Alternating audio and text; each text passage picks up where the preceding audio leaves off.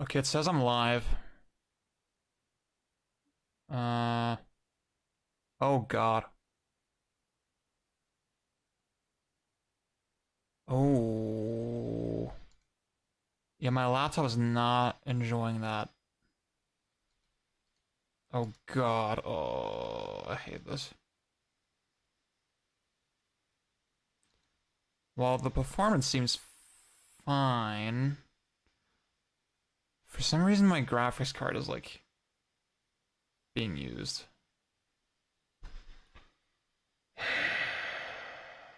But why is it doing that though?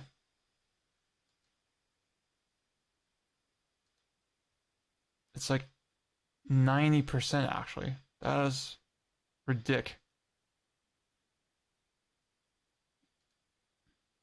Oh my God, what's up, Alan? Wait, can you hear my laptop right now? That's what I want to know. Wait. Let's see. Okay, my fucking mic audio is fucked up. Wait. Okay, now it should be better. You cannot hear my laptop.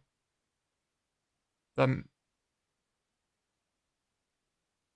Okay, that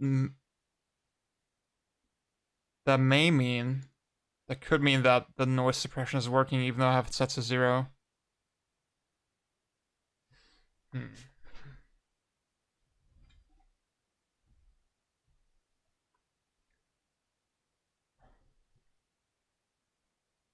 Hello, Eric. Do I know you? See, it's hard for me to tell if my laptop is audible because like obviously I hear it outside the mic. Uh Not the mic, the headphones. Yeah, I'm hearing it in real life, but I'm not sure if I can hear it on the stream. Because it's super fucking loud on my end. Yeah. Wait.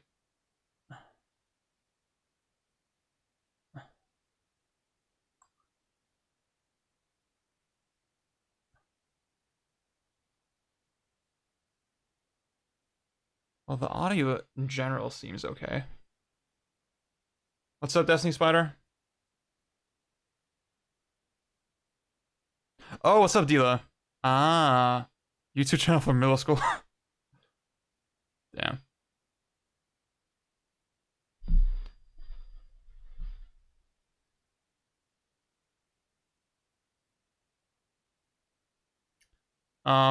Destiny Spider, do you hear my laptop fans?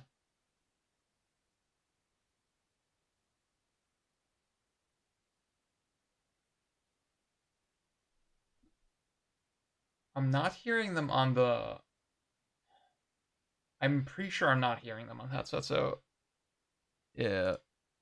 So it should actually be fine. Yeah.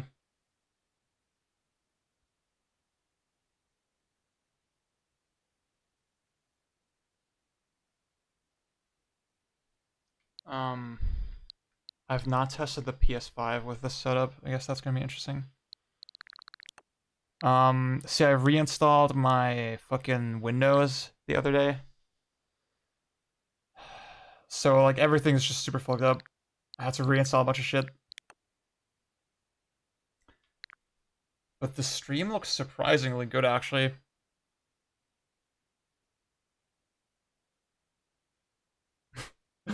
Backpack emoji, cool. There's a tiny little white noise in the background, okay? I guess I'm gonna turn the noise suppression up a tiny bit. Set to -5.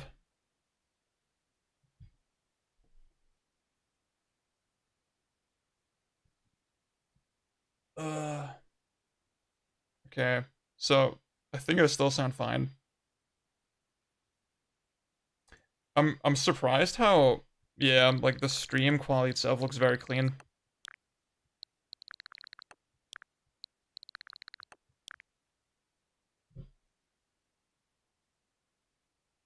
So my new internet seems to be pretty legit. I'll have to do something with the graphics card and like see, I'm just like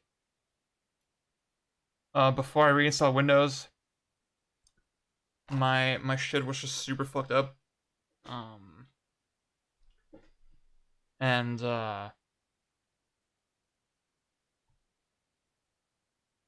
I'm basically running this laptop like as naked as possible right now. I installed like as few drivers as possible, so I don't have a lot of like. There's a driver. There's supposed to be a driver, so that I can control the speed of my fans. But like it's like a bunch of shit, and it's really confusing. And I ended up just not installing it to be safe. You know, I just did not want to put my system at risk again because I'm like in the middle of a project as well for school. Yeah, it's just really shitty.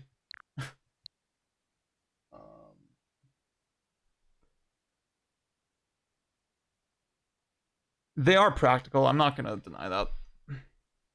Megaten script. Oh, okay. I mean, I would pace it out in such a way where you're making like a cool, important point with every video. Instead of just kind of arbitrarily splitting it. It seems difficult to like design it in that way when you're already writing it to be like huge.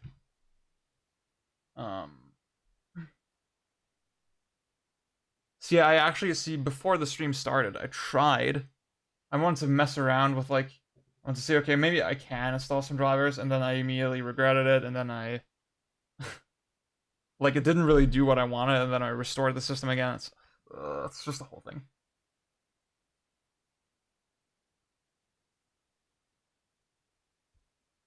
So no, Alan has been playing through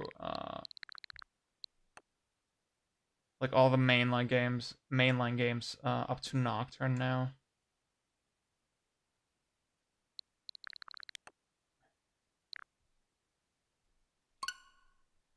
Oh shit, I didn't even post on. See, I didn't even post on Twitter, but like everyone still saw it. That's crazy.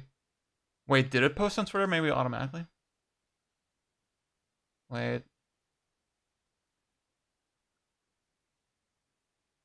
It did not. Oh my god, and you guys still fucking are here. That's so cool. You guys are my true fans.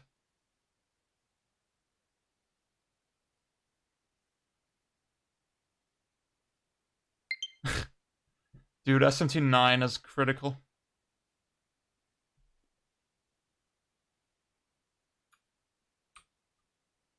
I actually want to play that.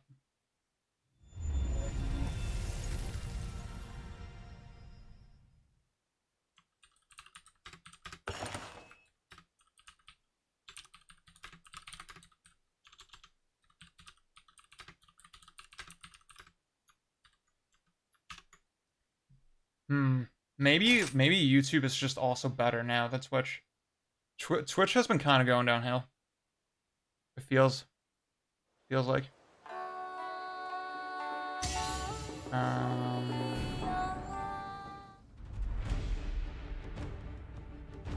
Dude, you can't even say simp or incel anymore on Twitch. That's fucking lame. Wait. Oh, yeah, wait, if it... I want to go on my channel. Yeah, it says I'm live. So that is neat.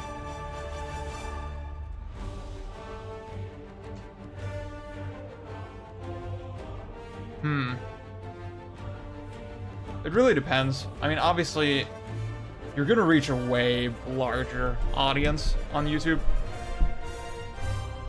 That was like my motivation for doing YouTube, and like not even like doing it as a video doesn't even illustrate the points that much better. Yeah, usually. Oh, my fucking headphone cable is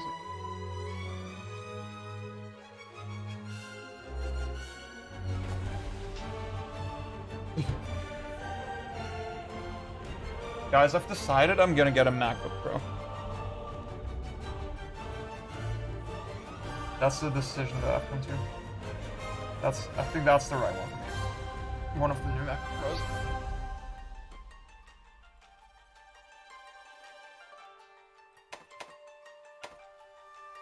Okay, so I was messing around with the hunting horn yesterday, having never really played it before in the series.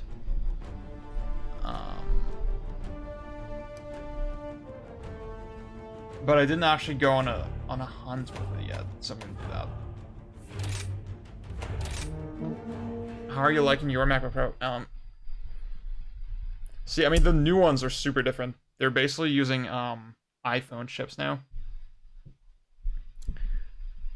And that's why they're, like, the performance on the new ones is just super fucking clean, and, like, the battery life and stuff is very good. Yeah, like, the new Macs are pretty crazy.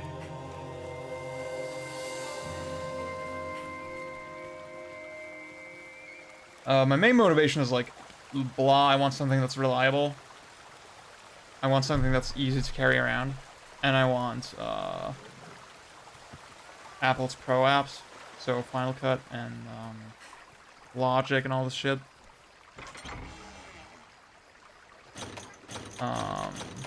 Because, like, paying €30 every month for the Adobe shit is, like, it's just getting out of hand. It's just not fun anymore.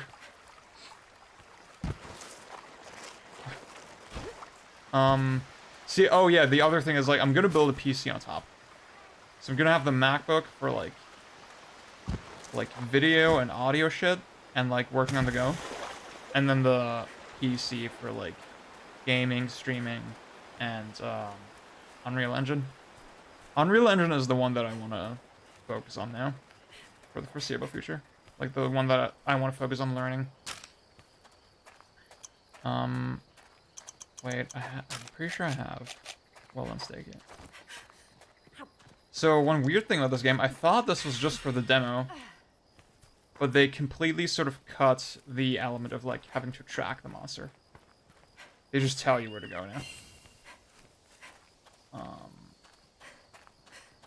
I assumed this was just for the demo, but no. And that's kind of weird. I'm not sure I like it. Yeah, see, I just kept changing my plans around, you know, like, I just kept getting pissed off with this laptop the more and more, the performance kind of degraded. Right now, it's fine. After reinstalling Windows, it's, like, tolerable again. But still, it's very loud, it's very clunky and heavy, blah. So that's when I started thinking about what I should get instead. And at first I was like, okay, I'm gonna do, like, an iPad Pro. And an iMac. And then I thought, oh, that's gonna be it, right? And then I realized, well, I still need a PC. And I don't really want to use this laptop anymore, so I was like, okay, I'm gonna build a PC on top of that. And now I'm realizing, actually, that's ridiculous. I should just get a MacBook and a PC. And then maybe get an iPad later if I want to. Okay. Oh god. See, this is, like, not even, like, a hunting horn anymore. It's just Nevin from DMC3. So wait, if I do this... Yeah, I got self-worker. Where the fuck are you going?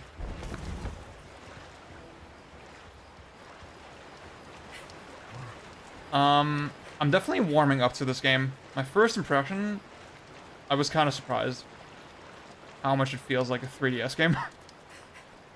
I expected this to be, like, scaled down Monster Hunter World, right? But it's more like it's a scaled up 3DS Monster Hunter. That's a way more accurate way to put it, I think. Especially, I think this game is really ugly. Just, like, all these low poly, like, mountain structures. And, like, the color palette is very drab.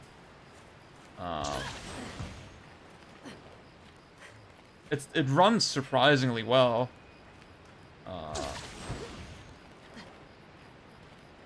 I saw people saying this is, like, the best looking Switch game.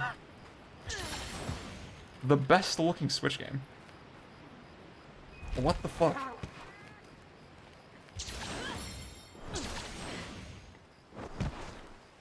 Oh, you have a that is weird, Alan. I thought you didn't like Monster Hunter. I feel like World would probably grab you more. I agree. Yeah, Breath of the Wild is fucking OD. And see, World is like really cheap now as well. Like, if you want to try Monster Hunter again, I would check that one out.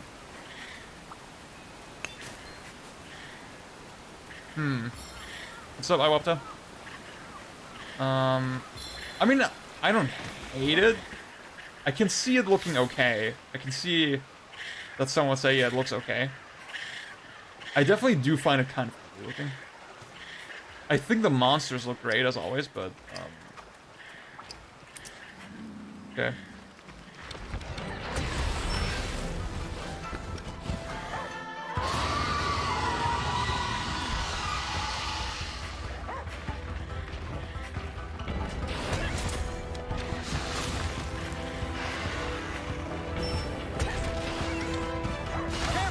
Oh.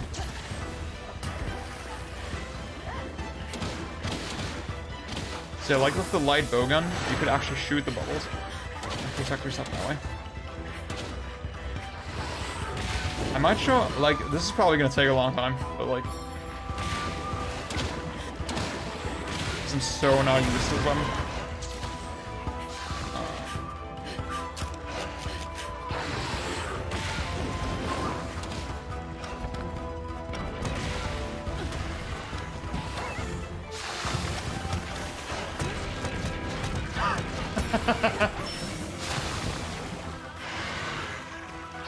Let's see the health recovery.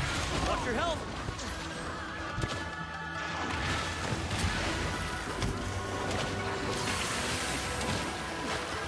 Yeah, it's gonna be very hard to pay attention to the chat.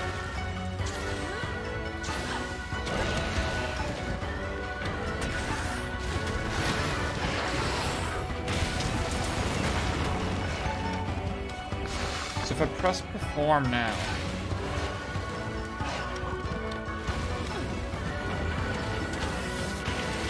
Do I get health back? No. I think I need to do the Magnificent Trio.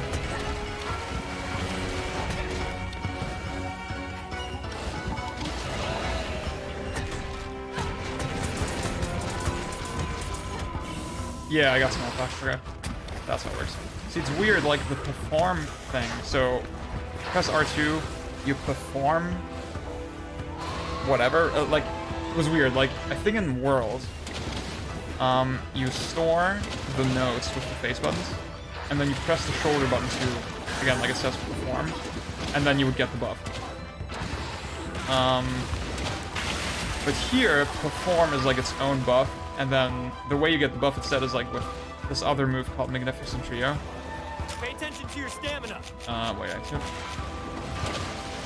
It didn't set up my fucking item bar either. That would be helpful.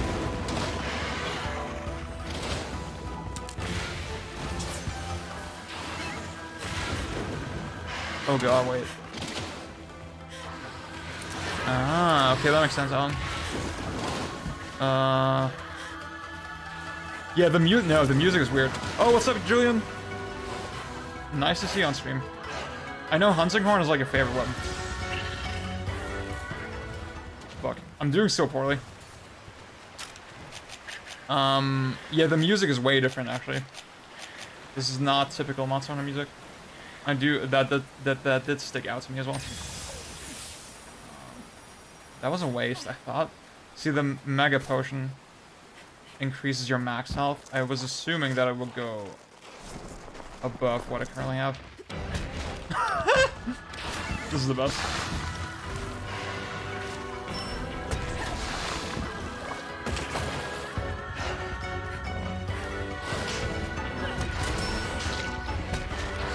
I gotta be honest, with this guy specifically, I feel way more comfortable with range weapons now.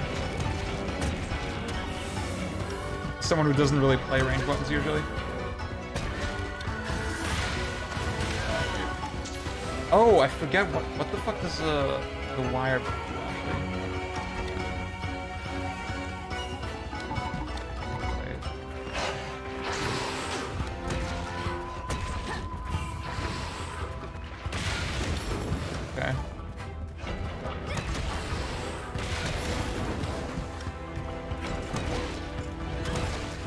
think if I do the trio attack now, I'll get something really crazy.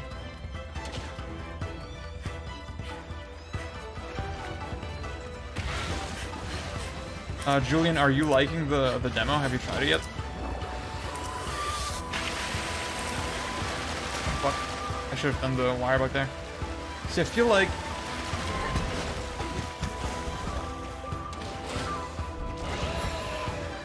the wire bug does not affect all the weapons equally. I feel like some weapons get way fucking more out of it than others, and, wait. How do I do this other thing?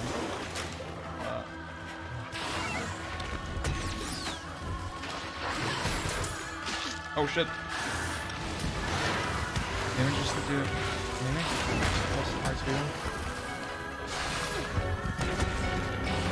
So I see that in the top left I have this little circle that I filled up. But I'm not really sure what it does. Okay. Yeah, I know they're removing the demo like next month, but I mean you still have a lot of time. Oh, I get you.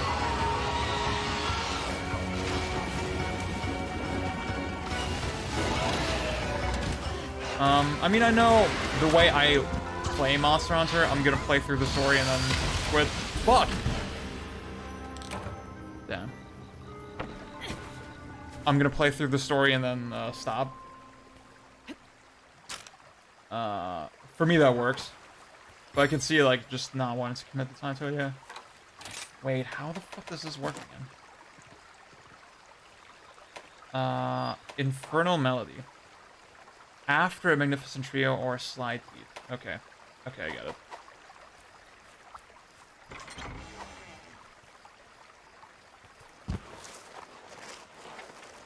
Also, Julian, I guess I realized that FF14 just has you by the balls.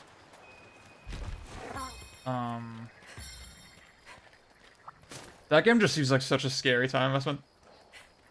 Can I take like a shortcut? Wait. Oh, I could just wait. Yeah, I could just ride my guy here.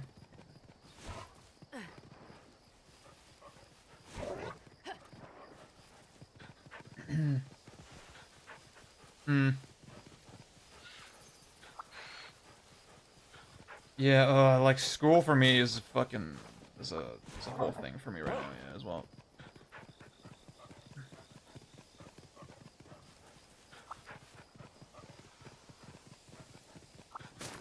That's definitely cool. It like 14 definitely looks cool to me. But like I guess like I've accepted that like I just won't play it, you know. I just it can't really be part of my life in that way. I guess that's fine.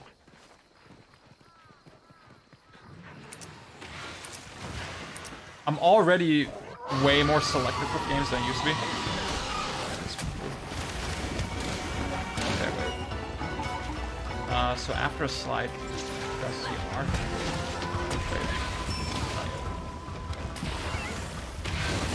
Ow!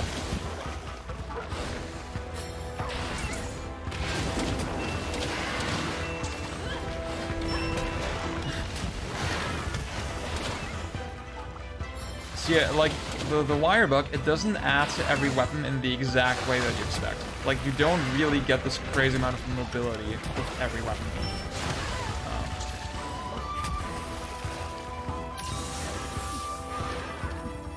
For a lot of weapons, it's just a couple more moves. And that's why I wasn't really sold on Rise initially. But like the couple weapons that they changed a lot are really cool. But then at the same time, like with the hunting horn, for example, right? Like it's not really cool because of the wire bug moves. They just added a lot of other stuff to it that makes it cool.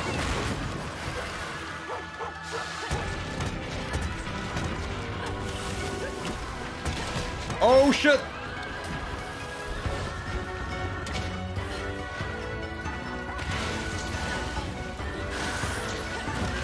Ow.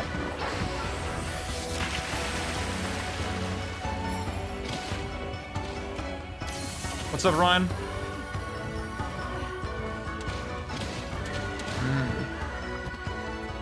Yeah, I am. I do say ow. I'm generally a pretty calm soul with games, though. I don't really get that upset.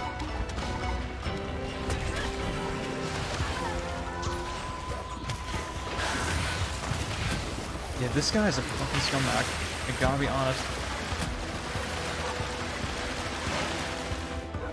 Oh. See, the main thing annoying me with this game right now is like the Blade Master and Gunner controls are not consistent. I explained it on Twitter already. It's kind of complicated. I'm not gonna go through it, but like, it's just there's like I think Monster Hunter is this kind of series. Like I think elegant game design is when every button, when like the same button always has like related functions. You know, when like a button can have different functions, but they should like have some kind of relationship, you know? Like in DMC, that jumping and dodging is like the same button. That makes perfect sense, right? Because like jumping is a method of dodging, you know?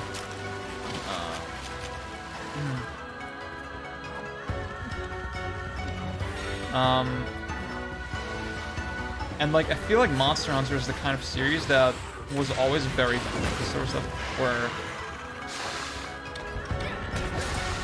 a lot of the button layouts just are not intuitive.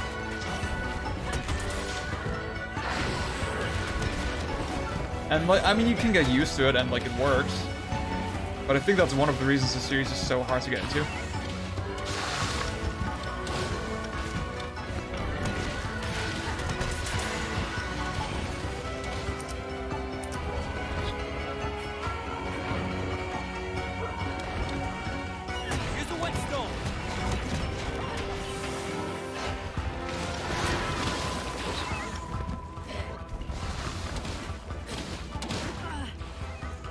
Yeah, I do like it. I do think you can do really cool shit in it. I should have fucking set up, but whatever. See, I like this menu way more, but you need to like specifically set it up. That's weird. I guess I should try the hammer for you so you see it. The movement is pretty cool. Oh yeah, you can do like. Oh, fuck, Julian. You can do, like... Remember the drifting in Nier? Like, the boar drifting? You can do that in this game. It's basically the same shit. It's so fun.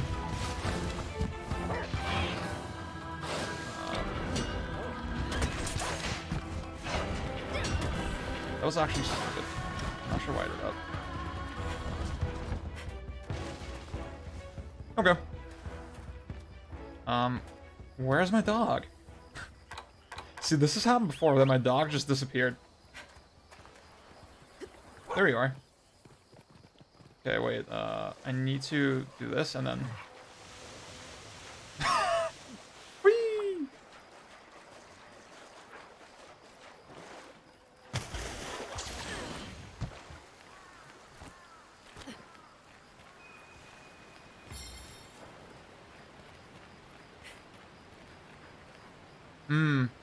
I actually get you. I think you will like this one more than... Because this one does feel a lot more trimmed down. But that's also why, like, personally, for me, it threw me for a loop a little bit. It did feel like a step back in a lot of ways. Like, in those ways, right? And for me, like... For me, World was like a huge step up from the rest of the series. But I can feel, I can see for how a lot of people, they just miss this style of game, where the environments that you fight in were a lot simpler, and it was more about just watching the monster. Yeah.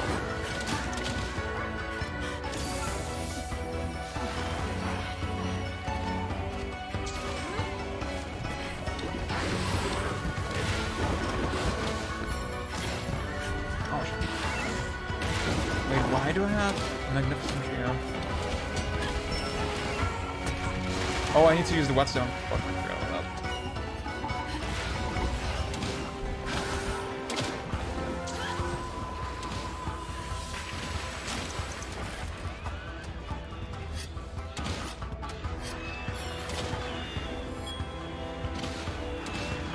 Yeah, the wall running is neat.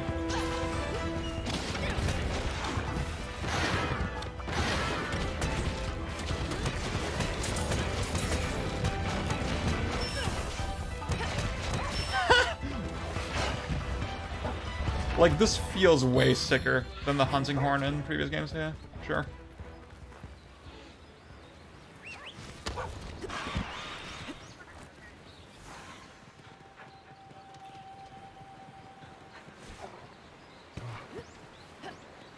I just want to dig into Iceborne before, this game drops. I'm definitely gonna play this when it comes out.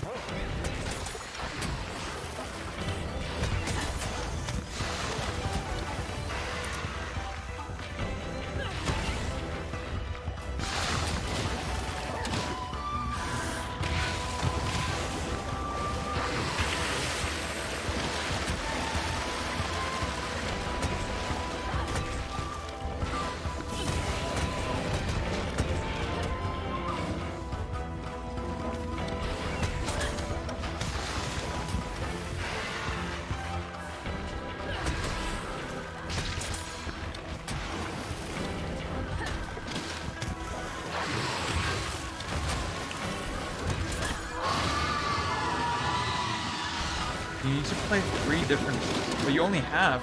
Well, I guess maybe you get more melodies later. I don't know.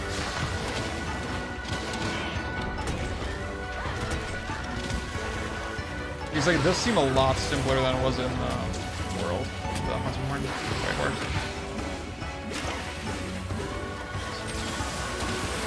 Oh god.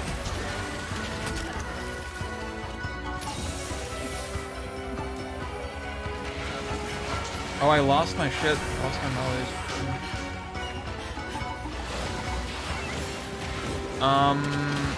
They haven't said anything about that.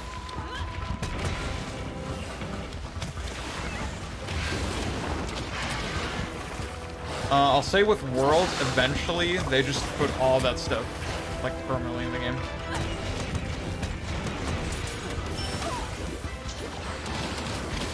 I think. If I understand it correctly.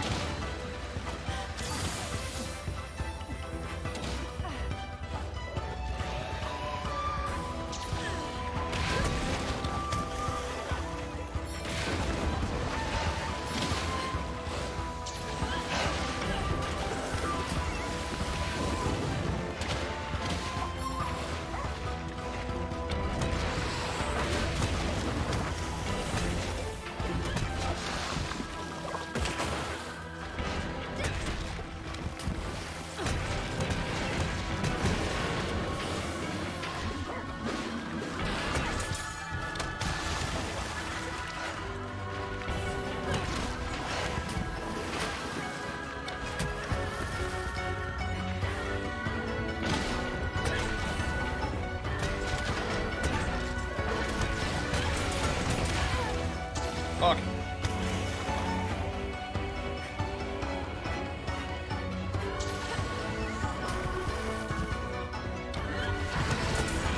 Shit.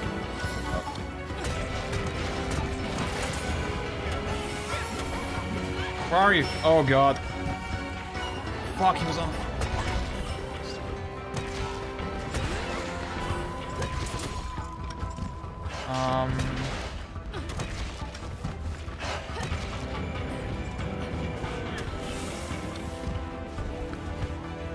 Yeah, definitely,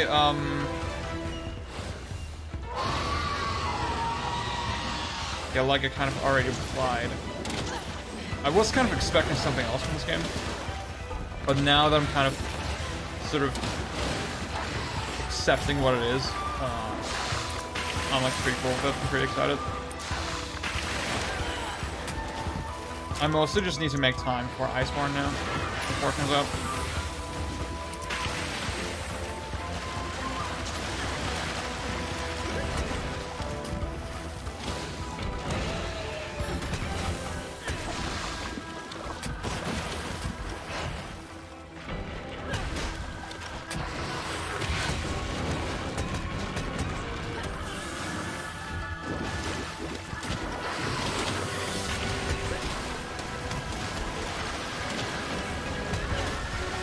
Oh god.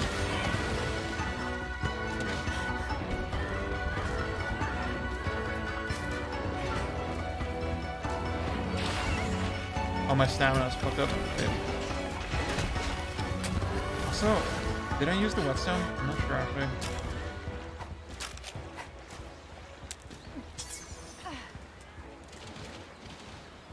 I think so.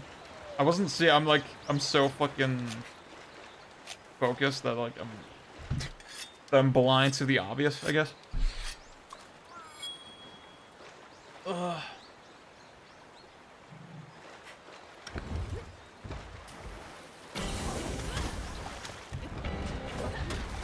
So if I attack this guy.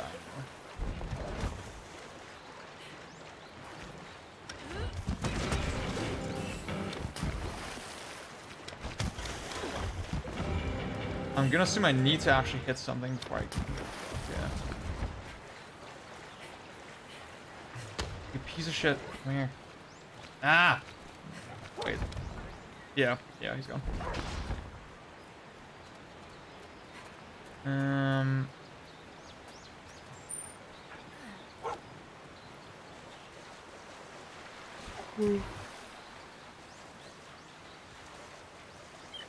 Yeah, I think I'm definitely gonna play mostly the light bowgun. But hunting horn, I guess for monsters that are better fought melee, it's gonna be pretty fun. I think. I'm still kind of a noob with the light bowgun as well. It's just not a weapon that I was used to before. Alright, let's see.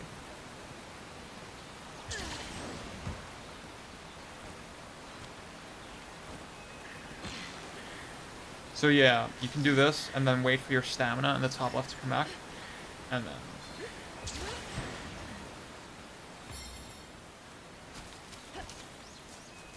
Which, like, makes it kind of silly that it even uses stamina in the first place, you know? Like, climbing.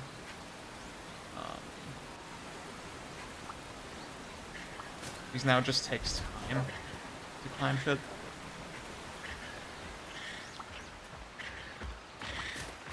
Also, it's weird that the monsters don't seem to remember you, or like the way they respond to them is really weird compared to World, I feel.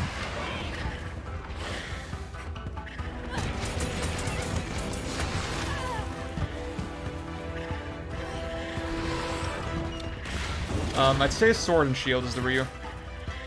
But yeah, I think that's actually a good comparison.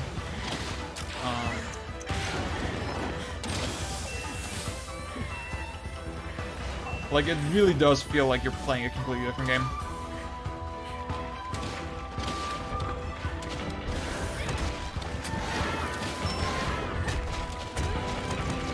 Yeah, I get any buff that I still don't quite understand it, the way the hunting mode works.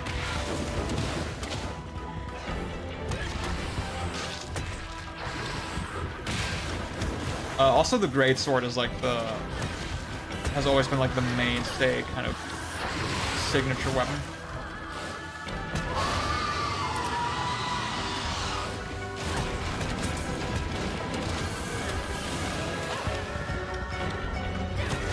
So yeah, I'm not sure. I think you just need to try everything.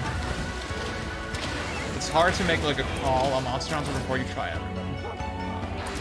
I think you're not really gonna know what's gonna speak to you until you actually try it.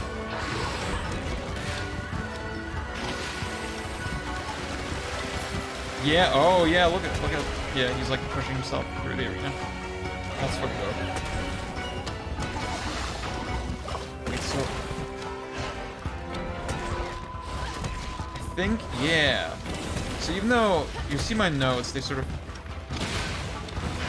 pass over to the left, and then I don't see them anymore, right? But I think they're still, like, the game still remembers them, and then I kind of get everything once I play the thing. I think so anyway, I'm not exactly sure.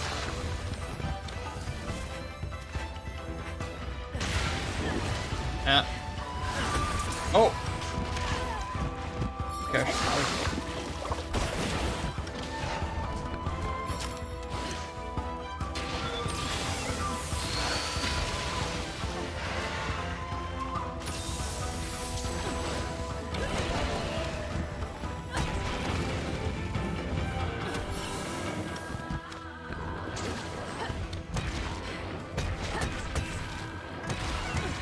Gotcha.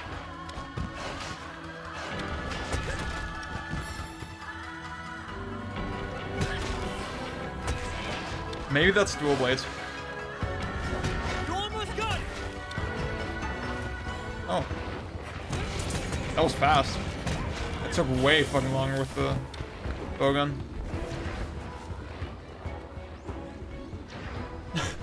I still need to finish Watam.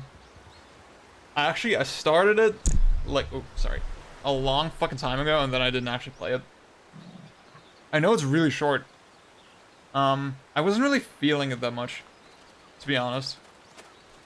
I know. Like, the game, it just feels like... Yeah, I know, you're right. It's just like... My thing with the game was that it felt like, I had this impression it's only like this at the start and that it's gonna change, like, as you keep playing. But, like, the way things sort of happen felt very, like, rigid and orderly. Like, it felt like there was a set order of events that the game wants to show me. And you just kind of go through that, and that's the game. Is there, like, a point where it opens up more somehow, or... Because that's what I was kind of expecting, anyway.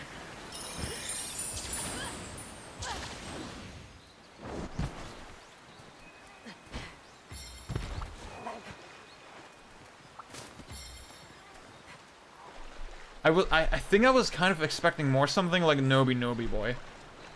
Or, like, expanded, you know? Like, Nobi Nobi Boy is, like, the ultimate fucking around game. Whereas in Watam, I feel like I kind of go from one cutscene to the next one.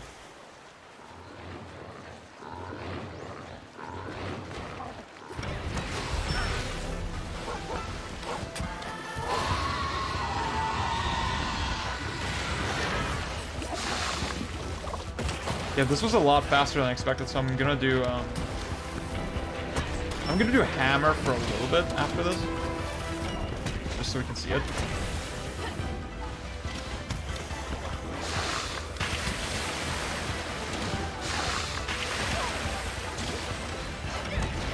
Like, it's cool that you can, yeah, do a counter attack this way. Oh, that's not what I wanted.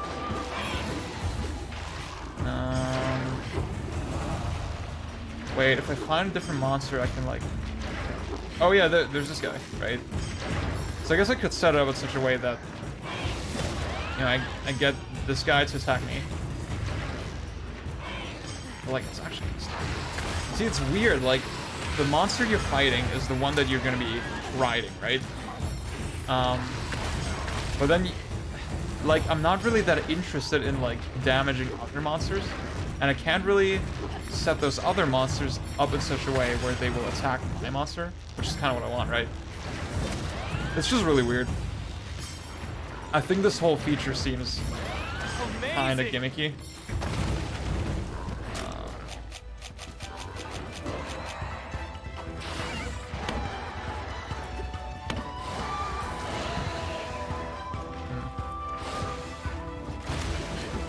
Wait, how do I get this thing so close? The bowgun, I could just shoot it. Wow, okay.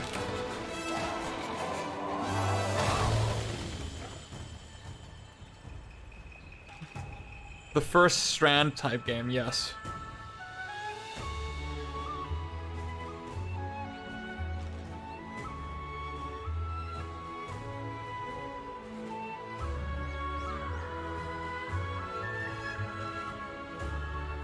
Wait, oh, wait, I have this set to just top chat. Oh my god, I'm so sorry. Wow, I probably missed like a ton of messages. Okay. I mean, the thing is, like, after you bring everything back, which is technically beating the game, I guess, you just kind of fuck around and do whatever. It's definitely not engaging in the typical game way, so I can see it. Okay. That's interesting, okay.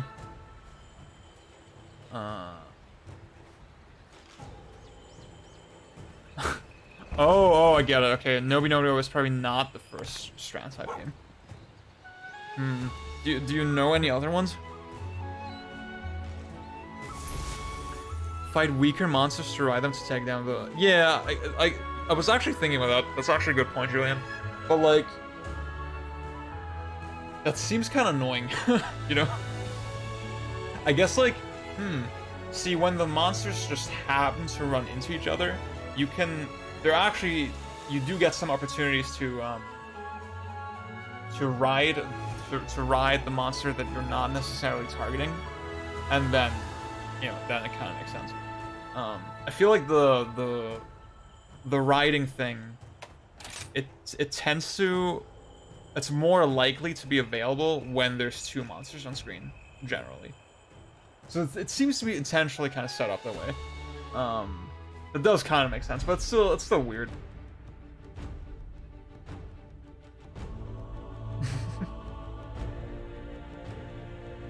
Oh. Okay, I'm gonna do a hammer for like a tiny... Actually, oh, that was stupid. Wait, can I still back up? Yeah.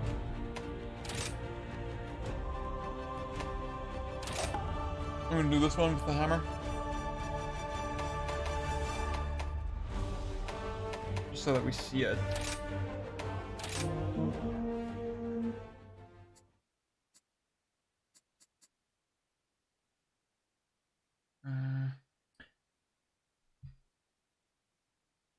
And then we'll do a light bowgun for like a tiny bit as well.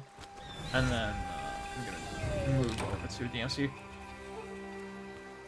Okay. Wait, so I've not tried this at all yet. I used to play hammer a little bit in some of the older games. Fuck, my throat is so sore.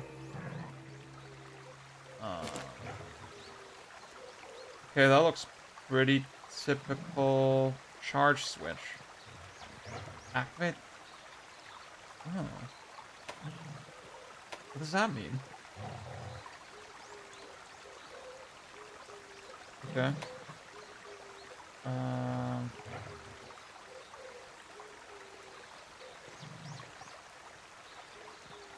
Huh. Interesting. Yeah, all the outfits are just really weird in this demo. Yeah, I'm gonna play DMC5. Virgil, actually.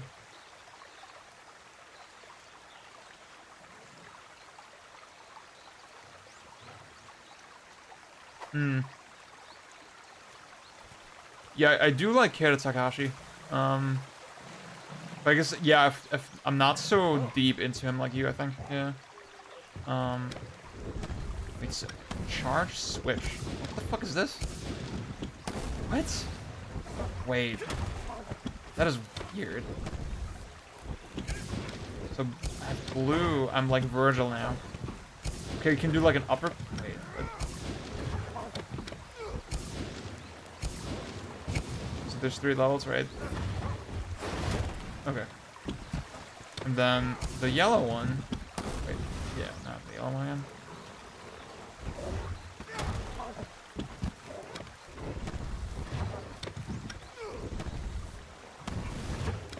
Okay.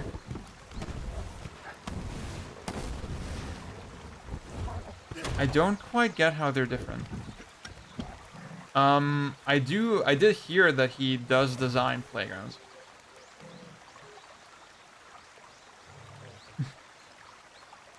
DMC4 is like the greatest game ever. You know, like DMC5 Virgil, he actually has some inertia. That was kind of neat. But like, I mean, just like, I think from making combos, Virgil is actually pretty cool in 5. But just actually fighting guys with him is not really engaging at all. Okay, the combo, the side smash is weird. See, I remember in 3U, it was just dunk, dunk. Like, you could do this over and over again, kind of. But now it's like a combo. I'm sure I like that. Okay. That's pretty cool. What about the other one?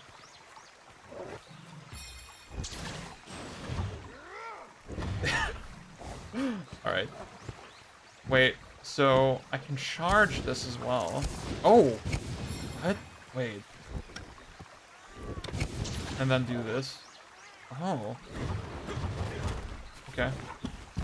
But like.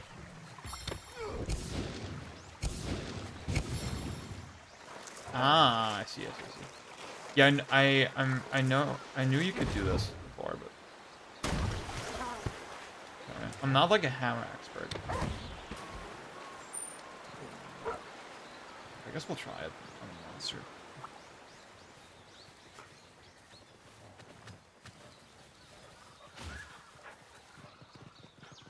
See, the thing is, I didn't even see a lot of the casual players like play Virgil when he came out.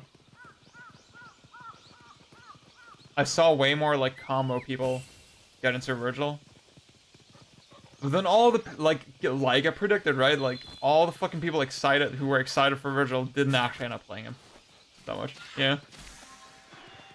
It's so silly.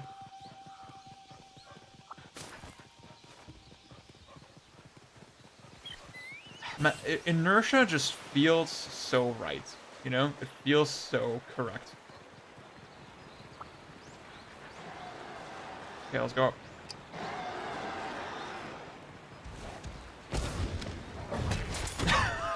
Okay, I did not hit the right one. Where the fuck are you going?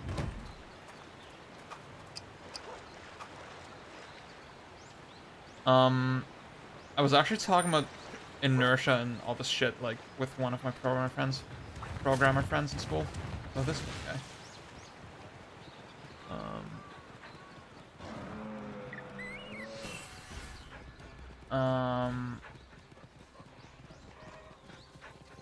We were, like, talking about, like, from a programming perspective, how they maybe achieve that. What's up, Pliskin? I mean, that's pretty fucking cool. I still don't understand what the yellow one does. Or, like, what the difference between them is. Fuck. What's big, dude? Not much. PC problems, as always. Okay. Julian, are you seeing this? Does this satisfy you? Oh. Okay. That's pretty gnarly. I gotta say. Look.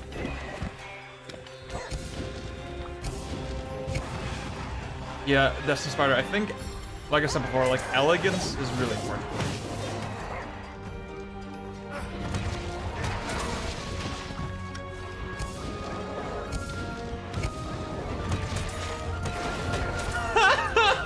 Oh, this is the best.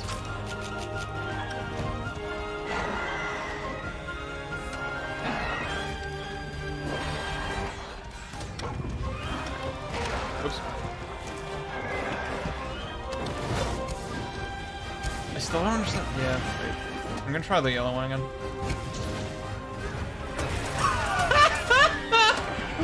Oh! This is just too good.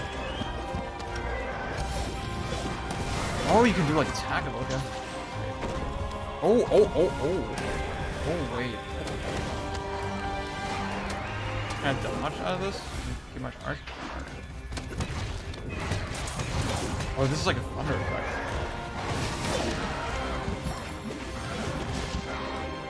Wait, I should...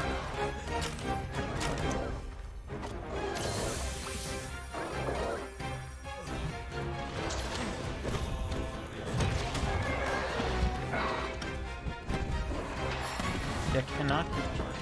Maybe it's just an elemental thing, man. Maybe you just switch hands. I think that'd be neat enough. And like, I mean, the moveset is slightly different, but like...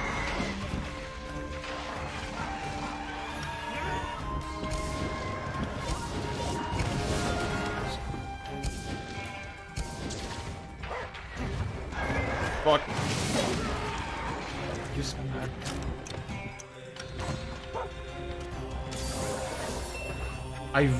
I'm surprisingly into the hammer this time.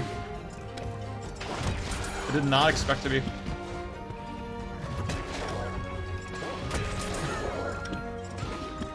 Just the chonk levels on this are like amazing. Chonk donk. Wait, what's the A attack again? Wait, I think I didn't hit him right though.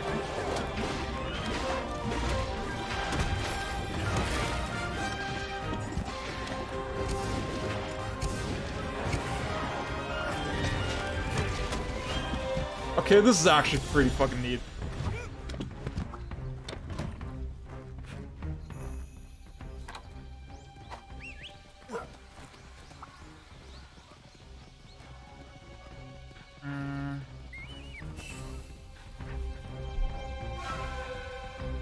I'm surprised how well the stream is running though, all things considered. Like, all my tech problems in the back of my brain.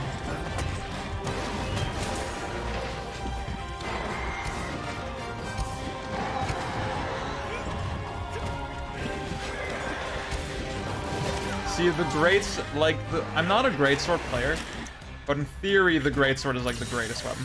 Because like, it looks so silly, and so simple and stupid.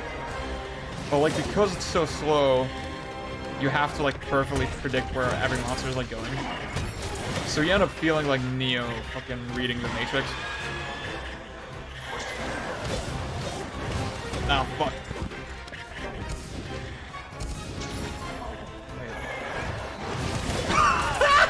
Oh my god.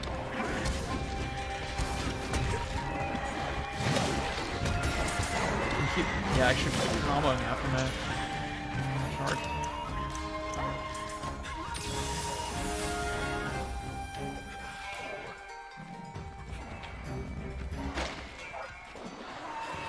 Interesting, okay. I just think holding button, like, so generally I'm of the mind that cycling between movesets is never quite optimal in an action game. I mean, actually Monster Hunter is like one of those series that does sort of things like that in a pretty organic way. But I just never liked weapon switching in DMC, and I never, like, I actually think holding the fucking shoulder buttons in DMC, it's kind of clunky when you get to a higher level, but it's also a little bit more intuitive in a way. I'm not sure. I think Bayonetta has a really great system as well because, like, you know, because you map the different buttons, and God Hand as well, right? You map individual buttons to different moves.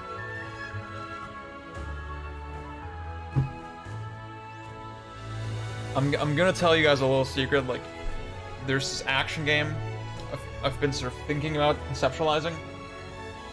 Don't tell this to anyone, right? But like, the big gimmick with that action game is like that you have the jump button like at the bottom, and then, well, let's say PlayStation layout, right? Like square, triangle, and X are just different weapons, and then you have just a full kind of DMC like moveset with every weapon. So like, depending on where you hold the stick, you get different moves. And then the moves are like designed in such a way where there's very little redundancy.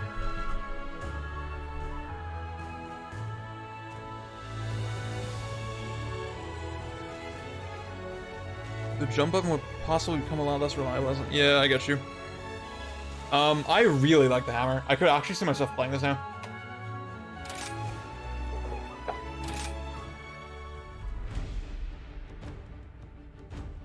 Yeah, Bayonetta is just perfect. Like, I've been playing again recently as well. And, I mean, I had this, like, internal conflict, like, fuck, man, I love DMC4 so much now. But Bayonetta is still my favorite. It's just weird how much they nailed about it, you know? Just, Bayonetta even has, like, that sort of inherently fun sense of, like, physicality and movement that I like about DMC4. Not as much as DMC4, but, like, it has it more than most other action games with, like, Afterburner Kick, and, like, Beast Within, and those kinds of moves. Yep, Bayonetta 2. Great game. Wait, I want to show a light bowgun real quick. I'm not gonna do the full hunt, I'm just gonna show it a little bit.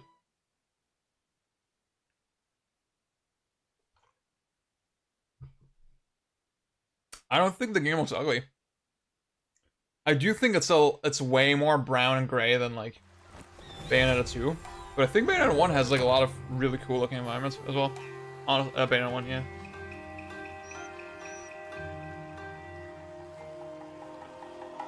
See, I mean, even Bayonetta 2 being more I know you're trolling Julian, by the way, but like, even Bayonetta 2 being a little bit more colorful, or a lot more colorful, like, it ends up being detrimental to gameplay a lot of the time.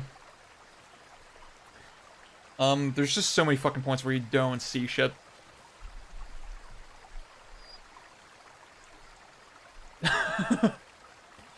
I mean, aesthetics are important, you know? Like, I had this, like, philosophical debate a while ago. Yeah, grew on me over time. Yeah, I feel the same, dealer. I had this philosophical debate, like, a while back.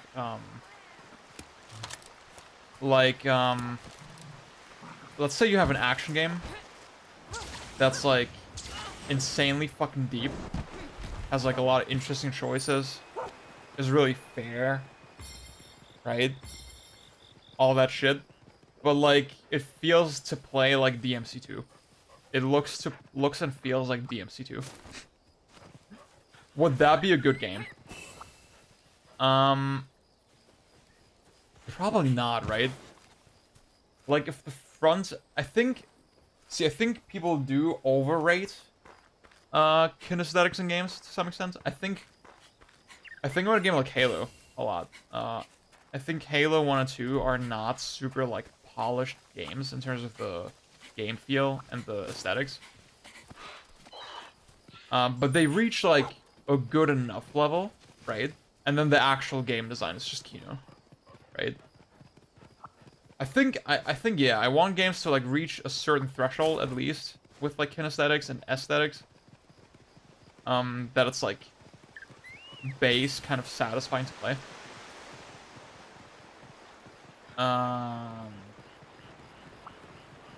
But, like, at a certain point, it's, like, kind of diminishing returns, right? A game like Doom Eternal, for example, like, that, it fucking...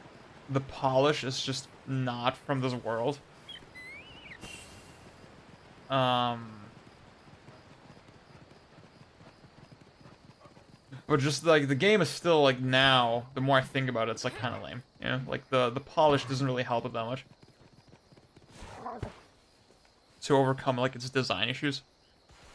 The thing I didn't like about Trish in DMC4 is that she had 2 attack ones available at all times, but they have no interactions together. Yeah, that makes sense. I mean, I don't take the extra characters seriously at all in Special Edition. I guess I do think Bayonetta's story is a little bit more complicated, maybe, than it could be. But generally, I agree.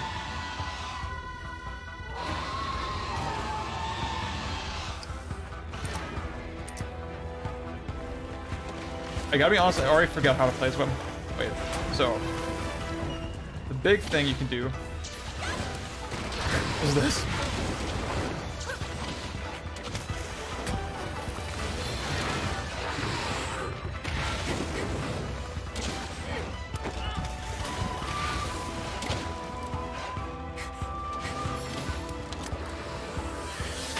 Wait, that's the... See, this is what I meant, right? The wire bug button, when you're playing as a gunner, is different depending on whether your weapon is sheathed or not. And that is just really stupid. And, there were, like, a million different ways that they could have done the controls so that it's not like that. And they didn't... And they just didn't do that. And it's stupid. But, like, I mean, this is just the sickest fucking feeling. Wait. This. So the idea with the, with the light bowgunner is, like, you place these, like, thingies either in the environment or on the monster. Ideally on the monster itself.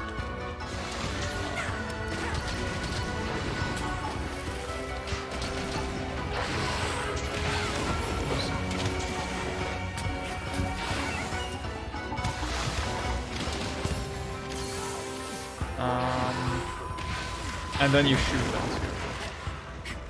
too. Do massive damage. I will say, like, see, I just realized, yeah, I put it on the tail. And, like, sometimes it's just hard to see where you put the wyvern blast, is what they're called. Oops. Almost dead.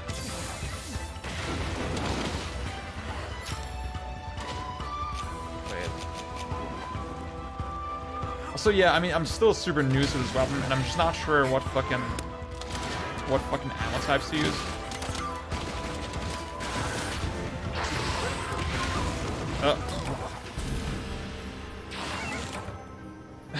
Did you guys see how he hit me? Because I'm not sure.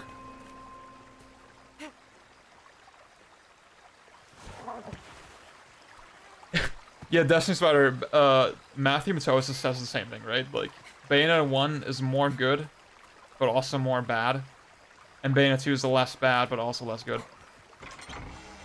But, like, I think the less bad in Bayonetta 2 almost doesn't matter, you know? It's, like, such minor things that don't even really bother me. So, like, eh. Oh! Oh, sorry, that's better. I thought we were talking about Bayonetta, right? In Bayonetta, when you use the Onyx Roses, the gunshots, they do bounce you up. But yeah, it's the same thing here. The gunshots do bounce you up a little bit. I'll see you, Julian.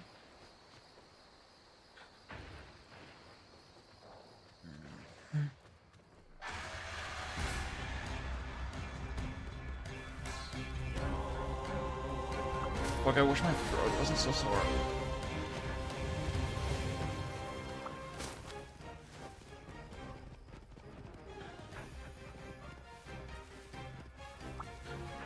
Oh, the fucking Wrathing is falling.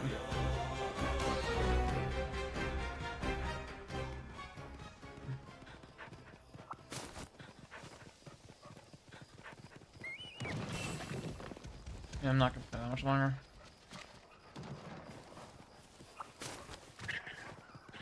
What's up, Yulia?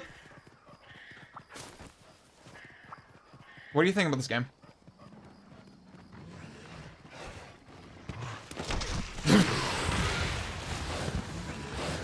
That was fucking absolute pro gaming. Ow!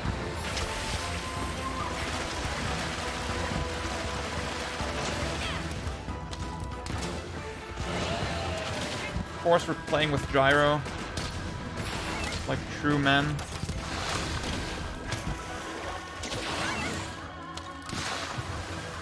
Okay, I think I got him.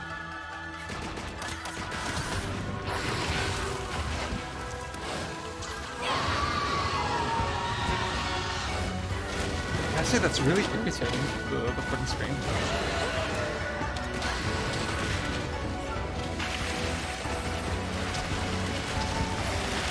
Ah, I should not have done that. That was stupid. No, listen. Oh, you piece of shit. Oh, God.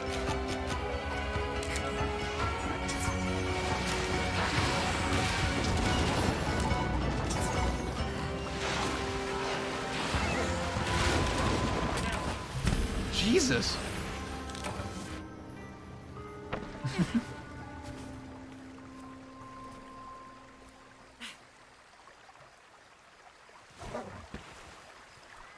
I'm not sure why I'm doing so poorly. Yeah, would love to see, obviously in a couple of days, Gaijin Hunter is going to have a Matt's tutorial on how to use the bowgun.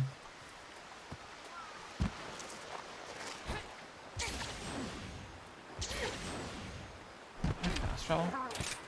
Oh, okay.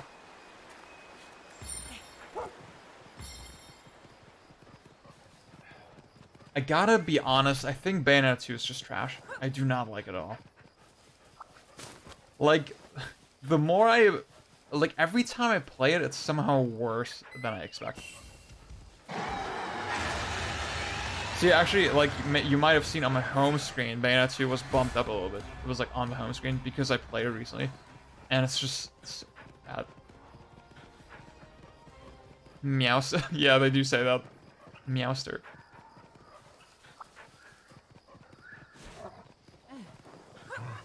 See, whenever you ask Yulia about cats, she'll say they're okay. Like, I like dogs more, but they're okay. Yeah. She actually loves cats, though.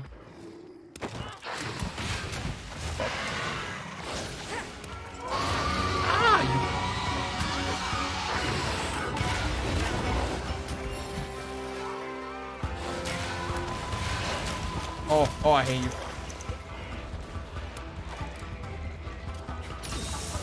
It's true.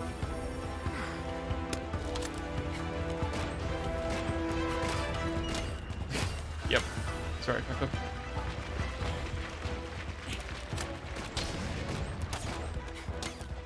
I'm using this one. Lights on my.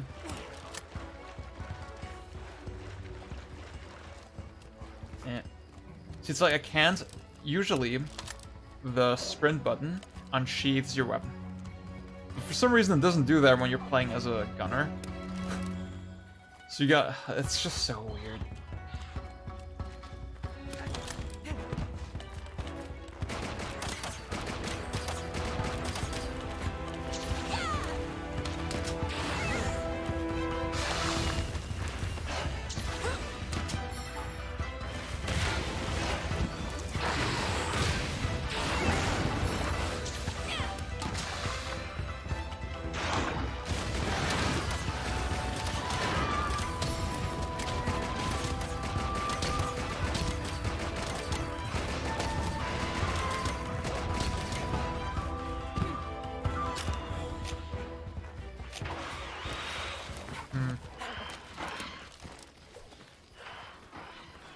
Yeah, like with Bayonetta 1, you realize, oh shit, there's like a consistent logic with how they designed the dodge combos.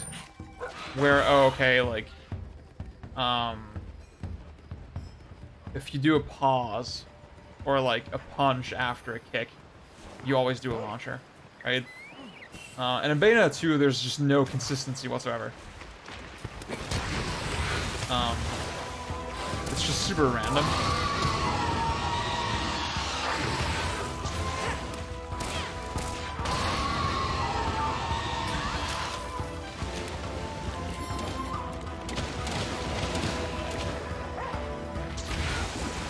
Oops.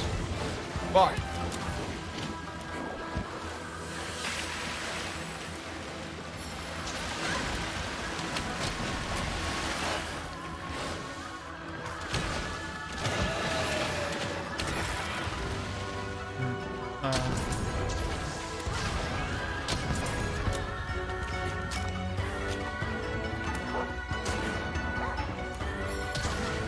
Oh.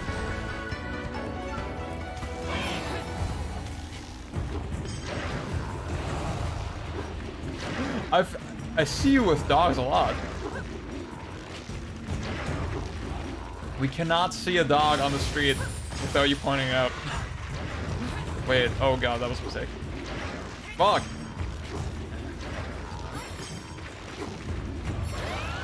Amazing!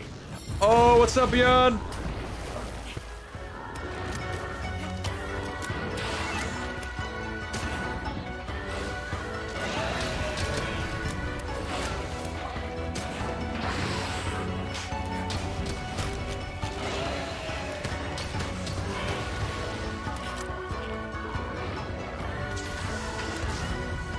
Fuck! That was stupid. That was a big whiff.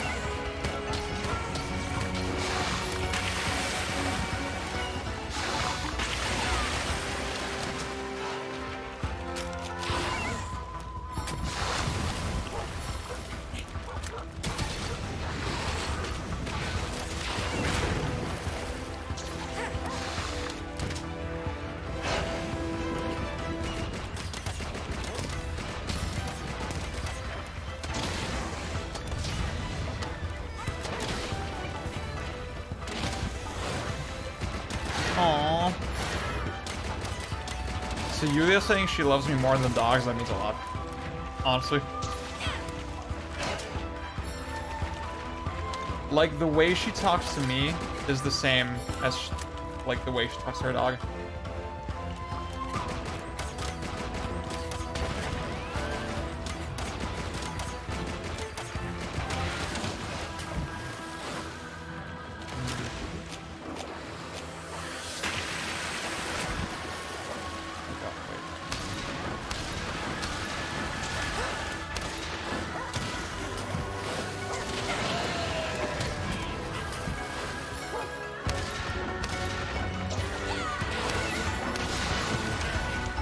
It's just the fucking coolest thing.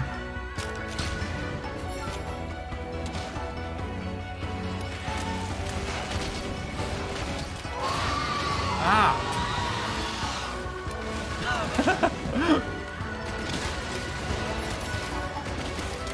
Just like with the same amount of love, you know? That's kind of what I mean.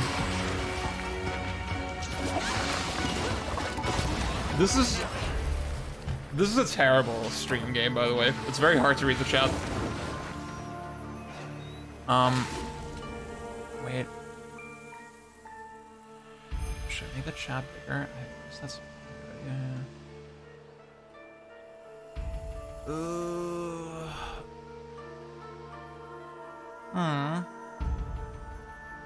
Yulia, we should play it together. You should download it.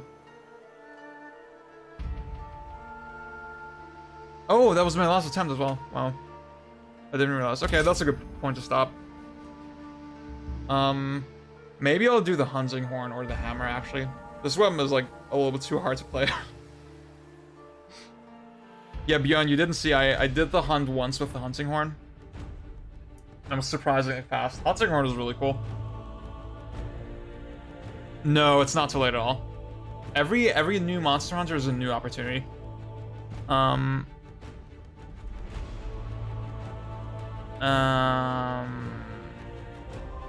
I guess the question is, do you want to jump into it with Rise, or do you want to get into World, maybe? I think right now I do prefer World. But I'm really excited for Rise.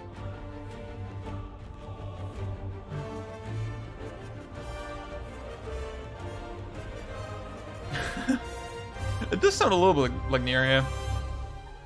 The music definitely stuck out to me. Like, you were not the first person to mention it, Bjorn. Yeah.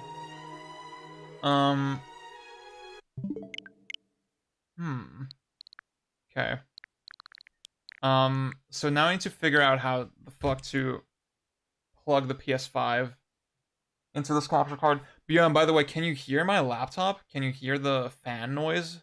That's what I was wondering about the whole time. Because to me it's very audible, but I put some noise suppression in OBS, and I think it helps, hopefully. Dila, that's actually a great question, because there definitely is a meta. Yeah, I think so. Yeah, I think it definitely changes from every entry, because they always have like one sort of new central mechanic that affects every weapon, right? But like the way it affects some weapons is always a little bit lopsided, right? Like some weapons benefit from it way more than others. And just generally, they do make changes to every weapon class between entries. Obviously, it's also somewhat dependent. Like, there's tier lists, but generally the way they do the tier lists is between multiplayer and single player. Because the monsters are actually balanced differently, depending on if you play alone or with friends.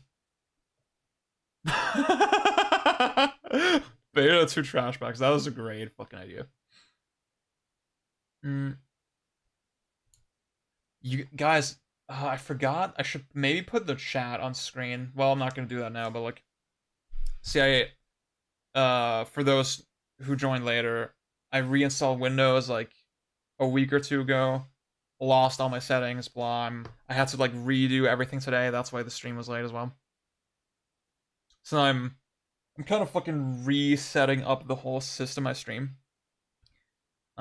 Yeah. I'm a little bit behind on Ring Fit. I wanted to set myself sort of the goal I'm gonna play every 2 days. Uh, like the last session would have been yesterday, but it was just too fucked up. And then I didn't do it today either because I just didn't have time. Yeah, but I'm probably gonna play tomorrow, hopefully. Yeah, I was gonna say about Monster Hunter. I think in Iceborne currently the fastest weapon to beat the game with is the heavy bowgun. Um, uh, and then greatsword and bow are also really far up there. And I do expect it to change again with Rise. The hunting horn looks very, very powerful, and the hammer as well. I'm not. I think I'm like level 12 or 13 or something. I only started playing like a week ago. I'm on the 3rd world, I think, in the adventure mode. Yeah. There was something else I wanted to say.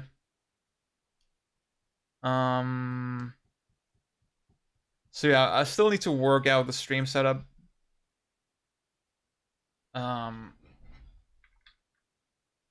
It's just a fucking mess. I would prefer it just to really get back into streaming properly. Once I have my new PC, once I have that built, but that's still gonna take until like summer probably. So yeah.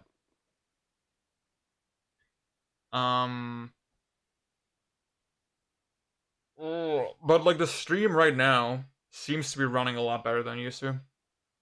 Because my internet got a big upgrade, so that's great. Wait a minute. Okay. Oh god. Oh wait, actually it's fine. Okay.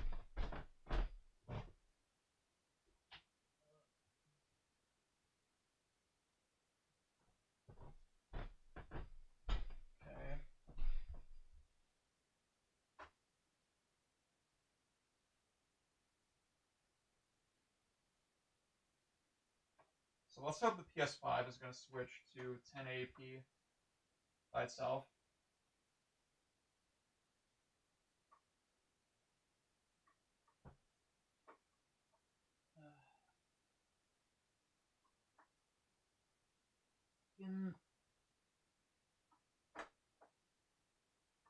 Have not recorded at all from the PS5 so far.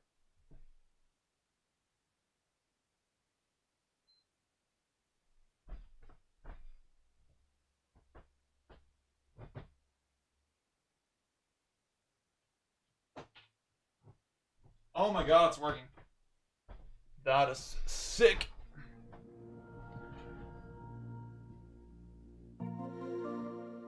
Yeah, I'm also wondering how much of it is YouTube and how much of it is my internet.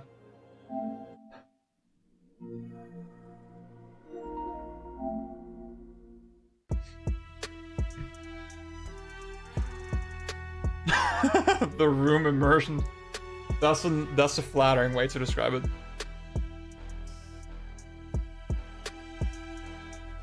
Okay, wait, let me...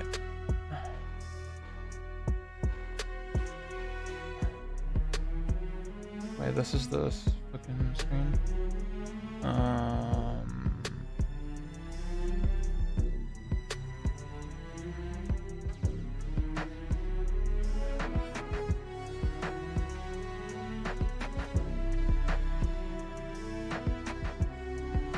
Okay, that seems fine.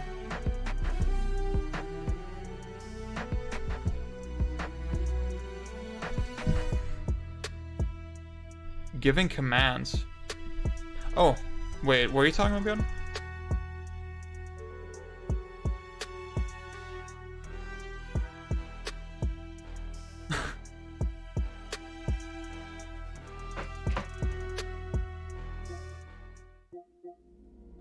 Okay, oh my god, DMC5 is not even on the home screen. What the fuck?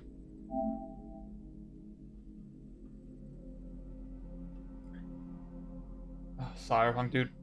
It's like, man, just everything about the game is just, it's just so fucking disappointing.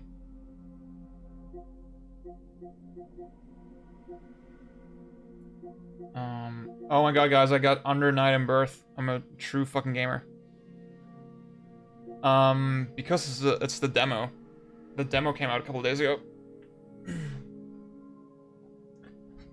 I'm not an ease expert. I'm not like the best person to speak about it. It did feel very similar to me compared to like Ease 8 from what I played of that game, which was also the demo. I actually have Guilty Gear, but I don't have it downloaded.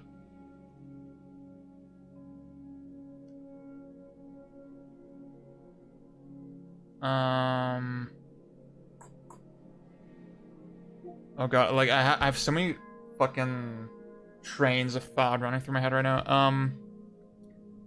What the fuck did I want to respond to? Oh yeah, an Ease. They kind of added the Devilbringer from DMC4, right? But it's a little bit limited. You can't really combo out of it that smoothly. But still, it seems cool. DMC5 Vanilla already ran pretty much at 60 FPS on the base PS4 and the PS4 Pro. And yeah, when you play Vanilla on PS5, it's just gonna lock to that performance more solidly. Hunting Horn is not as complicated as you think, I think. Honestly. It seemed even like simplified compared to in Rise compared to previous iterations.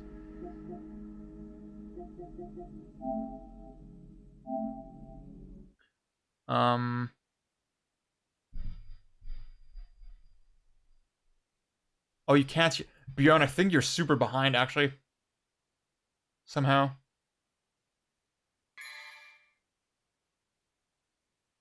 Wait. Guys, you need to tell Bjorn in chat that he's like really behind. He needs to refresh the stream.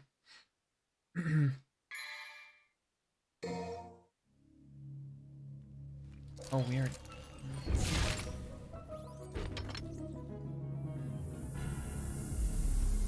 But it's good that you can't hear my laptop yet. Devil may cry.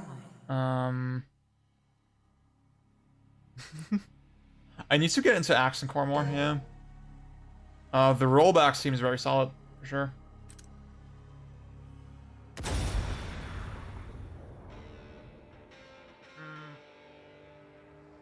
Ugh.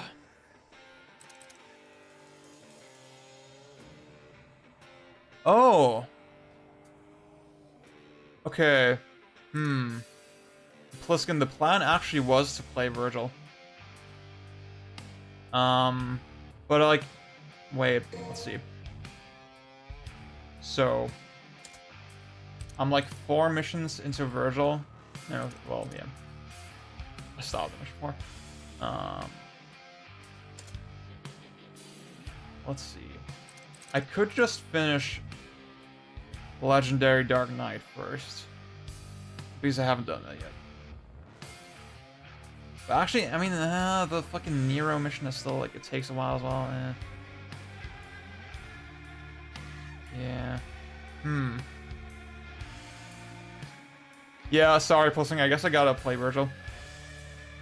But yeah, no hard feelings if you want to stay fresh on it.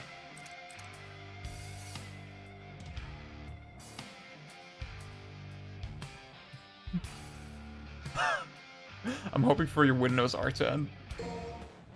Maybe I'm just getting Beyond's chat messages super late or something. Like, I don't know what's going on. Yeah, Bjorn, if you hear this, my current plan is I'll build a PC like this summer, and then in March I'll probably get like a MacBook Pro. I've decided that's probably like the best way to go for me. I've completely forgotten how to play this guy.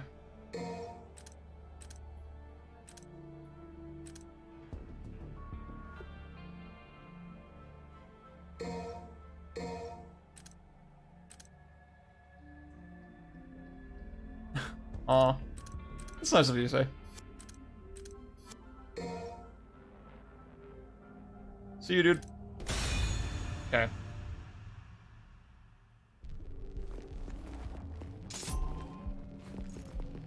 I gotta say, this still looks really good on this monitor at 1080p.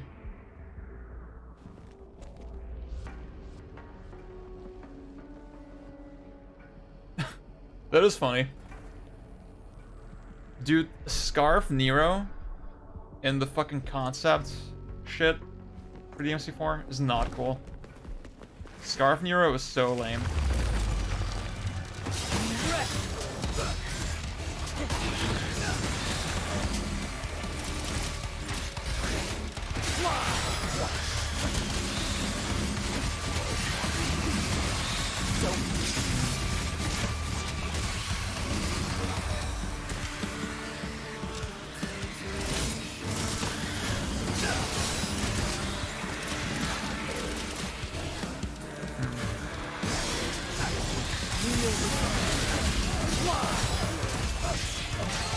See, it's like my thing with Virgil is like, even if you're not using the overpower shit,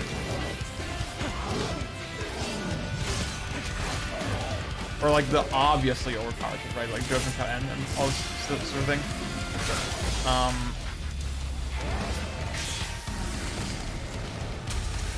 Wasn't Nero originally supposed to have V's personality? I feel like I've heard something like that before, yeah. See, it's like every single fucking thing that Virgil does is overpowered in some way, and like makes him way more automated and way easier to play.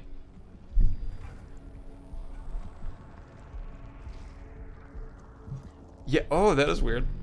With Beowulf, yeah. And Goblins in general, yeah.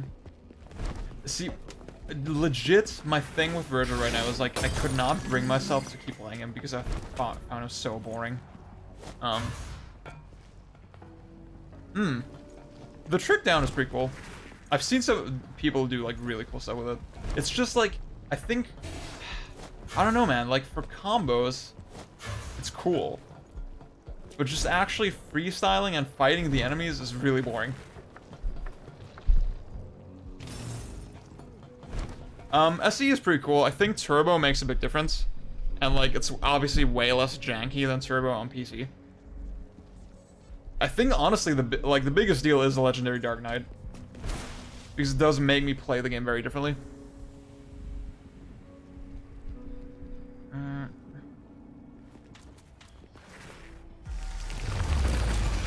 Like, even DMD to do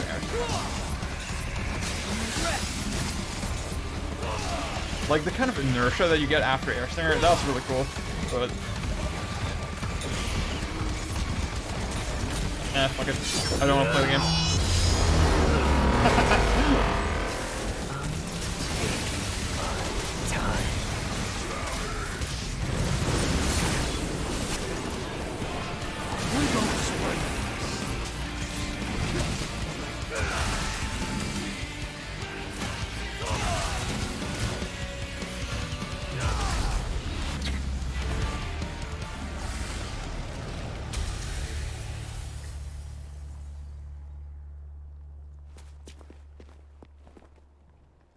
I feel so bad for Bjorn because he's so far behind. I'm not sure what's going on with this stream. Oh, see, yeah, Bjorn is now reacting to ES9. What the fuck is going on? Wait. I'm gonna just tell him on Twitter.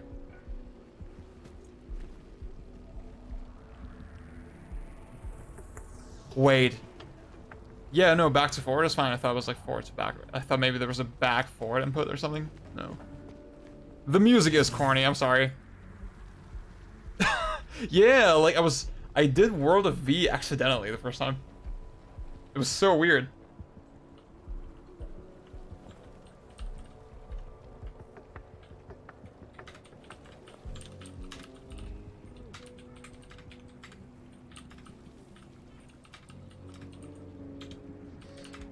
I'm not sure what's going on, but you're way behind on the stream.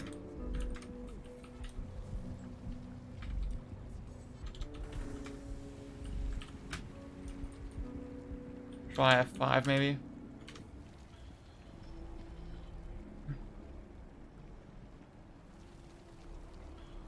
Kanye Stone not allowed to call anything corny. Oh, Kanye Stone, sorry.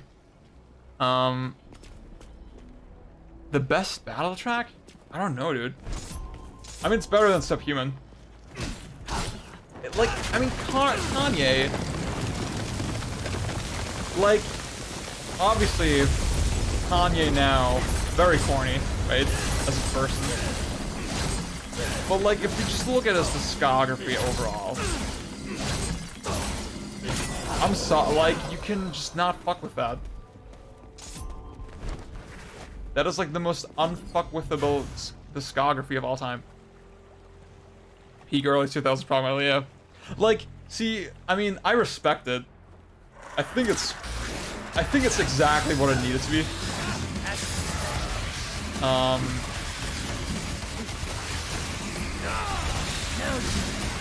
I'm not knocking it. It's just not something I would actually listen to.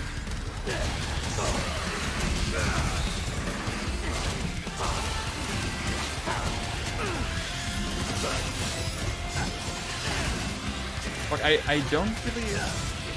I can't really nail the Judgment Cut timing. So yeah, there I got it.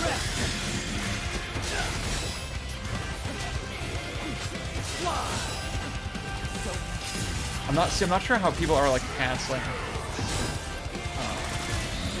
Judgment Cuts. Like, the thing I keep seeing is, like, so Trick Down, and then Judgment Cut, right?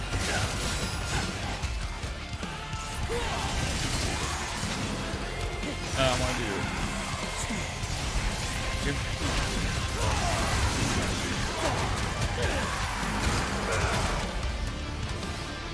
Yep.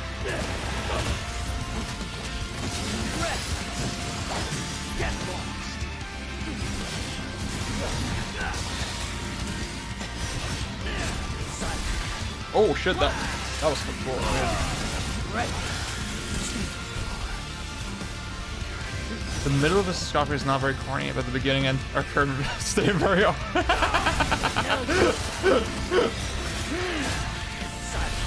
Okay, that looks pretty sick. I gotta be honest. But like, I mean, it's so easy to autopilot, you know? Also, it's weird, like, the way the enemies spawn in does not really make sense right now.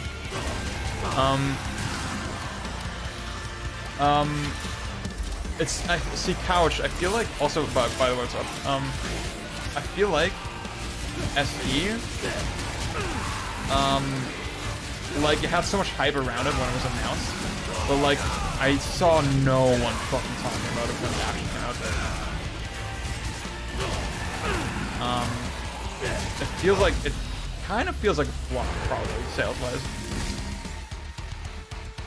Kanye go to buy his first 3 albums alone. I agree. Well, see, I'm not that big on Graduation, but I see the appeal of it for sure.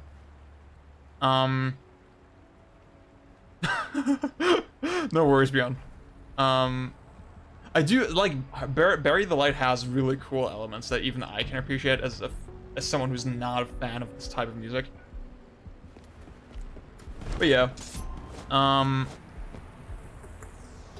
yeah, Trick Down, Judgment Cut. Yeah, that's the exact thing that I keep seeing. Like, fuck, that looks so cool. It gets easier the higher up you are. Okay. If you hold kick 13, he does the kick launcher from 3. Oh. I'm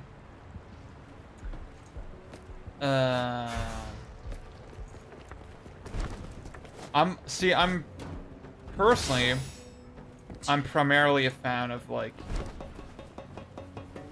Dark Fantasy, Yeezus, The Life of Pablo.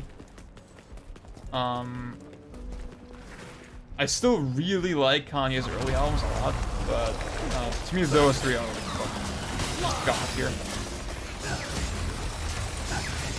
I've had like a Yeezus phase again lately as well.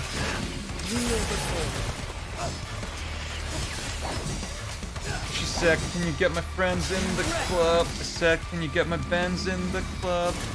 If not, treat your friends like an advanced fuck the ass outside till the evening ends. I'll see you, Beyond. Going for a walk? Nerd. Normie. Stormlights and blistering. Wait. Which is which? I forget. Oh, interesting, okay. Yeah, I mean, graduation is like, oh, I forgot about 808s somehow. 808s is like, fuck, Kino as well. No, stop.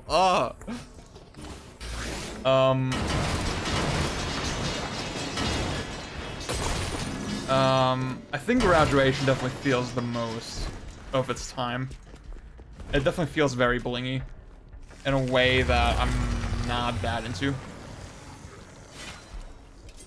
And like, I mean, Drunk and Hot Girl, for example, that's like such a fucking corny song. Oops. Oop, what the fuck happened there?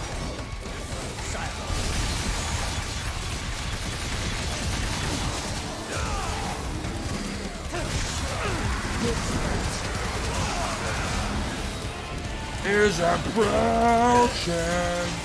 I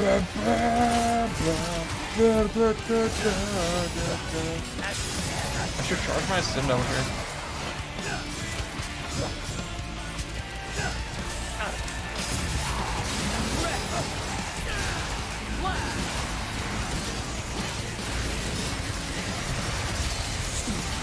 Oh.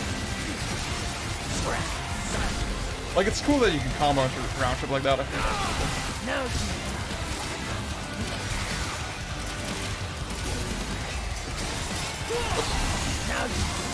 The blocking's weird.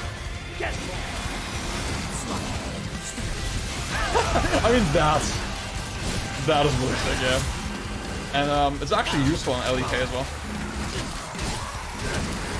Wait, no.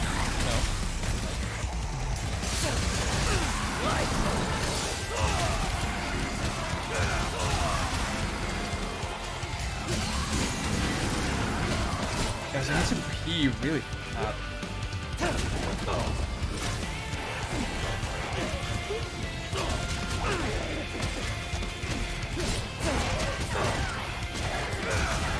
Yeah, 808s is like one of those albums that really fucking grew on me as well over time.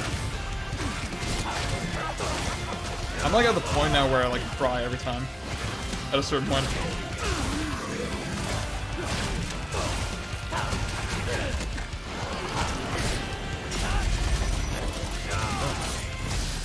Gotcha. Kanye has a discography, but does it even compare to Digimon? Sure. Dila, I'd be really interested to hear what you feel, how you feel about graduation now. Yeah. Oh, see, they break this wall sort of just in the cutscene because obviously Virgil has like no way to do it. Yeah. Oh, I should use drive more. Yeah. Air trick, be a lock on dependence. Ah. Yeah.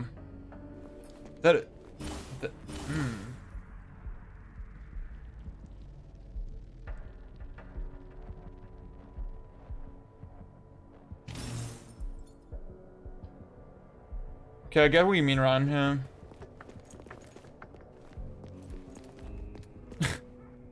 Yeah. Wait, oh, drive this. Go to hell. I mean, that's the thing. Like, I feel like people who don't want to admit, like, there's a certain subset of people who don't want to admit that Virgil is like fundamentally broken. They're just like, yeah, you just don't use Judgment Cut, man. Just don't use Judgment Cut, and you know, just don't do that, and then you're fine. But like, I mean, just everything about him is like, just autopilot city, yeah.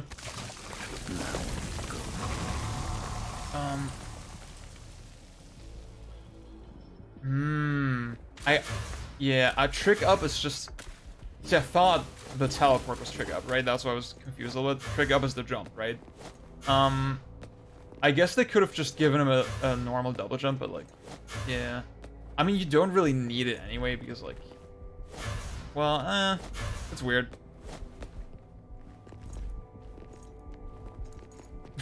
Sounds like the fucking credit song in early 2000s. Dude, me and Yulia watched the first Spider-Man again recently. That movie is soul. Just pure fucking soul. Okay, wait.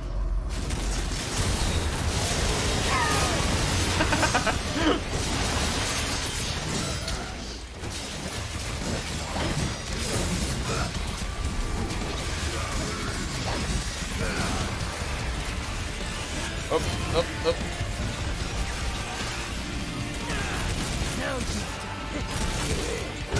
Oops. Go to hell.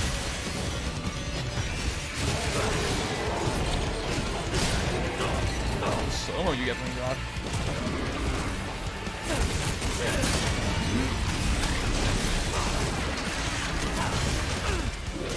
It's just you do not have to play well. You just fucking don't. The soul of the new magenta word. No, like some of my friends have been saying it a lot. Like Matt has been saying a lot, right? I don't know what the fuck the source of it is, but it's funny. I like it. I'm into it. I'm probably gonna start saying it now. Well.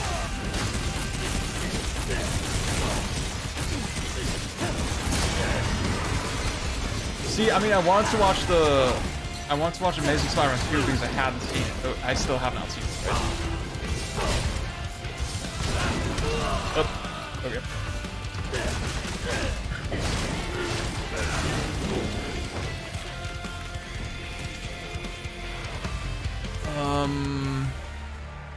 How's Virgil on DMC5? Better than, like, previous versions of Virgil. But, like, fighting guys with Virgil is kind of boring. Because it's just very automated.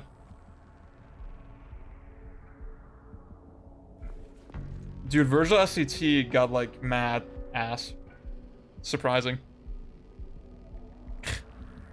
It comes from the soulless meme. Oh. Damn. Is the bitrate really that bad? Like the artifacts and stuff? I should have thought about that. Wait, can I still change my settings in that regard? Probably not. Yeah, I know I can put my bitrate way higher now because my internet is way better. I'm gonna try that next stream. Maybe I might do like another test stream tomorrow, just testing settings and stuff.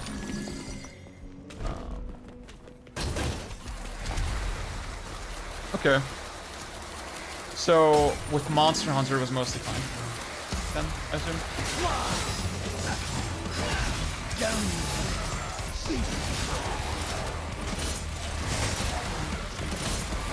Okay, how do I? Can I not Oops. Go to hell. Go to hell. Go. Go to hell. Wow. Go to hell. It's over. Oh shit. Go to hell. It's over. Yeah, should have done that sooner. That would have been a good idea.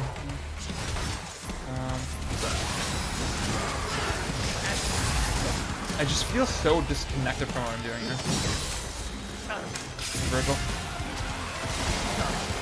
I'm not sure how to describe it.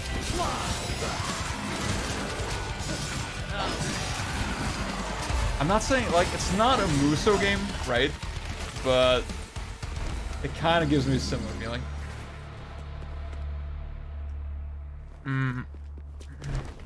Yeah, actually, I would like to see what the video looks like.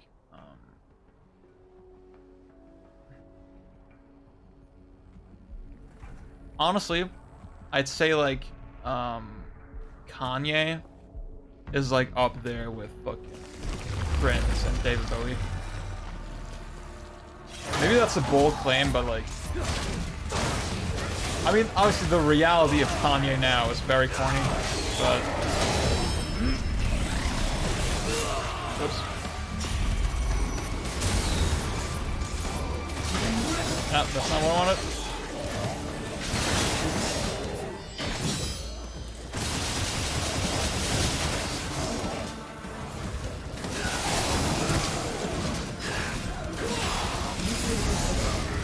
Ooh, that you do like some molds.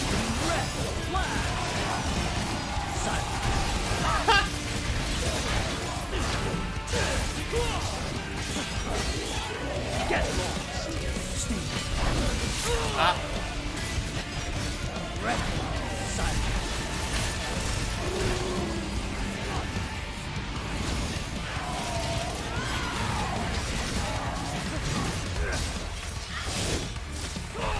Could have done trick down.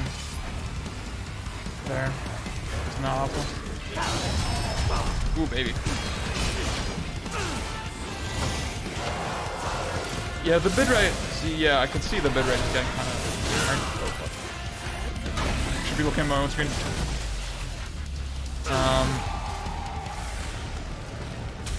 Yeah, I should do something about that next time.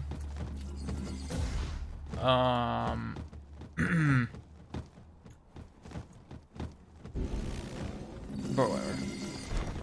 It still looks a lot better than my previous streams. Void Slash is cool. Dude! Listen, I'm not that close-minded with music, honestly. Void Slash is like... is this one. Wait. With Yamato, right? This one. So... Pathetic. Ah. Yeah, that is cool. Okay, after this boss, I'm gonna go pee. I just do not understand why the fuck did they not.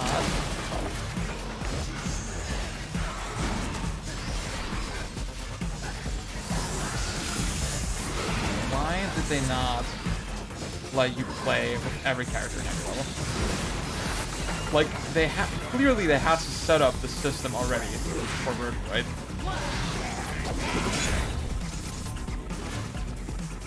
Oh.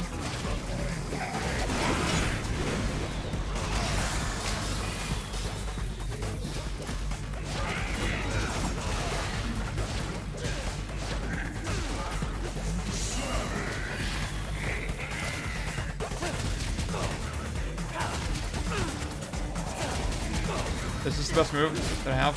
This is optimal? I'm not sure. Fuck.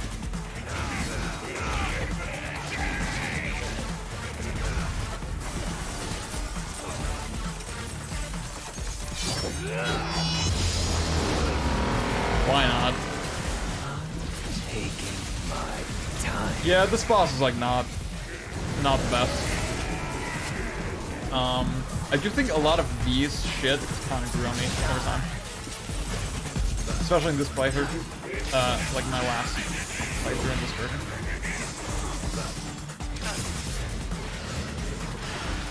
Like, I have a way easier time with Darien than I used to, you know? On DMD.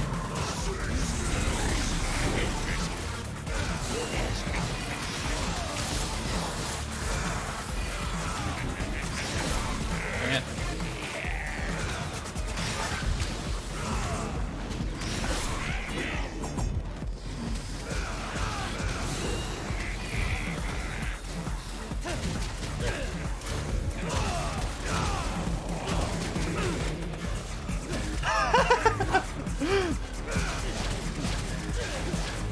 I mean, obviously this game is not DMC2, right? But like,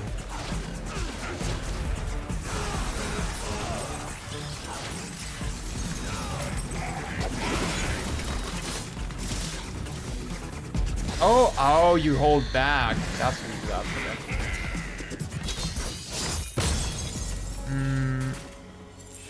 Yeah, that's really sad. That Griffin's voice actor passed away. Griffin was such, like, he added so much to this game as well.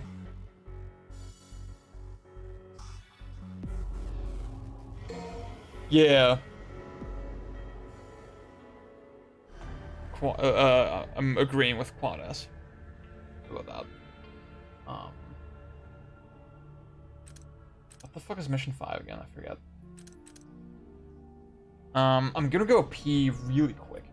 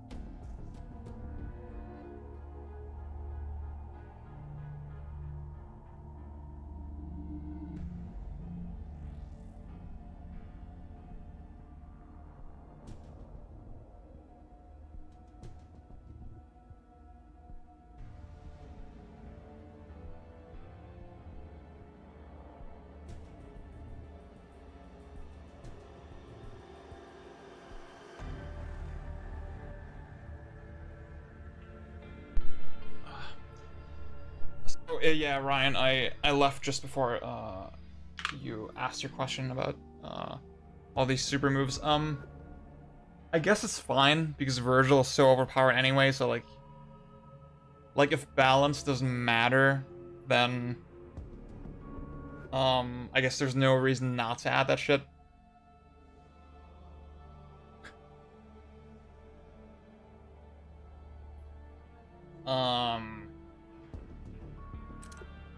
It's just like I don't even understand why there needs to be so many of them, you know? When they all kind of do the same thing anyway. Like, World of V is just so optimal. Like, why the fuck would you use it? Just constantly.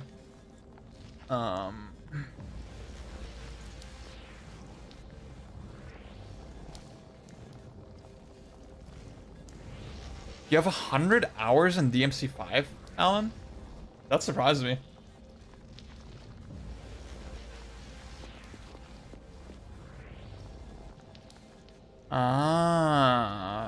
An Omni cancel when you enter sim with Virgil only starts draining after like 5 seconds.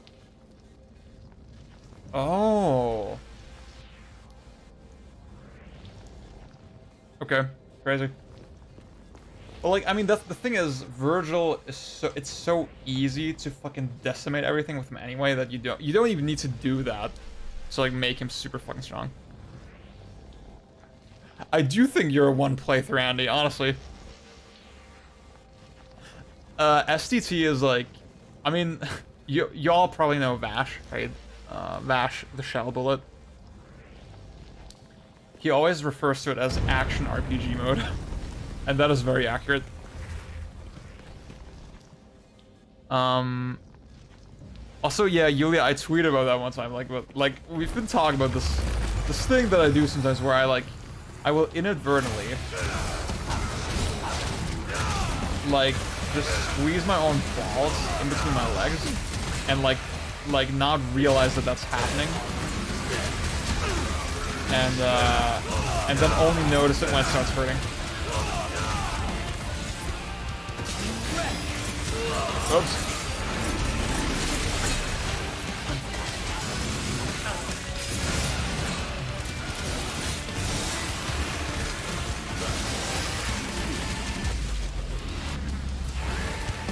Shut up, you like white women.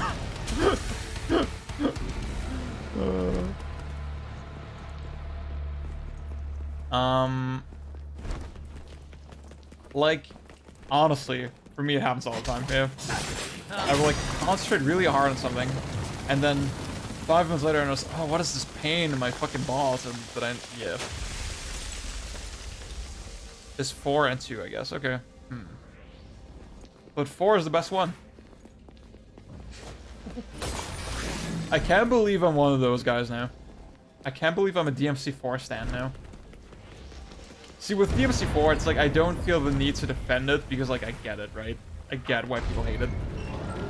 It's a very easy game to, like, be annoyed with. But,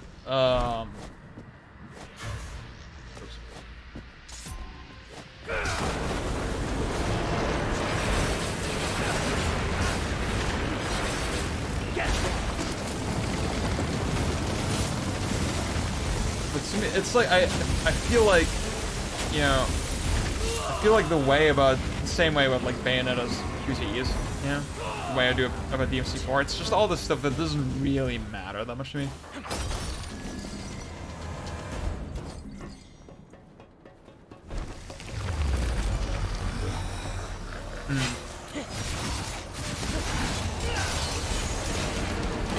Okay, yeah, I'm getting that trick down. Like, I should use that way fucking more. Oops.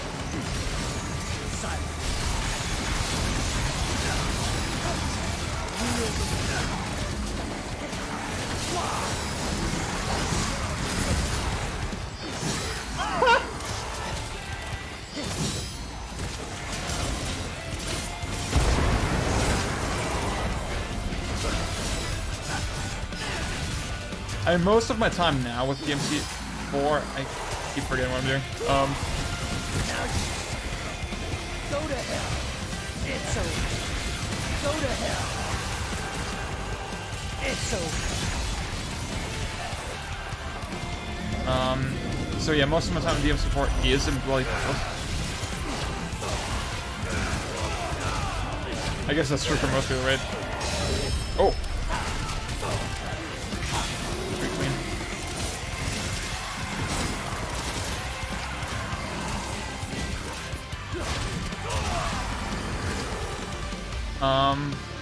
But it's still have fun, like, playing Legendary Dark Knight.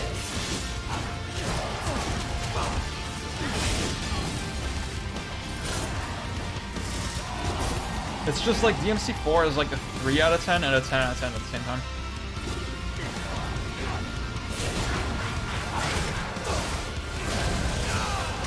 Ah, that was stupid. Okay, fuck it. Actually, wait. Yeah.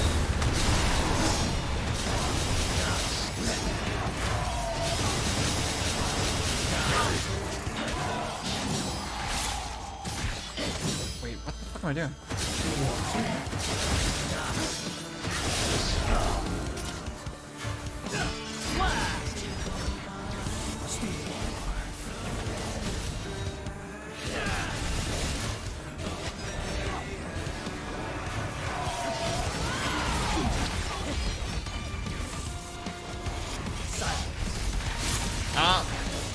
for doing a quick down there.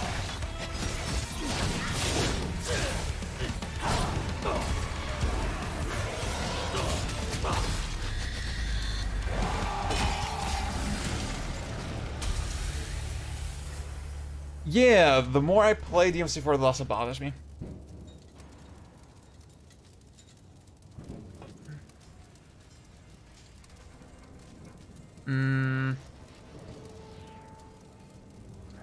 Yeah, I love the little bit of momentum that you get after Nero Snatch in 4. See, Bringer Knuckle is like this thing that I'm starting to like less, you know? I'm like, it's cool that it exists, but it doesn't do that much that you didn't already get with the Summon Swords in 4. Also, yeah, Alan, I remember our arrangement. I was supposed to play it, Fire Emblem. Yeah, I have no excuse for that. I have no excuse for that. You're right, you should hold me to that. It's just like I've gotten so fucking black-pilled about RPGs, you know? It's become so fucking hard for me to, like, want to play an RPG these days. Even, like, Breath of Fire 5, I still have not beaten it. Even though I really enjoy it, I really like it, I think it's a great game, but, like... It still has, like... Yeah, I'm going through a lot of fucking patterns, I'm like, Honestly, maybe strategy RPGs are the wave. Exactly because of that, because, like, they have more variance, generally.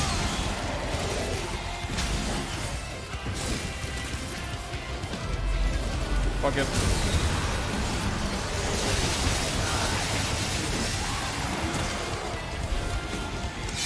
Oops.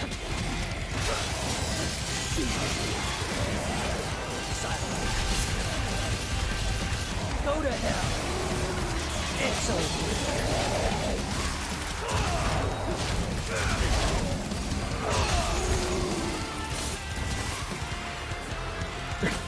See, the way the enemies spawn in LDK is so weird. I think it's just that the transparency effects really hammer the console at 4K. And when you have like a fuck ton of those playing at once, it's just like even now I'm noticing on the PS5 it drops frames way fucking more than it did on the Xbox One X, where, you know, originally played it. Because on the X it was not true 4K. It was like reconstructed or something. And that's why these like transparency effects were not as taxing on the engine. Whereas now it's like, you can just feel it drop. It doesn't affect gameplay super hard, but like, yeah, it's definitely interesting to think about.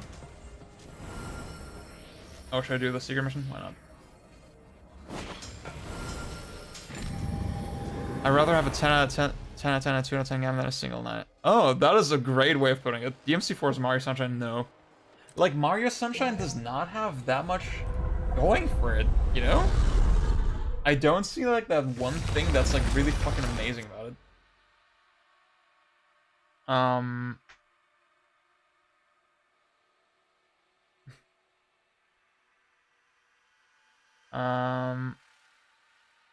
I only speak facts. SRGs are just superior. I actually sold my copy of FF7 Remake. Chapter 2 is the new player wall? You mean in Fire Emblem 4? I really enjoy Fire Emblem 4 story, but I've never gotten so too far. Chapter 2 always makes me out. Huh.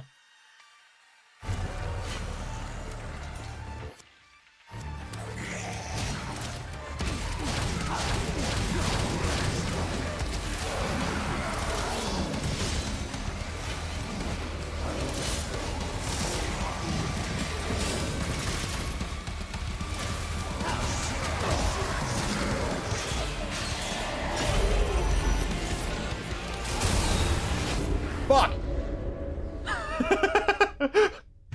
I love that it was going into the chorus. I was about to fucking go ham with the Devil Trigger, and then I just got hit. I legit hate that FF7 remake. Like,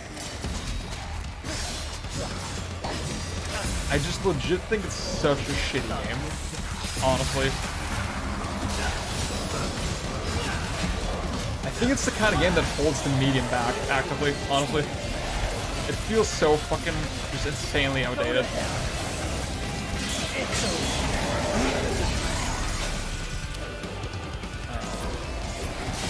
I know that sounds extreme, but like, and like, the devs were clearly trying to make something great, right? And that's why it sucks so much.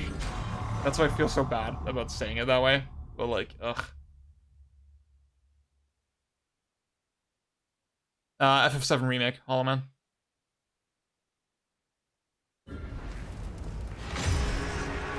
Actually, sponge the black hole from your body when you play. How do you say it? Thrasha? Thrasha? Thrashia.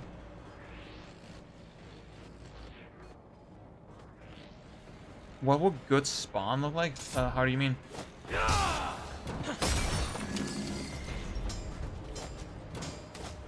Choose your wife edition. I mean, all of the girls are super hot in that game. Say that. But like, there's games with hotter girls, you know? Thrashia. Ah, makes it read like... The whole Ghost Train segment. Oh, I mean, I feel like the game just got worse as it went on, you know? Yeah, honestly, the guys are even hotter, actually. Cloud and Barrett.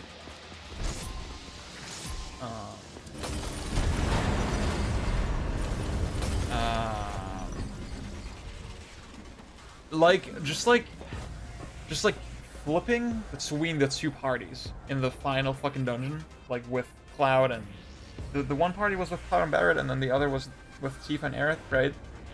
Like, and just how often you have to menu and swap with your materia. I was so fucking close to just quitting the game there, honestly. Like, no fucking joke. I mean, that's right at the end, right?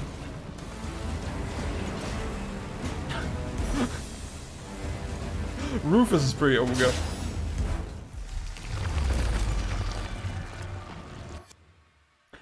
Yeah, Destiny Spider, I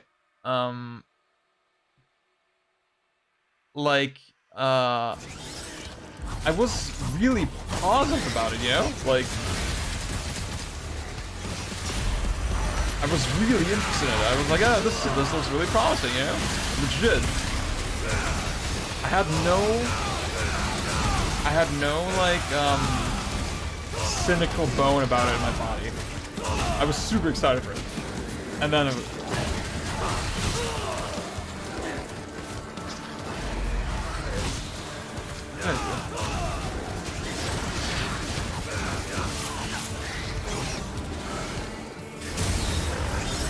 Oh, you can't wait. Oh, you need to wait. I think you need to summon first and then do SPT. Yeah. Guys, I feel like, you know, I haven't left the house much lately, right? For obvious reasons. And, this is my first stream in a long ass time. I feel like I've forgotten how to talk to people.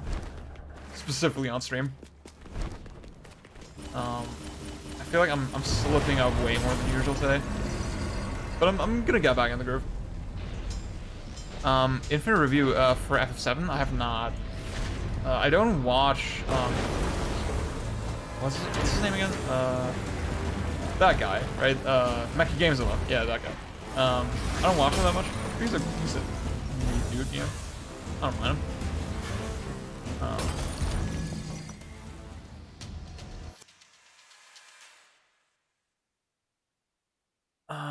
F7 R will remain untouched probably until I get details on pursuing this episode, really.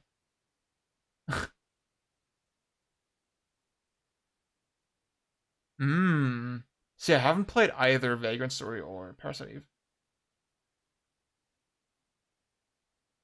Like Pokemon Swish or Last of Us 2, where I feel like, regardless of opinion, all the Twitter discourse makes it impossible for me to enjoy talking about it. Oh, I get you. Listen, Cerberus is like more difficult than he looks. Also, he just like, can we just agree? Cerberus is not a good boss, and not a fun boss either.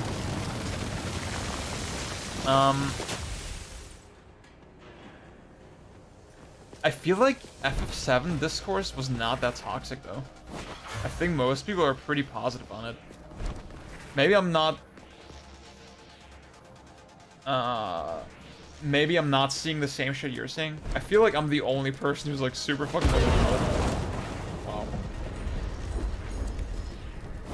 Wow. Like, guys, is Cerberus in DMC3, is that a good boss? Oh yeah, forget you can do that.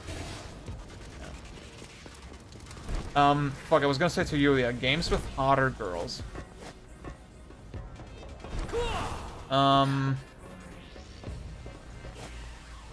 Resident Evil 3, honestly. Jill is like the alpha one.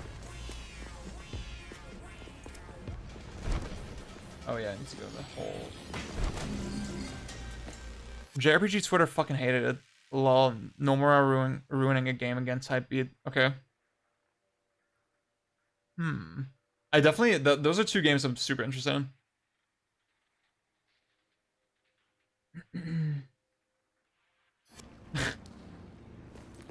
Yeah. Jill makes me act up. Cerberus is the worst boss of any game. I'm not sure it's the worst boss.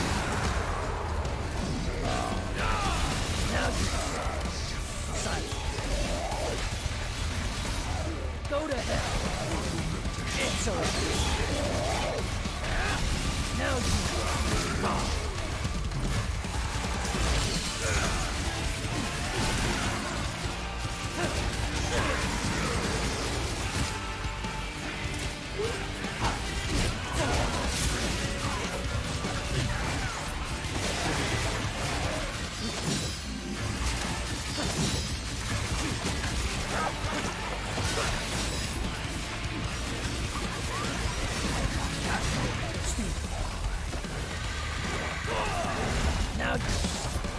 I'm not really... I do not fucking know what I'm doing.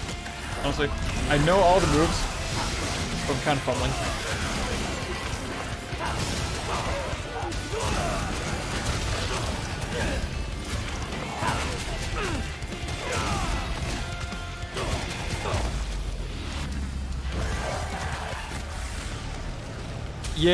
Yeah, Ryan, you're spitting. You're spitting right now. It's fucking true. I'm sorry.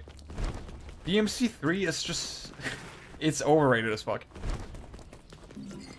I feel like Nomura is up there with Miyamoto as one of the most needlessly disrespected devs out there. Yeah, I agree. I feel like it's just like people have really weird ideas about how games are made and like just very generalized, broad, inaccurate fucking assumptions being made a lot of the time here. Do not like that kind of stuff.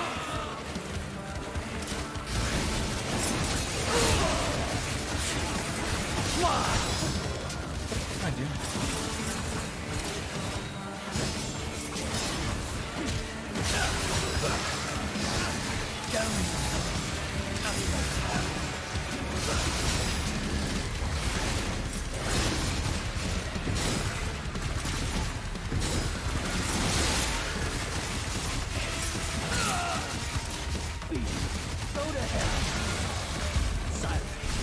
Oh, she's supposed to fucking fighting.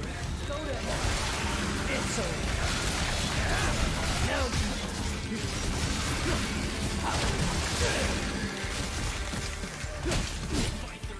It's like motherfuckers have not shut up since those Paper Mario interviews, you know? That was like the thing that kind of ruined Miyamoto's reputation in like on Western Twitter, right? DMC1 has the best boss lineup in the series. You know what? I agree. I think individually the best boss in the series obviously is Kratos, right? And I think DMC4 generally has very cool bosses, but like, yeah. DMC1 is like really balanced, and like just every single one of them is really fun.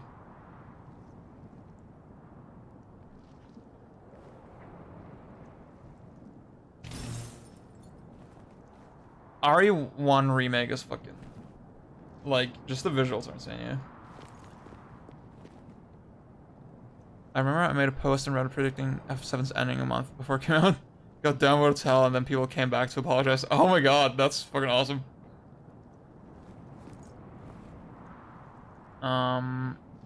Nightmare can lick the dark spot from booty hole, but that is a good way to put it, yeah. But he's still good.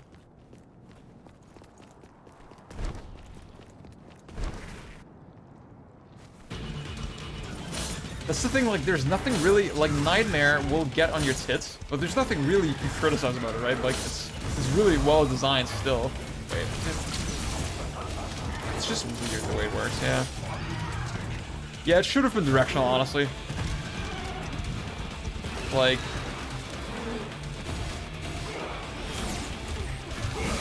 the more I think about it.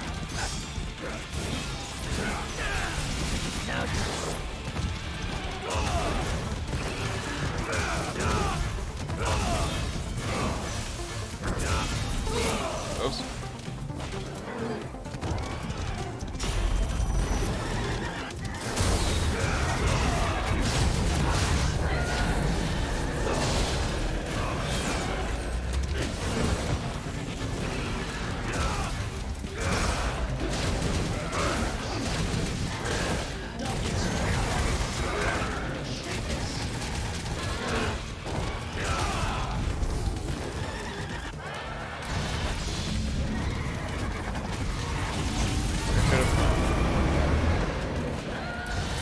See, there was a DMC3 Virgil speedrun the other day on AGDQ.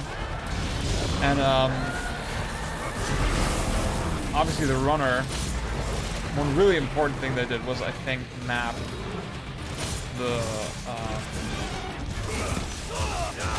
phantom swords to a shoulder button. So you can just keep mashing them out, like, while you're attacking.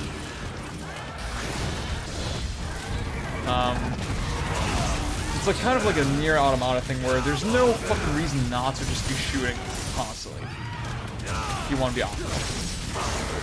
The only reason you can do it, like, you know, why most people can't really do it is because they don't have that button layout set.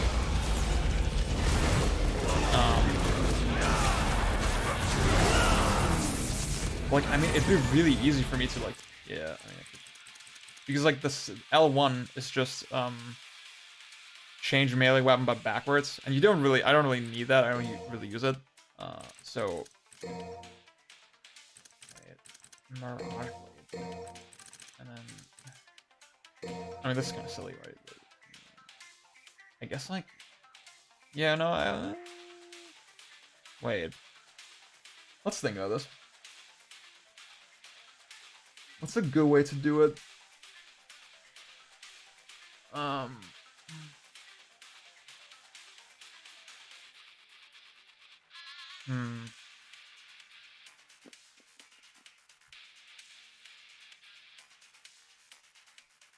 Yeah, I'm not sure.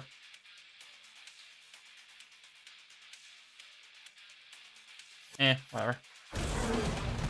And now I can just...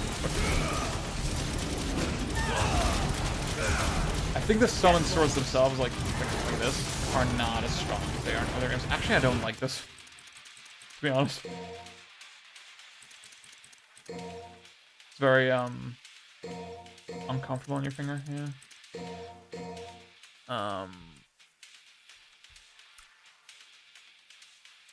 I do not enjoy the Mundus fight. Oh, yeah, it gets kind of weird. Plays the worst with the camera. I get you. I still think the camera is, like, really overhated.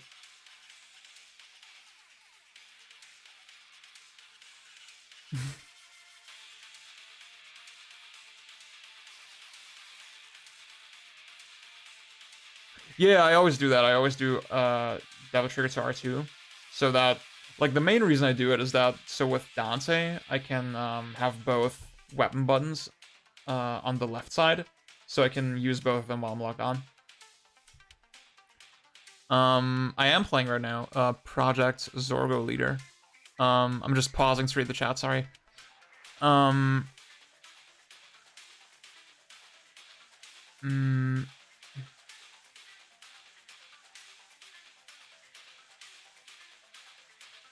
The combat, the main issue. Hollow Man, what game are you talking about? With Nier Automata? My main issue with, if it's that game that you mean, my main issue with that game is the combat. I think the story is actually great. Like, so. Yeah, and with Nero, I have oh, wow. Fuck, I was not paying attention. Sorry. With Nero, I have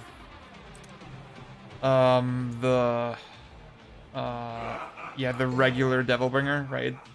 I have that on L1 as well.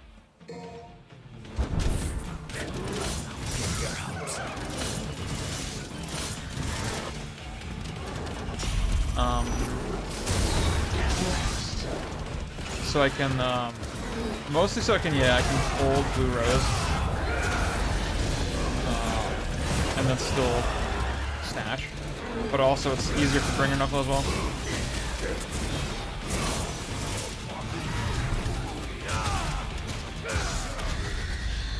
Not JC, right?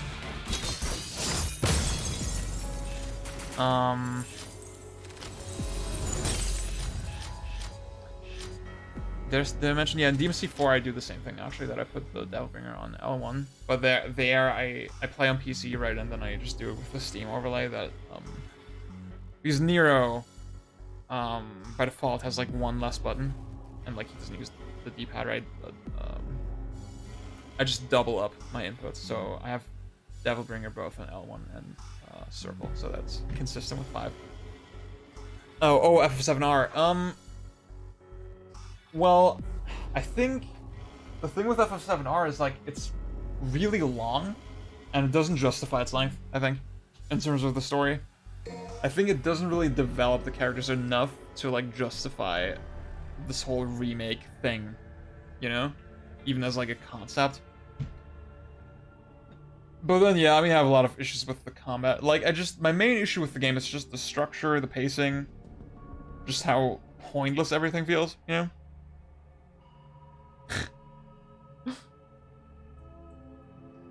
Are you good? No, I'm not good with Virgil. Square for male text and Steam Z1, and I feel like I made a very bad choice. I cannot get used to anything other than triangle, to be honest. Yeah, it just does not feel right to me. I actually see. I mess around with like, so Steam overlay again, DMC4. For Nero, I tried having attack both on triangle and circle, so that I can JC more easily. But then also that my muscle memory is not so different, right? That I still have it on triangle. But it's still kind of weird, and like it doesn't really actually help that much in a lot of instances. I'm really good with V. Yeah, I don't like gun on L1. I do the chaser thing. I know chaser plays the same way, where I just hold square with like the left part of my thumb and then press triangle with the right part.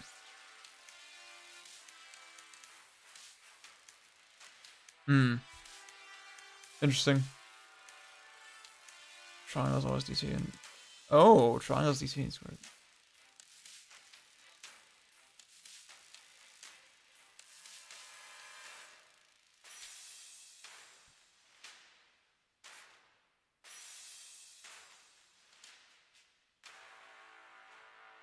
Is it that weird?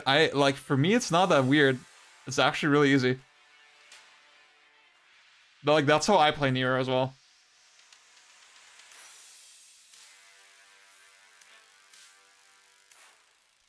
I think I'm gonna, yeah, I've played the original Nier. I've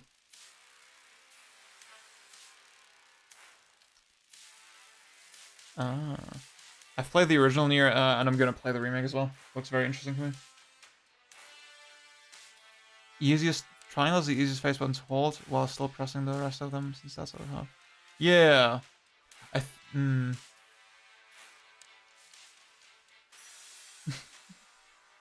Yeah. See, Destiny Spider, I was like thinking if there was just a way to like, if I could just have the charge shot as like back forward square instead, that would be so lit.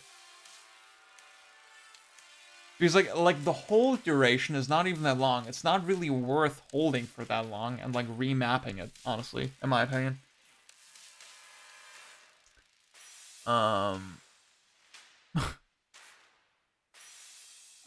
See, Dila, the other thing I would say, like, with, FF7, I feel like the more, like, Matthew Matosis did this video the other day, right, where he goes into, like, the idea of meta in fiction a little bit.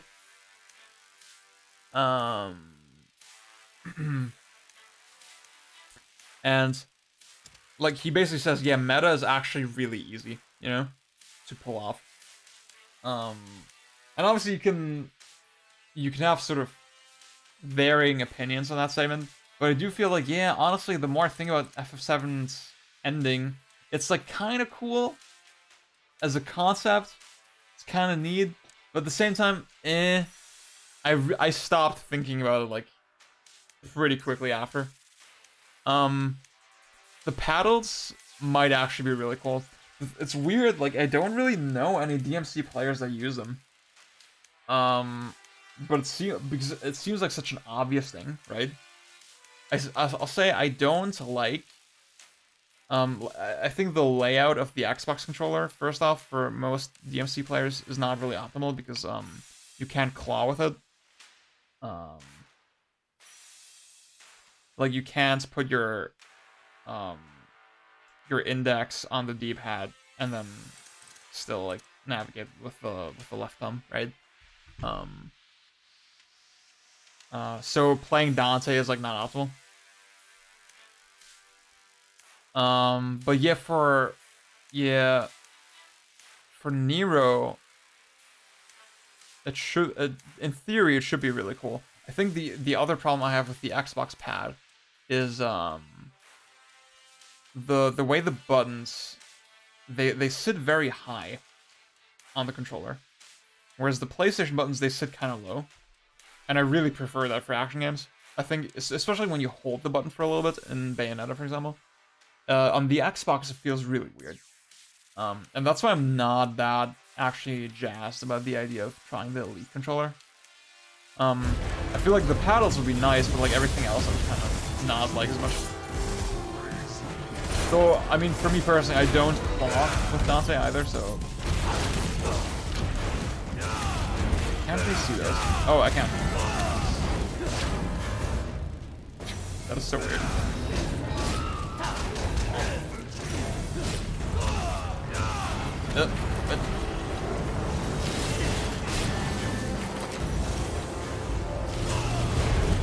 What the fuck is going on?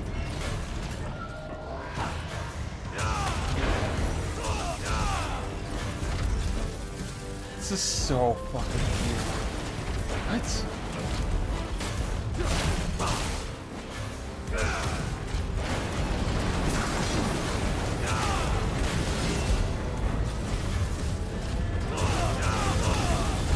I think it's interesting to see like what fucking layouts everyone is using. It's so funny. Oh yeah, I'll say with V. I guess V doesn't matter, right? But have there.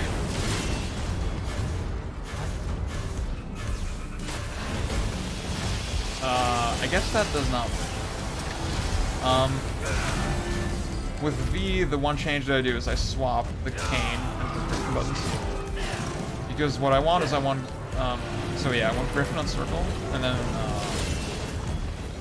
and Shadow on triangle. Because that way I can press both at the same time, very easily. I can mash both at the same time.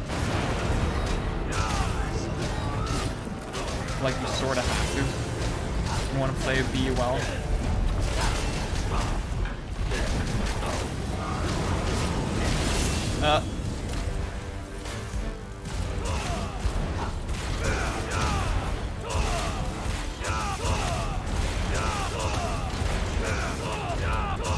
I know some players use the Western Kingdom Hearts layout as well for DMC, so that attack is like X, circle is jump, and then I think triangle is gun. So having the jump like sort of in the center between the two attacks, I think that's sort of the idea.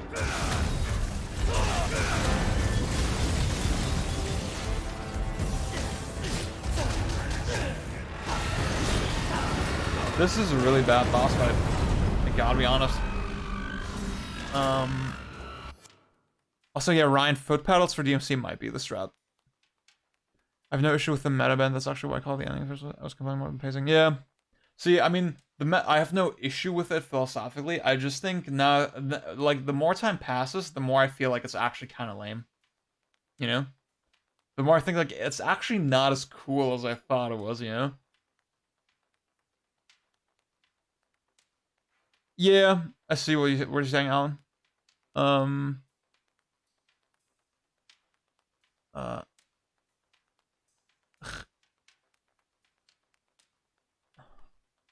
Yeah, Ryan, I saw you talk about that with 2 buttons sometimes. Yeah.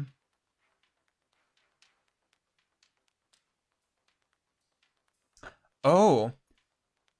See, Dila, I actually see, like, trying a new layout is always weird, right? It's something you just have to get used to, but, oh.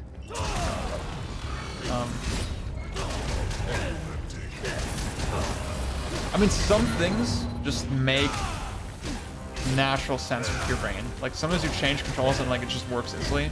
It actually works better than the default. Like, I think I'm having that sensation with Monster Hunter. I think if the game just worked the way I kind of wanted it to, it would be way more intuitive.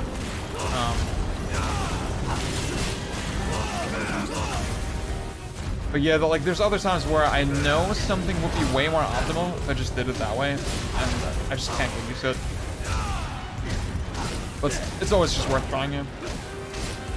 I know, like, ever since I played DMC3 on PS2, I always did the thing with, like,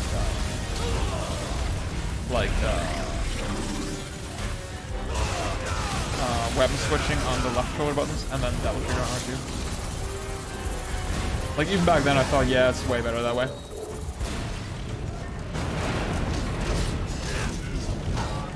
Because I don't want to let go of a lock-on, right?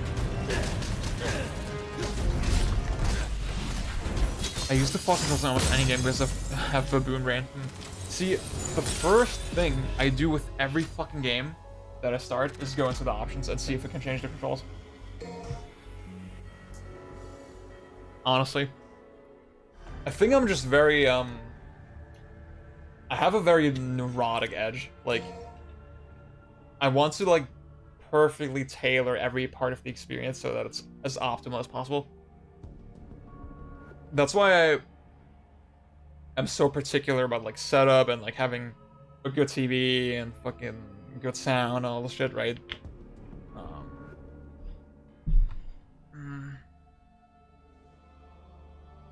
This boss works best with Nero, and even with him it sucks.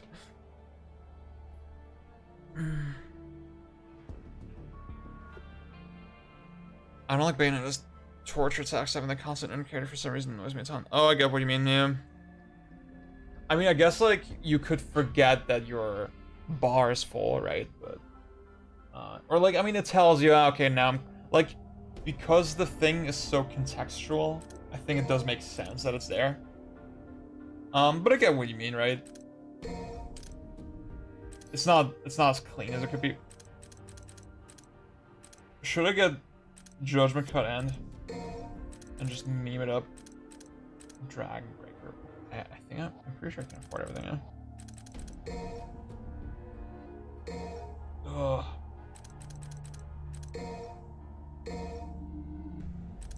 Hell on earth.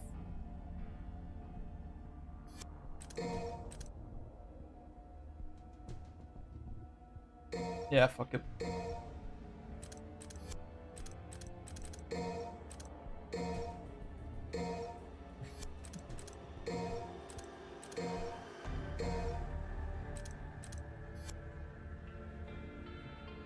Super Metroid, yeah, that's another big one, right?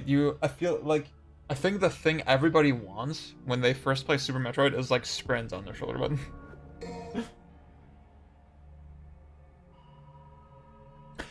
Dude, Alan, in Sin and Punishment 2, when I first played it, the thing I realized, like, huh, okay, firing with B obviously makes sense, right? It's like it's shaped like a fucking like the trigger on a gun. But it hurt my hands after a while, so I flipped it. I changed the shoot button to A instead.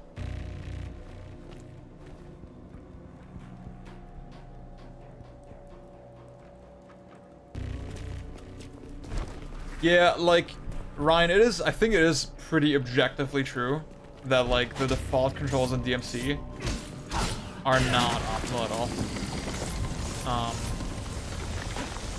Like, for how important JCs are, like, you just don't, like, not having those two buttons, like, right next to each other, that makes it suboptimal for sure. I still leave it that way because I just can't get used to it, but, yeah.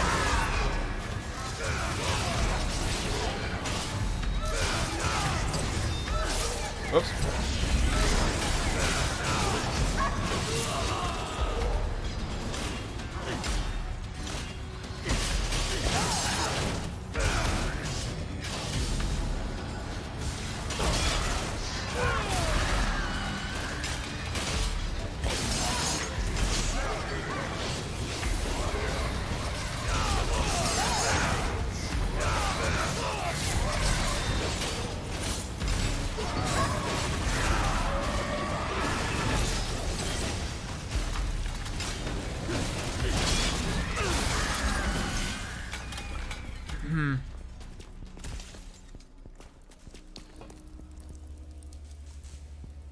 Yeah. And 64, like, with Bang.io as well. The N64 pad just is, like, perfectly designed for it.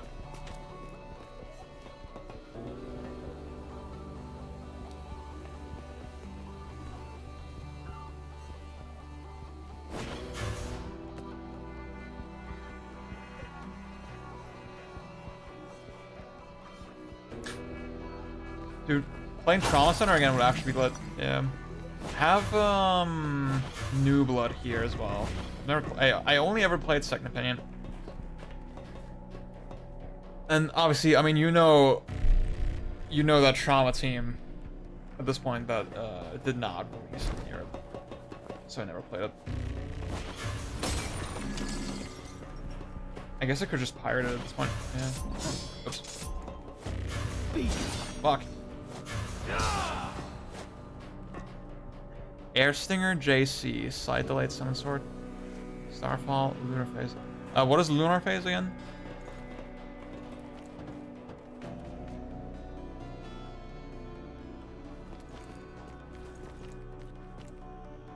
Air Stinger, JC, Summon Sword.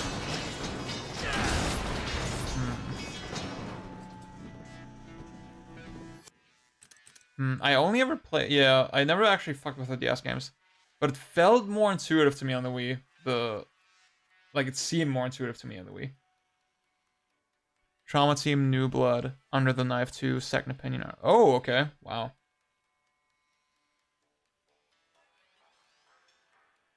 Aerial forward attack with... Oh, that one. Okay.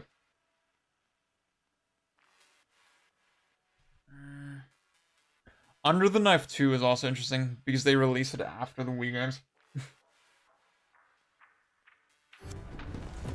So wait. Okay, this is gonna be hard outside of the void. Okay.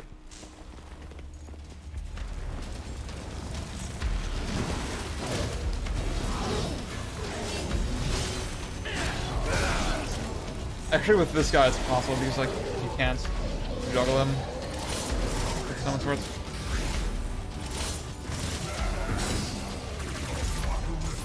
Oh wait, what the fuck's my...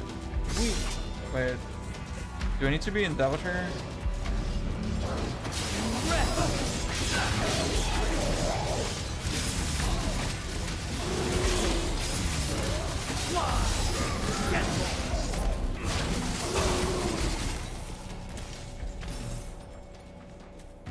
I have this problem with a lot of DS games that my hand covers like the entire screen. Yeah.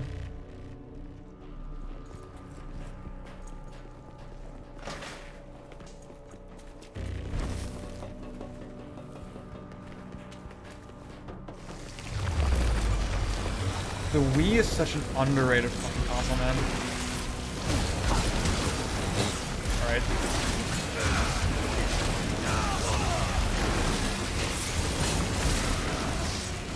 I need to do Trick Down way fucking more, man.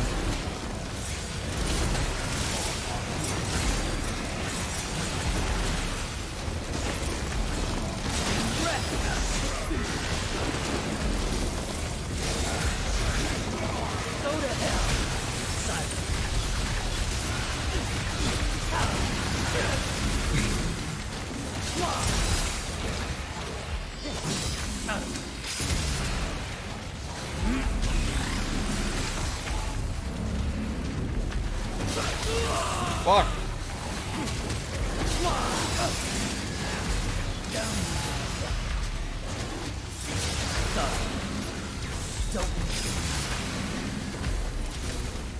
Go to hell.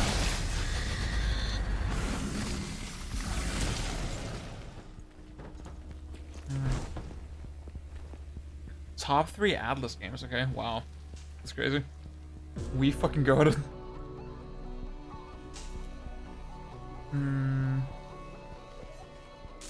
Yeah. I mean, I'm on LDK, so I'm not really getting a lot of opportunities to charge it up. Beowulf.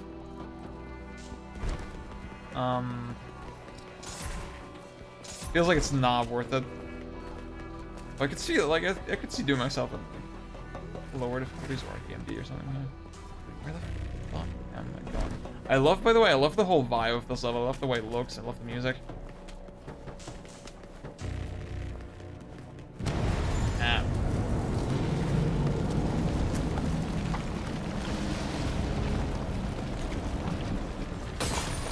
The Wii is like underrated.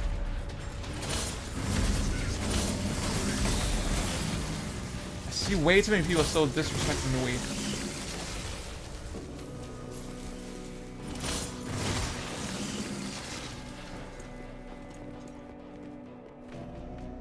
I have not seen the Scott video.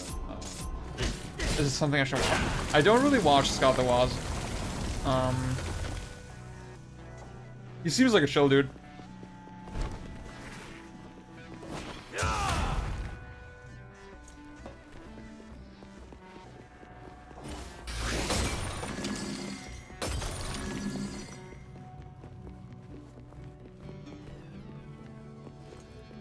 Hey, Scott.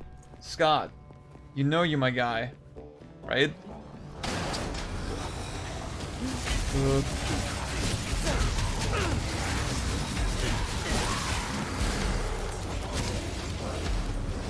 Okay, wait. I have thing.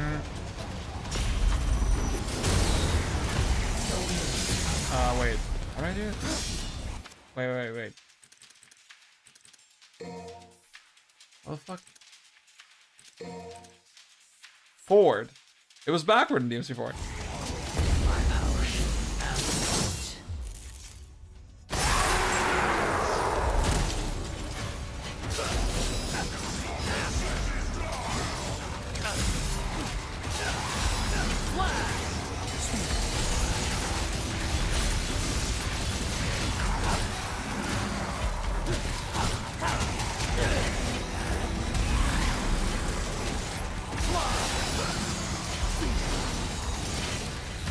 Camera.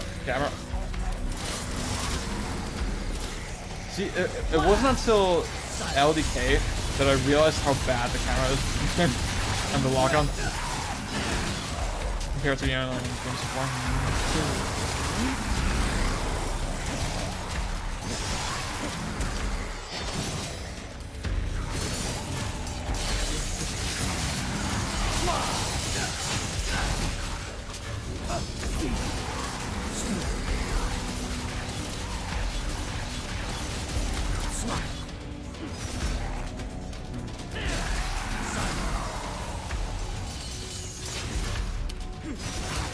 Scrap.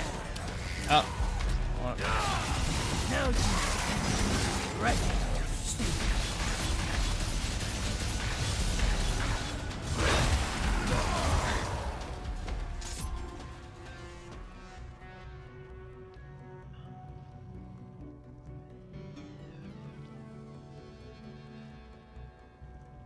Yeah, fuck man. Red Steel 2! That's a hood classic.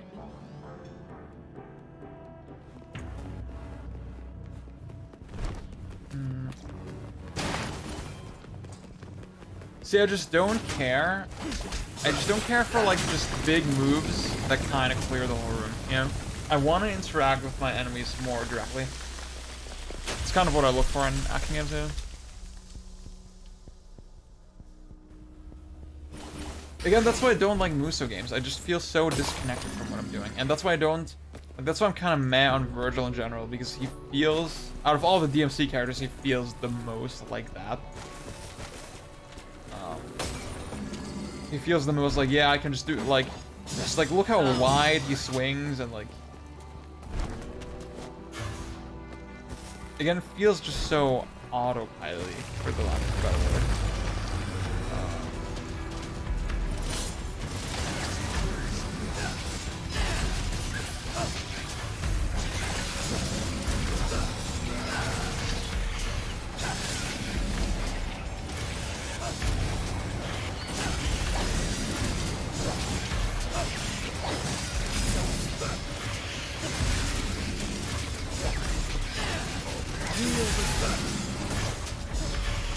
Like, just the fact that your fucking... Your air trick... perfectly snaps you to every enemy. It's like,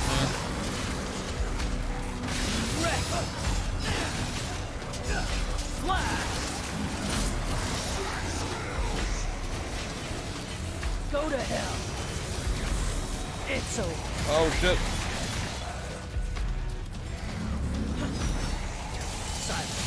Ah, you piece of shit.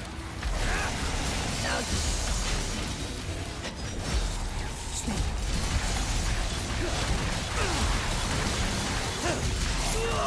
Fuck.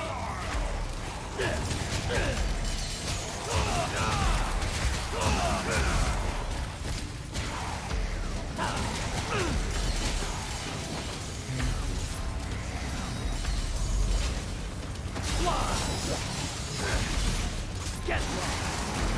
Silence. Fuck you.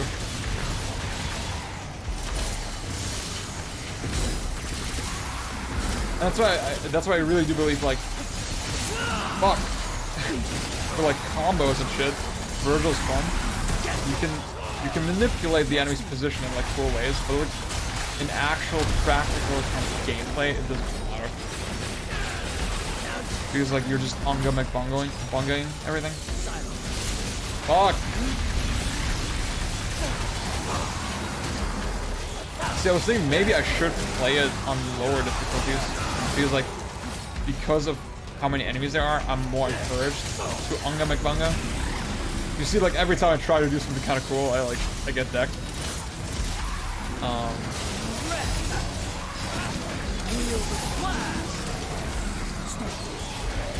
Fuck! Literally every time I do that. Oh, I like that it hits them on the way back as well.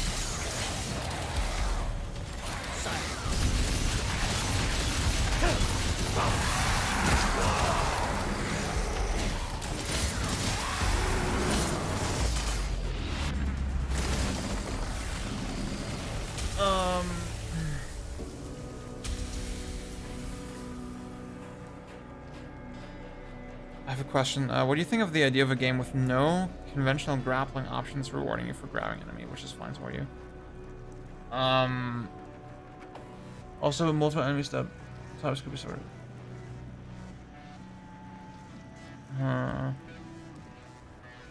With no conventional grappling.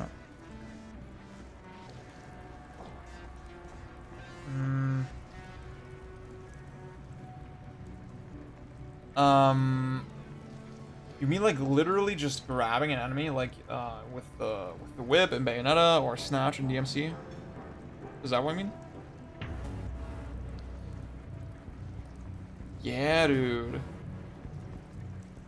Just like the way your leg weapon activates and like has unique effects in Bayonetta 2, that's so cool. I still think like enemy step could be utilized more in Bayonetta. Obviously it's not as fleshed out as it is in DMC. But yeah, still like the stuff that you can do with it is cool. See, I was thinking something like in Ninja Gaiden.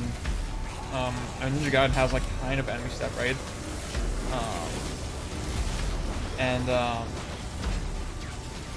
Generally the thing that it does is that you it launches you behind the enemy. So you jump on their head and then Ryu like changes direction and like he kind of drifts backward. So if you combine that with sort of like moves that sort of maintain that drift, that inertia. Like in Ninja Gaiden, the only option that you have is like the shuriken, right? And after that,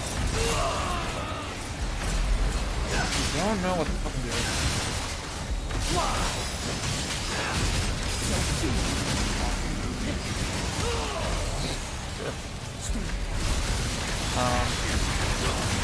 Yeah, I was like, again, kind of spoiling here a little bit, but like I was kind of conceptualizing an action game where you have like regular enemy steps, but then you also have like this kind of backwards drift thing that you do in Ninja Gaiden, where it like literally feels like you're jumping on the enemy and like that impact is kind of affecting them and stuff.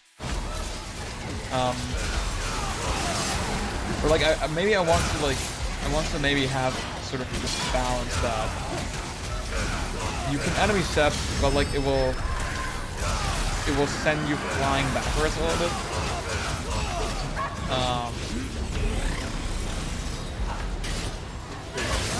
And then you need to like find ways to reapproach the enemy when that happens. I'm not explaining it well right now, but yeah.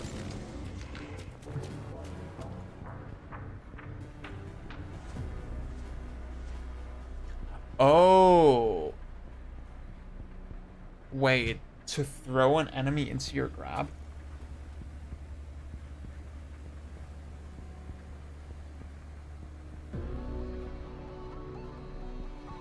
Yeah, Spider-Man's a little bit like that.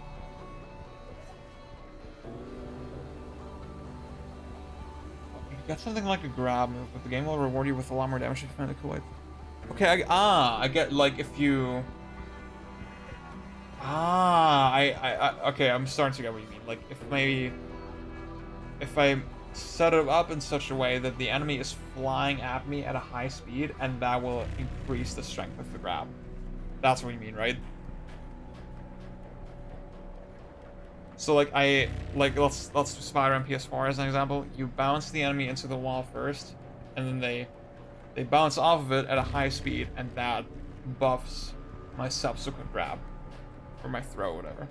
Yeah, that'd be cool. I think, yeah, I guess you could just set up, like... Actually, that's a really cool idea. That, like, you throw around the enemies at, like, higher and higher speeds, and that kind of buffs the damage. I think that's really sick, yeah.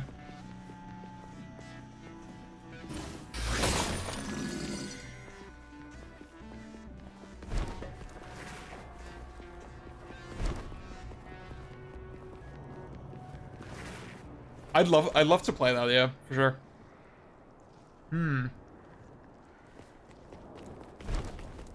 maybe, your boy just won a bid on a signed Kaneka poster. That's cool.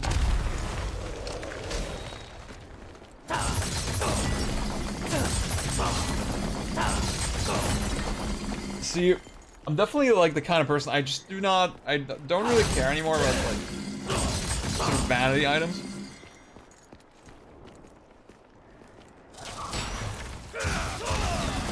Like, I have so much shit that I need to spend money on, right? I just kind of get like collectibles and shit like that. But like, I don't want to be judgmental about it either.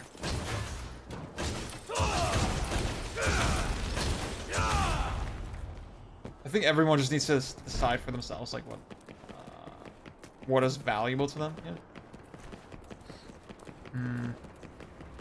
But yeah, see, Destiny Spider, like, I was thinking maybe even the, like, you could maybe even feel the impact. I wish I didn't have this banner, though. I mean, I did want to put it that way, yeah. I was thinking when you catch the enemy, maybe the impact of that could still be, like that could send you even flying backward. And, like, you could even, let's say it's just like Buster in DMC4, right? Where you throw the enemy downward.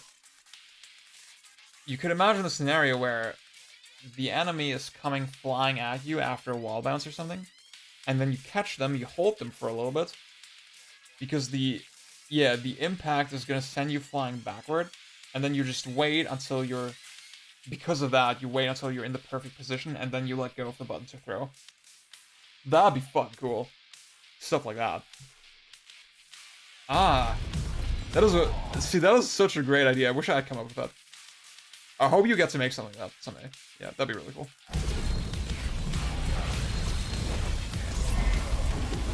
Oh wait, actually.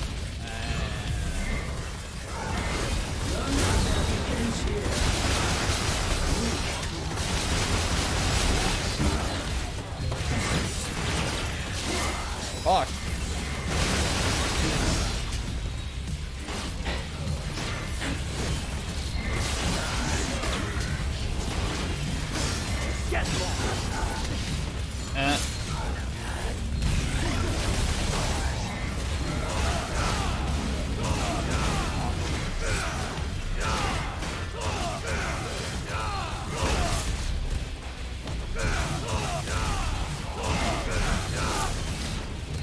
Oh god.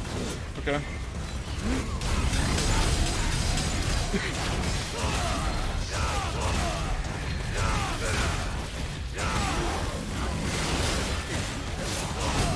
Ah, fuck.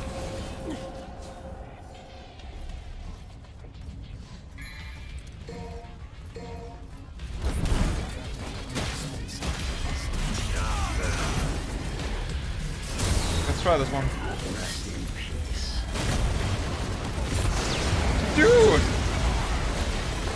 Okay.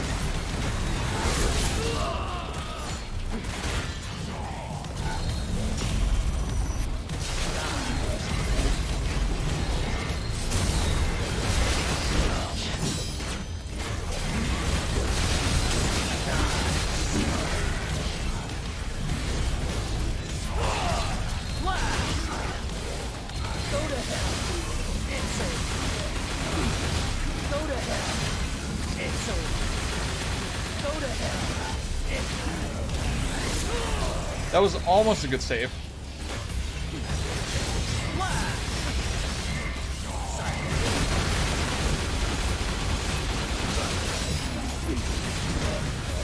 Go to hell.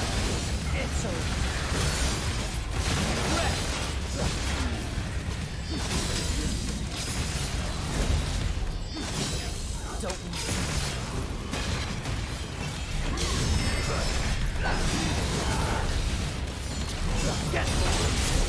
Fuck.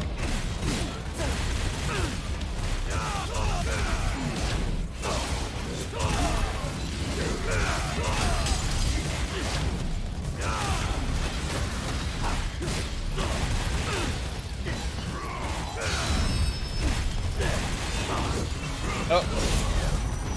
I'm sure it. Wait. It's not a rogue man, I'm sorry.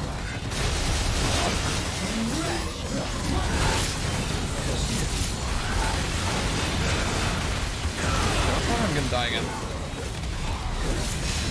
Oh god.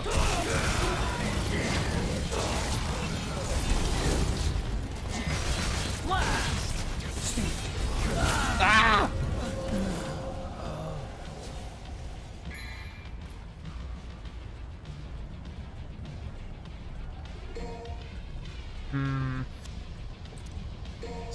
Scarlet Nexus does not look hype to me. Gotta be honest with y'all. Yep. Get lost.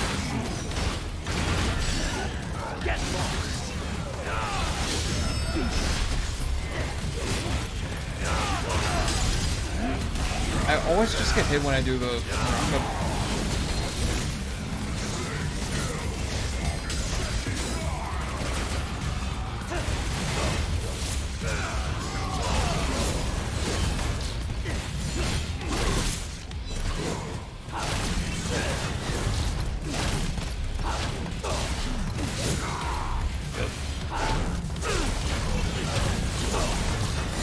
See, Virgil's overpowered, but it's not overpowered enough for me. Because I'm just too fucking bad at video games.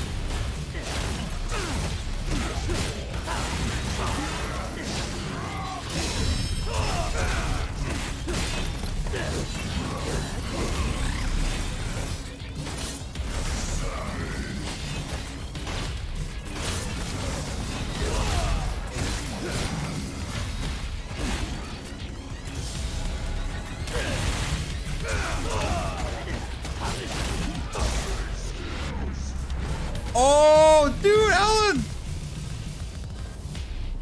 $10. Mario Sunshine Goatee, yeah. /S lie. Thank you for the $10 though. Oh my god, I really appreciate that. I hope that was worth it. How do I get based and DMC4 pilled? Well, I don't like Dante in general. I'm DMC4 pilled because I love Nero in that game. My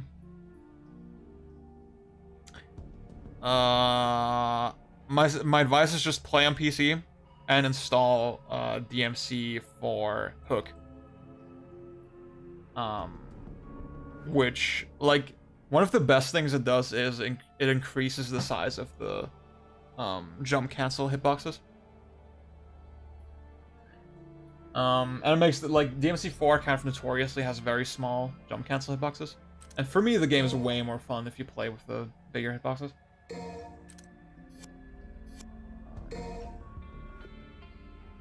Tales of Arise. We've barely seen anything of that game. It's kind of weird.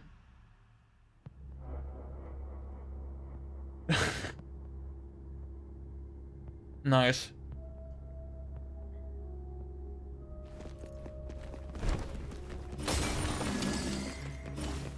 Like, I mean, I don't like Sunshine, but like, yeah, whatever. Yeah.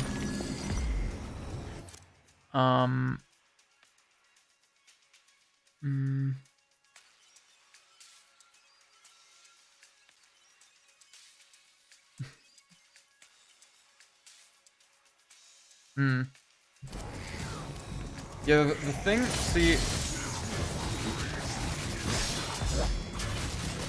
I'm not sure what... I think it's just, like, relaunching guys. Like doing split, and then canceling it, and JCing it, and then relaunching that same enemy with the charge shot. Like, that fucking shit never gets old. It absolutely never gets old. And another thing I would encourage you to try with Nero is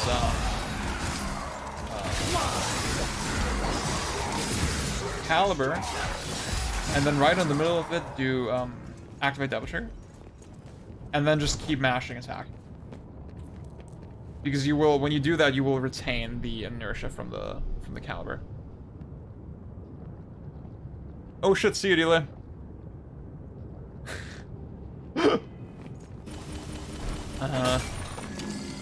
I just do not get the hype of Sunshine, man. Like, that's like when people compare Sunshine to DMC4, I don't think it's accurate, because I don't see what Sunshine really offers over 64, other than like aesthetics and vibes and like set pieces and all this shit, right? But like, I think mechanically, I do think, I'm sure there's like interesting shit speedrunning wise, right? But 64 seems like a way better speedrunning game, you know? And like way more technical, actually.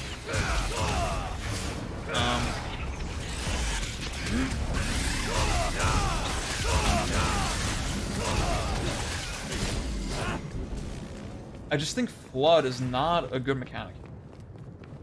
It like inherently does not lend itself to good levels. Oh, dude, no, Alan, I agree with you. Parries, well, depends on how they're implemented, right? But I think parries are the most overhyped mechanic, for sure. Oh, sorry, Ryan. Oh, I'm kind of hard to hear over the game audio. I didn't even realize. Wait, how loud is? Oh, I'm a fucking. Oh, I'm such a monkey, dude. I had the fucking game audio on max the whole time. I guess most. I guess you guys heard me right the whole time, but. Oh, yeah. Usually I have the game audio way fucking lower. Wait. Yeah, this is still very loud. Oh. How's this? Wait. I have it now on minus 20 decibels. Like, but the spin jump is like so objectively better in a lot of situations that it makes the game way more railroady, you know? Um,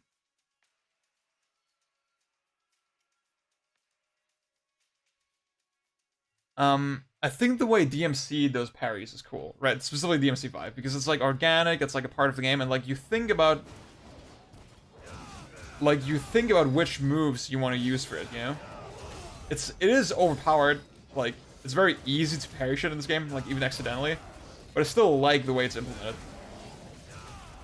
But generally, like people get really hype over parries, even though it's like in a single player game, it's like inherently such a reactive mechanic, and like it doesn't really take that much creativity, you know, to come up with like, oh, I want to parry now. I think generally games that are focused on parries tend to be way less creative. And I guess it just depends on what you value, right? I don't value games where I'm just reacting to things, and to me that's what parrying is. But yeah, that's why Sekiro is like so, like, it feels like a rhythm game, you know. And like, the thing is, fuck, you can have the satisfaction of like having to react to things really quickly, while also making a game that's like creative, you know. They're not mutually exclusive things. Like Bayonetta is faster paced, and you need to respond to things more quickly than Sekiro probably, right, on the highest difficulty. But it's also really creative. Like you're also thinking about your strategy a lot and not just using the exact one correct response to everything, which is parrying. I'm not explaining this point well, but like that's kind of basically how I feel about it. Yeah. Like in a game like Third Strike, that's like the ideal way to do parries, right? Because like it upsets the game in a way that you really don't expect, and it's just really cool. Oh fuck! Wow. Flint Wheel best move news for, yeah. Oh my god. Oh, I'm so sorry that I didn't fucking check the audio for it. Oh, I'm such a fucking idiot. I do like Royal Guard kind of because it's part of like this overarching system, you know, you're balancing a resource kind of, and like you're building a resource, and I think that's cool. And like you can use it for different things as well. You can use it to cancel stuff. It feels more open-ended than like other parry systems.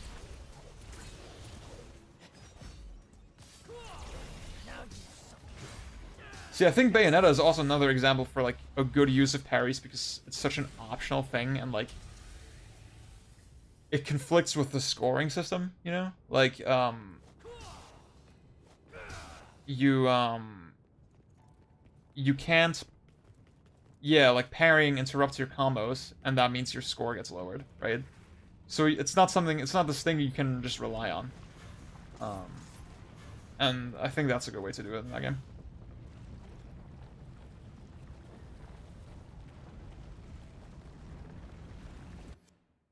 Well, I mean, Royal Guard timing can get pretty tight as well.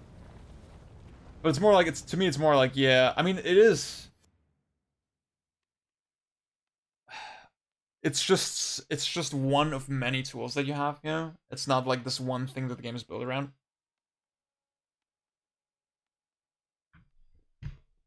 MGR parries like peak boring once you get past the acceleration. Yeah, like, that's the thing, parries are super fucking satisfying in MGR, like, kinesthetically. But as a mechanic, it's lame.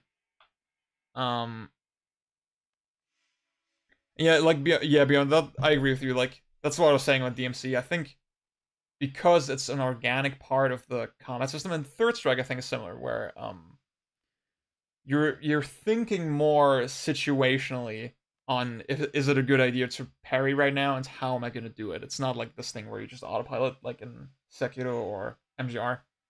What's up, Goofy?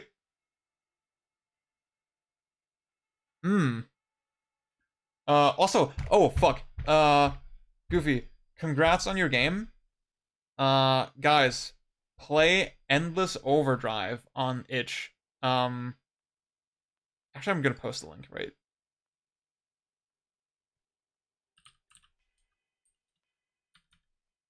It's a sick single screen arcade game.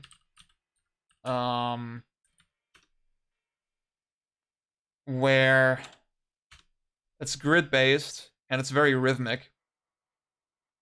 And the enemies that you shoot become obstacles in the stage. It's a really fucking interesting mechanic that I've not seen before. It's really fucking cool. You should play it. Has cool music references.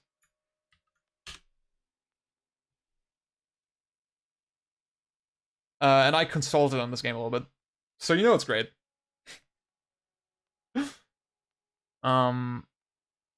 Dude, yeah, Royal releases are fucking cool. That's the thing, I think Royal Guard is like one of the better ways to do it as well, because it feels like it doesn't feel like this canned kind of thing. It's really hard to describe. Oh yeah, God Hand is cool. God Hand is similar, yeah, where any attack can be a parry, you just need to hit it in a certain window.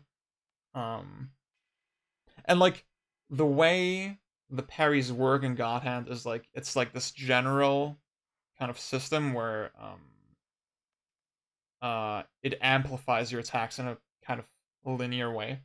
And it can apply to any attack, and that's like it's just really interesting the way it's done.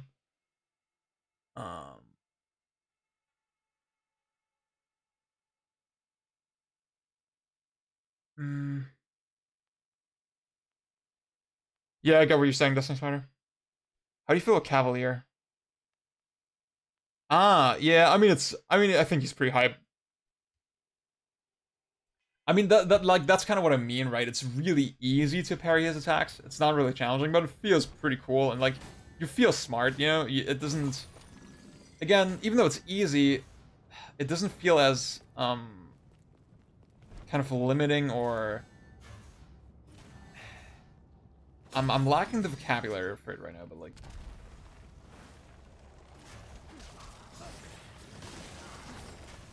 like it just feels way more dynamic than a boss like, you know, Sundowner or Mistral or whatever, or Sam. Like anything MGR. Yeah, I think that in KH1 is cool.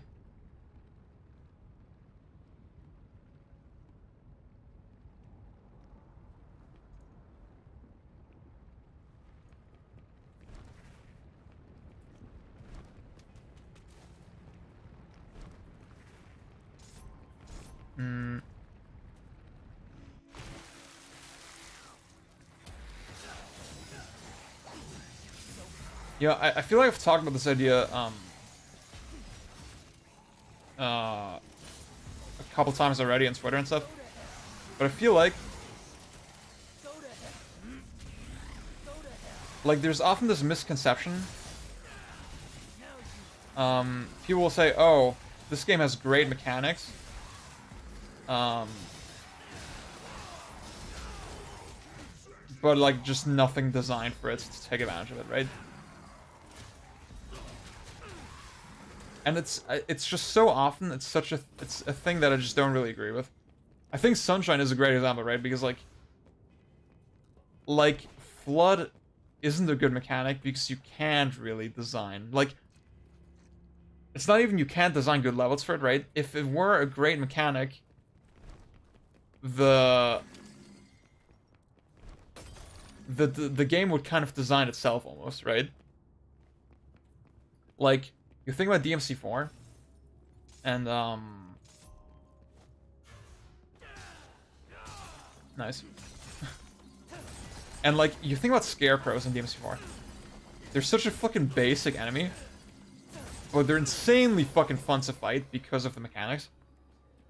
And it's like, it's because the mechanics create fun situations and fun gameplay on their own.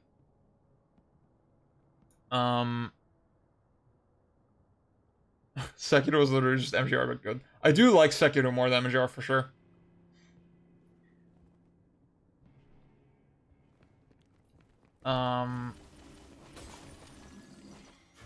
Like, if a mechanic is truly great, you don't actually need that, like, crazy fleshed out content to make a fun game. Honestly.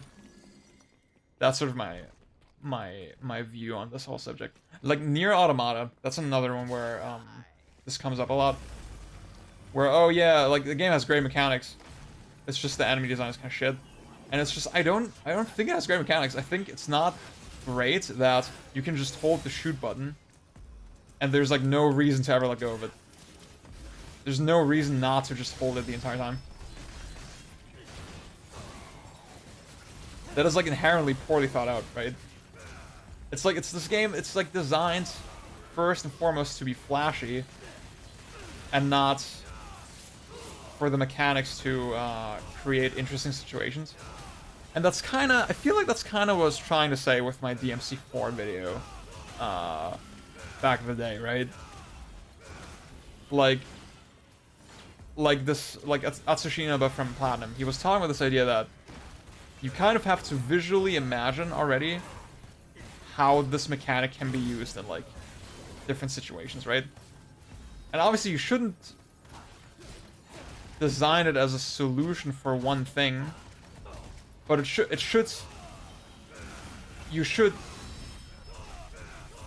design it with, like, its function in mind. You know, what is it doing, actually? This sounds really esoteric. But yeah. Oh, that's not actually what I wanted. But...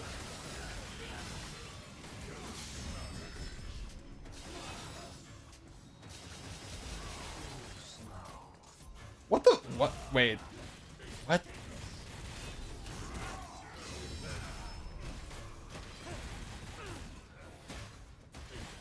Oh, that's cool. Wait, do you see that?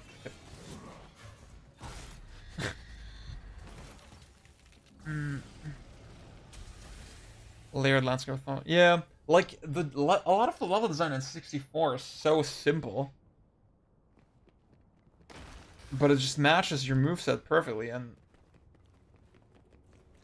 like, you can find interesting things to do with the moveset with very simple levels.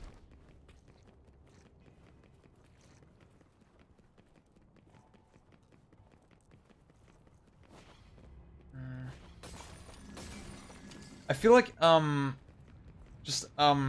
Chris Wagar, great Twitter follow, I recommend it. They have a blog, where they just talk about gameplay, right? And,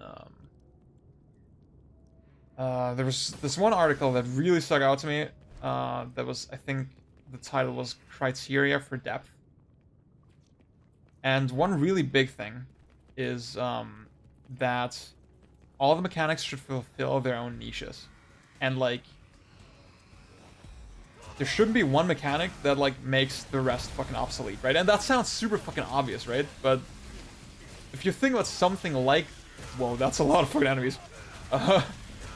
If you think about something like the spin jump in Sunshine, it makes the side flip obsolete, right? Oh, that's not...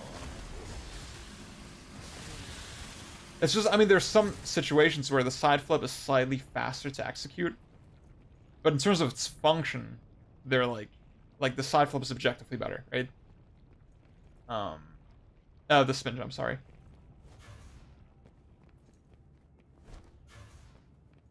And,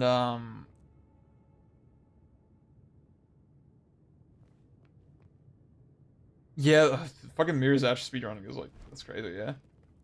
Am I going the right way? I don't think so.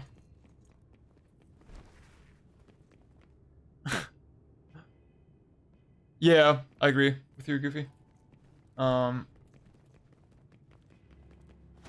always like, whenever I like conceptualize anything, I always consult that. I was like, am I doing it right? Like, am I paying attention to this? Wait, why does he not go over the edge? That is odd. Ah! Wait, how does it work exactly? Yeah, okay. Wait, I need to... Yeah, okay. Cool.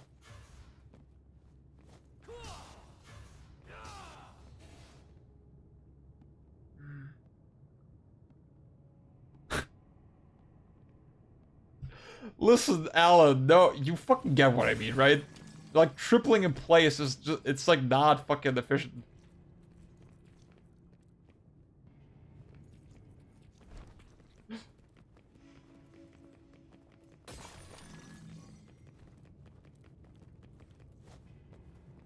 Like, triple jump and side flip and like, fucking, and the back flip, they're all just like different ways of executing things, kind of.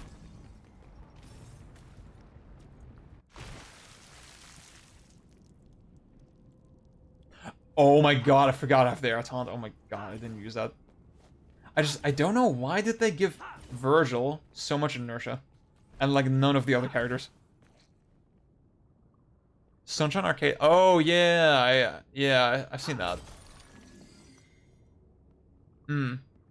I like to understand Sunshine movement more deeply, yeah, sure. But like I just feel like if you're looking at the game sort of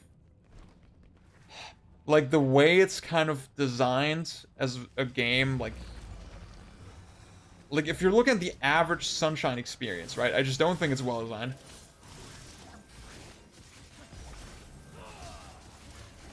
And I don't think it's designed with these considerations in mind, you know?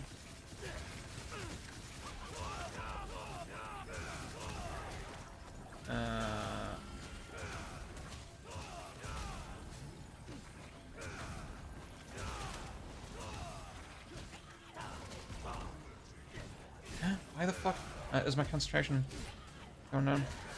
What?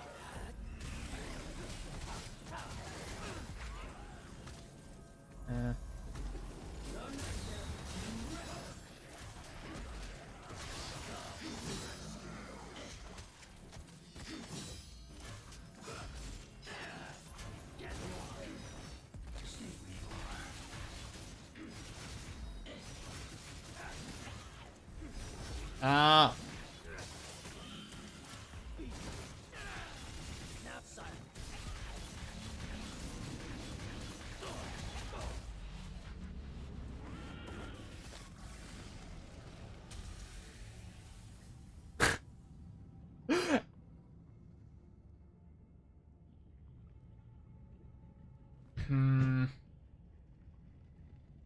I mean, maybe there's something with Sunshine that, well, I don't know. Is there something with Sunshine that I'm, like, really missing? I just feel like, what is content in Sunshine that actually supports the mechanics really well, you know? That's what I'm asking, that's what I'm wondering about. I feel like...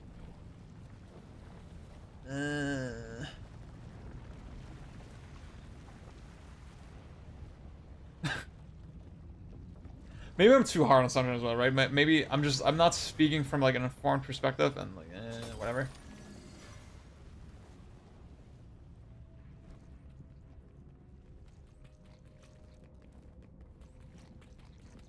Like, Alan, maybe do you have like an example? Like, what's a scenario in Sunshine where the mechanics are really fun cool? That I'm not thinking of. Dude, Galaxy's lame. Galaxy's actually worse than Sunshine. Hot take.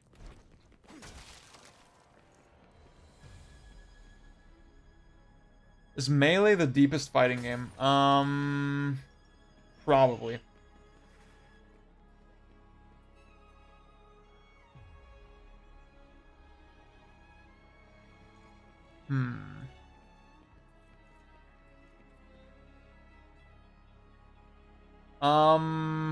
Either or, Alan.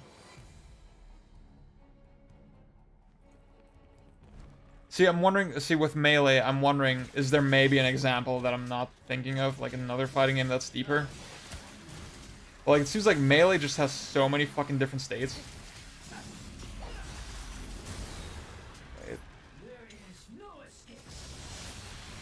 Whoa!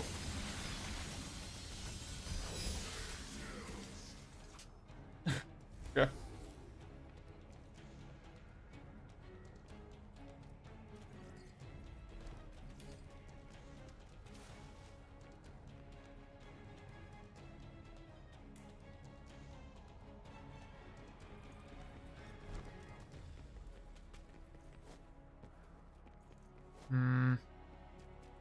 Maybe I just need to watch more Sunshine speedruns to like appreciate it better, but like still, I just think like the way a lot of that stuff kind of emerges is very, it feels like incidental, you know? It feels very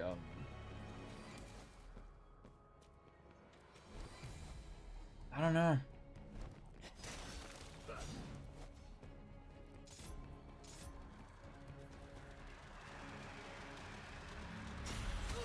Fuck!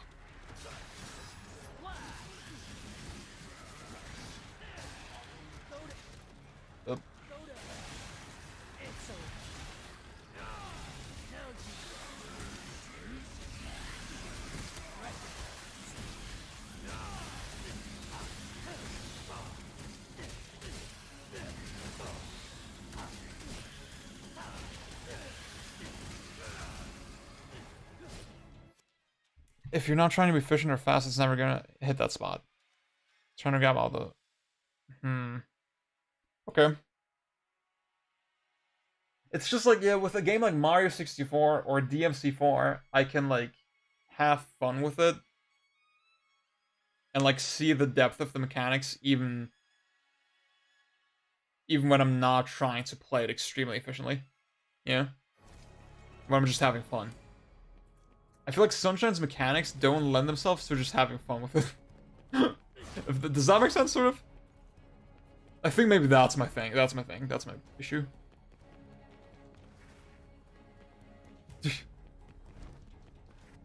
See, I mean, like Destiny's Spider, I guess I'm like giving it the benefit of the doubt right now. Like I'm trying to say, maybe, you know, just ignoring like, oh, I don't have fucking some sort of that was this. Ow.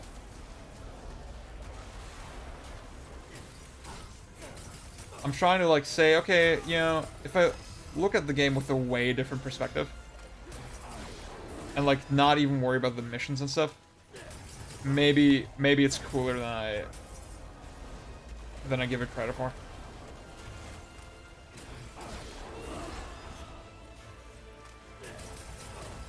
What time is it?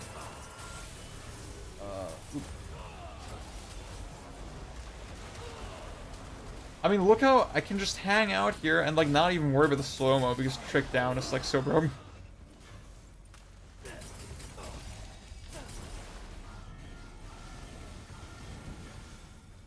This is like the way the camera kind of flies over is so weird.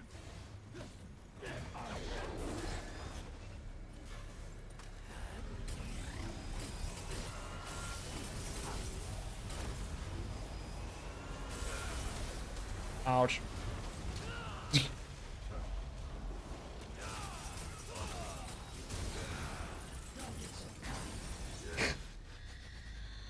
Don't get so cold.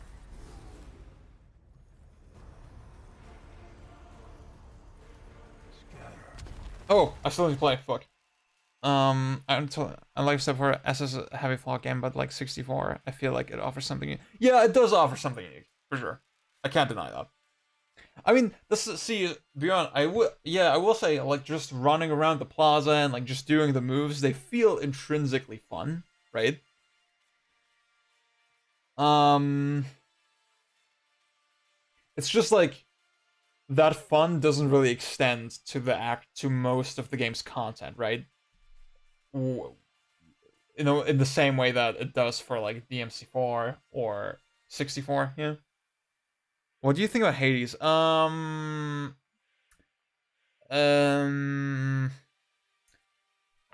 I kind of like it. I just don't like. I think the game is just really grindy, you know, in a way that I feel like it shouldn't be almost.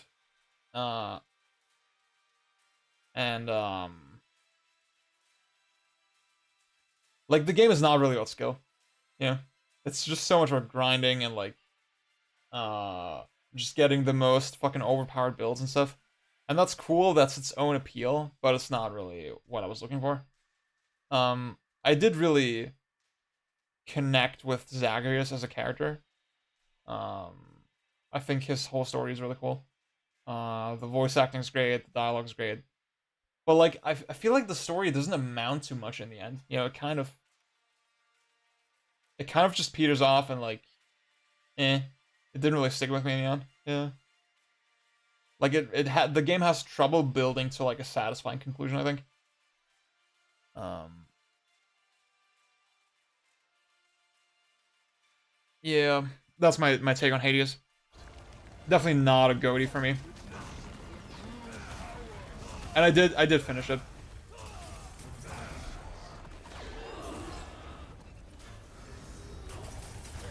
Well, like I think Supergiant Games, I think they're like a great model as like, you know, what to strive for like as an indie studio. I think that's really cool. Oh yeah, I'm supposed to die here. I forgot. Um, I'm just gonna say now, like my favorite game that I played so far is Streets of Rage 4. Um, but even Streets of Rage 4 does not feel like a goatee. um, Alan, I think you really dig Transistor. That seems like your vibe. And Transistor is cool, but I think the gameplay like it doesn't really amount to that much. But still cool. Um, mm, I'm still playing 13 Sentinels and Neo 2. And I want to start maybe I hope I can finish Paradise Killer maybe. I want to decide what my goatee is like before the end of the month. Um Doom Eternal I really changed my mind on. I don't really like that game that much anymore. Um Deeps 4, Deeps 5, Guilty Gear, yeah. No, that's a good list, dude. That's a great list. I mean, if I say my favorite game that, if, like... Well, actually, I shouldn't spoil it, yeah. I wanted to do, like, a video on Patreon. So basically, the idea behind the video is going to be, I'll do top 5 games that came out this year. Or that year, 2020. And then top 5 games that didn't come out 2020, but that I was just playing and that occupied my brain. Yeah. And then I'll talk about like other games that I played, whatever. 13 Sentinels was the only goatee. Yeah. Last of Us 2 is interesting. My thing with Last of Us 2 is like I just stopped thinking about it. I think I had a similar take as Matthew Matosis in the end where it just kind of peters out in a weird way and like the ending is not very memorable. And like there's a lot of great aspects of Last of Us 2. I think it's a really important, interesting game. But like just overall the experience, I'm like it's not something I really think about that much anymore, and yeah, it's weird.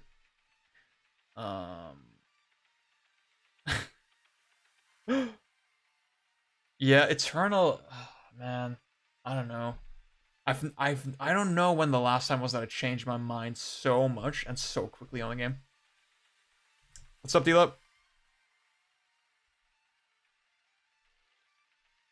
Dude, I'm playing through Resident Evil 4 with my girlfriend at the moment, and it's like, it's just the fucking sickest game. Oh, it's so fucking good.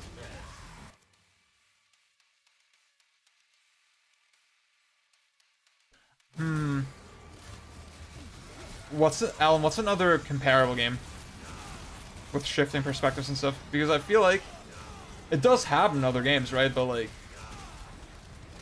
I mean, again, I would agree with Matthew that it feels unique in this game. It doesn't feel like other games.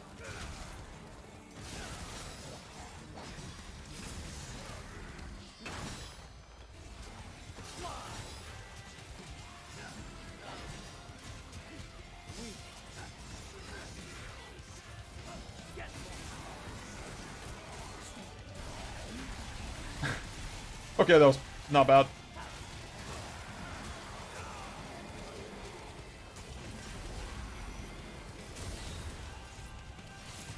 Ah, fuck, I lost my concentration.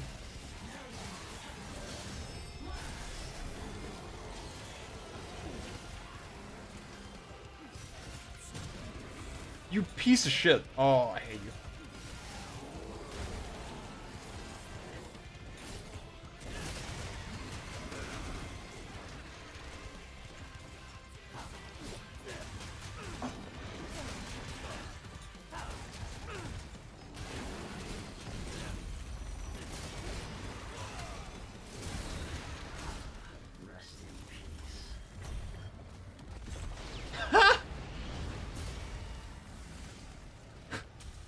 Oh my god, there were so many parts where like almost any time one of the villagers attacks in RE4, Yulia will like hide behind her blanket, and sometimes she will just say stuff in Russian because she's so scared.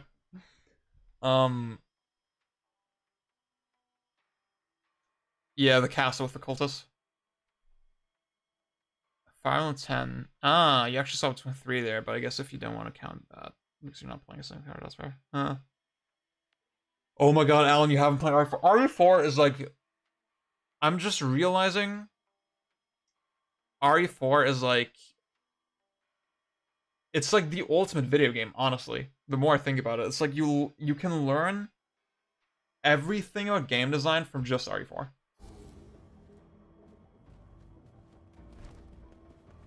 It's the ultimate video game, honestly. It's like, it doesn't hit my tastes that perfectly, right? I do, like, RE4's mechanics are very simple. But that actually makes it, as a game, that makes it even more, as like a game design thing, it makes it even more perfect. Because it gets so much fucking out of, like, just aiming and shooting.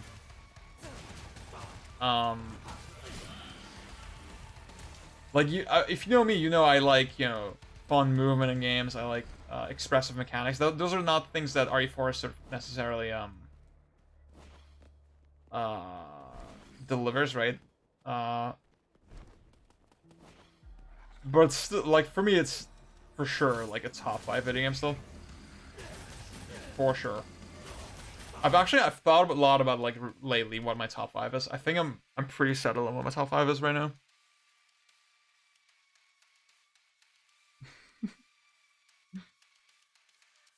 Yeah, deal the same. Like, now I'm like just super chill with it. But when I first played it at like 15, fuck, that was scary. RE4 remake, there's just, the odds are very stacked against it. The odds are extremely stacked against it. I don't think RE4 remake is a good idea.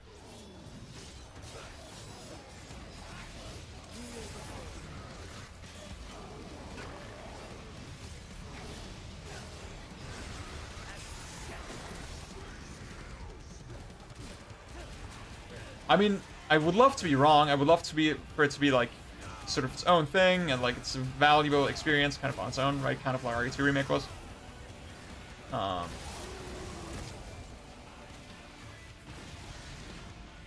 But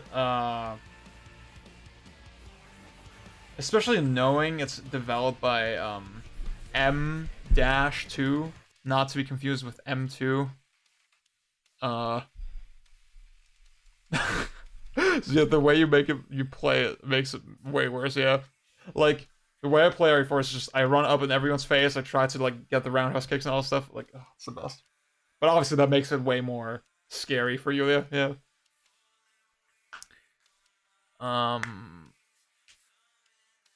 Tank controls are the funnest move at this.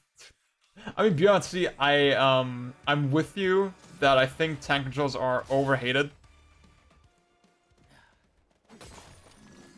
Well, like, it's not... I don't think tank controls is, like, inherently fun. Because I don't really feel the physicality of the character. I feel like I'm a vector in 3D space. It feels very mechanical and very, robotic, you know, to me. I don't feel grounded in the world, you know? RE4 is, like, the game where... And, like, RE Remake. In those games, I do feel kind of grounded. In God Hand, for example, it feels super, like an arcade game, kind of. And that's fine. I think that's not something I would criticize the game for. But it's not like Mario 64 or Bayonetta or something like that, where it's like, oh, it's like... Where, like, I feel the speed and, like, the weight of the world and stuff, you know? It's like... Yeah. To me, that's, like... That's what I kind of look for in... fun mechanics. That was actually cool. And as I say that, yeah.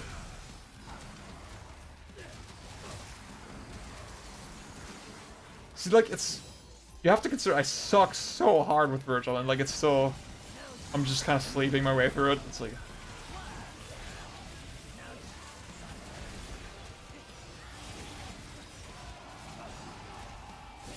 Ah! Oh, fuck. Did you see that?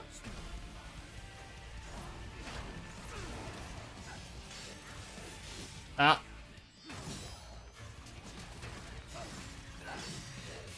Fuck. That's not what I wanted. Shit, I want to parry that.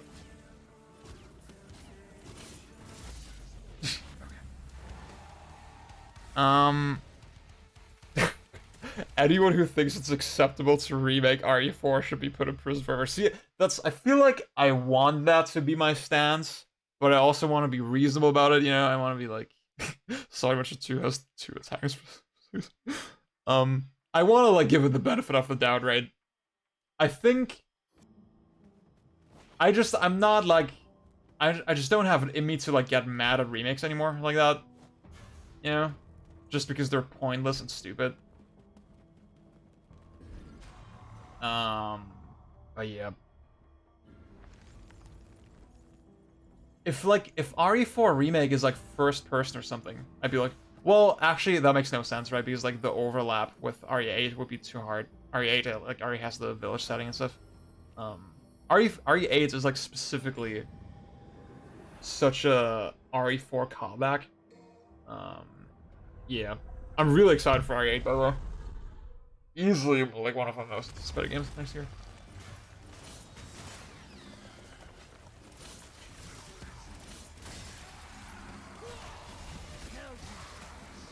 Damn. I don't think most remakes are good ideas. Recently, M2 was... Yeah.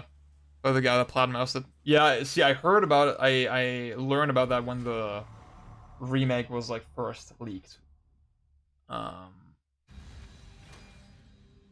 Almost no 2 moments on RE4 that feel the same. That's true, for sure.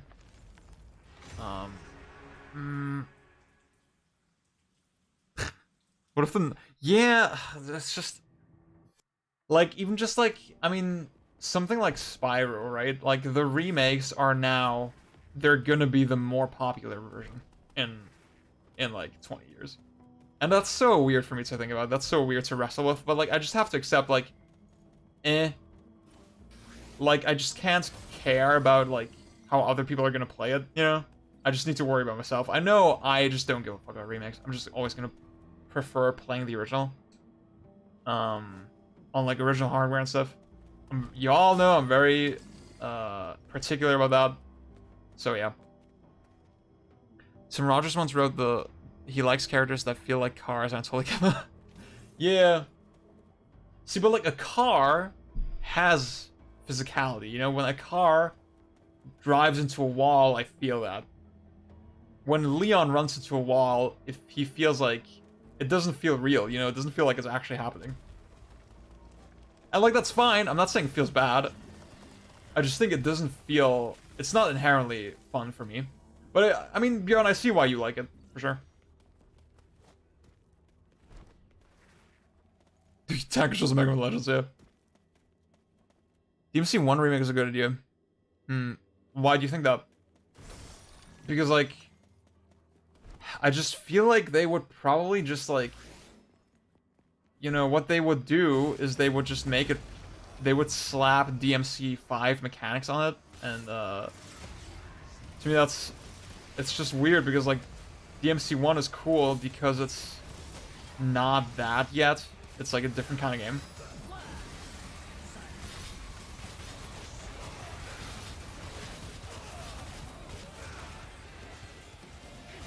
This fucking song. Ah!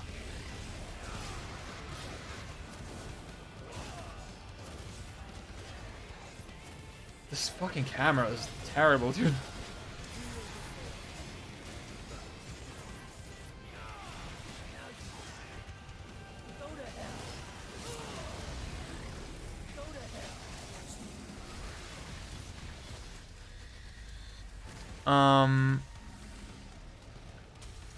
You know, Destiny Spider, I like about LDK. I'm starting to agree with you on that. Well, I like it with Nero because he doesn't really have those spammy kind of moves, except like maximum bat maybe. But even that is like, it's not that powerful. You mostly just use it to crowd control, right? And not necessarily because it's damaging. But yeah, with Virgil, I feel like maybe I would actually think about his moveset more if I wasn't fighting so many enemies at once. Like I was saying that before, right? I wouldn't be so unga McBunga maybe if I had more time to like think about what I want to do. I mean, look how the frame rate is getting hammered. Yeah, that's funny.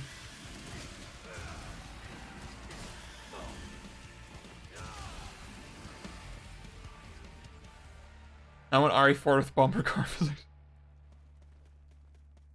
I do feel like, see, that's the thing, with RE6, they moved more in this direction where your character actually feels like a real person, right? And I actually don't like that in Resident Evil. I feel like Resident Evil is better when it feels like arcadey. Oh shit, wait, how the fuck did I get that? You can jump in Trauma Team? Games in which you can jump are inherently superior than the rest. I tend to agree. Like, jumping is just inherently such a fun thing to do. Yeah. I just want to feel connected to the world, you know? Ideally. Like, that's why I realized, oh. I said I know my top 5 now, but I didn't even say my top 5.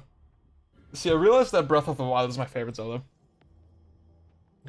Because, like, Zelda games, they used to feel similar to Resident Evil, right? Where I feel like I'm not so in the world. They feel a little bit mechanical. Obviously not as much as Resident Evil, but, like,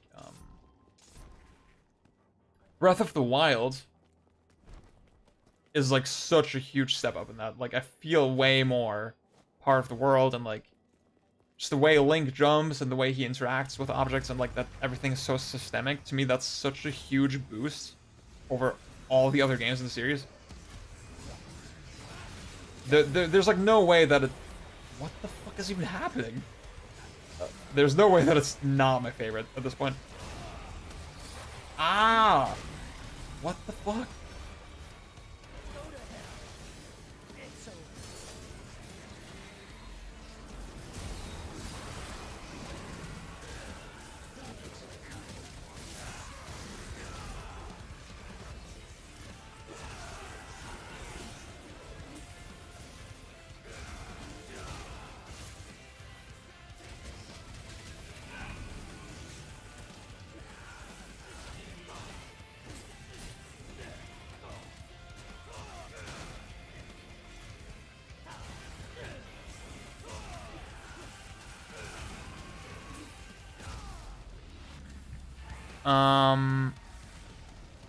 Snatcher would be a great remake. I don't...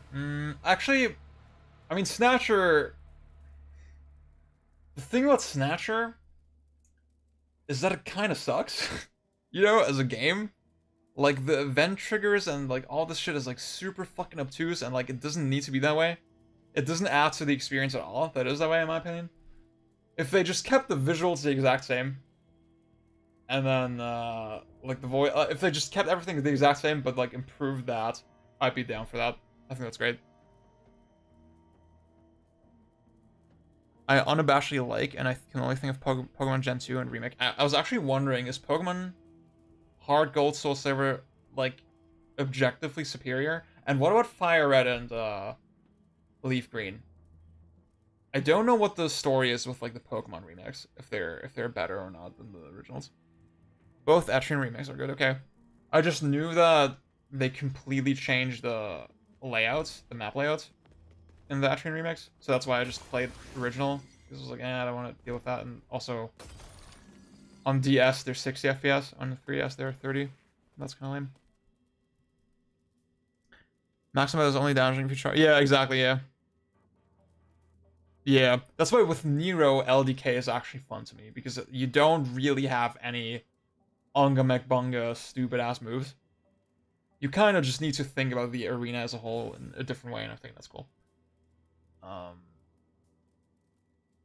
Breath of the Wild is like fucking masterpiece. Think about upstairs there was Sutogi jumping. I'm sorry, beyond fuck. That mines from the depth from the few original weapons and mechanics rather than okay. Like that's the thing. If they did like Vortex, for example, is like a low key one of the coolest things in DMC1 that they did never anything like that again, right? If they actually honored those mechanics, right, and like still made it feel like DMC1, that could be cool, right? Well, it's like, it's not something I'm like clamoring for, and it's just not something I have hope in either, you know? That they would pull it off.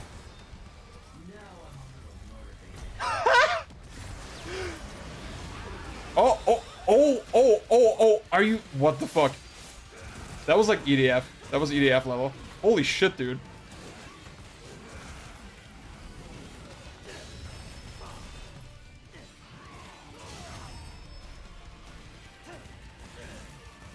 Oh my god, did you guys see that?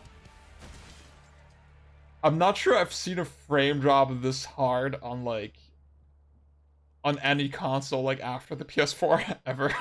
What the fuck?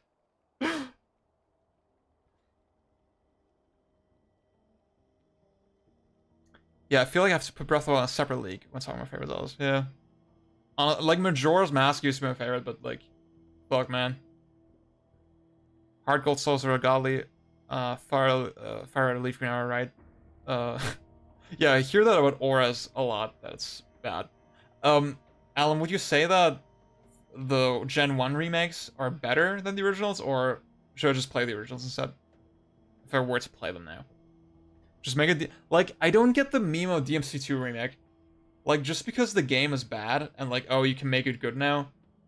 It's just, like, the remake should draw from something that was already there, and then make that different or cooler, right?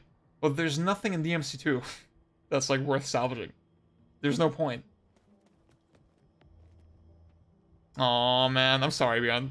Yeah, Yannicka told me about it at work the other day as well. I'm just really sorry for y'all. Cindy T singer is the yeah, kinda, but like it's not. It doesn't feel as fluid, right, as it does in DMC1. Yeah.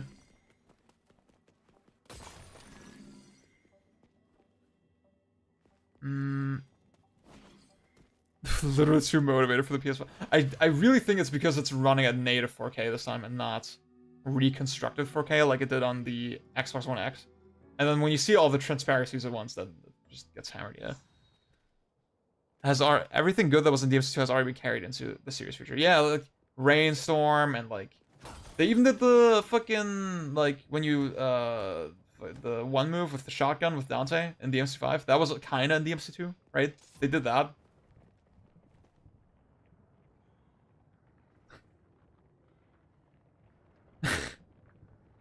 I don't care about Lucia is her name, right? Lucia, I said. Just play the originals with Gen 1. That may be a hot take, but like I'm okay. See, I tried playing through Fire Red like a bunch of times and I got so bored so quickly. Oh, wall running. Actually, wall running in action games is like underexplored, yeah, for sure. With the hypothetical DMC1 remake, would you want it to be directed by Itsuno and his team or by Kamiya Platinum?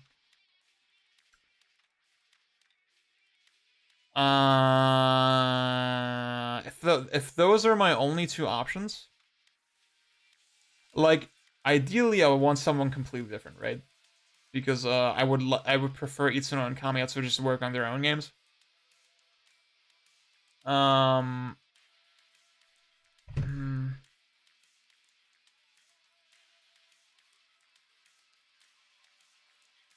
guess Itsuno. Because Kamiya has already, like, we already see sort of the evolution of his design, right? And I guess it would be interesting to see how he would reapproach the MC1.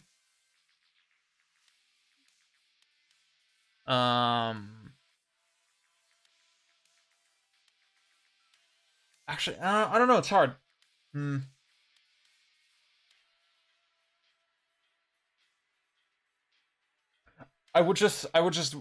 I'm just curious. I'm more curious how Itsuno would approach someone else's game. You know? Alan, I've heard someone else say that people are being dramatic about DMC2. I don't get what the fuck that's supposed to mean. Like,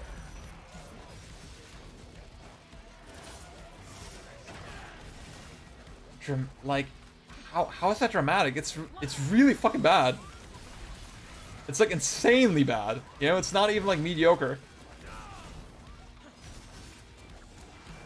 It's like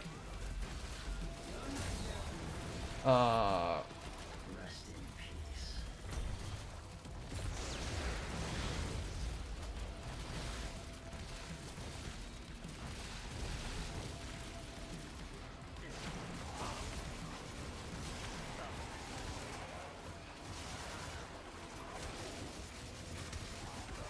there's like no enjoyable qualities about it, yeah.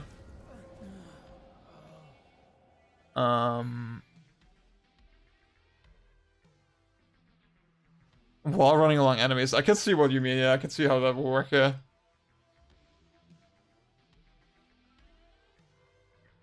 Dude, the bouncer is way fucking better than DMC2. What the fuck are you talking about? Like the bouncer at least is like a fun vibe, you know? It's like goofy characters and like it looks really good and like, oh, I can hold the button. Wait, what? Oh, I forgot I could do this. Yeah.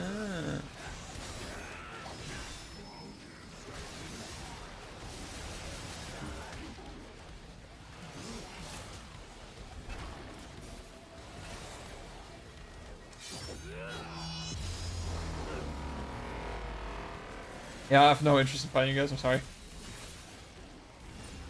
The bouncer's replay value. Like, the bouncer is like, it has personality, you know? DMC2 is like this, like, lifeless, ugly, like, depressing fucking ass game. The bouncer is not good, but it's way fucking better than DMC2. It's way fucking better.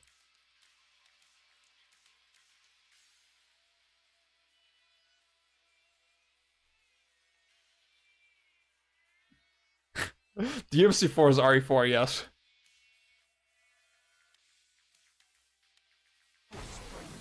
I mean, Itsuno, he didn't really, I think it's not accurate to say that he made DMC2 because, like,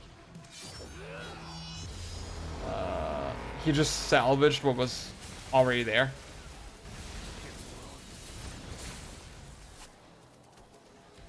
See, I know Björn actually got the achievement for, like, Bloody Palace in DMC2. He is, like, our official DMC2 expert. I don't, like... I finished DMC2 once. It was, like, 3 hours, right? And it felt like 30 hours. And I just never wanted to play it again.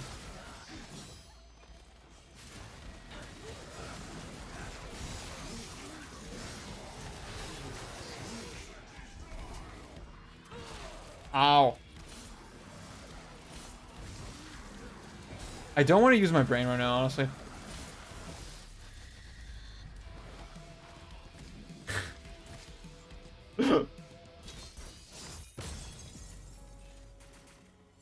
Beyond, I hope it was worth it.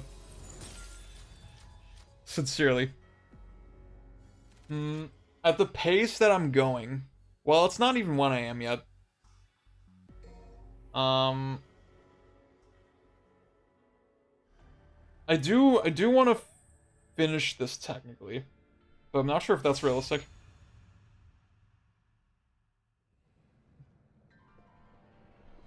DMC2 is so it's so bad.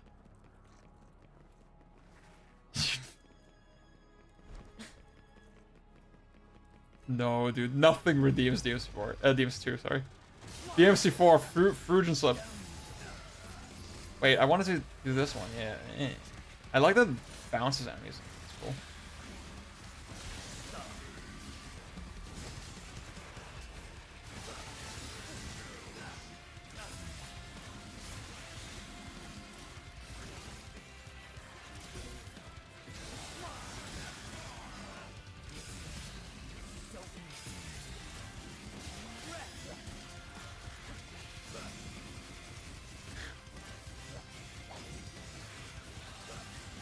Oh my god, yes. Oh, fuck, dude.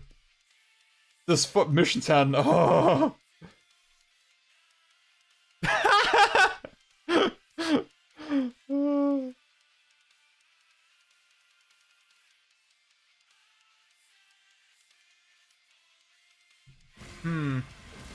I actually watched Devil May Cry Baby like 3 times now. Devil May Cry Baby, definitely legendary.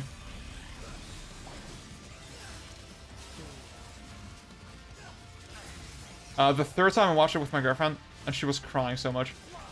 And she was just saying, I hate you, why did you make me watch this?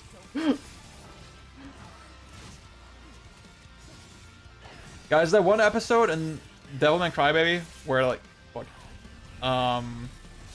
where, like, the streets of Tokyo are, like, empty, and people just get shot out in the open. And everything's, like, fucked up. That's, like, what going to IKEA right now feels like. See, maybe getting A rank with, S rank, sorry, with Virgil is easy. I guess we'll find out. But like, yeah, they didn't fix it in SE. They didn't change anything about the way this mission is graded. The only sad part was when the cat died. Dude, no, the ending is sad. Like, I mean, I'm not gonna spoil it, but like, just like this like last sort of change for Rio's character, I think, is very impactful.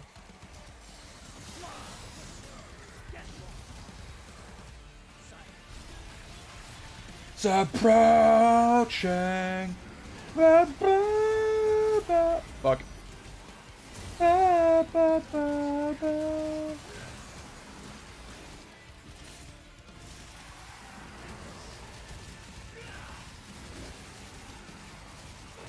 Wait, I want to do... Yeah. This fucking move, dude.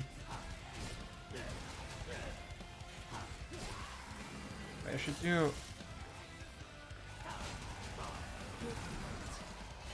This one more, yeah. Yeah, the way the enemies spawn is weird on LDK.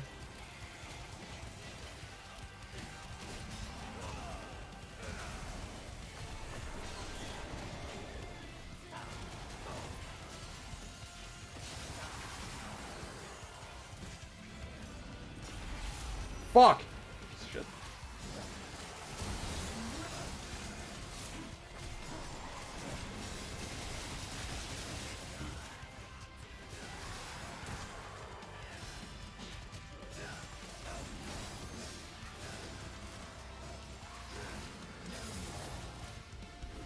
Ah, fuck.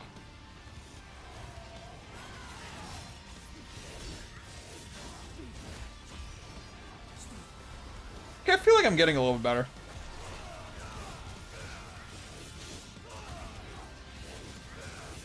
I'm not getting owned as much anymore.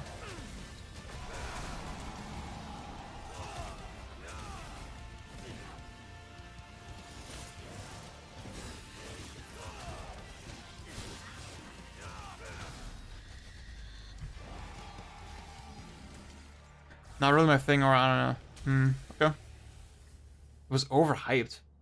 I don't know. I think it was appropriately hyped.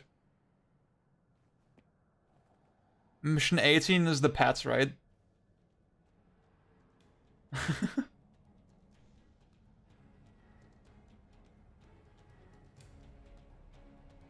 You don't need a reason to show titty, I agree.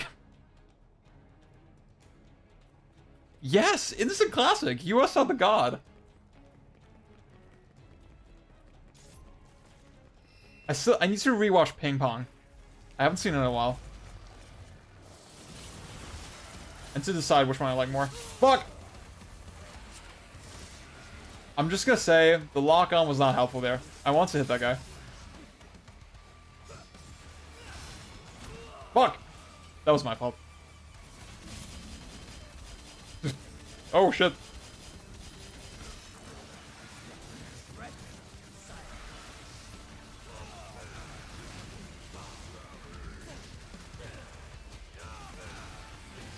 Like, suspending guys with this is kind of cool.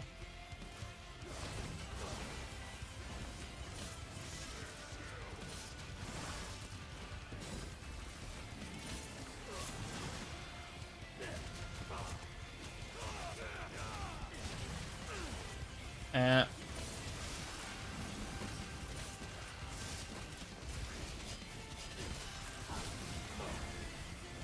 I should say what my top 5 is. Wait, I forgot about it again. So obviously Bayonetta, number 1. Already said Breath of the Wild. Mario 64. Symphony of the Night. And Resident Evil 4.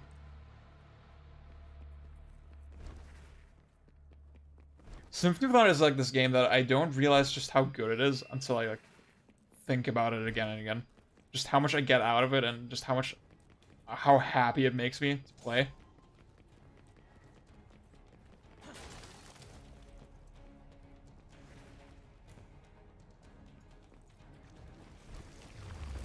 I feel like those 5 are like all games I could just play forever.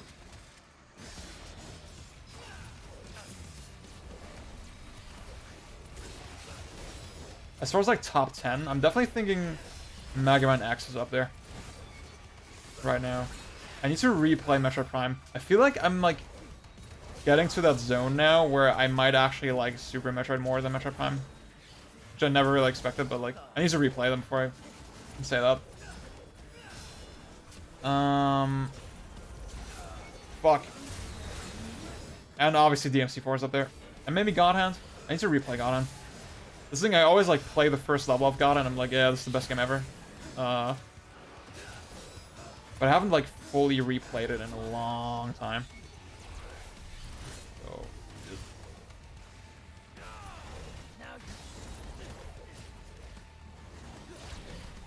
oh, the frame rate.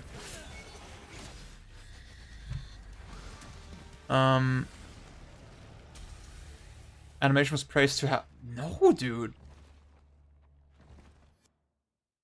I think just the art style is like, it's so everything just matches so well and works together so well. I think just the fact that the art style is like so simplified and lets it be so kind of feels very alive and very malleable.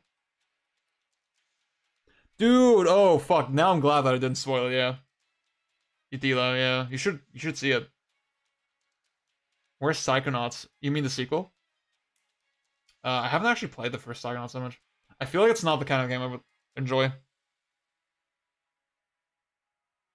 Oh, my top 5. Breath of the Wild, Bayonetta, Mario 64, Symphony of the Night, and Resident Evil 4.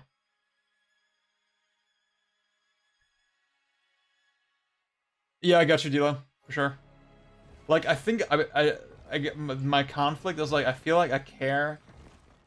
Like Super Metroid just has this like expressive thing to it, right? Where it's like it's just way more open-ended and like way more fluid and loose in terms of its feel. So that's why I'm like now thinking, yeah, I probably would prefer Super Metroid. I played through most of Super Metroid like when I was at friends the other day. I was like, I missed my last train home, and then I had to stay overnight at a friend's, and then I just played fucking Super Metroid on a Switch, like most of the game before I went to sleep. That was fun. And that like that's kind of what I was fuck man. This game is like the best. And by the way, am I audible? Is the game still too loud? Like I was when Alan asked to say my games again, I was worried that maybe the audio's still out of whack.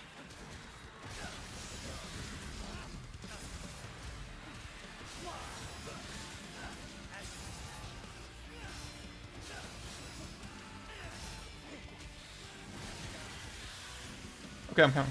Nice. I guess I would like to. Wait, maybe I should. I would like to listen to it myself.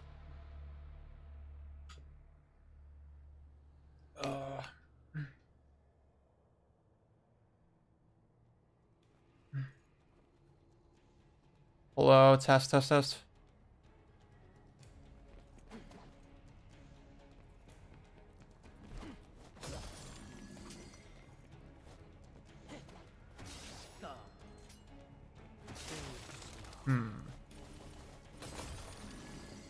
Dude, videos, YouTube's fucking video player is kind of weird. Actually, it's playing in 480p for me for some reason. Yeah, that's why it looks weird. I'd say the game is a little bit louder than I would prefer still, so I'm gonna turn it down just a tiny bit. Okay, I think that's fine.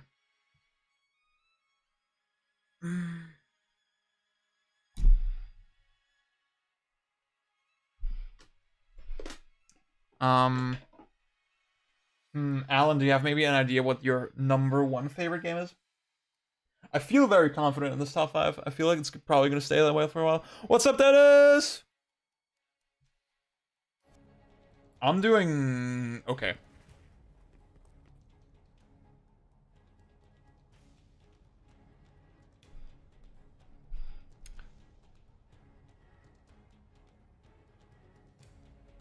I'm not actually sure. I think it is. I think a lot of the swords have a different quarter circle move. Like a lot of the swords have their own quarter circle move, yeah.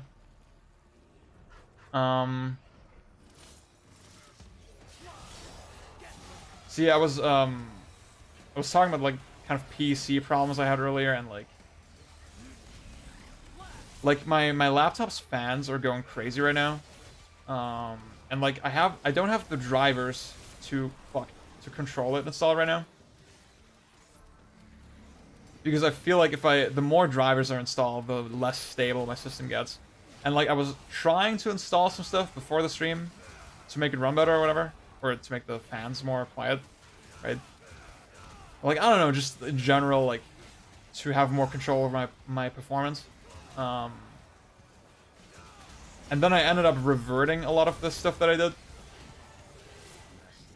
Because I'm just not sure it's a good idea. Yeah, I just want to fucking get rid of this laptop as soon as possible. right, I've changed my plans to, I'm gonna get one of the new MacBook Pros. And then I'm gonna build a PC. I'm gonna build a Windows PC. And then on the MacBook, I'm just gonna use it for, like, I'm gonna use it for most of the light kind of work that I do. Like on the go and, like for presentations, for project management, for writing stuff, for video editing, for photo editing, for, audio editing, all this kind of shit. And then the PC, I'm just gonna use for streaming, gaming, and Unreal Engine, right? That's all I'm gonna use it for. And then I just want the PC. I just want to build it in such a way where it's as stable as possible. And then maybe I'll get like an iPad at some point on top of that, because like drawing shit and taking notes is just too OD. Especially like as a game designer, I've just felt, fuck man, that's invaluable to be able to just fucking make doodles and like explain your ideas that way.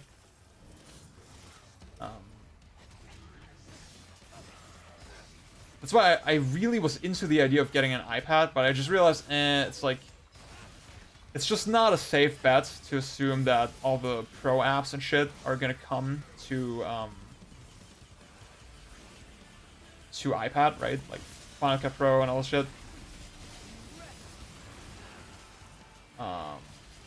It'd still be nice. I'd be all about it if they did that, but yeah. And like, I think I still want like a proper computer most of the time. Like a proper laptop. So, yeah. Unless, like, if Apple... Like, a new iPad Pro is supposed to be announced in March, right? If Apple say, yeah, this next iPad Pro is literally just a Mac with a touchscreen, I'm like, okay, maybe I'll do that. But right now, it just does not seem like a good idea. And the MacBook Pro seems like the best option, because it has a fan included. The MacBook Air does not. Like the MacBook Air and the Pro have the same performance now, but the Air needs to throttle after when you hammer it for a little bit. Whereas the Pro just turns on the fan and then it just runs smooth the whole time. That seems like the way to go for me.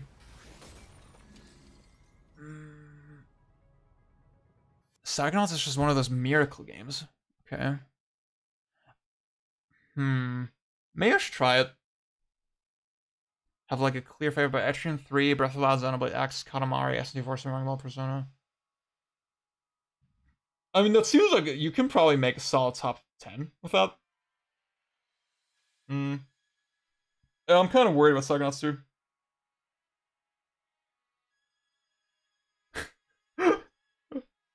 I mean, yeah, he asked me how I am, and I was like, yeah, I'm fine, I guess. Project Zorgo leader, why are you saying fuck you? That's not nice. Have you played? Oh, Urban Rain, dude, I have not played it. My PS2 setup is kind of funky right now, so I haven't played PS3 games in a while. But yeah, I should play more of that. That game was lit. Naruto Super Gekitsu Ninja Tyson 4. The exact level of simplicity of fighting game you need. Huh? Okay. Wait, is that ironic? Or is this like a diss? Is that like a diss? It sounds kind of like a diss. But I could also see you being sincere with that. Oh, Alan, I actually bought... Did you see at the start of the stream? I actually bought Under Night. Wait, I can show you.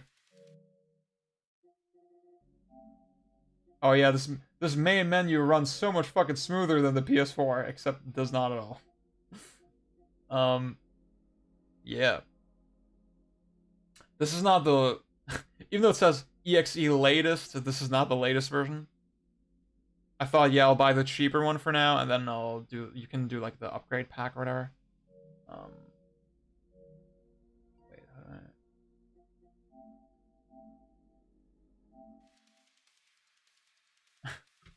See, I played I played Under Night a little bit, and it felt really fucking cool to me.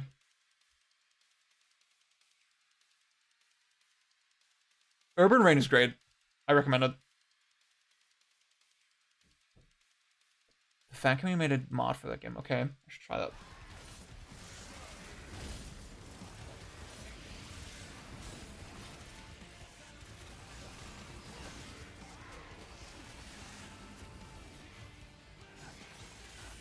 Ah, piece of shit.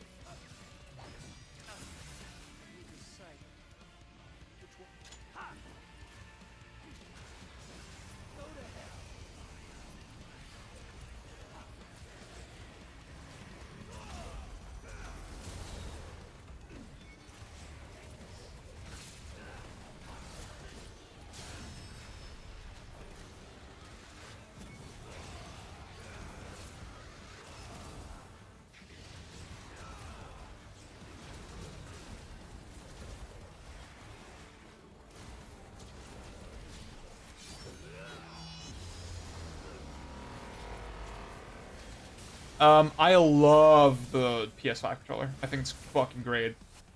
Low-key, one of the best controllers I've ever used, probably. And, like, they fixed all my issues with it. With, like, from the PS4 controller. And, like, even, like, compared to, like, Xbox,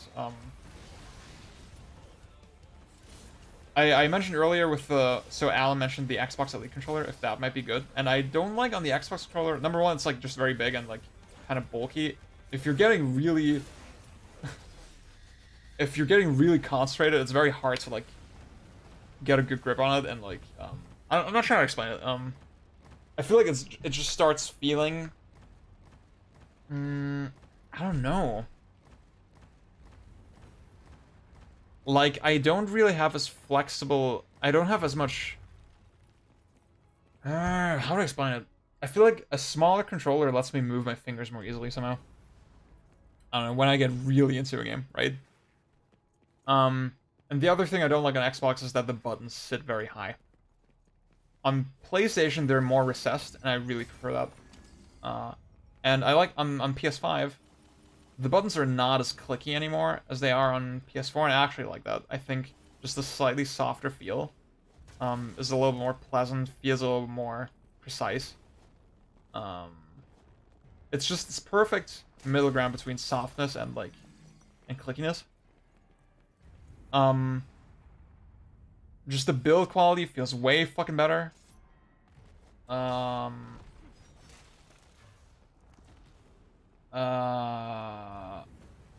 The sticks feel a lot tighter. I like the... See, I always had I had these, like, third-party kind of nubs on the sticks on PS4. I don't really need those anymore because, like, the texture on the sticks is so much better now, and, like, it doesn't feel as prone to getting sweaty. The D-pad is much more pleasant. It's, like, a lot more rounded. It doesn't cut into your fingers as much. The other thing that doesn't cut into your fingers as much is the triggers. The triggers have way softer edges. I had this problem with Bayonetta a lot, that just pressing R2 to dodge on PS4 was very uncomfortable for me. And here it's perfect. Here it feels perfectly fine. Yeah, I have no complaints whatsoever. Honestly, about this controller.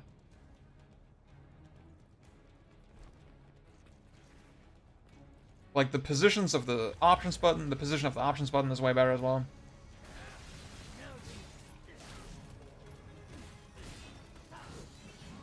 Ah.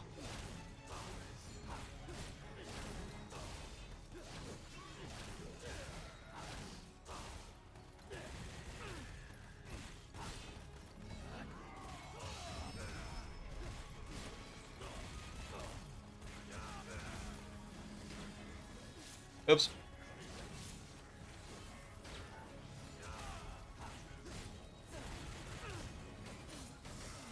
That was kind of cool. I'm not in the mood for fighting right now, to be honest.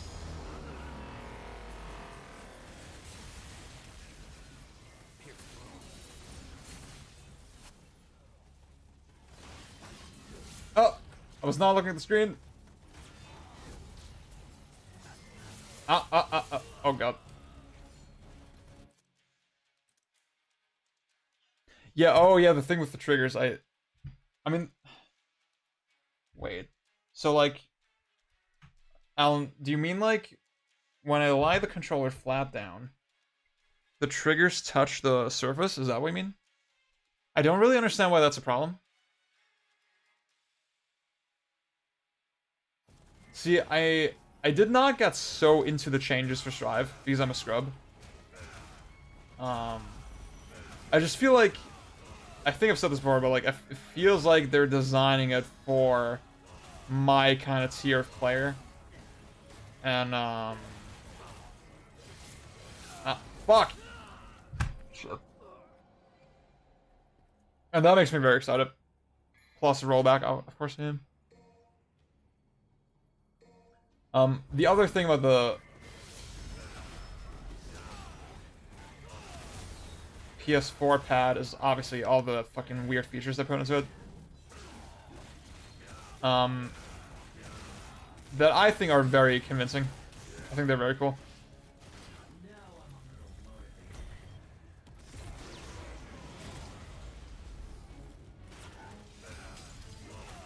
I think Astrobot is a great game, by the way. Yeah. Astrobot was pretty cool.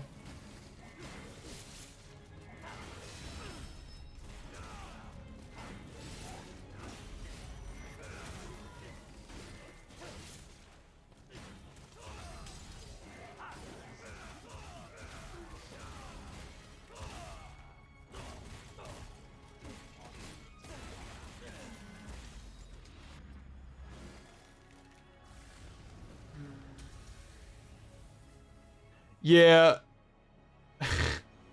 See, Destiny Spider, you're right. I'm just like, my brain is like so turned off. My brain is like in Unga McBunga mode.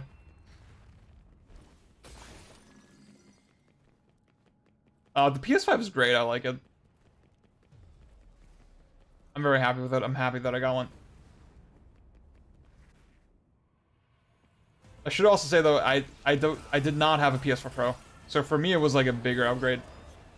I feel like if you have one of the enhanced consoles already, the number of games that are actually going to see benefits is a little bit minor. And I think, oh.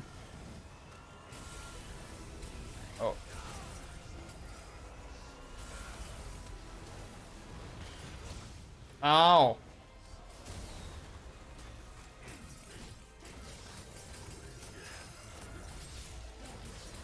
Yeah, I'm sorry about this fucking shameful performance, but like my brain is just turned off.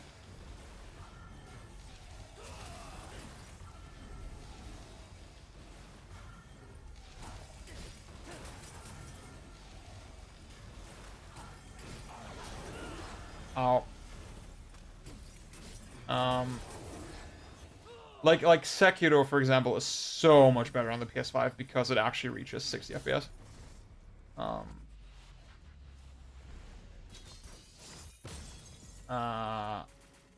Or Dark Souls 3, same thing. But though, I actually got an S. What the fuck? Yeah, dude, gyro needs to be more of a thing on PlayStation. On Switch, there's way more of an expectation, right? That gyro should be there. So like Doom, for example, has gyro on Switch, but not on PS4. It's just so stupid. I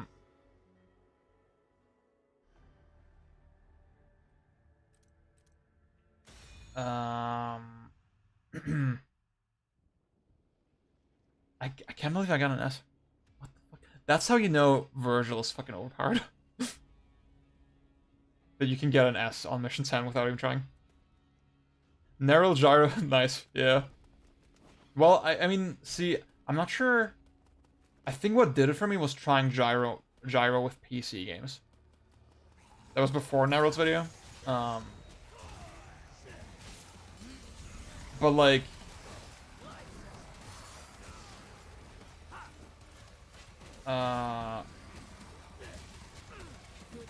somehow, like when I tried Quake with gyro, for some reason that bridged the gap for me. For some reason then I got it.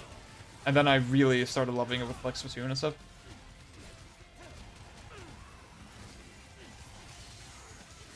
Oh, fuck.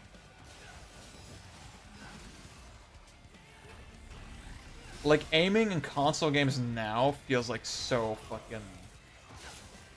Like I was playing Monster Hunter Rise and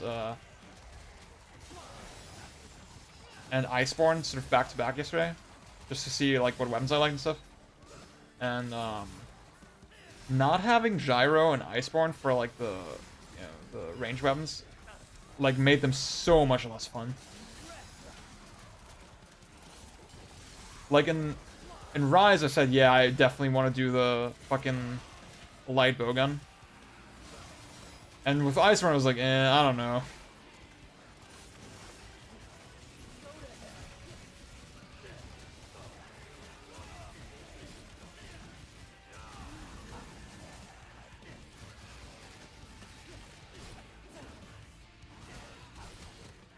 Jesus, I'm already almost dead.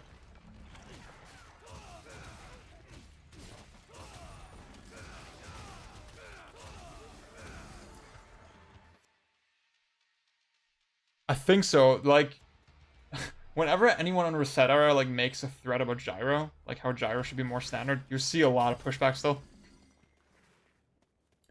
Yeah, it's cool. It is cool in Wind Waker. It's cool in all the Zelda games. Not that I know of, Elm. Other than that, yeah, that picture that I posted recently.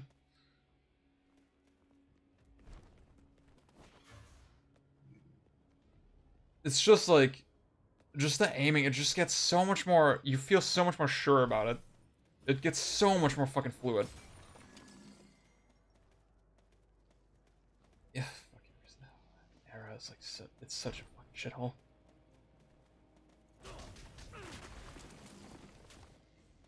There's no way to have like constructive discussion on Era at all.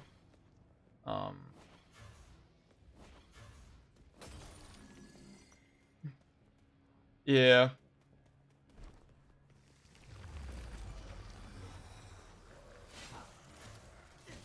This thing, Nero is right? Like, there's a huge subset of people who just assume it's bad because of like stigma or whatever, and like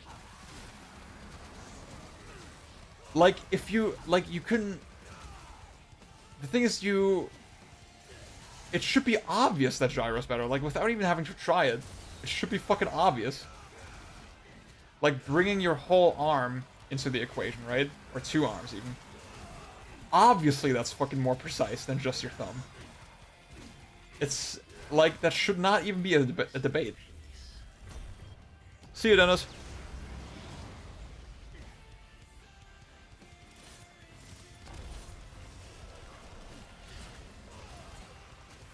See, Alan, my take is like that.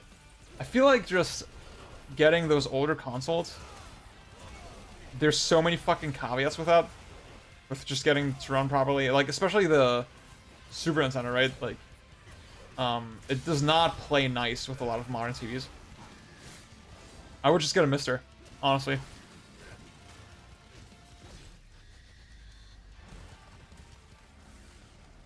Yeah, exactly, Brian, yeah. You do need to rewire your brain a little bit, but fuck. Like, once you're used to it, it's just fuck. It's just this thing you never wanna do without.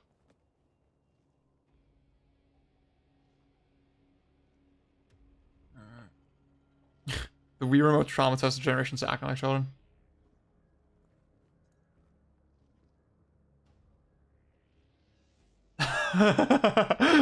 I guess she's correct. Yeah, on CRT it's cool, but you can use the Mister on CRT as well. I guess, like, I mean, if you're super particular about, like, having a Super Nintendo, I get it. I do get the value of it, right? I'm not saying it's stupid to want to have, like, legit hardware. But, like, I guess I'm just too practically oriented, right? And I just don't want to deal with all the bullshit.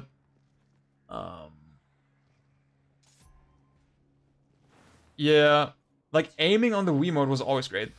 Obviously, I mean, even then, I think in first-person shooters, like, on the Wii, the way they worked with, like, this bounding box, like, the way the screen kind of scrolls, was not optimal. I think aiming worked best with, like, games where the screen is, like, static, for example.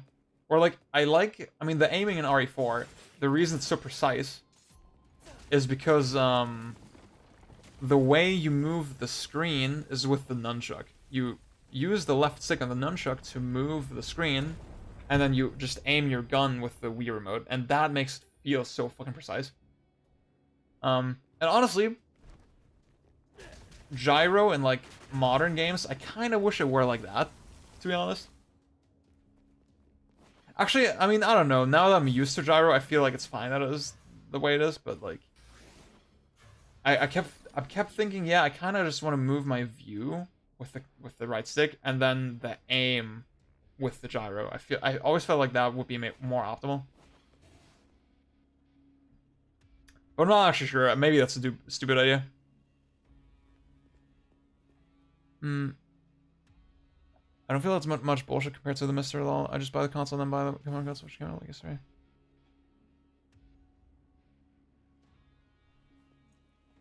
Yeah, and Red Steel 2 didn't really bother me. But like, I mean, you need an EverDrive as well, right? If you want to play ROMs and fan translations and stuff. And then that can get weird. Like, the EverDrives are very expensive, especially for the Super Nintendo. And then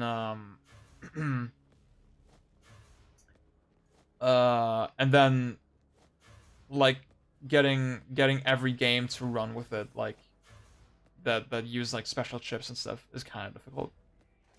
That's why overall Mr. just seems fuck. Sorry, I was not looking at the screen. Seems like easier. Especially because it just covers way more systems, right? You just have way more shit just sort of immediately taken care of once you get over that small hurdle. Fuck.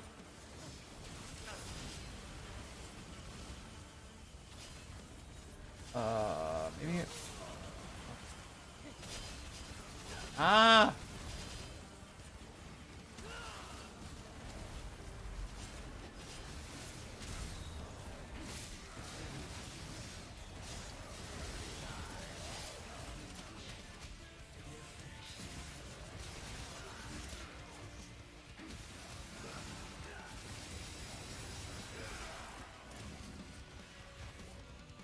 What the fuck?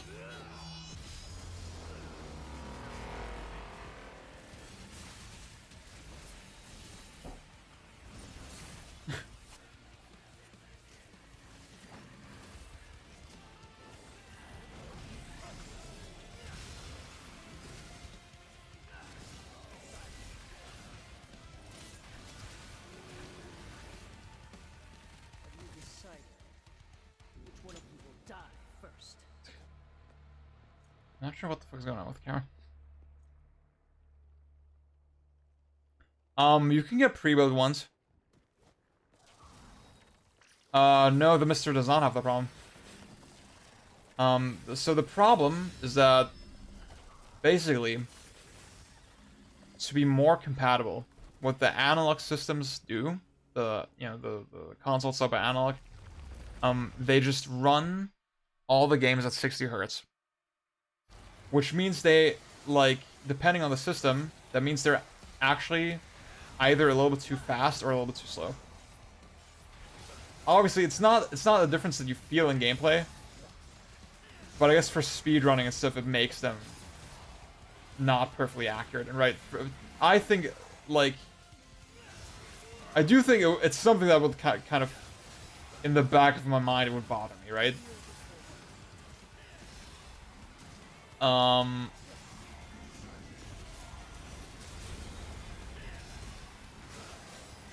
Like, I'm wondering, is it silly to care about that, or, like, even as someone who's not a speedrunner, right? I'm not sure. If there was no other option, I guess I would just do it that way, but, like, whatever, right? On the Mister, they do just run the games at their original refresh rate, right? The difference is that, with the Mister, they're not as concerned about compatibility, you know? Like, you can get a Mister, and it might not actually work with every display that you own. And on the Mister, there's, like, compatibility modes, right? There's modes where the game is a little bit less, like the game maybe has a little more input lag, for example, but it still works on every TV.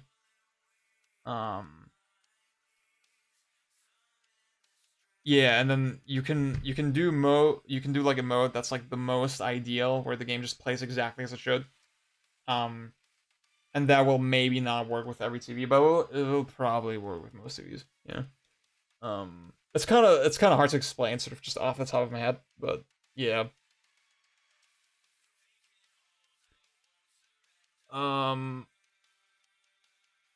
so with the Mister, you can have a perfectly accurate experience that you can't really with the analog systems. Um,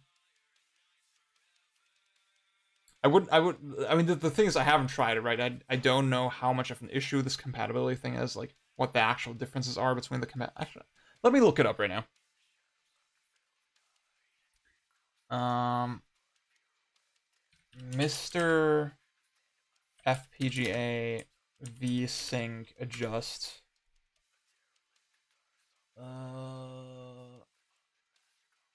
Wait. HDMI smooth output. This technique allows to have output frame rate equaling to original emulated retro system. It gives a smooth scrolling and overall great experience in gameplay. The problem, as you already guess, it's a hard task to make retro systems. There's a lot of spelling errors here. With usual deviation from standard to be displayed on modern digital TV. The hardest thing maybe, to manage is frame rate matching. Blah. Okay. How it's done in some modern FPGA emulators. So they're talking about analog, right? In case of a single emulated system, like with the Super NT, for example, and if it's originally not so far from digital TV standard like NES or SNES, it's possible to find some workaround by changing the master clock and adding some clock skip at some specific points. System will work a little faster or slower than original. User won't notice the change, and system will have a smooth scroll in HDMI. So that's what I'm saying with Super NT. Like, it just locks it to 60 hertz, and you don't really feel the difference in gameplay. But like, obviously, it's too slow in that case, right? Technically. Why this is not implemented in Mister? No, because Mister is a multi-core system. It will take enormously long time, and enormously long time is what they mean to say, to tweak every core. Cores have blah blah blah. Okay, so they don't want to do this whole process for like each fucking console they support, so they use a different solution. What does Mister provide to solve the problem?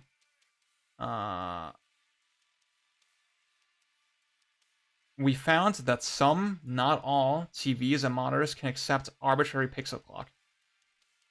So that's what I'm talking about, right? Like, if your TV can take the Super Nintendo's refresh rate, the Mister can just display it exactly like that, right?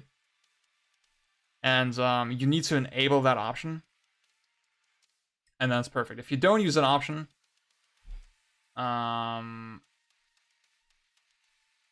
then it's still going to be the same speed, but something about the output is not going to be as ideal. But I'm not sure what that thing is yet. Wait.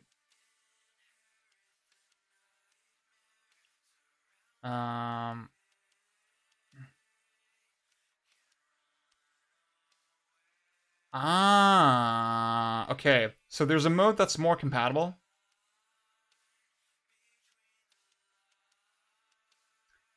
I get it. Okay. Okay. So it just said you set the option to 1 so that it's the same refresh rate, right?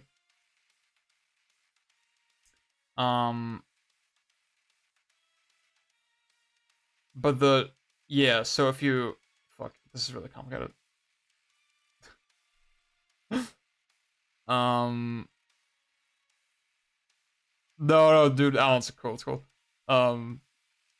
Yeah. So wait, there's 3 options. There's 0, there's 1, and there's 2. I think 1 is like the default. And 1 is already pretty compatible with most TVs, but it still has like, it says up to 2 frames of latency. If you set it to 0, it's even more compatible. But I'm guessing it's like actually 2 frames of latency, which is like not the end of the world, but it's obviously not what you want, right? If you set this option to 2 instead of 0 or 1, you get only 4 scan lines of latency. So it's like way less than 1 frame, right? It's like basically no lag at all.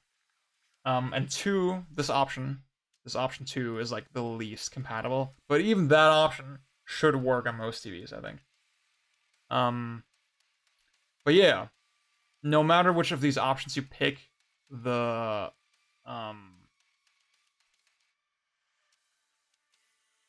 fucking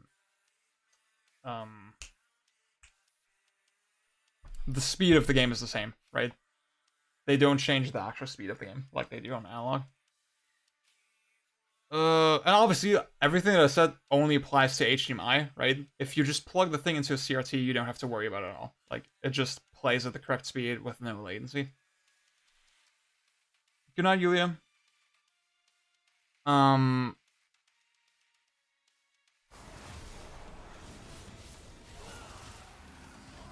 I can see, like, the feeling of, like, playing on a cartridge is cool with analog shit, but, like, I mean, all the other shit about analog just makes it so not practical, you know?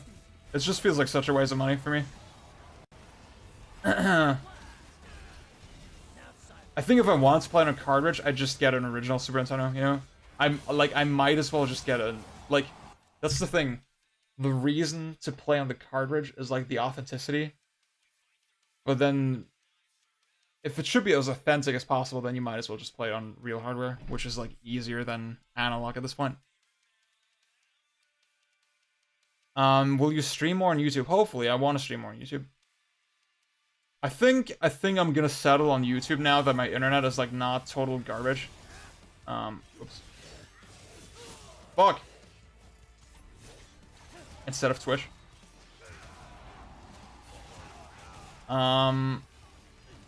I would like to make YouTube videos, but I just don't have time. Like, proper YouTube videos. Maybe I want to, like, find a way to make videos more casually.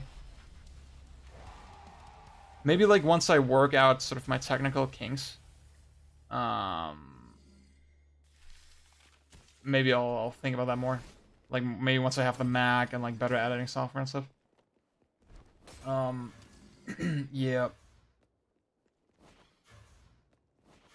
Like, as far as the analog consoles go, the only one that really has, like, a lot of value to me is the Pocket, right? Because, like, that's something legitimately that you can't get anywhere else, right? Just, like, a portable system of that quality.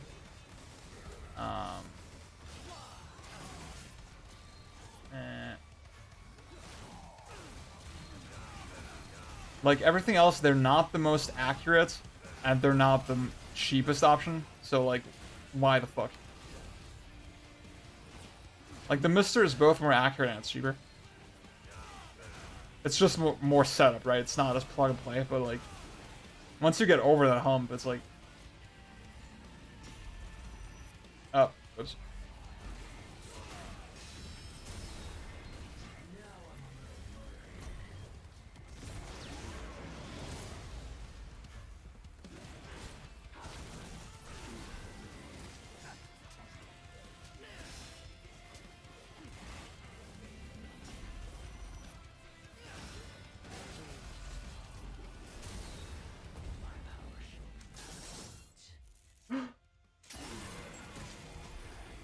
Oops.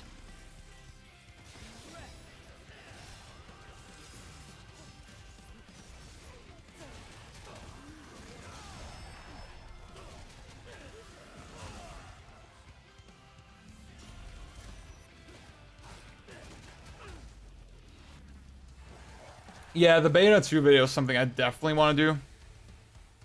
Yeah.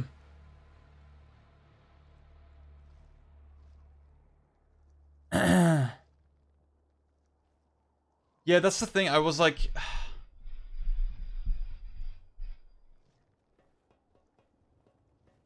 See, my main objective is, like... My main objective with YouTube was to say unique shit, right? And to not make it so much about my personal experience. That's one of my pet peeve with YouTube is, like... this assumption that like your personal experience is like interesting to everyone, you know? I feel like I have no interest in like just telling people how I felt with this game, right? I want to say something that's actually gonna make them think about it differently. That's for me the focus, right? And I feel like what I struggled with is like finding the right level of detail. I feel like in a lot of videos I went into way too much detail than I actually had to.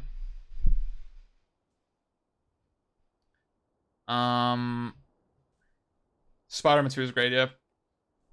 I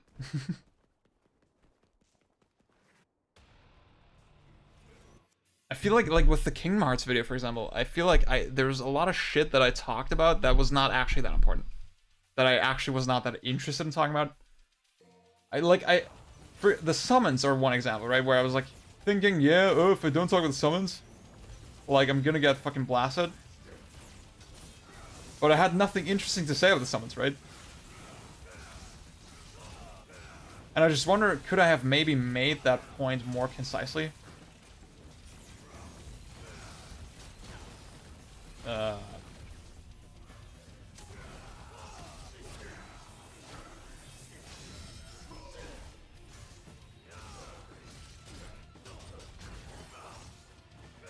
Like, would it have been possible to make the entire point about why Kingdom Hearts 2's combat system is great without actually spending so much time on it?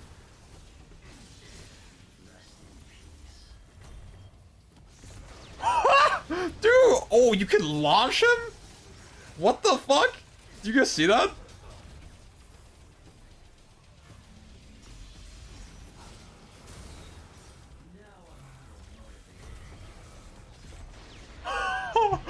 Oh my god!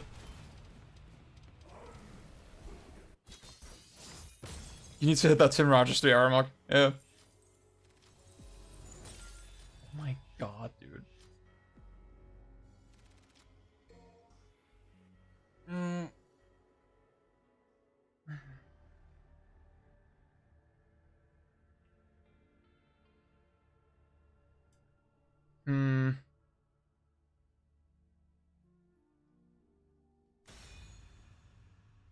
I feel like I think your Kingdom Hearts video is the perfect line. Thank you. I feel like I'm flattered that a lot of people just care about my opinion, right? They just care about my opinion like that. But I don't think that actually warrants a video. You know? Like, to me that's, like... I definitely keep thinking how the whole Patreon system is not optimal, you know? I started doing it because, like, it felt like the right move for the channel at the time. And now I keep doing it because, like, you know, I promise those rewards and stuff, and, like, people seem to like it.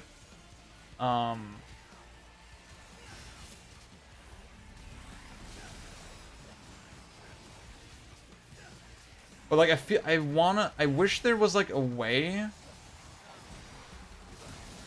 to have those kinds of discussions sort of for everyone, and like in a way that's still worth it for me. I feel like yeah, like just saying my opinions, that's way better suited to just streaming, you know? Like streaming is a way better outlet for that than like making a scripted video. I don't think just my opinions deserve their own videos. Like their own scripted videos. I just don't think it's worth it.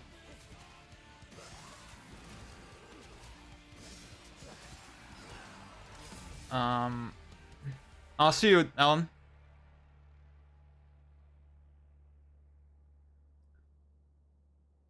Whatever shows delete myself alone. Whatever show is kind of cool. So yeah, I do feel like bad. I feel like there was like good stuff on the Patreon, and like I'm just thinking, yeah, I should like at some point it should be available to the public, but I'm not sure how exactly it's handled, you know? I mean the way I think about it is like if you subscribe now, you get everything that has been on the Patreon already, right? So I do encourage people a lot to like just wait a little bit and then sub for like a single month and then just get everything, right? Up to that point.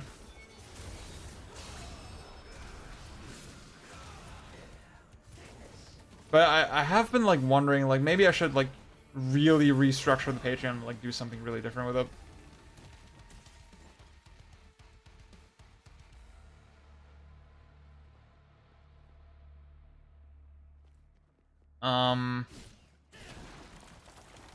Maybe I should ask my current Patreons like how they feel about it.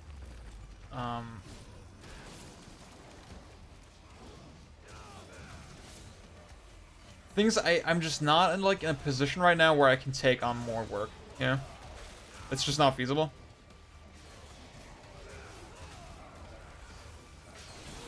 Oops.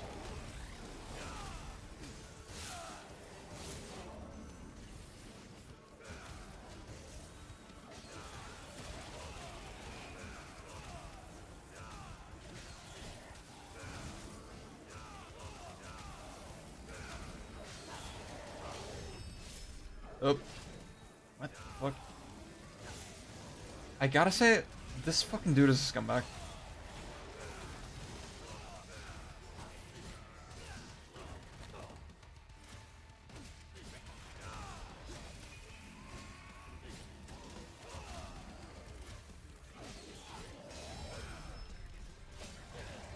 Ah! That's not the move I wanted.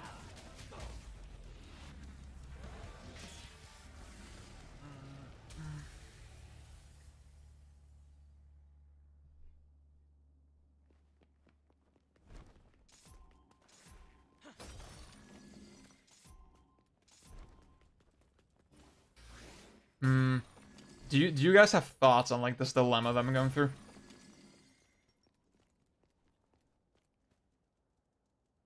See, streaming is like financially not worth it, right? But it is fun, right? I enjoy it and it doesn't really feel like work, so like, and I feel like I'm giving back a little bit, you know? I feel like, yeah, you know, I can't make videos, but like this is something that people who like my videos will hopefully still enjoy, and they don't have to sub to the Patreon. Yeah. If that feels a little bit more fair that way.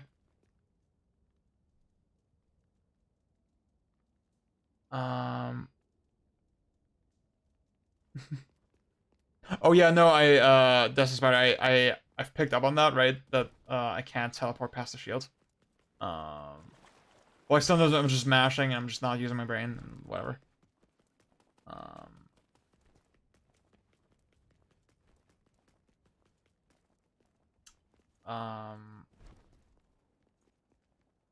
What do you think about Virgil? I think I just autopilot with him a lot.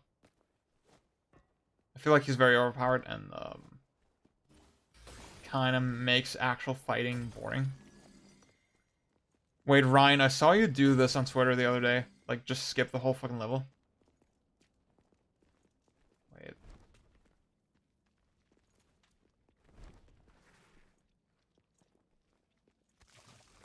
Yeah, I got you. This is better.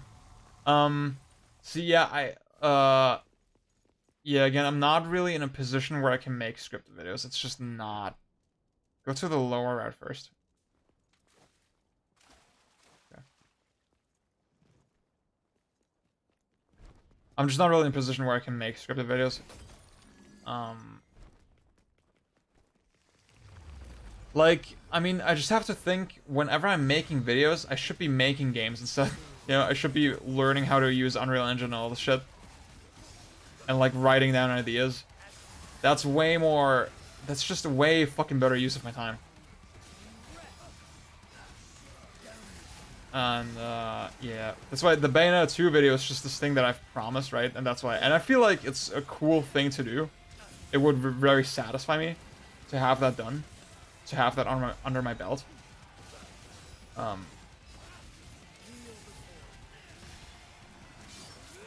Oh, oops.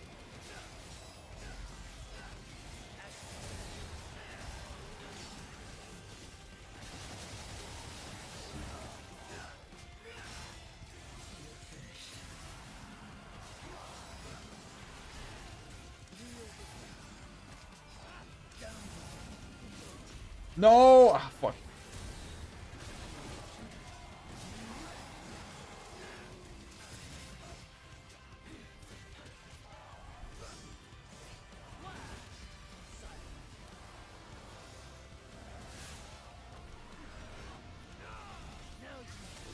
Fuck.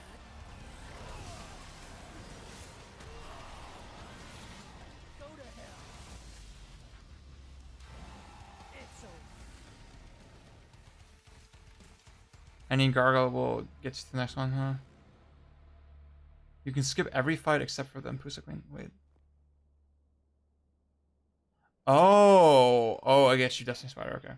Right, so I've activated the checkpoint, right? Oh, wait.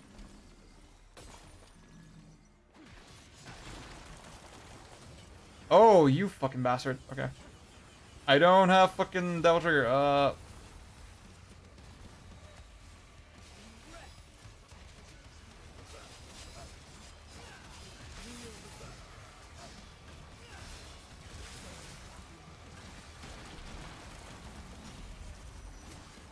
Fuck. Just. Yep. Yep, yep. Yep.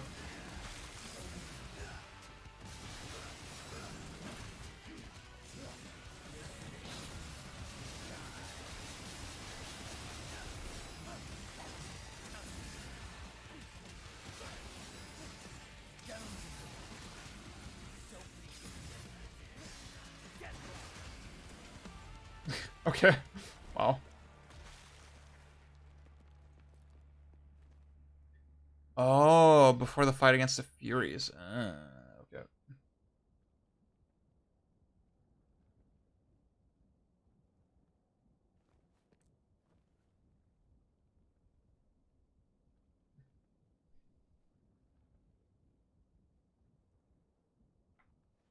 Wait, so I don't have the checkpoint yet, right?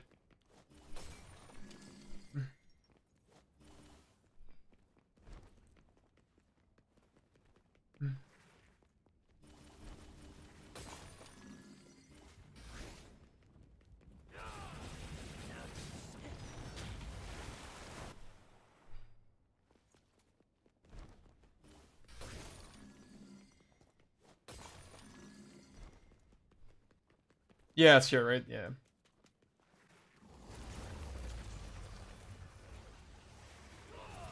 Now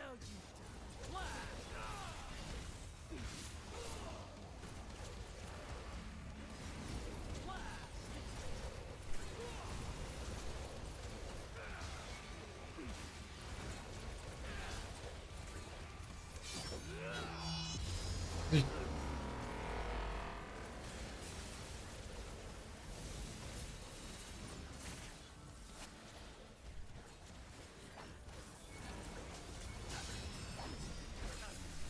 Honestly, I'm starting to find Furies more annoying than Blitz. Is that a black pill to take?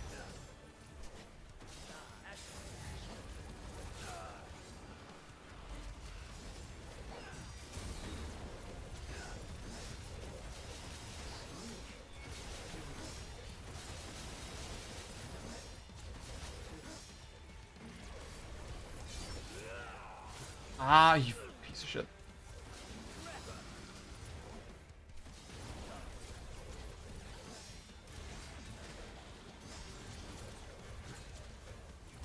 Fuck.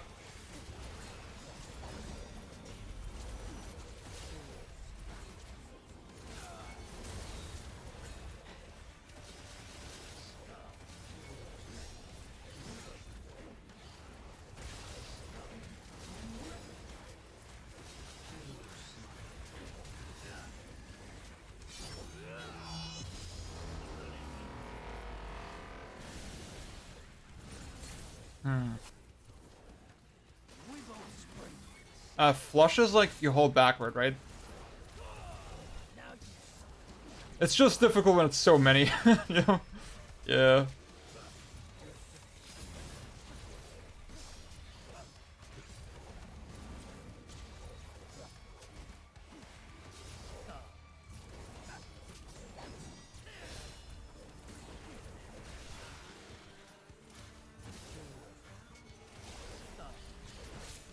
Ow.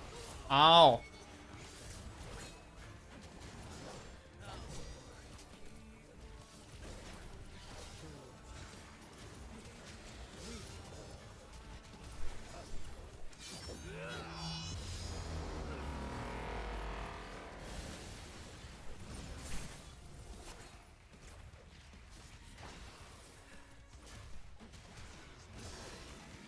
Yeah, I'm not saying Blitz is like ideal, but like, yeah.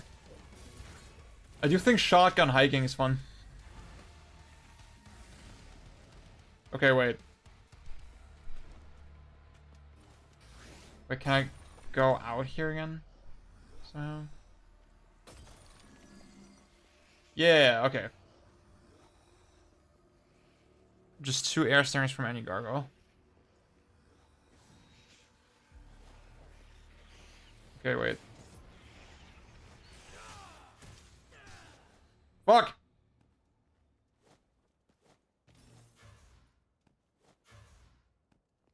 Yeah, the lock-on got kind of in the way there.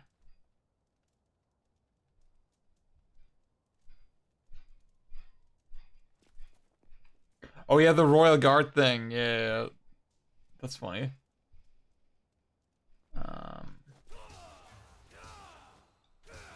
Fuck! Arrgh. Okay. Wait.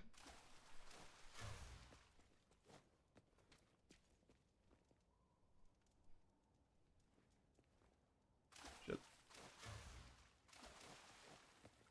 Wait, I'm doing it kind of correctly, right? I'm getting the idea, right? This is like sort of correct. Oh wait, I can. Stupid. Just a sec here.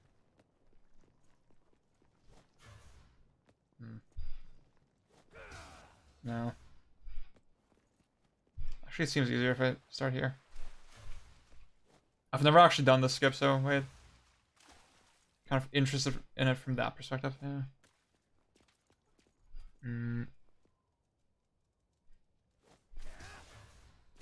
No! On top of the door next to it. Okay. So I thought maybe that. Yeah. Okay. Thank you. And then.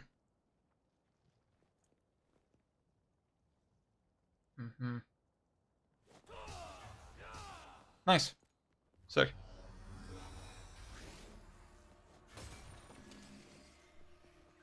Yeah, I'm just gonna be. Okay.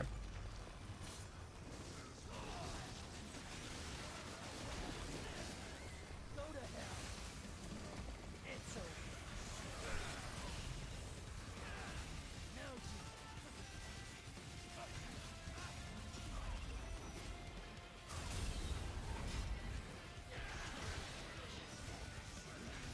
Now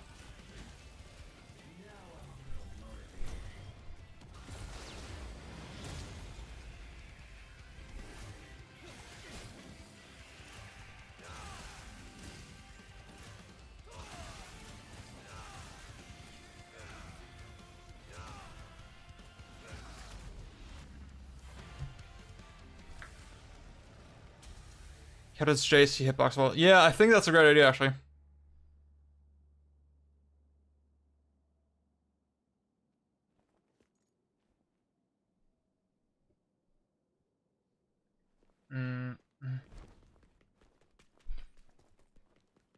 Oh, wait, that's where I fucking came from.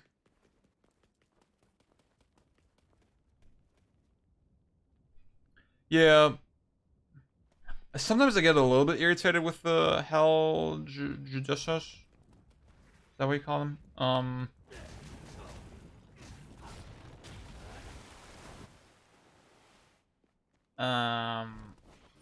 But I think they're well designed.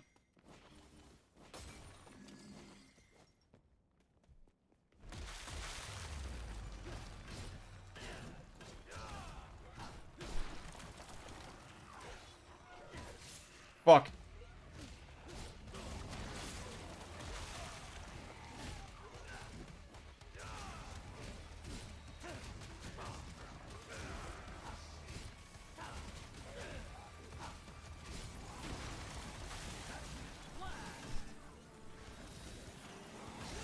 Oh, you piece of shit.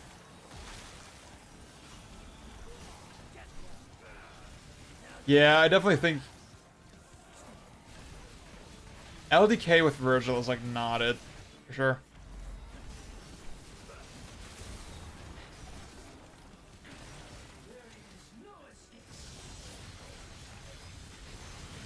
I just feel like you don't really... I just can't really get in the zone where I even like really want to use his moves. Fuck.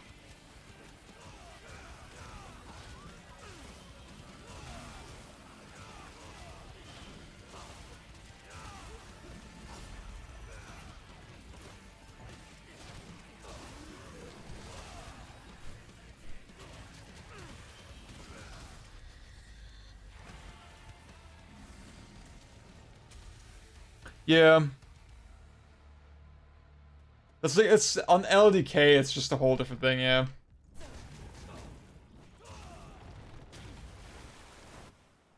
I think I just see I think the reason sometimes I get annoyed with the Helgidessus is like you feel like an idiot when you get hit because like their attacks are so big and obvious.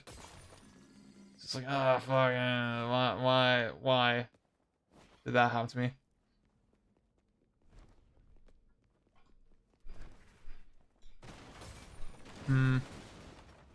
Okay, so it's almost 2 a.m. You know what? Maybe we'll make it to the end.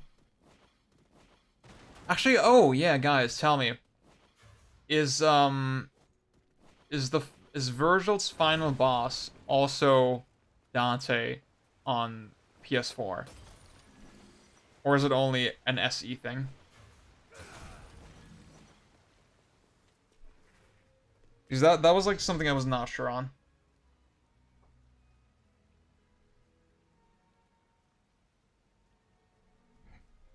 That's cool.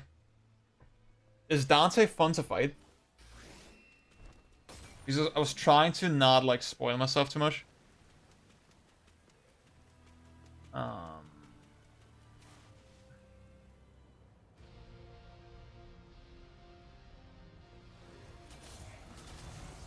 But like just the fact that they actually did that, I think is really fucking cool.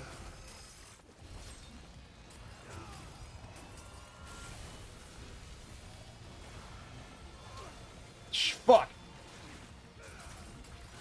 Ah, piece of shit.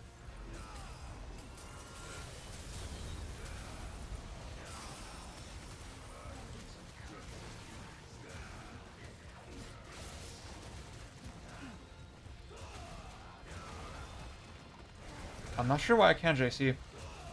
Oh.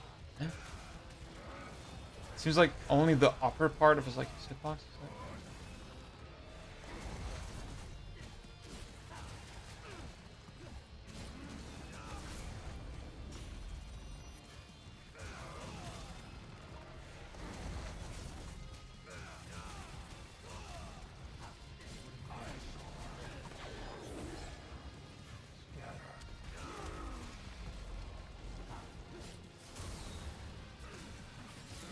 Oh, you piece of shit.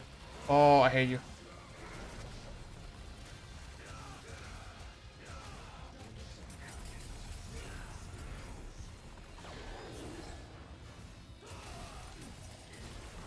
Oh, oh no, I fucking missed my window.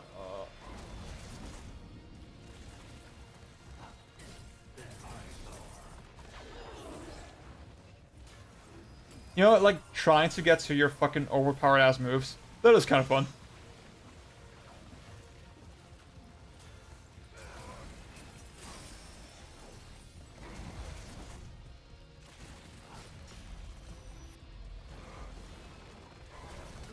Fuck. I am an idiot.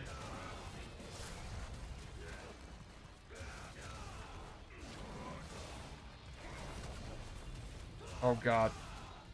I'm doing so poorly.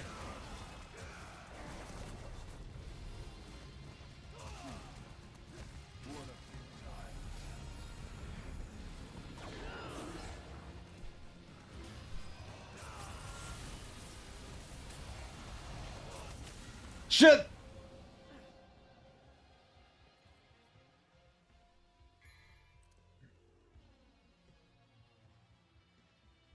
Can't do as much to experiment with compared to original. I'd say it's pretty fun.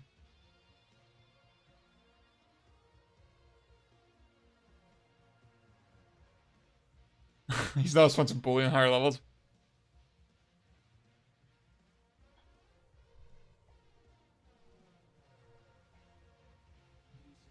Yeah, Nero boss fight would be fucking sick. But like, I mean, just Dante, that's already way more than I expected. Fuck!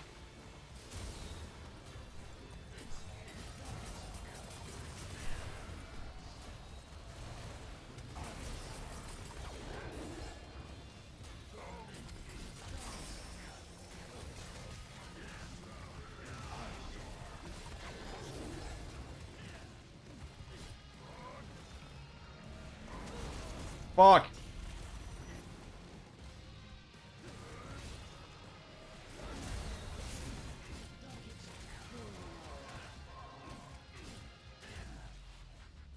See, I was so greedy. I was like just trying to charge up my fucking stupid move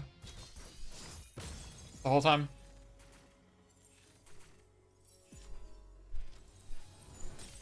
Yeah.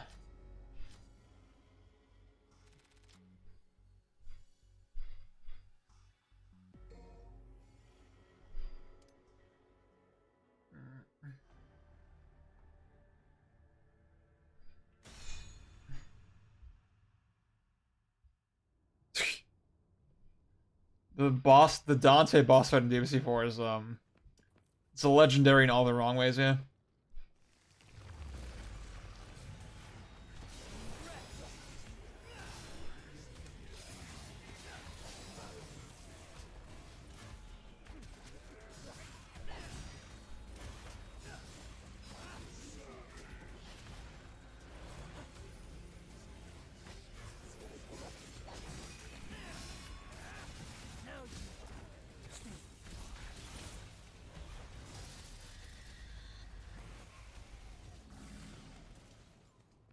Okay. Okay, we're gonna get to Dante today. That's my goal.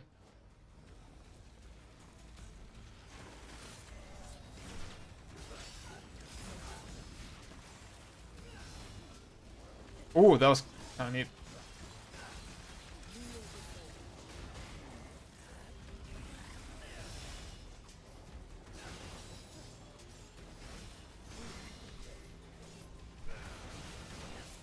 Eh. Eh.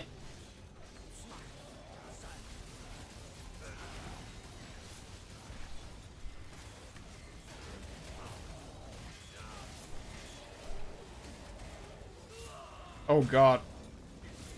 I definitely need to play Virgil again on like lower difficulties. Or like, you know, Son of Sparta, D&D, something like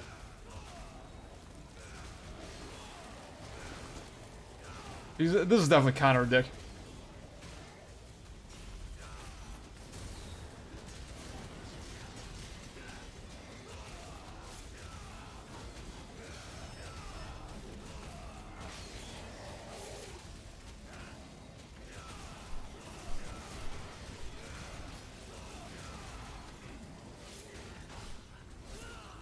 Eh.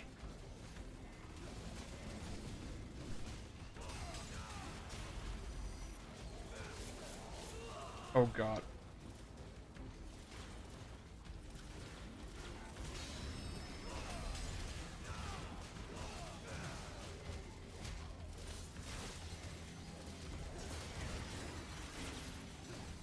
I should do that move way more fucking often.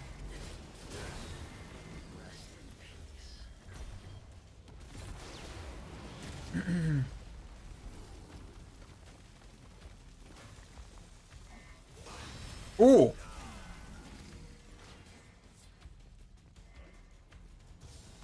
Oh.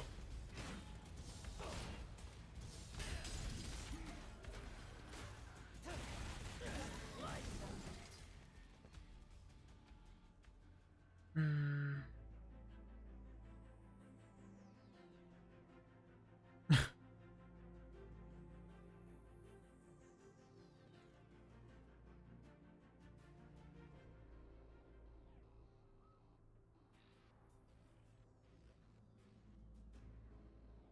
How long has it been since you fought against boss Virgil on 5? Like a minute. Not that long, but like a little bit.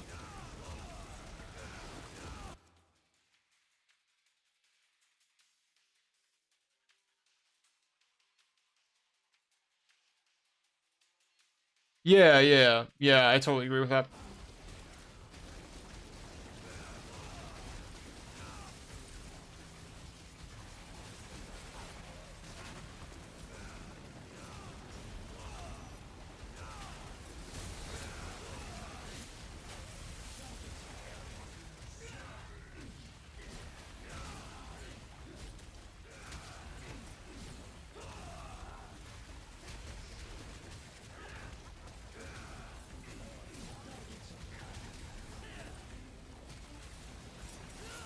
Ah! See, whenever I'm about to fucking drop my fucking mixtape, I just lose my concentration gauge. Which I guess it makes sense, right? Like, it's a good way to balance it. If you want to be fucking overpowered, then at least don't get fucking hit.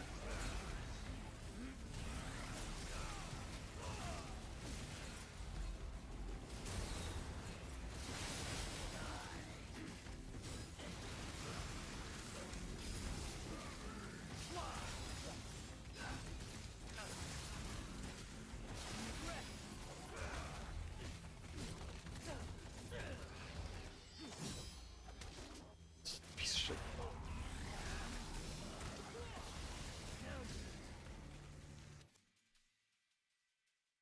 They patched player Virgil's summon swords into the... What? Wait, what? You literally can't fucking see them anymore if he shoots them at you while standing in the... Oh... See, I only... Yeah. I think I've only played through SE on Devil Hunter. And that's why, like, Virgil's, like, not very challenging on Devil Hunter, so, like, I think that's why I didn't notice it.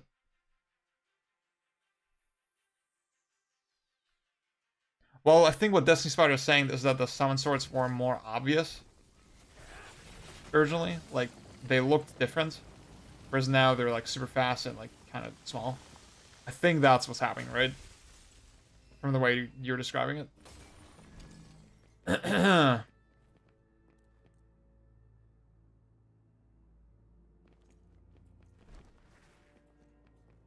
Yeah, huh. That is weird.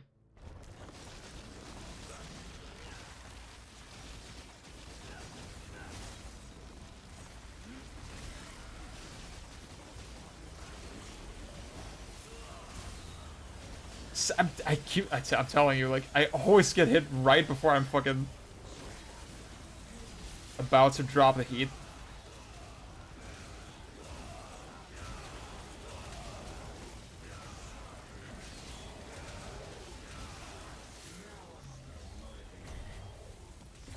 Thank you.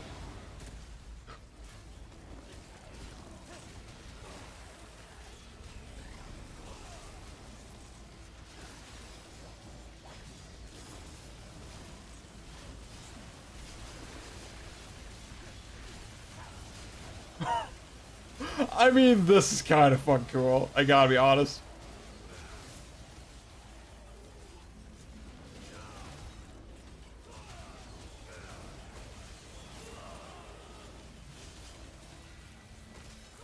Ooh, ooh, ooh.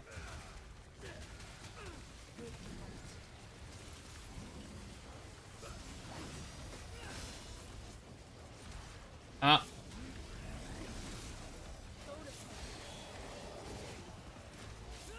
Yep. Fuck. I thought I had double trigger.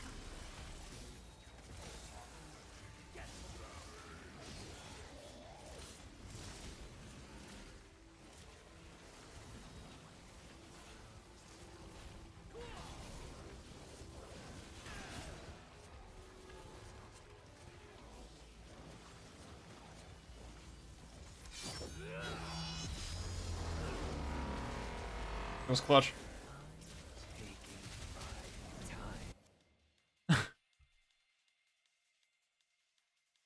It SE, you can hold attack after Starfall to auto. Oh, cool. Okay.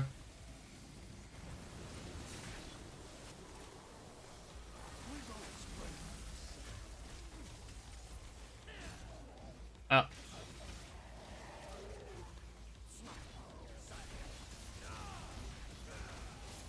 Eh. Oh, ooh. He's like backwards. That's cool.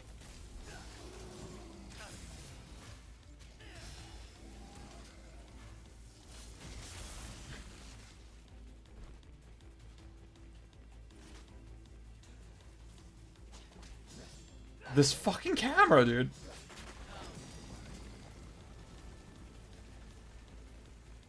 Like, why is he not locking on to the, like, I keep pressing L3, right? That, what the fuck? It's so weird.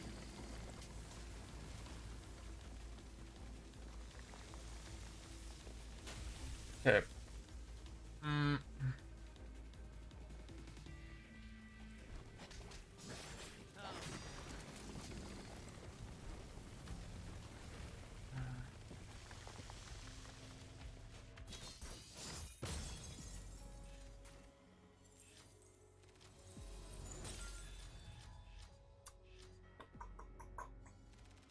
Okay, we're getting closer.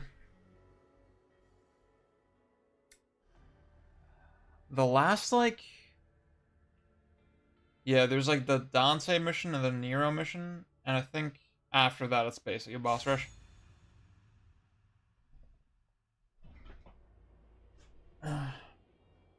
That's pretty doable, actually. So yeah, if you guys don't mind staying until 3 a.m., we're gonna fight Dante. Yeah.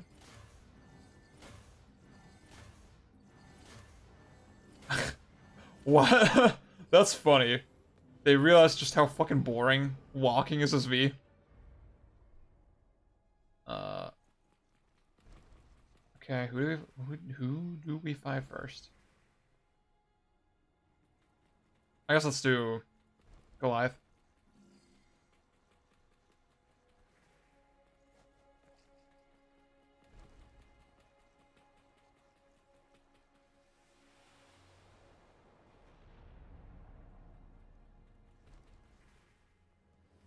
Oh, they added this little cutscene.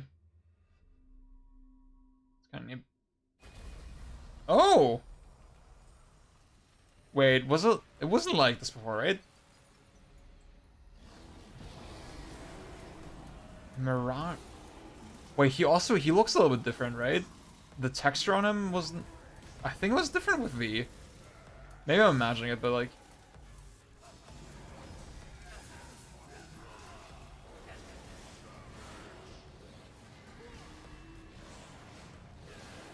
Actually, I think he looks the same, yeah. Oops.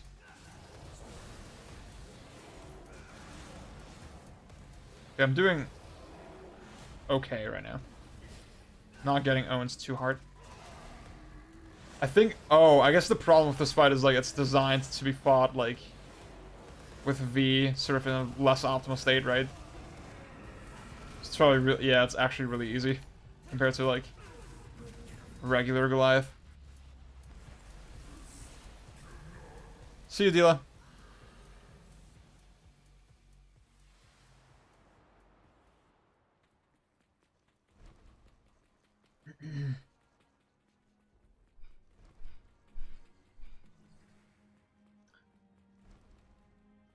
Some of you may know I have red-green color blindness. And so I was telling apart, like, the white and the green orbs in this game.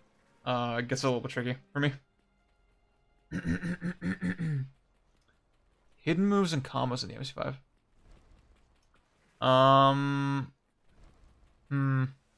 I mean, they already have, like, I mean, sort of the thing that you just mentioned, right? For example, with, in SDT, that you can hold Starfall and then do a launcher.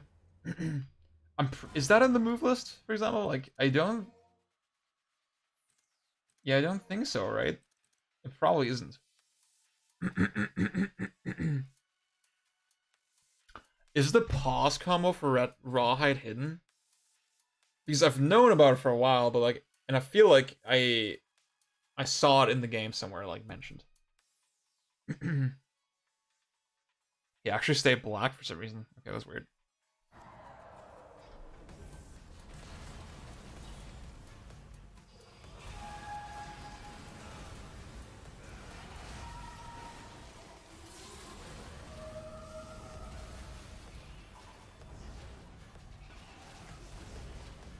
I think it's... Well, I do like figuring stuff out, right? But clearly the game wants you to, like... Wants to be, like, very transparent. So like, it's weird. I think some of that stuff should not be hidden. Or, like, really doesn't need to be hidden. I think, like... Sort of... Like, yeah, inputs and stuff don't need to be hidden. I don't see the point of that. I think, like, figuring out how these things work together, that's the fun part. And that's the part that the game doesn't tell you.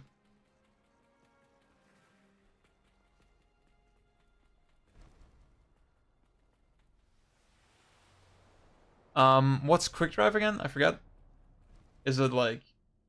It's not drive, right? It's something else. Oh, why the fuck did that not work? Ah!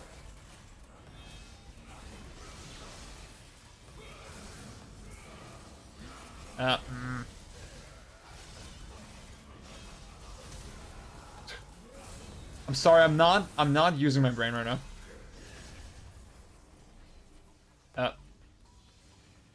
Okay, fuck you. Decide which one of you will die first. What?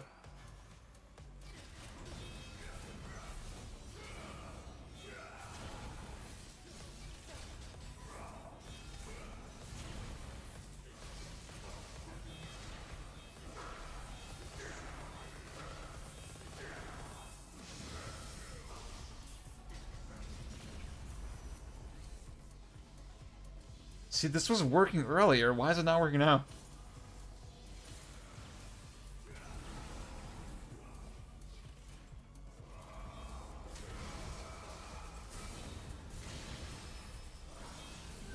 Oh, wait, what the fuck happened? So did... fuck.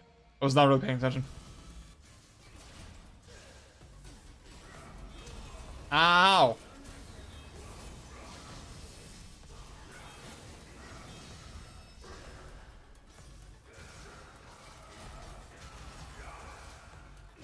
Ooh, that is fucking cool. It's a near instant version of Drive, just a weaker and you can't charge it. How do you do it?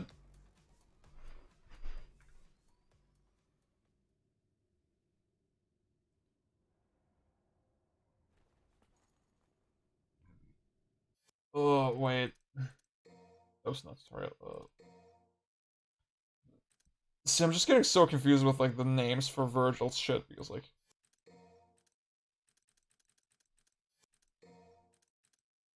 Blistering blades. Hold and release.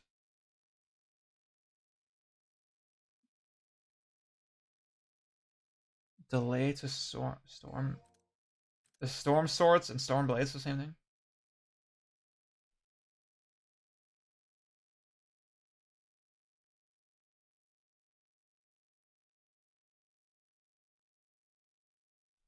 Wait, you can do triangle and circle as Dante? What the fuck? In DMC4?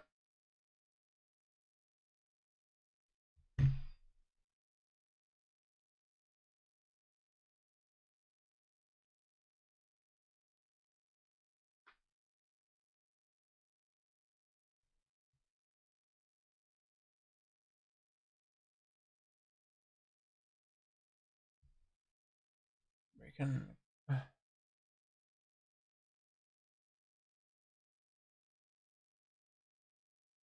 Uh.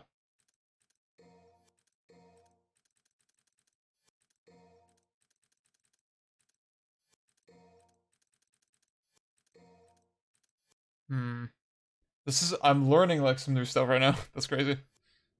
Do you think current gen games, PS4, Xbox One, were stale? kind of. I talked about this before, but I think like a big reason.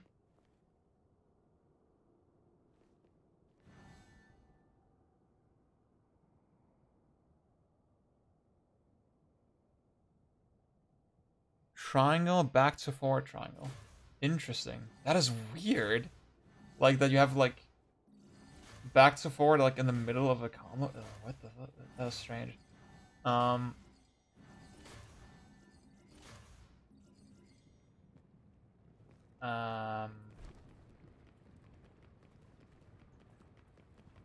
if the mission could just end here. This makes absolutely no sense that you're doing this. See, I talked about this on Twitter before. I feel... So one thing that a lot of people don't realize is that the CPUs... The CPU is like... I'm gonna use, like, very, very much layman's terms here, but, like... The CPU basically is, like... the component that, like... that, like, tells all the other shit what to do, right? Like a fast CPU lets you load things into the memory really fast, and it lets you have a lot of different characters on screen. It lets you have complex AI and all this shit, right? It lets you have destructible environments.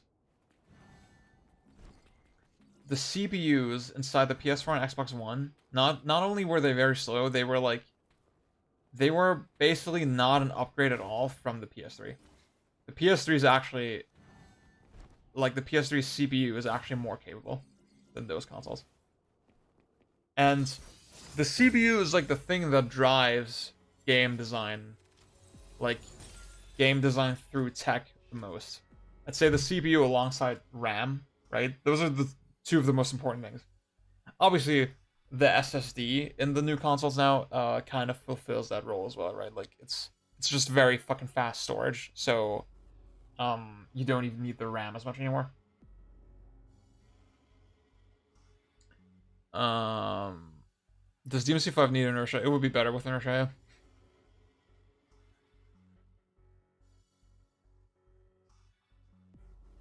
Like, I mean, for V, as like, there's some dialogue happening, right? In terms of the story, it kind of makes sense. With Virgil, it's like, why the fuck? Oh, I forgot that there's a secret mission here, yeah. Yeah, I mean, yeah, Destiny Sparta, that's a good point. Like, 5 has inertia, but, like, it doesn't have inertia transfers for the most part. Like, enemy step cancels your inertia. That was the big problem. Yeah. So like I said, CPU and like RAM and all these things often the driver of game design. Now the RAM definitely got way upgraded on PS4 and Xbox One over the previous consoles. But like you have to imagine, the graphical fidelity also increased significantly, right? And like textures have to fit inside RAM as well, right? And just like higher poly models, right? So really, oh, fuck, I remember too late.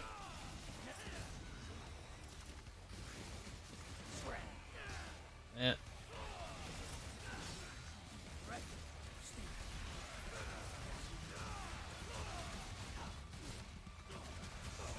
Yeah, so RAM could be like a thing that really benefits games, except it's also used for graphics so much that I feel like we kind of saw diminishing returns with that as well in the last generation. Like RAM alone did not upgrade games as much as it should have. And the CPUs just really held those systems back. And that's one of the reasons why I'm so excited for this generation, honestly, compared to the last. Because, like, this hardware leap is, like, genuinely... What the fuck? Is genuinely... really significant.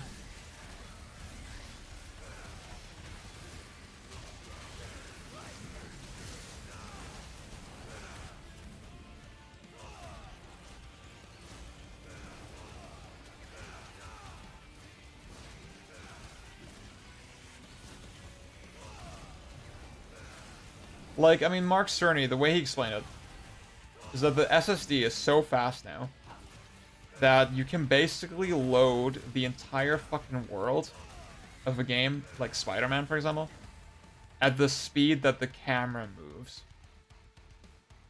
Obviously not yet, right? We're still not quite there. Like, in terms of the optimization. The engines are not made for this kind of shit yet. But I think it's gonna be really fucking cool. And the CPUs are way more powerful, and that's why, like, almost any game that was, like, 30 FPS on the previous consoles can easily run at, like, 4K 60 now. Like, almost no problem. Monster Hunter, Sekiro, Dark Souls 3, like, all these fucking games that had unlocked frame rates and, like, high-resolution modes. Like, they could reach 4K very easily on the previous gen, but not at a good frame rate. And now like, those games, they just do it without any optimizations even. Like, that's how much more powerful the CPUs are. And to me, that's really fucking exciting. Like, that shows you, like, even, like, I mean, you could imagine, yeah, you can make a game that's not even 60 FPS, right? You could still stick to 30. But then imagine all the fucking shit you could do. Like, how much shit you could put on the screen. And,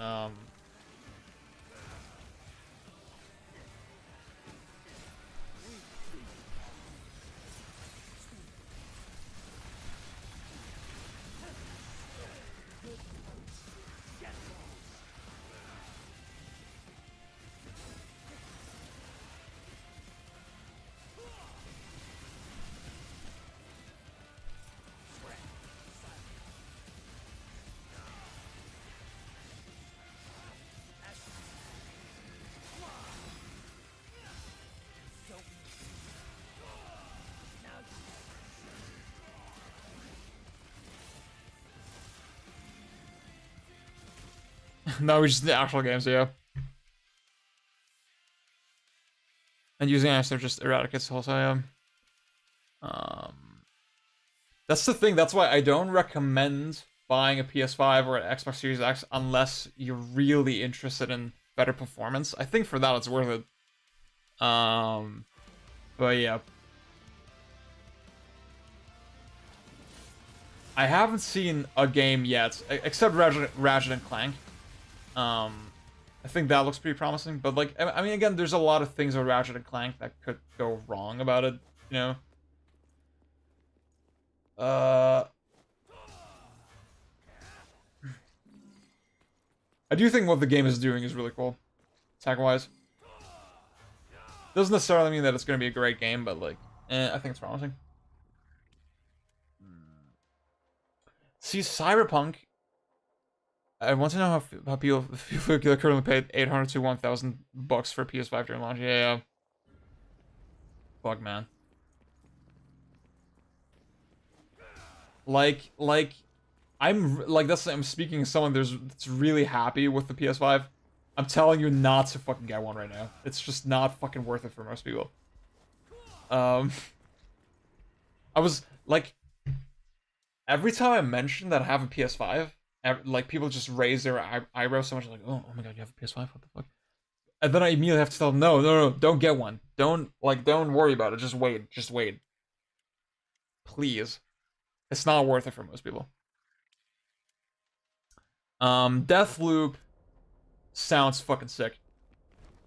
It seems like in terms of the fidelity, like, it definitely doesn't need the hardware bump. The game sort of design-wise sounds very ambitious, but, like, it's hard to say if it necessarily needed the extra hardware. It feels like a game that was kind of designed for PS4, honestly.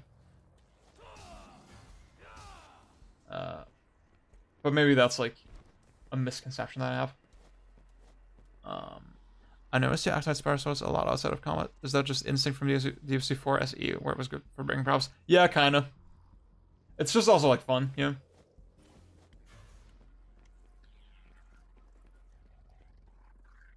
No one even talks about Demon Souls. Yeah, honestly.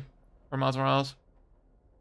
It's like the new consoles didn't even launch. I feel like the whole conversation would be way different if Halo had actually come out, you know? And like, I mean, obviously if it lived up to like expectations as well.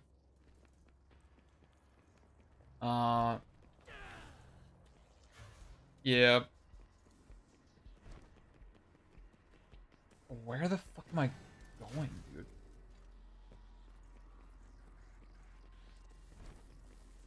I can really see what Microsoft were trying to do, but like now that they don't have Halo, it's like, fuck, man.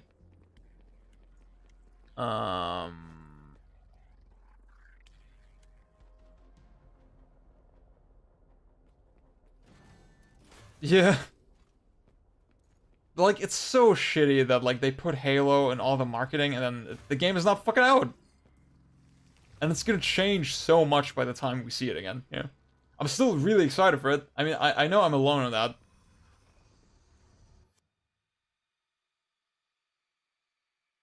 Oh, you're talking about Demon Souls, yeah, yeah. Yeah.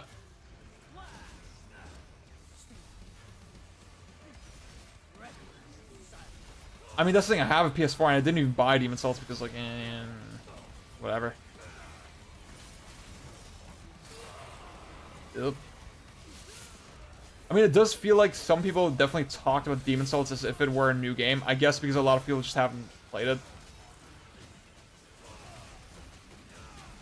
The silliest fucking thing is, like, people going like, well, I don't want to fucking buy PS3 to play Demon Souls. This remake gives me, like, a chance to play it. It's like, bitch, you don't own a PS5 either. Buying a PS3 is literally easier. Why did not... fucking thing.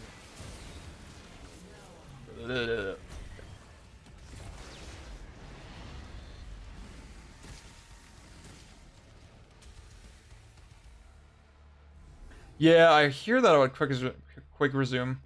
Quick Resume is cool to me, like, just as a concept, even though it's something I probably would not use. Like, consciously here.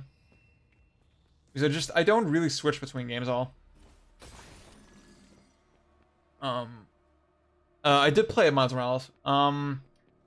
It's fine.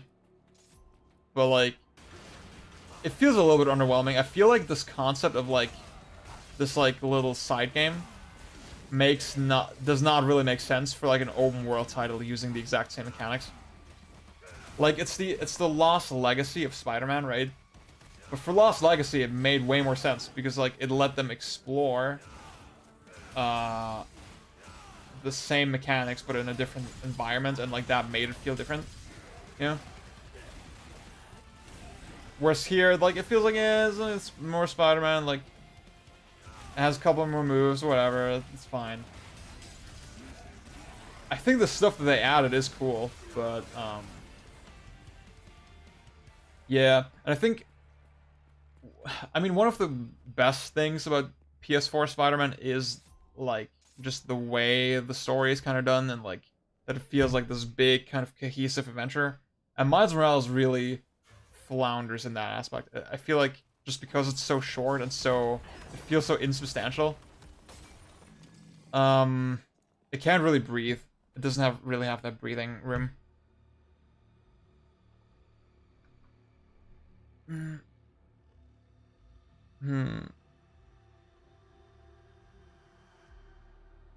Yeah, see, I was thinking about that with Quick Resume, that it basically makes a save state, and then, that is cool. But, like, I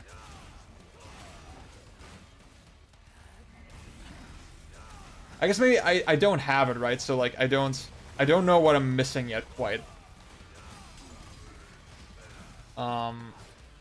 Maybe I'm gonna change, like, I'm gonna get a Series X, before Halo comes out. Like, Halo is the reason why I want to have one. I'm gonna be interested, like, how I feel about it. I will say, it's fucking bogus that the UI is 1080p. It looks so fucking shitty on my TV.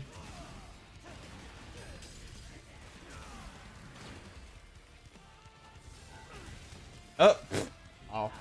That was a master troll.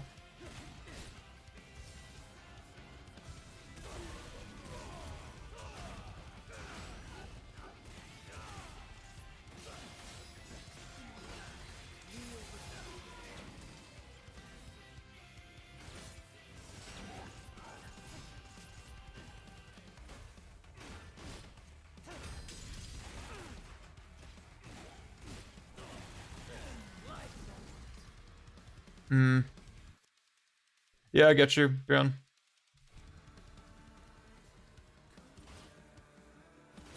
I was like Evil Within though does make me think like, yeah, I mean, but the Xbox, you're still playing the Xbox One version of that game.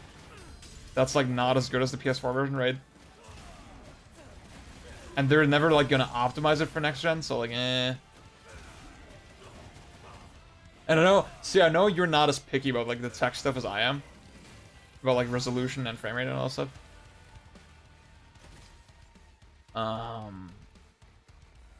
But like that would bother me more than the ability to like start it quickly and stuff, yeah.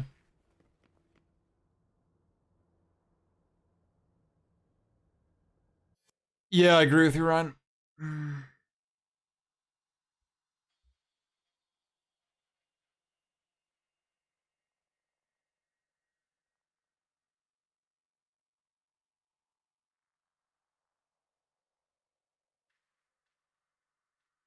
I feel you, Ben. I think that's totally understandable. It's just like there was a weird thing with Evil Within specifically where a Digital Foundry like described it in their article that like even though the game is running at 30, it doesn't feel smooth on the Xbox. There's something kind of wrong with it. And like I definitely noticed the difference when I finally played it on the PS5. Because I only had the Xbox version as well, like originally. You just do fucking twice in a row. Why not?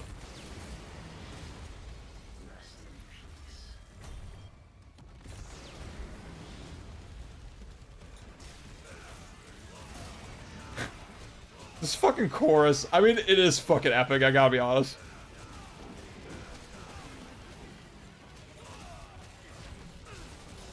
Ow.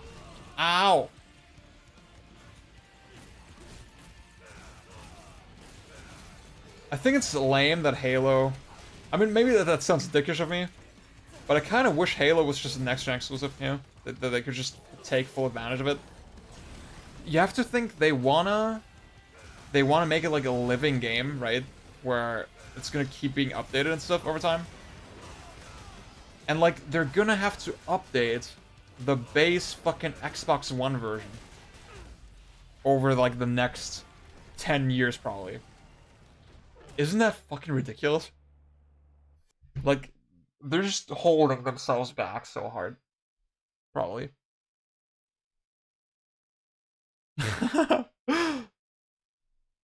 Find you someone who loves you as much as Bjorn loves Evil Within. Hmm. So yeah, I don't expect Ratchet to be like mind blowing. Yeah, I do think the tech stuff is really cool, but like again, it has to be seen if it's like actually a great game. And RE8 is gonna be on Xbox as well. RE8 and Deathloop are like the big next gen titles I think right now for me. Um.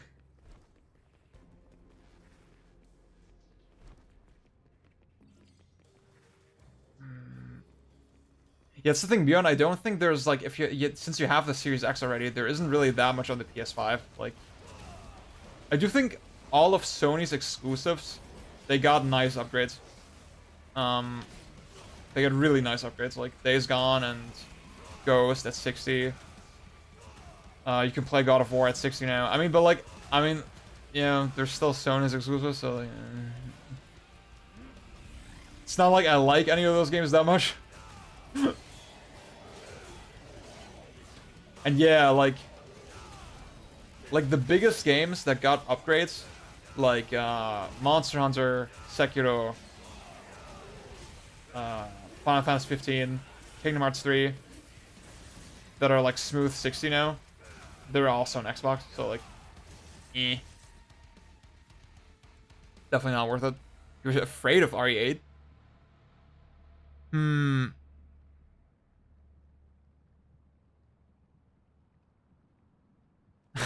Falcon will never put a game on Xbox, yeah.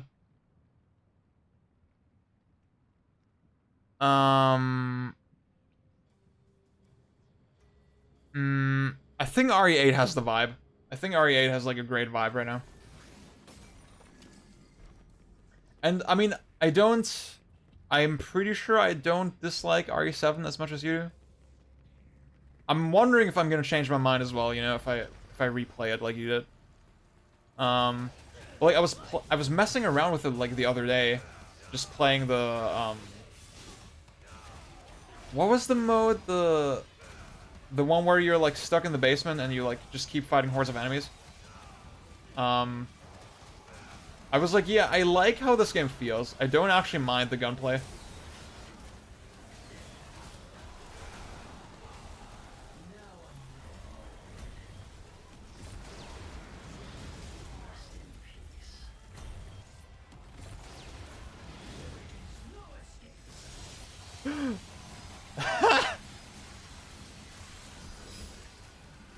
And like that they're specifically channeling RE4 to me is so cool.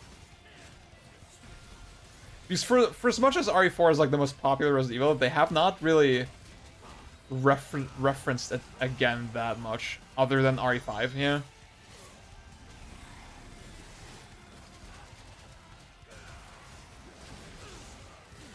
I think they go way more for the remake, like RE1 remake nostalgia. Generally, in a lot of the recent Resident Evils, yeah.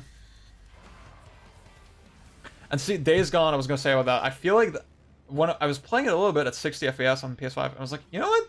I could see myself liking this. Like, just it's like kind of a systemic game, and like, just the vibe of it. I thought the writing and stuff was terrible, but like, I don't know, just something about it kind of appealed to me.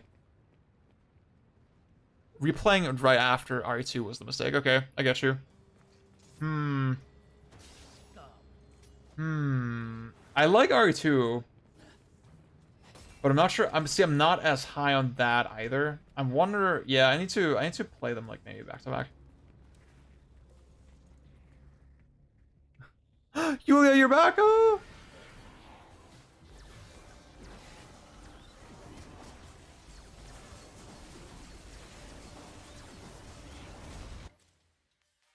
Hell on Earth does next to no damage at range. Yeah, I could kind of tell, but like that's kind of cool. Oh, you already read the leaks? Yeah, I was trying not to spoil myself. I mean, it seems like they're probably true, right? Since we had the whole ransomware thing.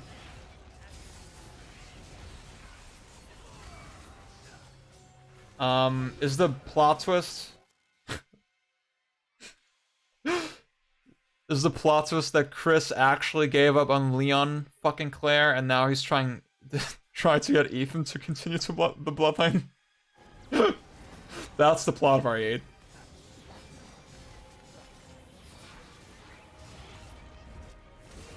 How did that fucking meme even happen? Honestly, fuck. I'm doing very poorly.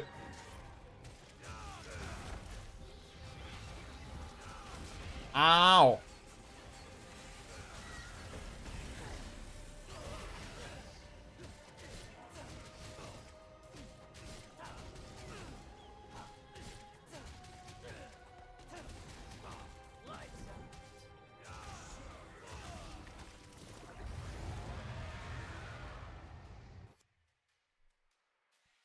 Backpacking.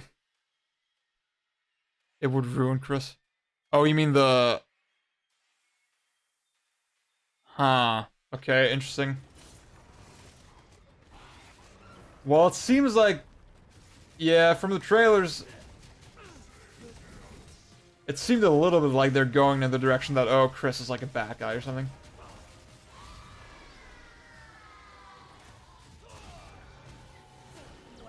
But like, let's not talk about it too much, yeah.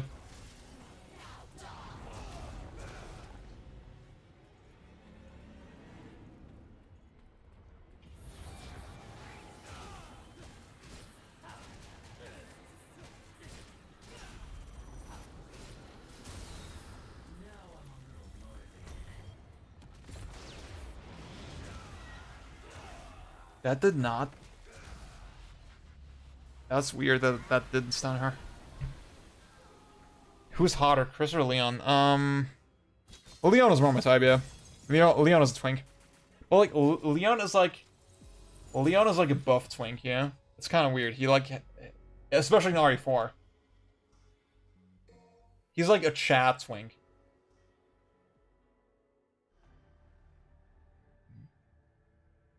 I mean, I love Chris.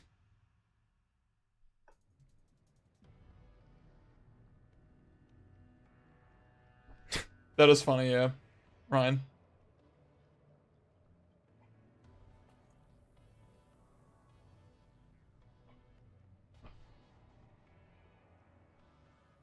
But like his haircut is like classic twink, you know? He's a classic Japanese person's idea of like cool American. Yeah, I only learned that recently as well. I mean, Chris as like, I mean, see, the thing about Chris is like, he does not have anything like to him as a character, but like he's just so iconic, you know? Just something about him is really iconic. Chris is musty?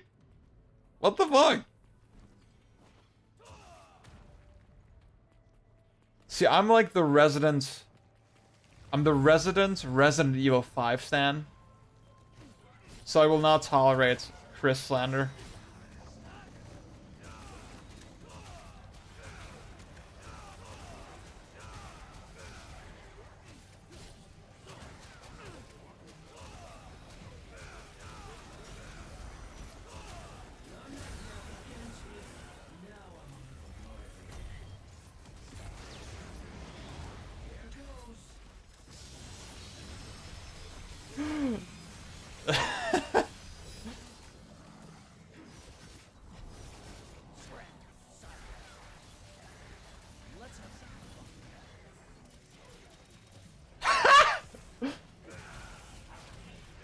Okay, I did one cool thing tonight.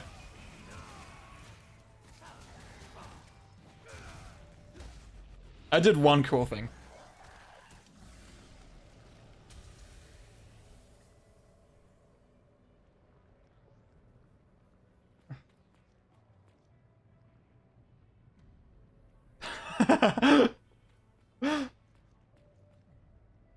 Leon's like, you're done. No, no, Leon is like, I'll have her home by 8. That's every Resident Evil protagonist, actually. Every Resident Evil protagonist is like, I'll have her home by 8. Leon doesn't know what sex is, yeah, I agree. No thanks, bro.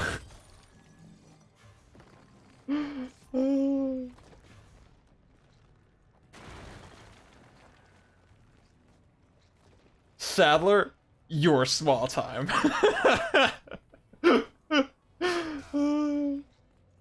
Fuck. This is the beach, this is the bathtub.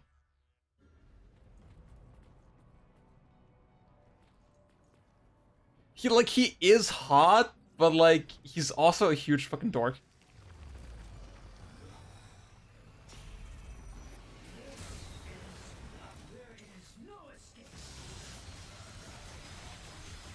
Alright.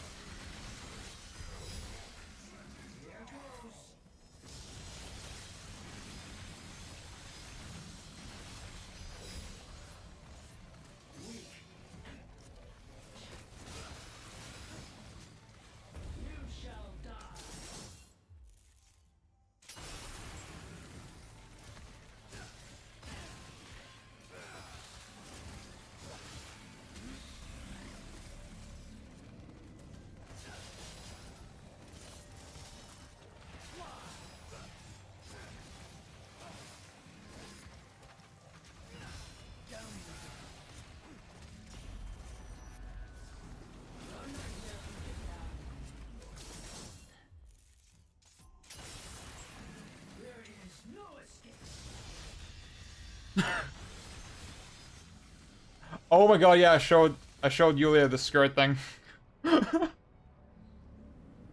Well, that's not his fault. It's my fault.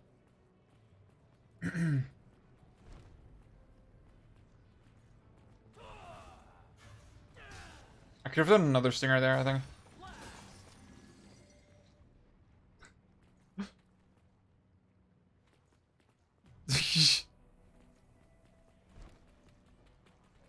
Where's everyone going? Bingo?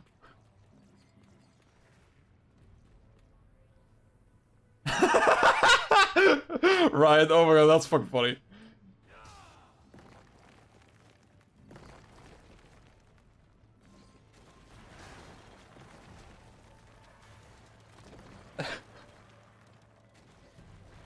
Ethan, Leon has turned out unreliable. You need to continue the Redfield bloodline by fucking my sister. Rest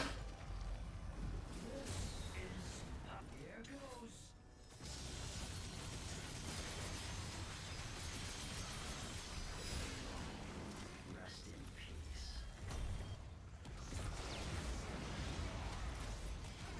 There is no escape.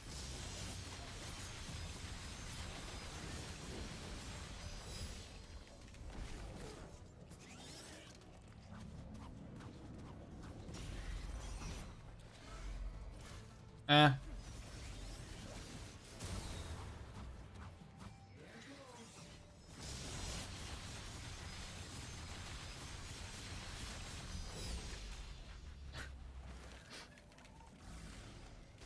Yeah, once you figure out, yeah, I can just keep my concentration up like this.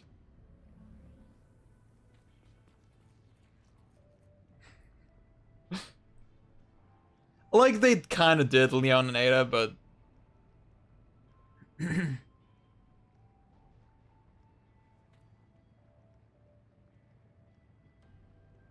yeah, the energy between Leon and Claire in the remake is so awkward.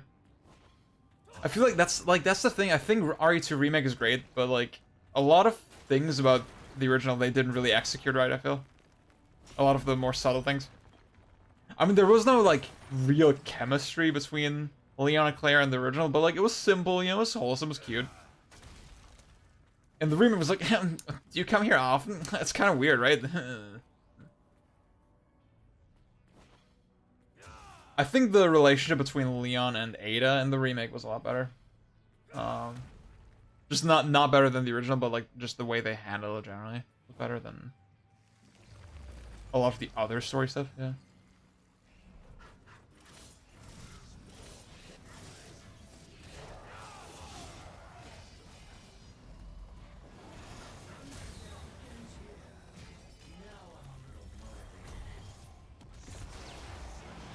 So people always say that Leon is like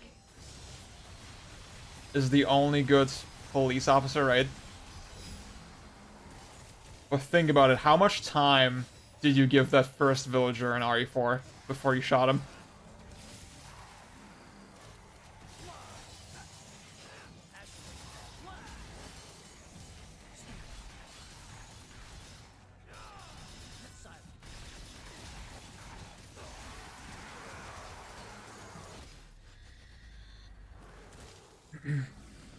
That's how you... Wow, okay.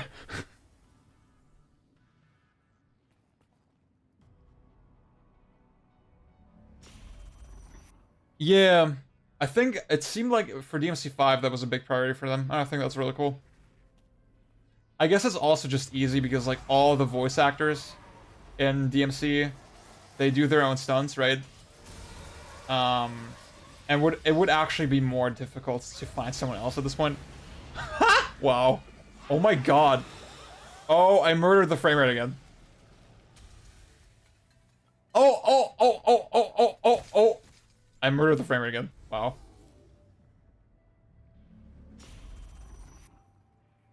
Yeah, I get you, Bjorn, I get you. With Ruben. I mean, the whole situation with Ruben was really fucking weird. I wanna think that, like, some of the shit that he said was, like, not with malicious intent, right? But, like, eh. I want to believe he's just an idiot, you know?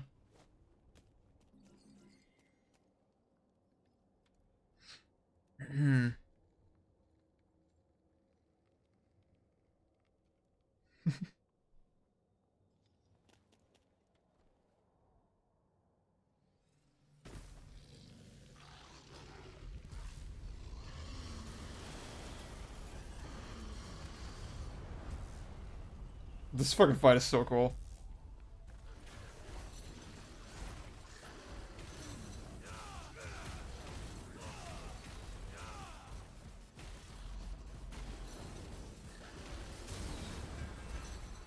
But I'm gonna trivialize the fuck out of it. Rest in peace. Oh. Now I'm a little motivated. That is weird. Oh, it's because I'm not targeting him directly, yeah.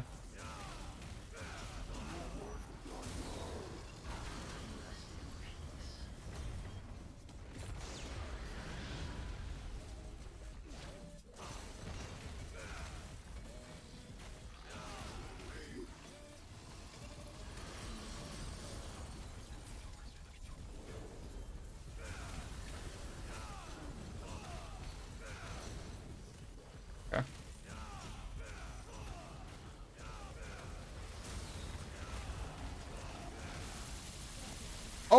Oh, whoa. That was a lot of eyes. At least with Silent Hill 2, James is also an asshole. No more shitty voice actors, please. Yeah, I think that's fair. Why is it such a prevalent fucking thing as well?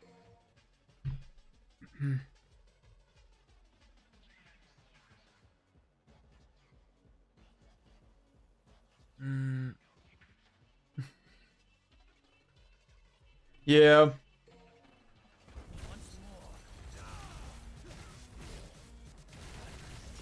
I mean, why the fuck did that knock him down as well?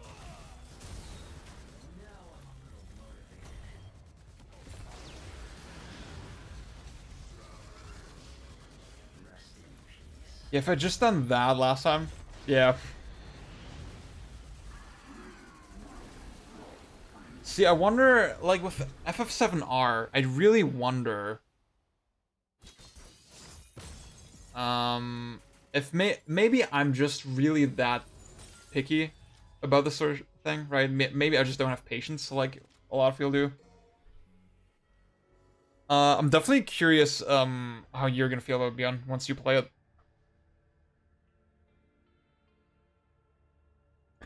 Oh, dude, Quentin Flynn is like the one that hurts the most, I think, yeah. Because he was in so many games that I love. And, like, I mean, like, Quentin Flynn is, like, on the, like, with Ruben, I'm like, I don't know. With Quentin Flynn, it's, like, indefensible, and I fucking cringe out of my skin whenever I hear his voice now in games. I'm not sure how I'm gonna deal with that, honestly, like, I mean, in Wonderful 101, I skip most of the cutscenes anyway.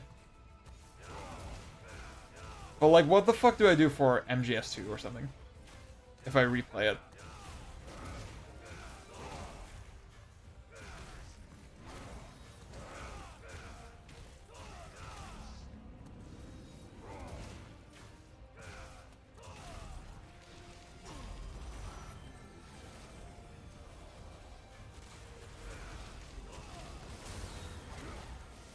Oh, fuck, I lost my concentration.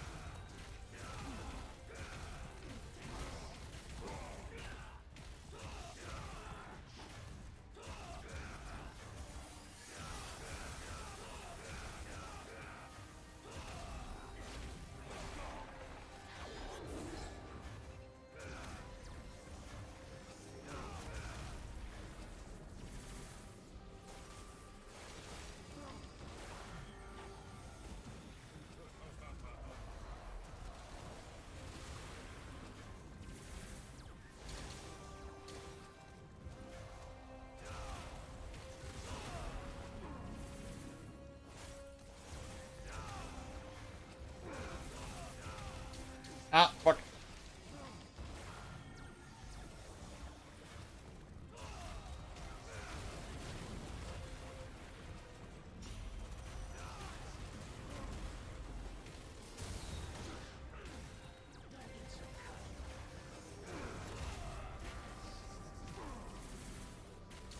I don't want to activate my brain. I'm sorry.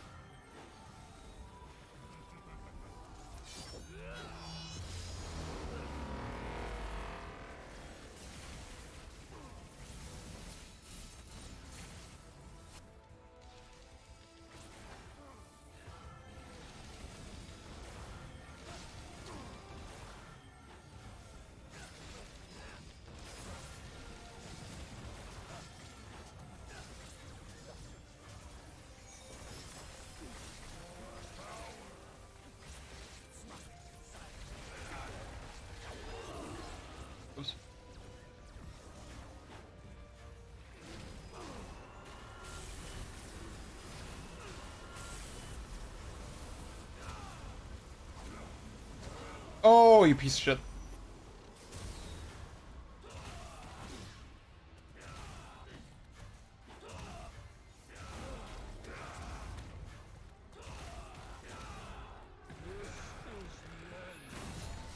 Ah.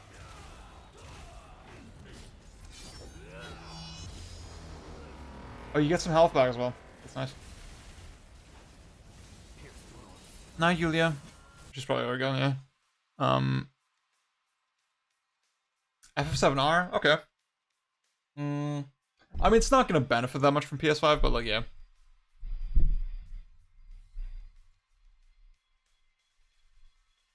Oh, Ryan. Oh, that's unfortunate, yeah.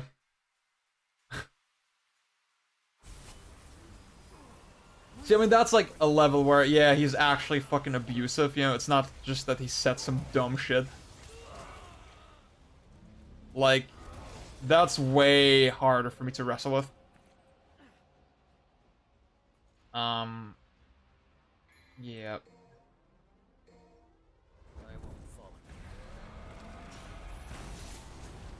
Ah!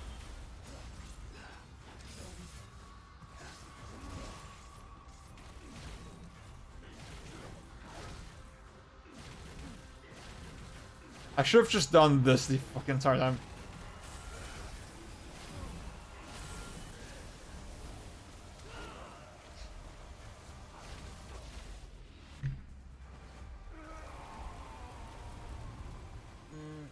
Dirge of servers, by the way. Holy shit.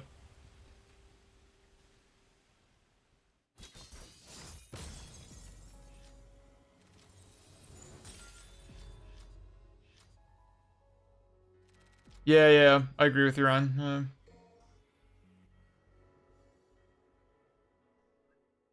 Um,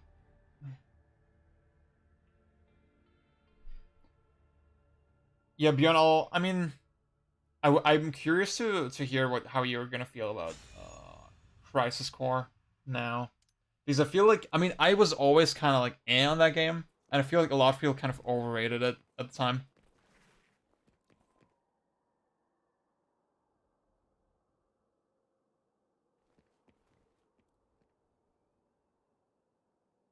Yeah, I get you, Destiny Spider. I guess they just, like, the Doppelganger, for example, it was like an easy thing to do, like programming wise, probably. Whereas, like, an actual new weapon would require so many fucking assets.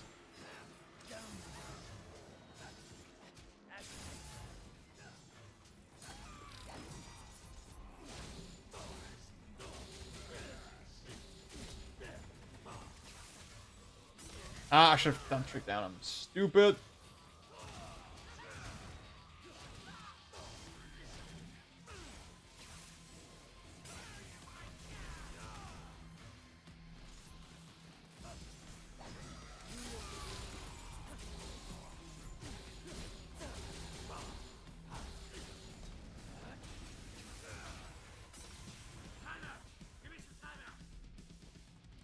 Oh, I remember.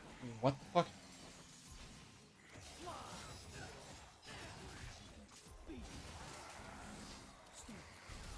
I remember you telling that story that you left your PSP like in a bar or something. Yeah, but the combat in that game is just very mediocre, and I wish Type Zero had gotten the gas that Crisis Core got, because Type Zero is so much fucking better, as far as like, you know, Tabata, Hajime Tabata RPGs go.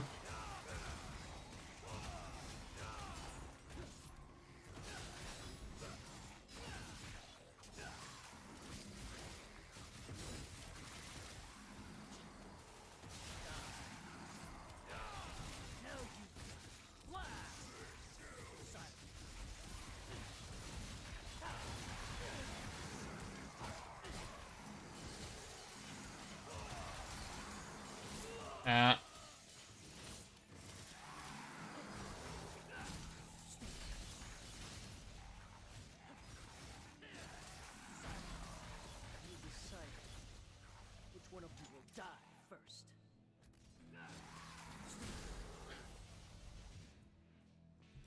to watch the rest on YouTube. Whoa.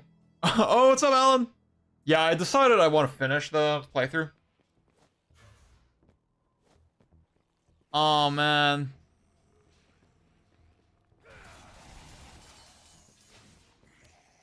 Yeah, that sucks. I mean, I think the worst thing that's happened to me in that regard is, like, that my PSP got stolen in school. Which is very shitty. There's the 3000 as well, which was, like, my favorite. And I've never had a 3000 again since. Fuck, man.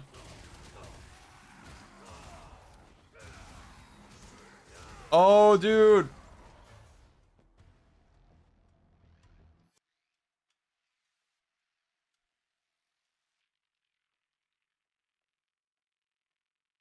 Oh, weird.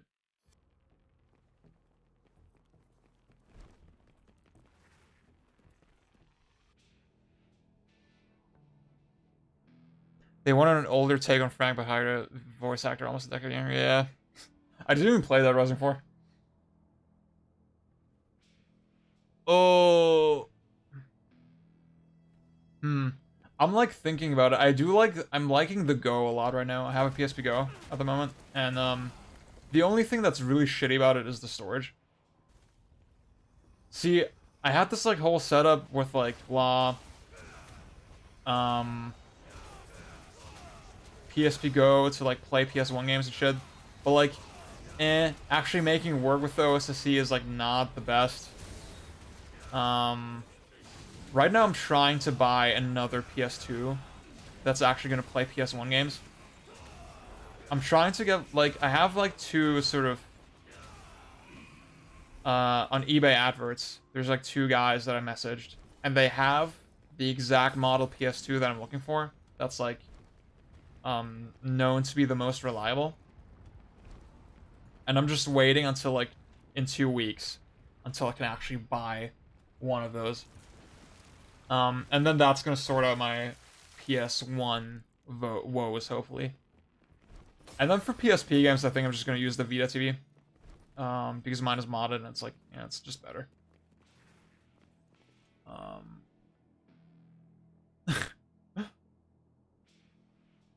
I still can't believe you own a Steam machine, dude. Yeah, the 50,000. See, the 50,000 is like the quietest one, I think, from what I hear. But it's like there's one model before that. I think it's the 39,000. That one is known to be the most reliable. Like the laser specifically. The thing is, the PS2 I have right now is the 50,000, and the laser broke on me. And I can't play discs on it anymore. That PS2 is weird, because when I bought it, I didn't realize that it was actually modded. I didn't realize there was a chip inside that let me play PS2 imports and like probably burn discs. I never tried burn discs on it, but like imports work for some reason. So that was cool, and now it doesn't work anymore, so it sucks. I can still use the hard drive, right? That still works. But yeah. So that's why I want to try getting the 39,000 this time instead. And I want to get one that also that was the other thing. This PS2 that I had when it was working, it didn't play PS1 imports or backups. I'm not sure why that is. But yeah, I want to get one this time that does that.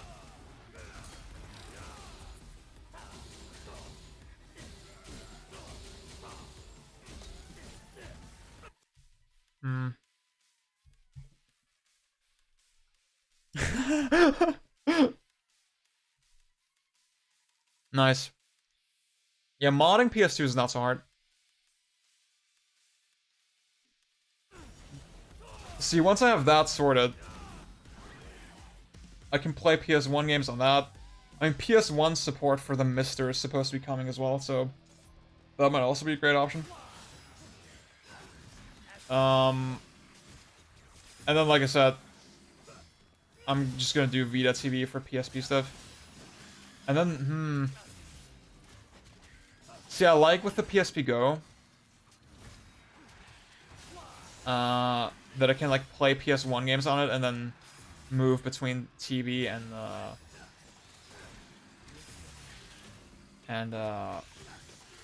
handhelds easily. I think for like these long ass RPGs, that might be the wave. I'm thinking I'll probably play Final Fantasy IX on the PSP. Yeah, either that or the Vita. I'm not sure yet. The thing is that PS1 games on the Vita are kind of weird. They have weird like stuttering issues, and I'm not sure where it's coming from. It's not something that's widely reported. It's not something that people talk about. And that's why I kind of stopped playing PS1 games on the Vita.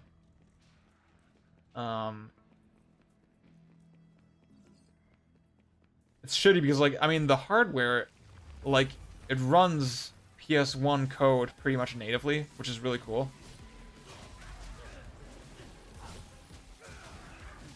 But yeah, this weird... And the games look fucking great on that screen. But...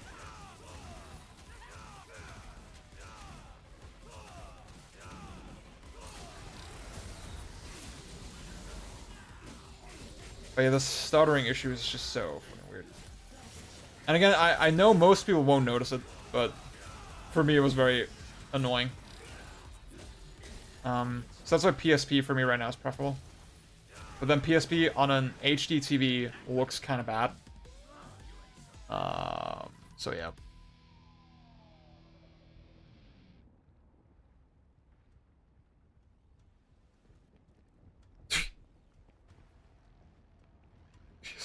PS1 games, even on the PS1, are kind of weird. Yeah, like, that's the thing, I have a modded PS1 here, but, like, it barely fucking works. It plays original discs fine, but burnt discs is very challenging. And it's really obnoxious. Yeah.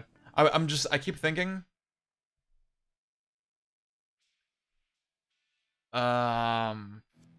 I keep thinking PSP would probably be great for CRT. To play PS1 games, like, on the go and then move to CRT. I think that's what I want. Oops. Whoa. Oh. Jesus.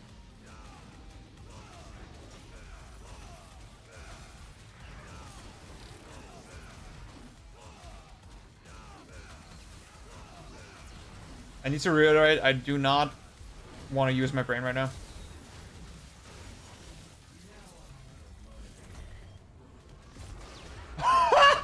Oh my god.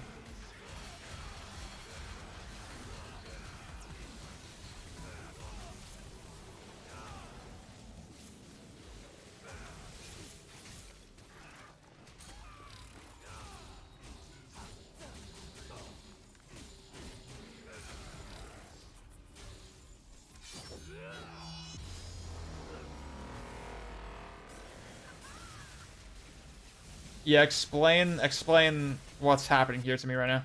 How does this work? In terms of the lore. This is so fucking weird.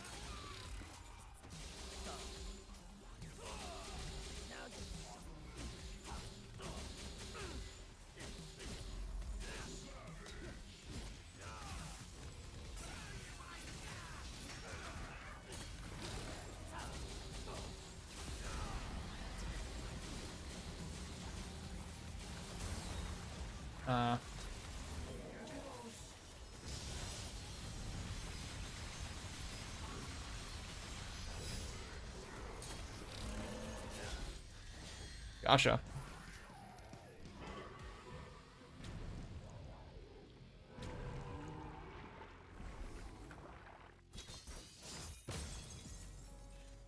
Well, Alan, you might be in for a little surprise. Alan, you need to stay tuned for this one. That makes me really happy to know that you don't know yet what's about to come. Watch.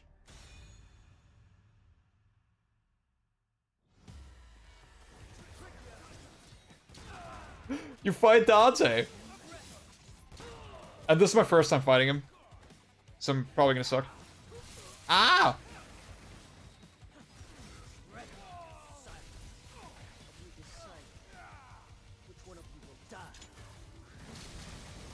Oh god.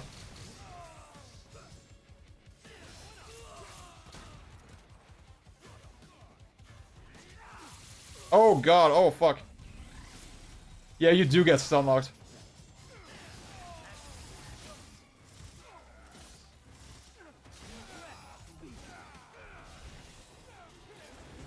Oh shit!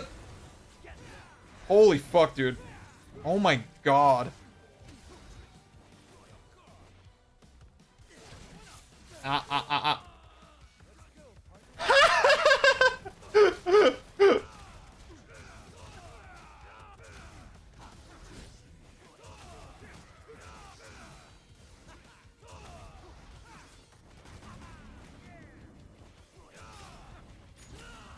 Oh, whoa, holy shit. Okay, I can't do just gold orbs, that's lame. I need to play him for real.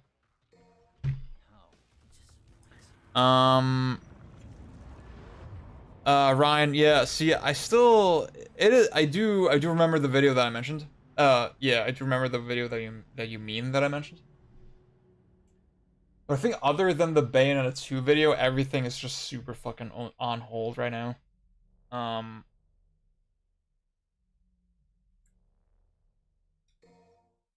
Uh, it's very hard to see myself doing that.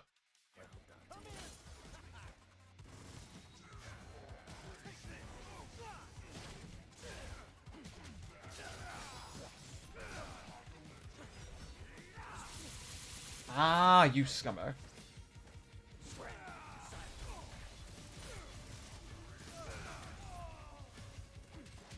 That was almost kind of cool. Ooh, ooh, ooh.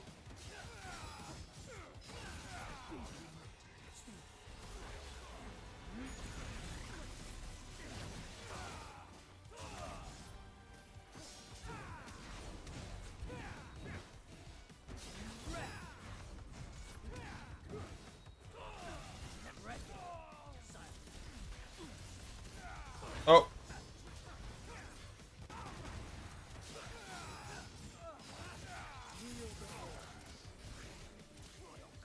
That's not quite what I wanted. Fuck.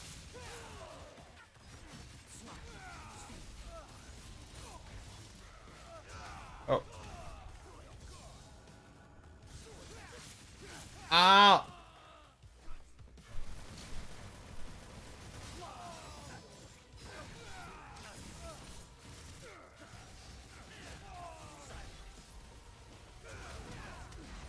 I gotta say, this is fucking awesome.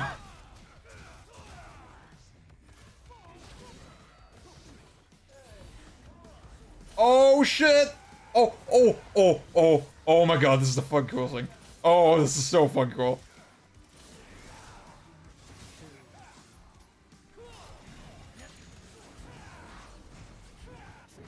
Wait, wait.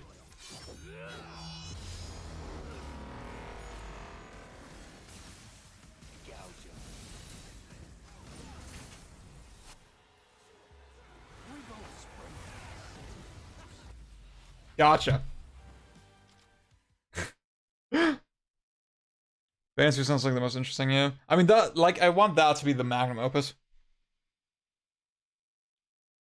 If you want to see any gameplay changes to Bayonetta 3, what would it be and why? I think video games might be alright.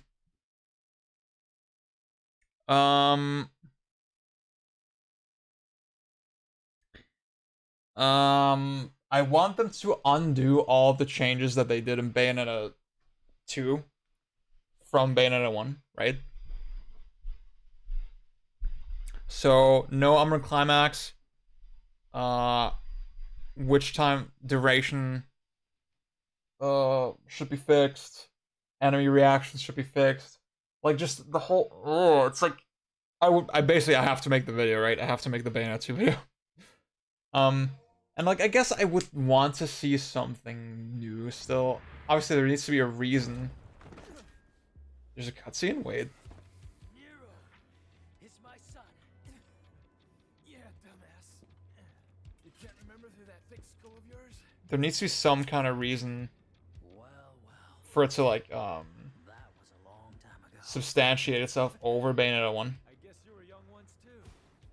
As much as I'd love to hear that story, I think it's about time we Ended this. I have played El Shaddai. I need to replay it though. It's been way too fucking long. I can't really say anything smart about it. Bayonetta 3 should have Trish. This is pretty lit, I gotta say.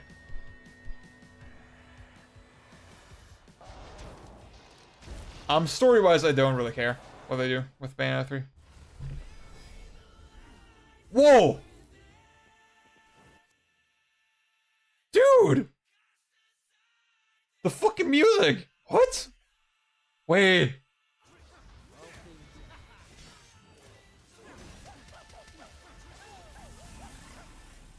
Oh, he didn't use Cerberus at all before.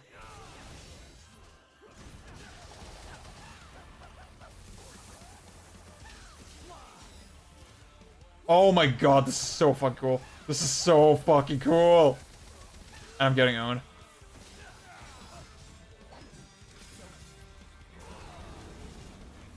This... Okay, the camera's not that cool, but like... Oh!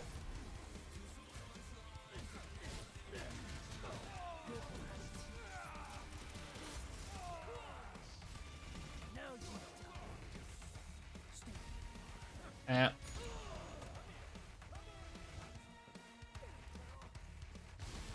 Oh, oh, oh, oh, oh.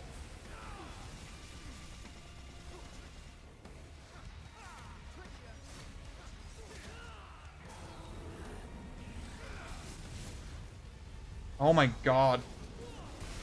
Guys, this seems kind of difficult.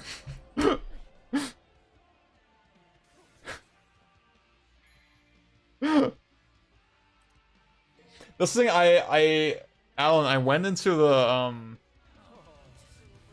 DMC5 thread or whatever on Reset Era, and then I saw like a spoiler section. I was like, "Huh, what was that?" And then I learned about Dante boss fight.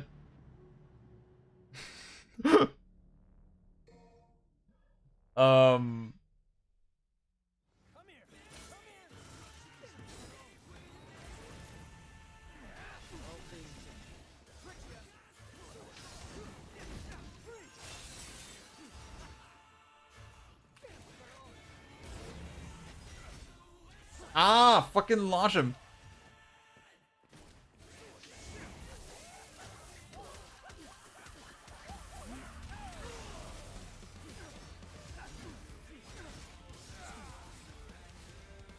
Something's weird with my controls.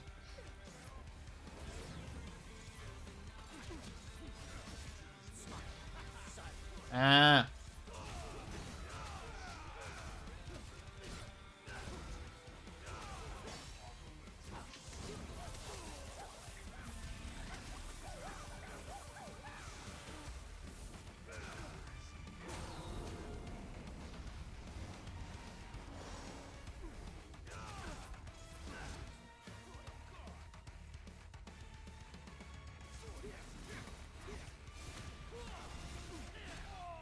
No!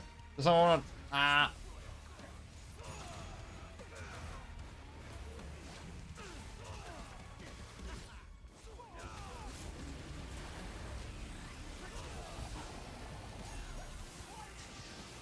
There's something I want to say and I completely forgot. I'm just too fucking overwhelmed by video games right now.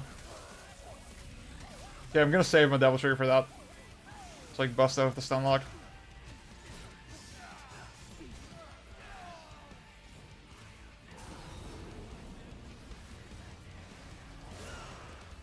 Oh, Jesus.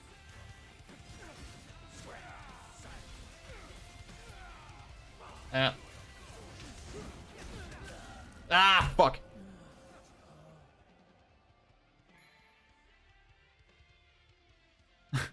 Yeah. A third unclear motivation to his character. Björn, are you still in chat? Are you seeing this? Did you know about this? I want to know if you knew about this.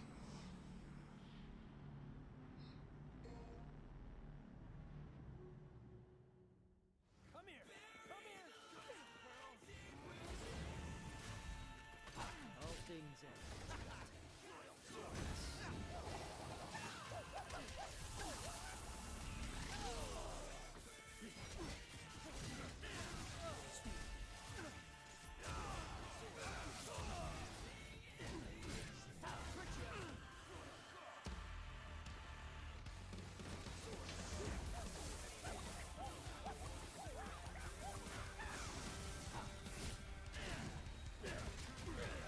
Fuck, I should. Nah.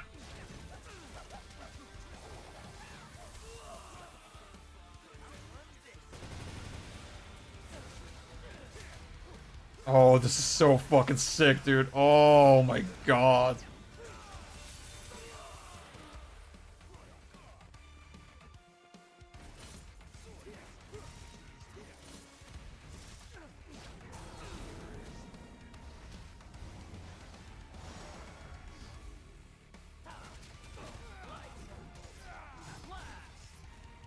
Fuck, that was stupid.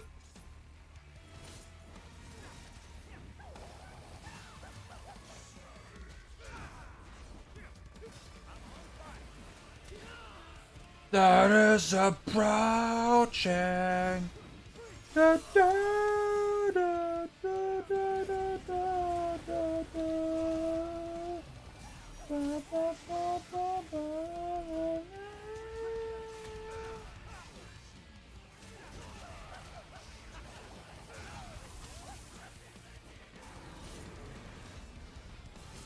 Holy fuck, dude.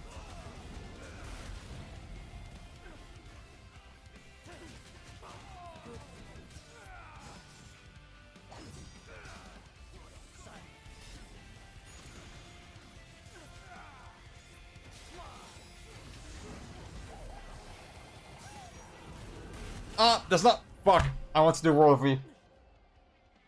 Shit.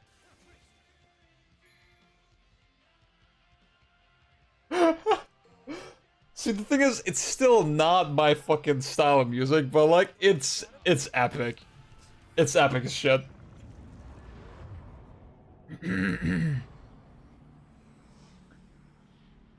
Björn, why haven't you played this yet? Well, I know the reason. You're busy. That's a good reason. Fuck. Wait. That was stupid.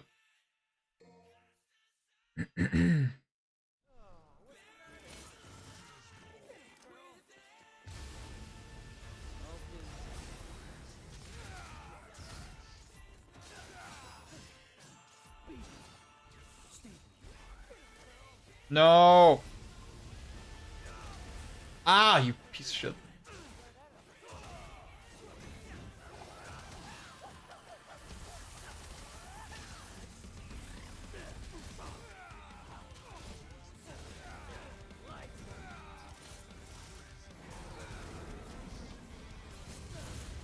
Ah, fuck. I should use Trick Down more. Oh god, what the fuck? Did he use that move before? The most fitting Boomer version song for DMC5, yeah. Yeah, I can see what you mean with some flaws, yeah, for sure. But it's not perfect, but like, fuck, man, this is so cool. Like, I'm not that into Virgil, but this alone made it fucking worth it. Oh my god.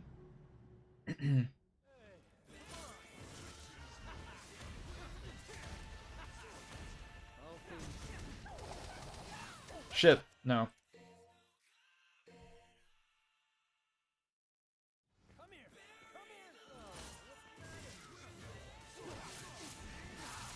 Ah! Okay.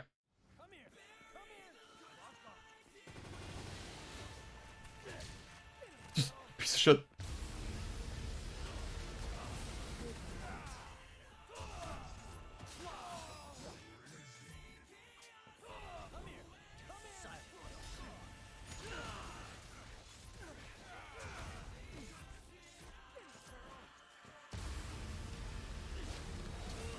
What the fuck?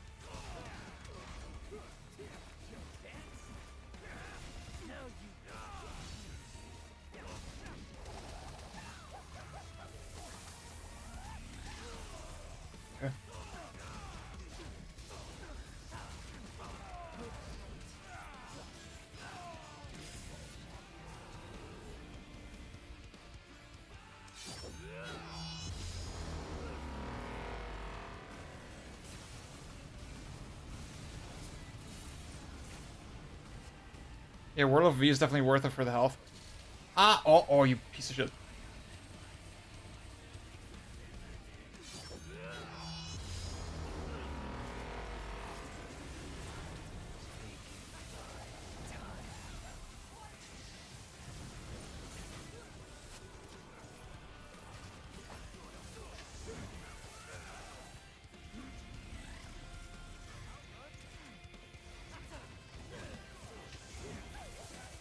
Oh my god, this is the fucking best. This is the coolest fucking thing.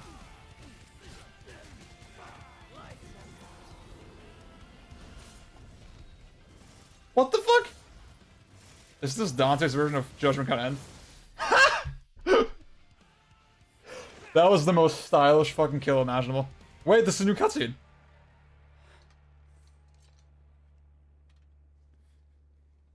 This looks so weird. Yeah, this looks very pre-rendered as well. I won't lose next time. Hold on to that until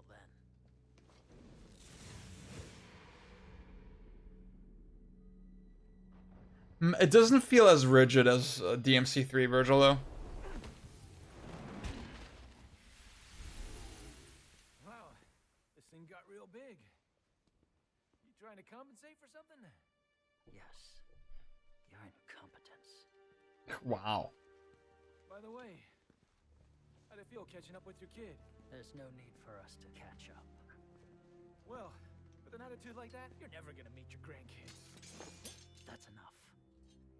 I don't want to hear it. Now. This is the fucking best. Oh my god. Right out of my mouth.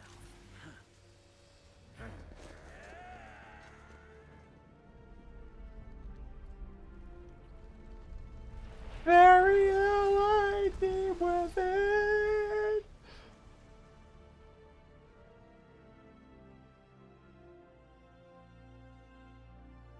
Huh.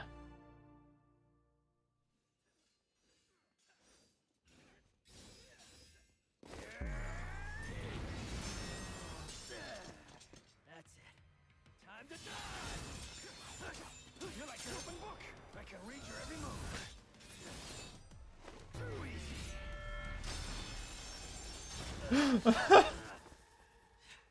Honestly, this cutscene looks very weird. I noticed when I For Dante. started playing. I'm up one. When did you learn to count? We're even. When I started playing Virgil's campaign, the first cutscene was also pre-rendered, and I was like, why is it pre-rendered? Like, why do they do it this way? It looks so weird. At any It was probably like a budget consideration, yeah.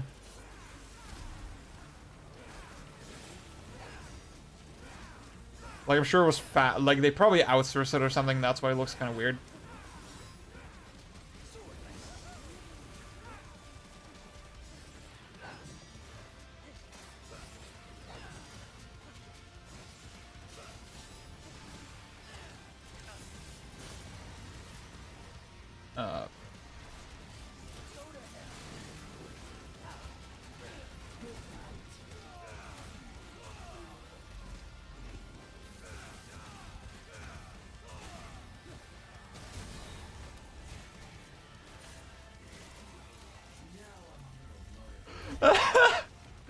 I gotta say, this is the fucking best.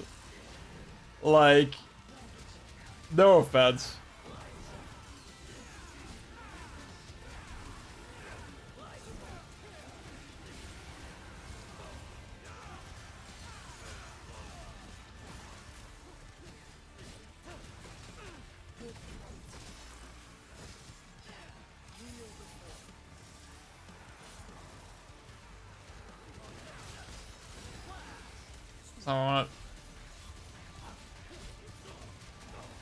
Yeah, see, this amount of enemies feels a lot more fun. I gotta be honest, like with Virgil. As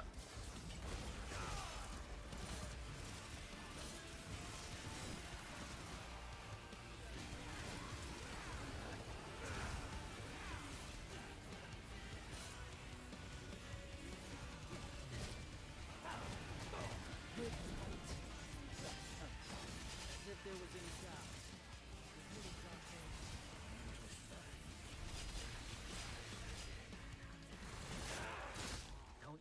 say it. Jackpot.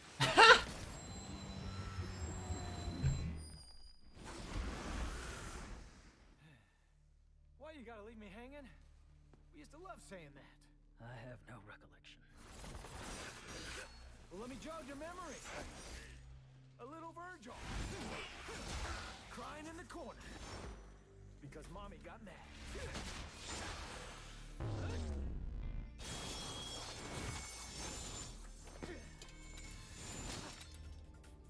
I seem to recall you crying every time Father raised his voice. How would they feel if they saw us now? What does it matter? We're still here, aren't we? Yeah, you're probably right.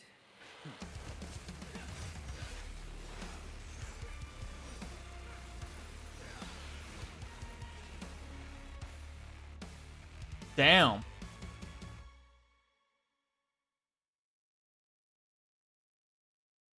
And that's DMC5SE Virgil campaign.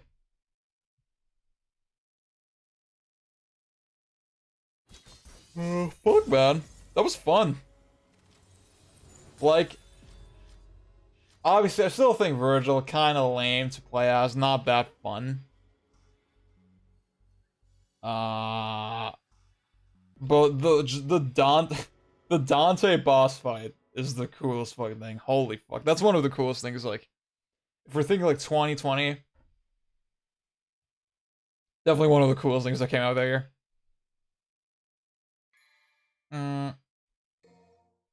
Hope you enjoyed, guys. That was a fucking 7-hour stream. Holy shit. Yeah, yeah.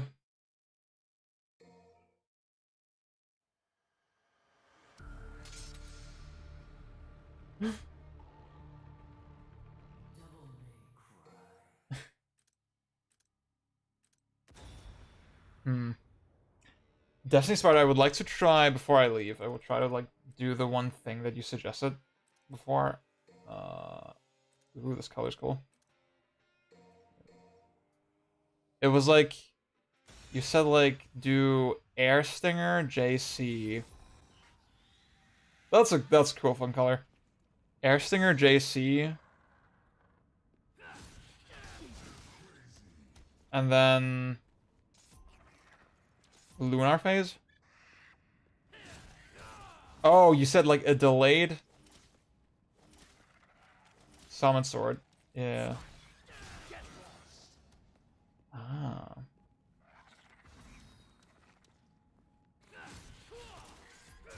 Oops.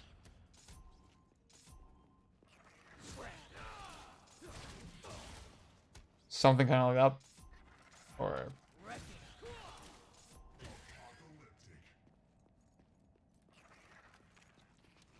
Starfall, JC2 Windbreaker.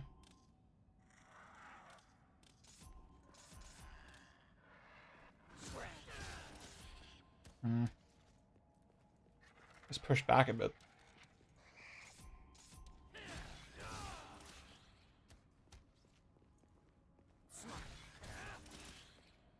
I get you, yeah. Is there like a deeper thing about the jackpot thing? About the jackpot line? Fuck. Almost got it. I'm not like, you can see I'm not a combo labber guy. Generally. Ah. Wait.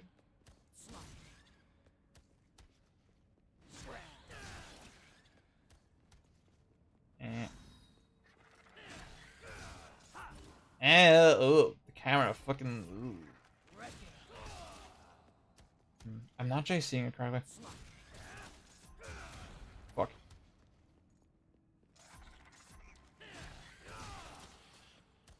Yeah, I see what you mean. I would have to jump higher as well. Fuck! Almost had it. Almost out of there.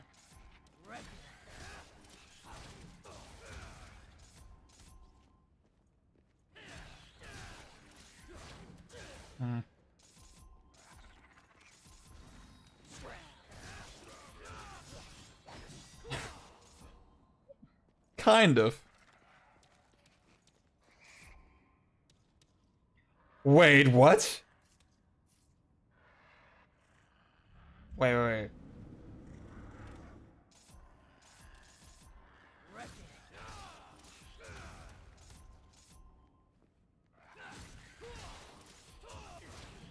Ah, got it. Wait a minute. My power shall be complete. Now you your end. My power shall be complete. Now you your end. Oh, just judgment cuts, not. Oh. I thought you meant judgment cut ends, sorry.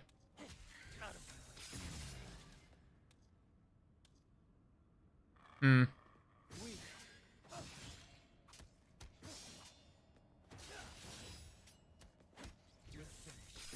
I can't do the judgment cuts consistently. That's the problem. This is like way too slow.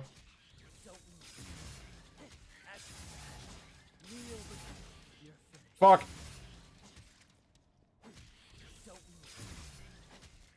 I mean, this is on turbo as well, so.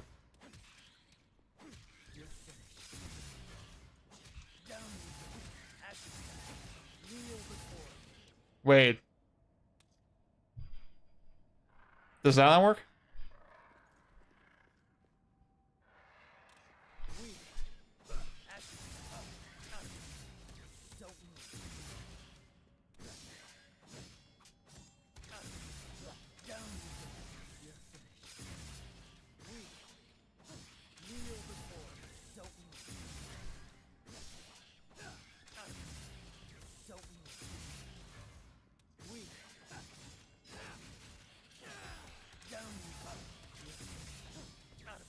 See, Ryan just told me that, if you do 3 just judgment cuts in a row, he says jackpot.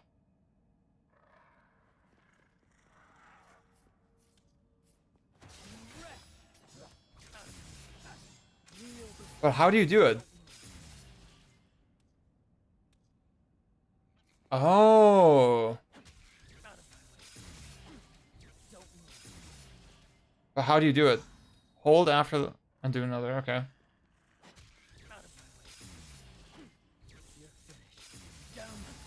Ah.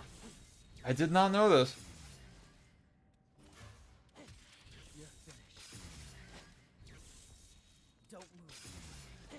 Wait.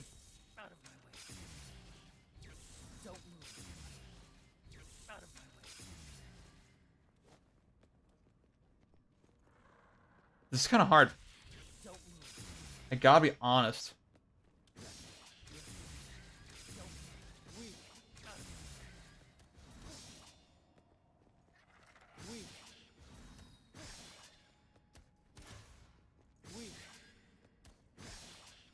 Hmm.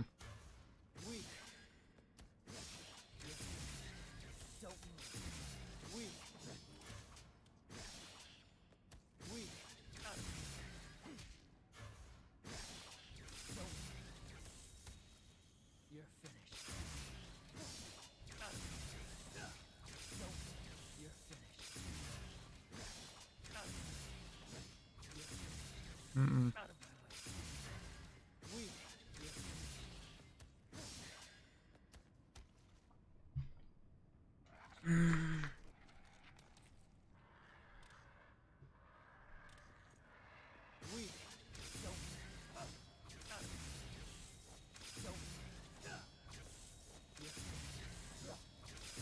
Hmm.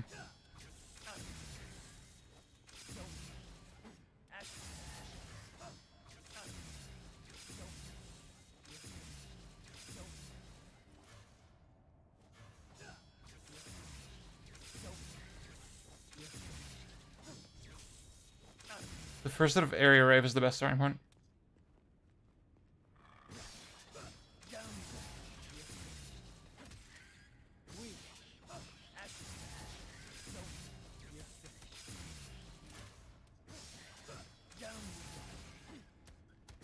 Can't get the second one.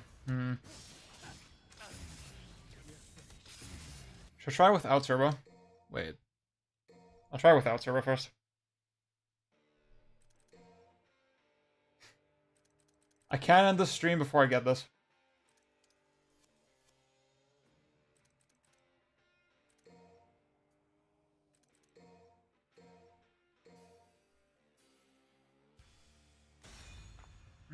Making sword swing projectile probably the most raw idea ever.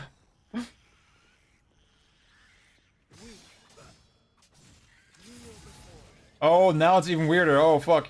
Wait.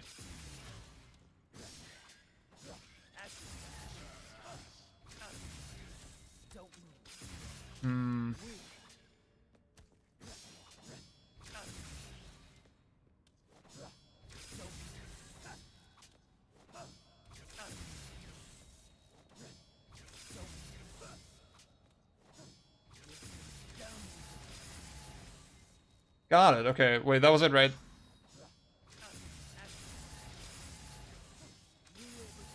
But he doesn't say jackpot.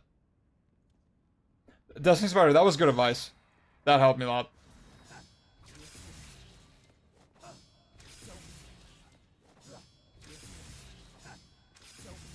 Wait.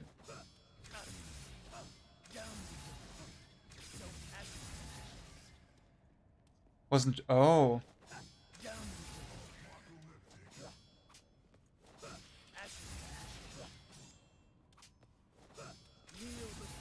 Fuck! Oh, this is hard.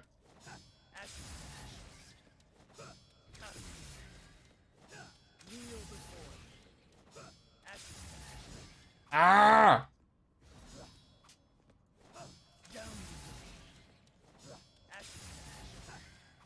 Fuck, fuck, fuck, fuck.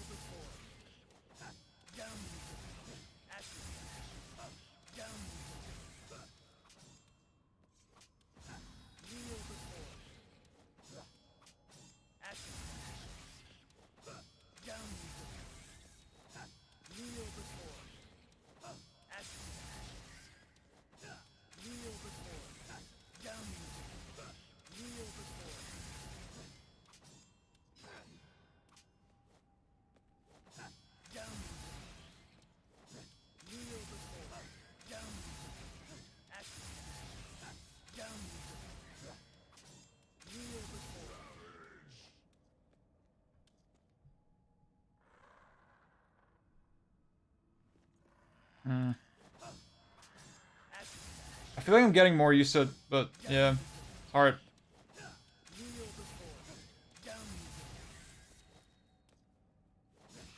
I mean, you have the hilt of a sword doing some stuff, right? But...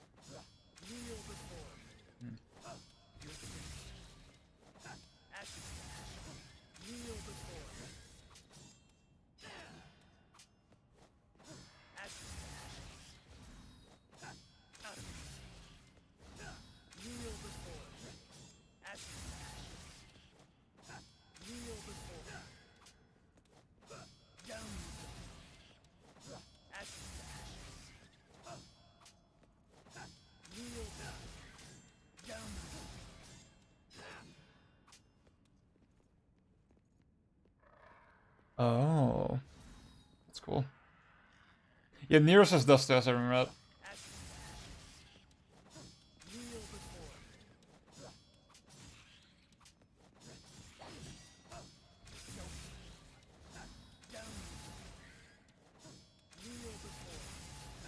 Fuck!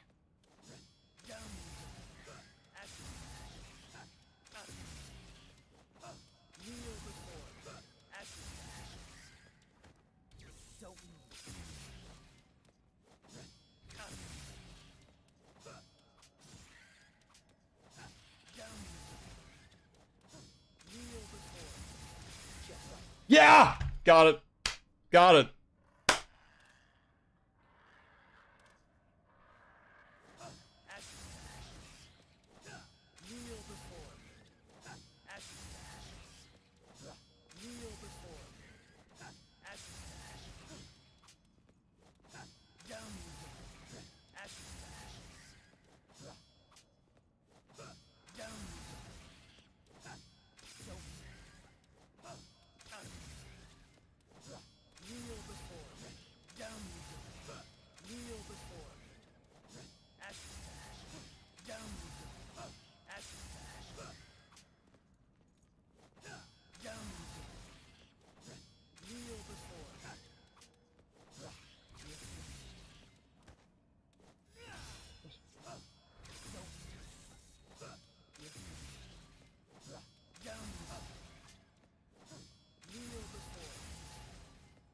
Okay. We're gonna be here all day if I try to do it again. Fuck, man. Oh. Virgil's weapon switch animation, DMC3. Virgil 2 being the one Dante used in DMC1, huh? Let's wait. See, these menus are at the very least not a pain to navigate anymore on the PS5. Because the load times are so much quicker. Okay.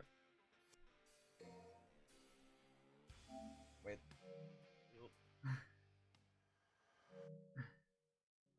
It's like almost 4 a.m. for me.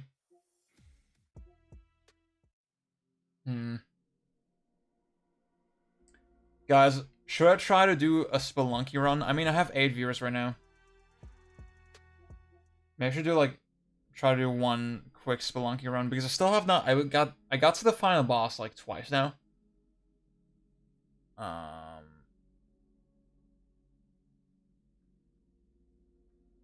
Yeah, let's try that. I feel like I have the feeling for Spelunky now, kind of. I'm getting super close to beating it. I don't know, just beating it is not the point, right? There's like way more shit to do after that, but like we gotta celebrate the small victories.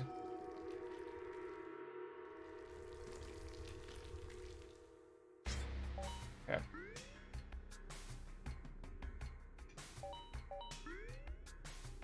Yeah, just to see how far I'll get.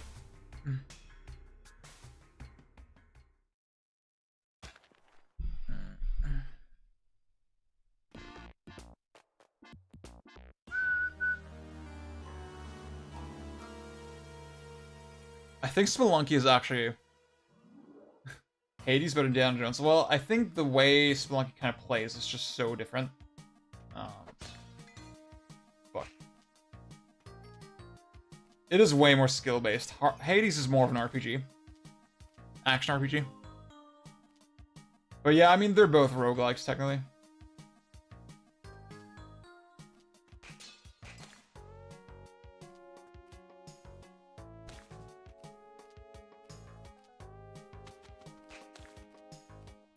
So, blah, the game is different every time you play it. But like, it doesn't have any, permanent progression or anything like that. You do unlock shortcuts for the individual areas. But it's not really advisable to use those.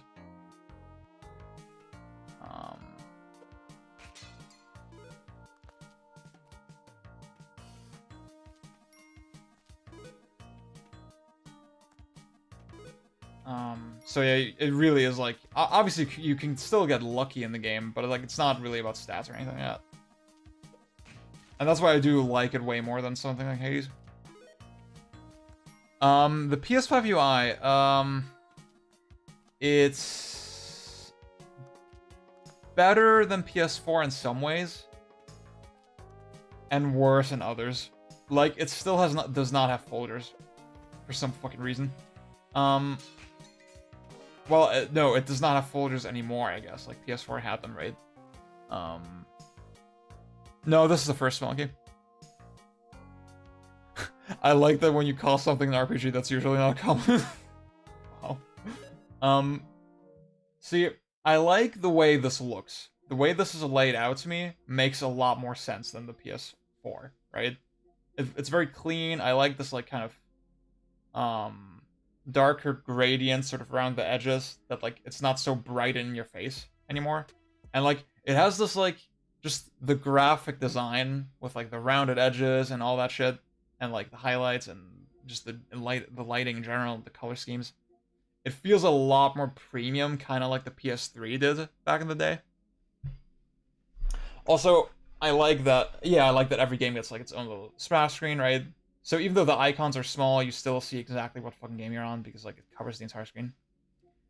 And then it just feels very organized in this way, right? You can just go down and, like, blah, see some stuff about the game. Like, DLC as well, right? That's cool. I like that the store is integrated into the system. it's not a separate fucking thing anymore. At the same time, the store feels like a work in progress. It feels like it's not very organized. It feels like it doesn't have a lot of categories to scroll through. I love the search because A, it's fast, and B, you can use the microphone inside the controller, and it's so much more fucking elegant than fucking typing shit out. Love that. Generally, I think the library feels a little more organized. I think you had sorting functions on the PS4, but like this just feels a little better to me. Like you can cleanly switch between like PlayStation Plus, installed games, and like your overall library. And then I also like that media is its own tab. So games and media are just not mixed out. And like I don't use this media thing whatsoever, right? I just use the apps on my TV. If I want to do if I want to do any kind of media shit. So it's nice that they separated it. But all that is great, but there's no fucking folders. And it's just so like, oh yeah, I love this thing, right? They basically just copied the Xbox 360 guide. And you have all these little options, and I think it just lets you navigate everything really quickly, and it's just really clean and elegant, and I think the cards are kind of a nice way to organize some stuff. Basically, this is like, well, this is like you can see your most important fucking options. Now, I wish I could, like, you have search and settings here in the top, right? I wish I could put those in this bar here as well. Right now, you can't. Hopefully, it's gonna change. But yeah, there's no folders. I feel like maybe what they should do is, like, instead of having these cards related to Spelunky right now, for example, I want to just have folders on this screen, you know? I just press the PlayStation button and then I get my folders. I mean, you have the switcher here, is what it's called, and then you can switch between recent games, but like, it's weird. And then the other thing is, like, it's slow. It's like, this transition, like, I think when you have a game running, the transitions feel very laggy. Not as laggy as PS4, but like, still feels kind of laggy. So, I mean, it's like 4K and blah, and it looks really beautiful. But it seems like maybe it comes at the cost of performance to some extent. I don't know. You would think this console is like powerful enough to run the fucking UI, but it's not like to the like I can still use it fine. Like I can still scroll through it pretty quickly, and like this is responsive. This screen is like very responsive right now. This home screen, but sometimes gets really slow for some reason. I'm not sure why. That was a long fucking ramble of the UI. I hope that was insightful for some people, for those of you who were curious about that. The PS5 controller rumble overhyped as fucking will completely suffers. Well, I think it's just this thing that like adds an extra layer of immersion to games, and I don't mean immersion like in the sense that, oh, I feel like I'm in the game, dude. It just connects you better to what you're doing. I think an Astrobot is really fucking cool. I think as like a tiny thing that enhances games a little bit, it's really cool. But I don't think there's gonna be a lot of games where it's gonna be a make or break feature. I played Ys 9 a little bit, but I'm not like an Ys guy. I can't really say anything super intelligent about it.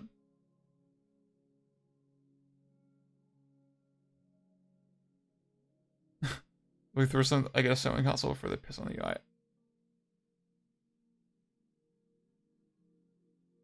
Yeah, you can like do your own themes, but like I guess it wouldn't really make sense with how it's laid out, because like the games themselves code to the entire screen, right? I like also, you saw probably like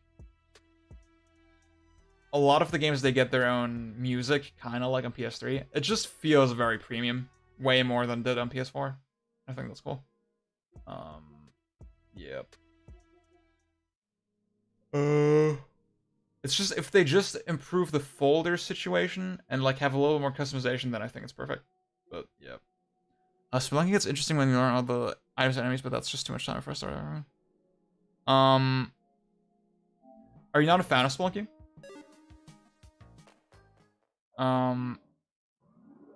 Because I do like the game. I think, well, I mean, things can catch you off guard in ways that feel kind of frustrating. Or like, see, like take these pots, for example, right? I know I need to approach the pots carefully so that, yeah, if there's an enemy inside, like if I stand here and use the whip, I'm gonna get owned, right? And like, fucking a billion hours in, I know that, but it's like, still sometimes you get impatient, and then you fucking hit the thing, and then you get hit, and you're like, ah, fuck, like, this game sucks, right? Obviously, the game has consistent rules, but sometimes the way it asks you to be patient is a little bit excessive, it feels. But still, overall, I really admire this game a lot.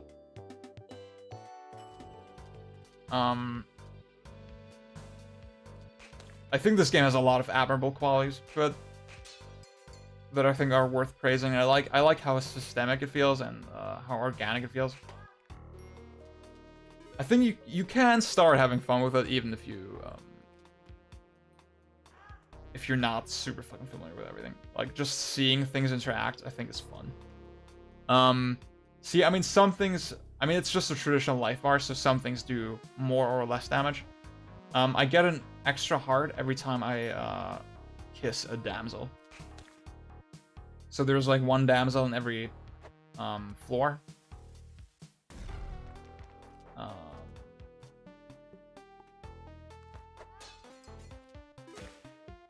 See, you saw the spider fell on the spikes and that killed it, right? It's just because they set up this rule that when you fall on the spiders, you die, and like that just goes for every fucking creature. And I think, like, if I throw the damsel on the spikes, she's also gonna die.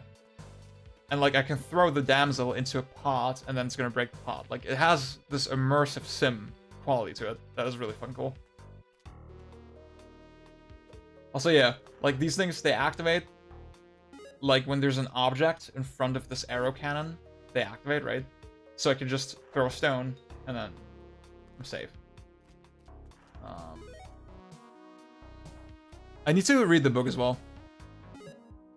Yeah, Derek Yu, the creator of Spelunky, he actually got accusations that like it's kind of sexist, and then he said like, yeah, I take that very seriously, and he added this option that you can change the damsel for like another character, so you can have just a hot naked guy, or like a little puppy. I mean, the way you grab the characters and like, I mean, it is kind of weird still, but like, you know, whatever. Yeah, you can, like, that's the thing, you can pick up a guy and then throw them like a weapon, and then it's just so organic, it's so cool. Just the initial time investment to learn everything is too much when the period isn't fun for me. The thing is, that's the thing, I've been playing this game on and off for years, and I still have not beaten it once. And I feel like I only really got close recently because I actually, like, recently I started to buckle down and take it seriously. And I feel like the time investment is actually not that bad now that I'm kind of in it, you know?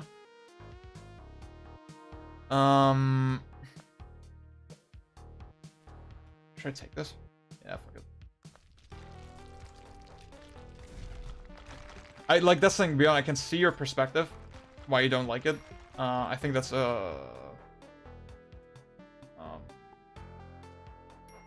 I can see how that happens, right? How you have that experience. It's just, I feel like the design of the game is still pretty solid.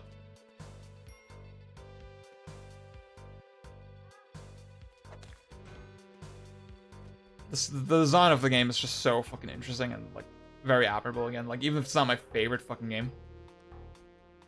Do you have any immersive sim favorites? I mean, obviously Breath of the Wild. Wait, I heard a damsel somewhere.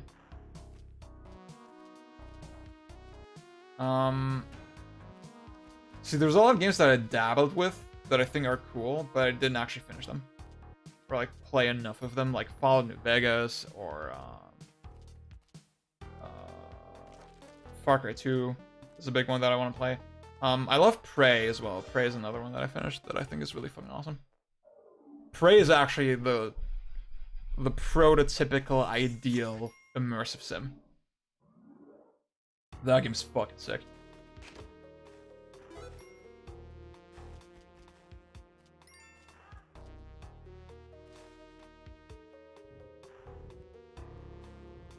Actually, that's a fucking terrible idea. I should not do that. Just bump. That's the thing, like, this game, it makes you approach obstacles very carefully, and it makes you think, huh, is this a risk worth taking? Should I use this resource? I'm talking about the second Prey, the one by Arcane Studios. But I like both games. Oh. So yeah, in that situation, like, I had to really decide, like, do I jump on the tank, or, like, what the fuck do I do? It makes you think about every fucking little interaction. And I think that's really impressive. Like, most games don't achieve that. Oh, fuck.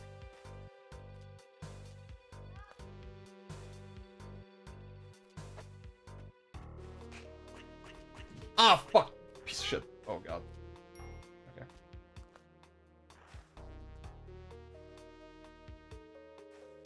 I can jump on the scorpion. That would probably kill it. No, it's not gonna kill it, but, like... Yeah, if you have the spike boots, it's gonna kill it. But...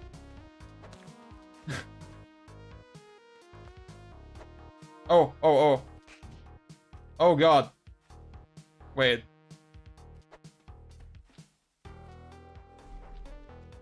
Okay, what do I do?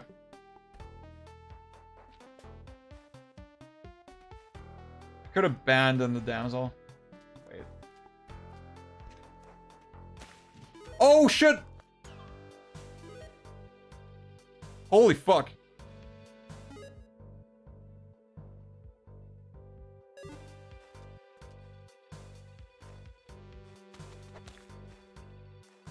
That was fucking awesome. Like, you don't really get moments like that in other games, right? Fuck, man. That was cool. Okay, see, I could throw the damsel down here and activate the arrow trap, but that would probably kill her. Well, I'm just gonna... Yep.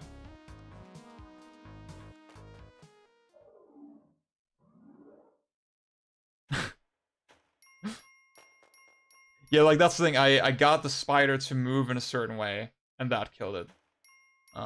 Like, because it fell on the spikes. Because that's the thing, they set up a rule that anything that steps on the spikes is gonna die. It's just so fucking awesome.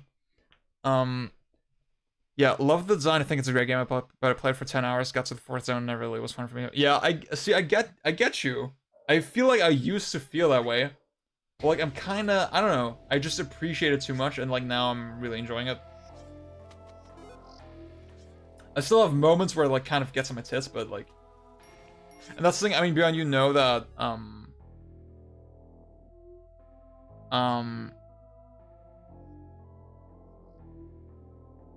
can be really committing more on most games, yeah.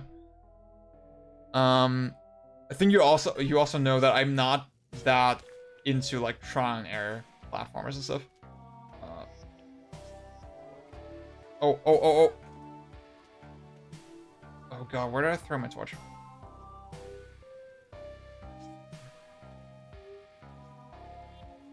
Okay, what probably makes the most sense is that Oh, no! That's not what I wanted. I forgot that it's sticky now.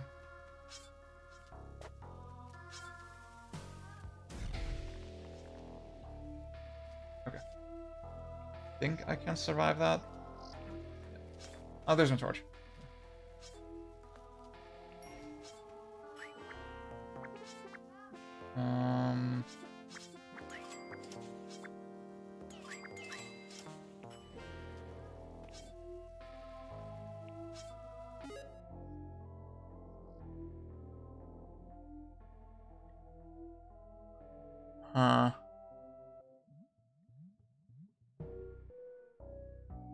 I get what you're saying, Beyond, but I feel like it would just defeat the design of the game, you know? Like, if you could get used to it, you would kind of get tired of the game before you even get the point of it, yeah. And I respect the dedication to this design, you know? That they don't let you get used to it. You have to actually learn the rules. Like, kind of organically at your own pace.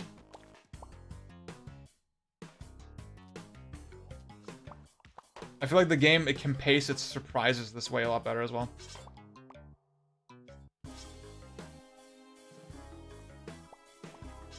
Fuck! That was shitty, that was stupid, that... Yeah. Fuck. I mean, that's the thing, that was completely my own fault, right? I knew exactly that was gonna happen, and then I still did it anyway.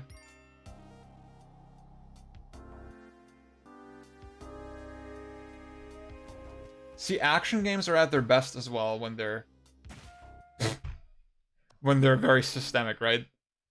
When they just set up a rule, yeah, this move just launches enemies, and then you see what you do with that.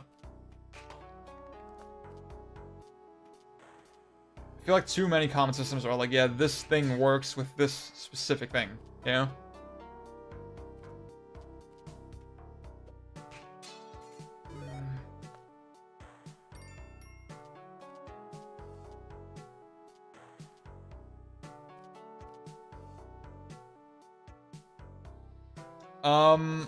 No, you just lose health. Like everything like has a certain amount of health that every attack drains a certain amount of health. Except like there's some things that do insta-kill you. Well, yeah, it's just dependent on the kind of attack.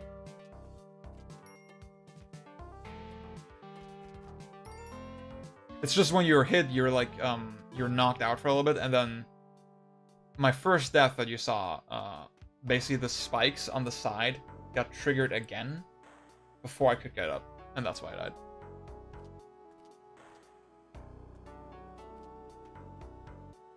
And I already had like less health, yeah. So I think the spikes, they do like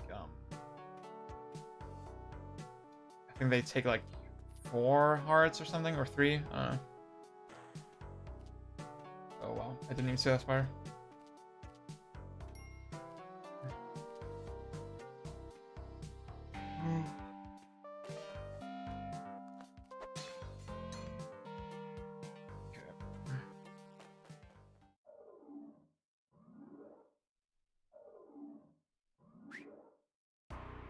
Oh wow, the shop is right here. That's cool.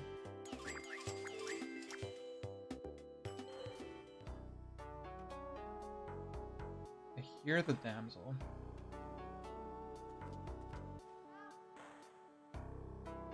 I ain't seen her. Okay, there she is.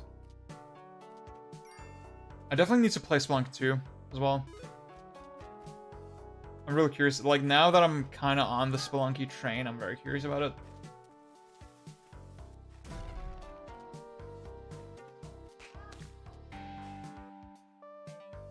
Okay, so I could throw my bomb to trigger the arrows.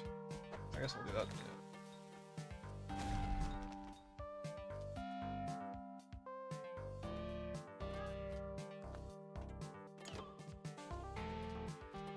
Fuck! Fuck! Oh.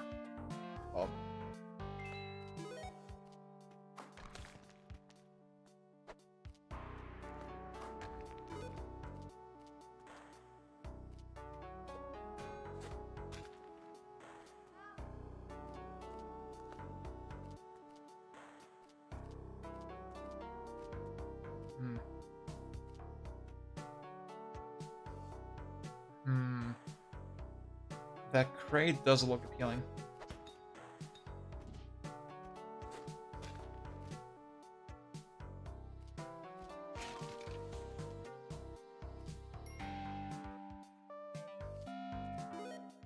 You can tell I'm a very methodical player. And the damsel survived.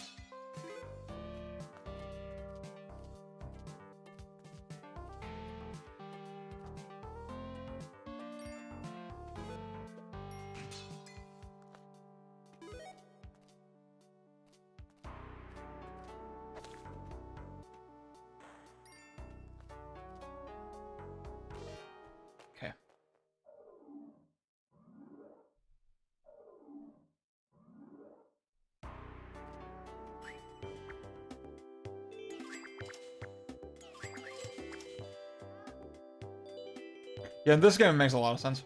Sure.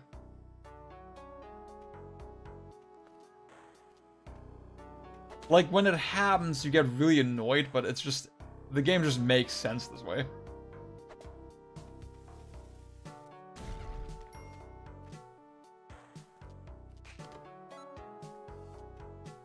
Yeah, I think...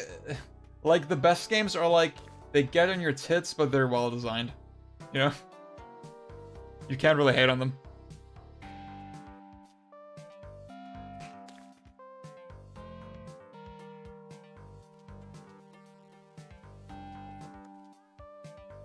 So again, I knew, okay, that spider was coming. I didn't want to take the risk, so I moved. Like, just these really organic, tiny decisions that just would not really make sense if the game wasn't random, right? Okay. I guess I could just do this, yeah. Oh, yeah. See, the arrow on the ground tells me, oh, this cannon was already activated, so I'm safe.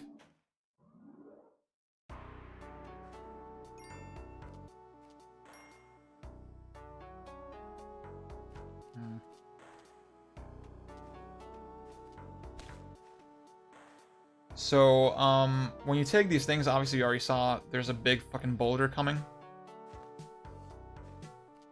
And, that can wreck one of those shops, if there is one on this floor, right? And then if you do that, the shop owner gets really pissed at you and tries to kill you. So it's always kind of risky. You hear about that endless adventure game, the studio behind Apex Legends system? What the fuck? I have not heard about that.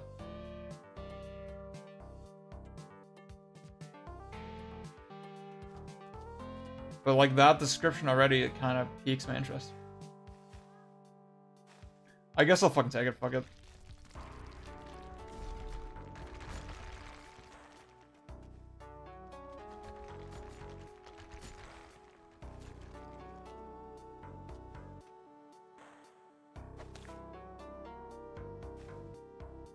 Yeah, I don't want that.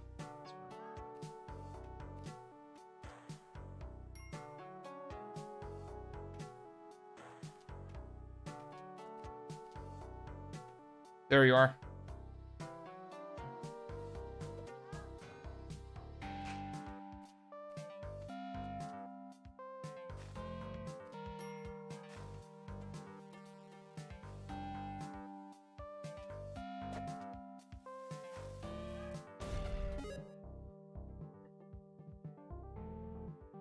Ah, it's like one of the most inherent flaws of the genre that on replay the interest kind of spoiled some. Okay, I get you.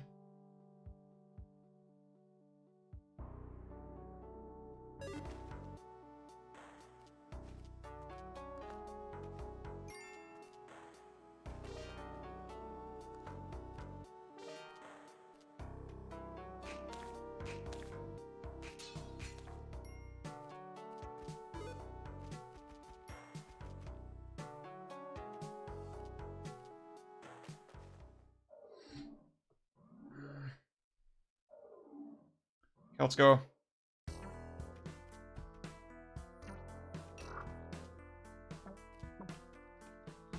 Okay.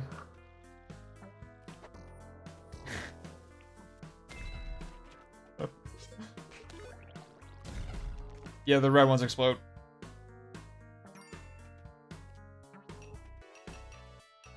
So I know this fucking eye tells me like secret items or whatever, and I can... Oh shit. What the fuck is that? Oh! What? Okay. And I know there's like a mega special fucking way to beat the game or something, and then, yeah, I should buy this. Wait, was there was a torch, okay. Oh, there was a regular shop. Oh, I'm an idiot. I should have used that. Oh, and there's a damsel. Oh. Oh, this is like a special fucking floor. Okay, I got it. I kind of want the compass. I also want the... Ah, you piece of shit. Fuck, fuck, fuck. Oh, I hate you.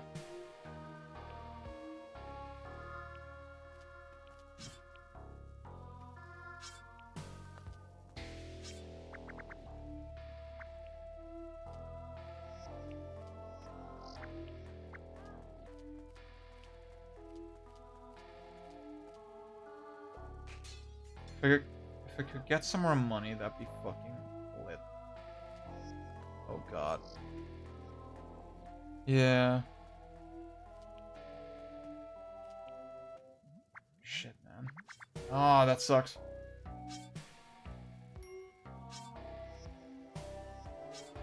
So I have enough cash. Oh, I could... Yeah, I'll try that.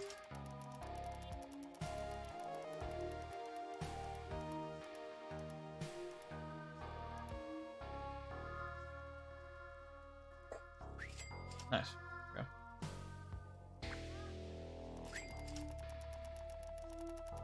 I wonder if the ghost... So if you hang out too long on, like, one of the floors, there's, like, a ghost. Fuck. That chases you. That's, like, basically unavoidable.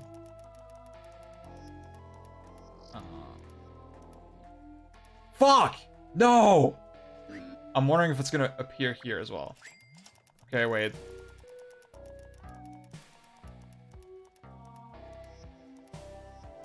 No, no, no, no, no, no. Oh.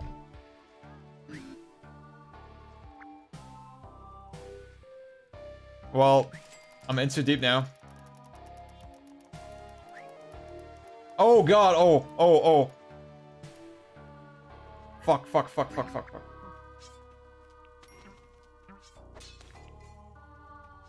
Oh, oh, oh, there's, oh god, there he is. Oh, oh.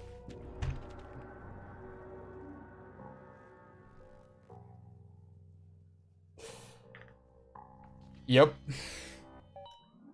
That's Spelunky, everybody. Fuck.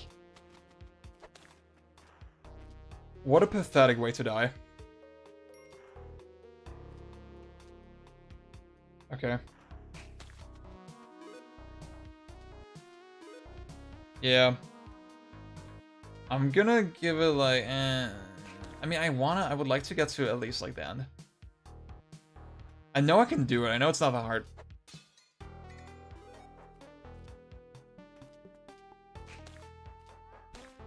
Okay. I have metaphor for gambling, honestly.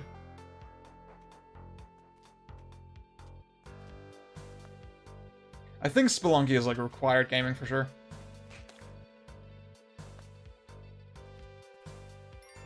Wait, there she is.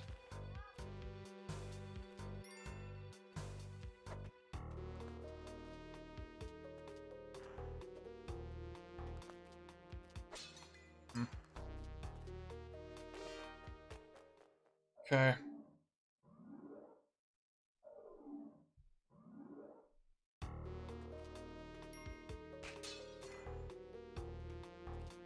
Good.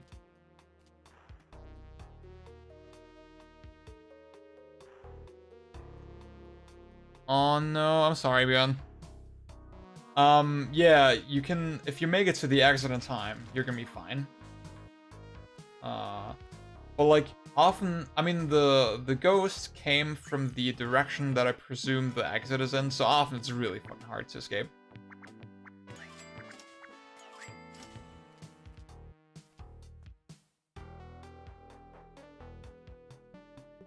Yeah.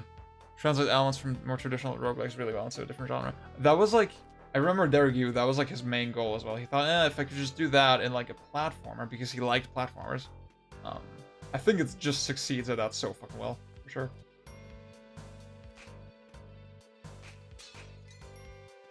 Ugh. Fuck it. Wait. Seems like every problem that you encounter has a solution. And like just it being so random and so dynamic makes that like problem solving process way more interesting. Oh.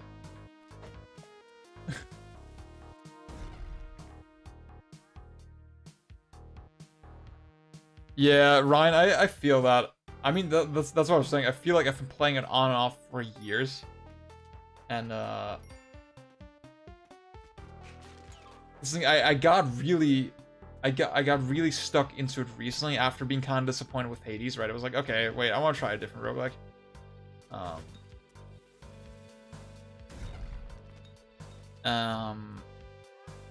And now I feel like I'm making progress way faster than I used to. It's all, you know, another thing is like, I played it mostly on the Vita. And I feel like I'm having a way easier time with the game on console. Even though I didn't specifically feel like the Vita version was like difficult to play because of the screen size or something. I'm not sure what it was. Yeah. Dude, Tomb Raider is like the coolest concept, low-key. I feel like I would really enjoy the first Tomb Raider if I properly played it. It was always... Tomb Raider 1 was like described to me one time as like 3D Zelda dungeons before Ocarina of Time. And that's lit. That sounds lit.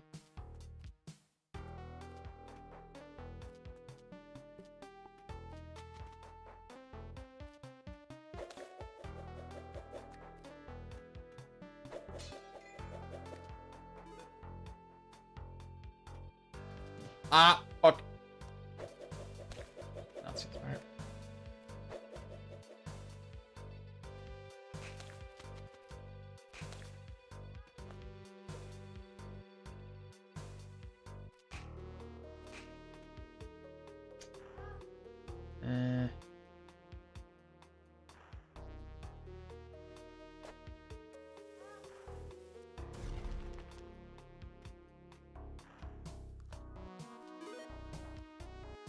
Sure, it's spider.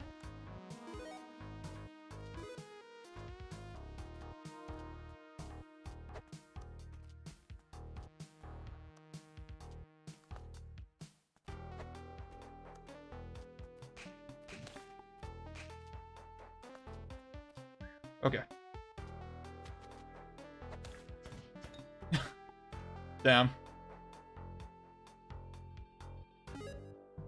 Do you think Spelunky is the best game of the genre? You mean roguelike genre? I'm not sure. I haven't played enough roguelikes. I can't really say.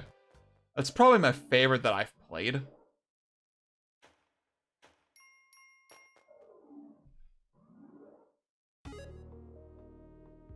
Yeah, Ryan, that's kind of the impression that I got. I always hear weird things about like the later games. I do think the first level of Tomb Raider 2 is kind of iconic. But I know after that, you like just start shooting people in Venice or something, and it's like weird.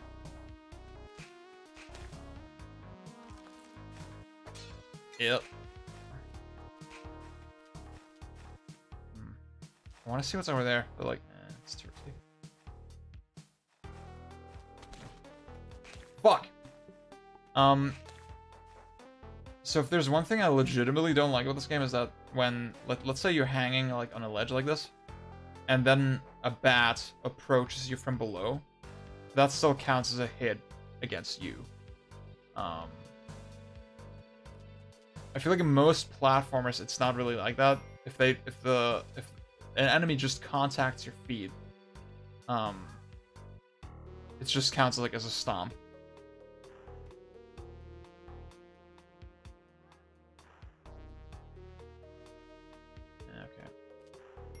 Yeah, I wish I had more health, but...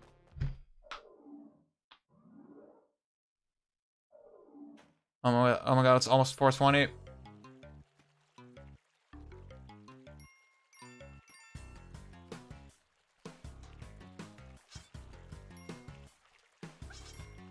Yeah, that's not worth it.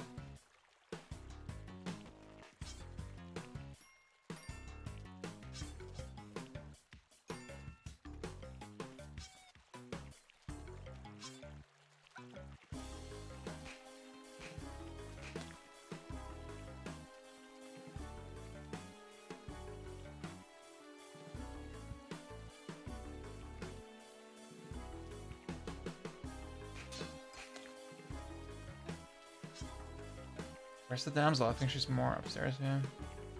Oh,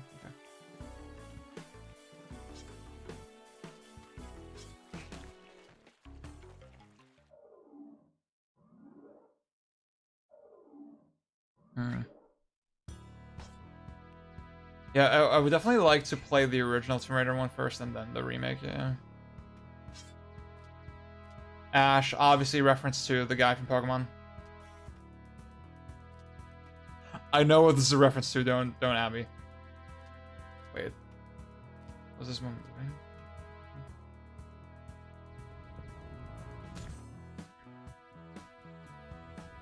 Oh yeah, you can grab this thing and it's like this like big skull. It's like treasure.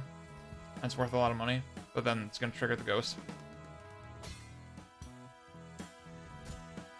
Ah, fuck, I destroyed the contents of the crate.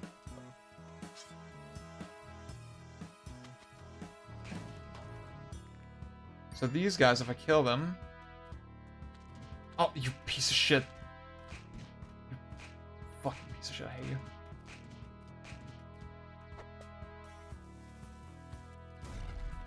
Oh, I hate you.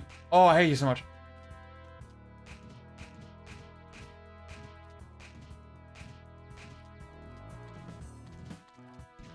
Ah! Fuck!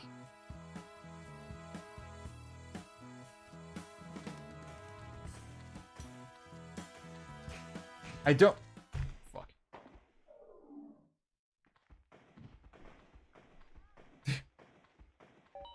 Okay. Okay, wait. I just keep making stupid fucking mistakes. Wait.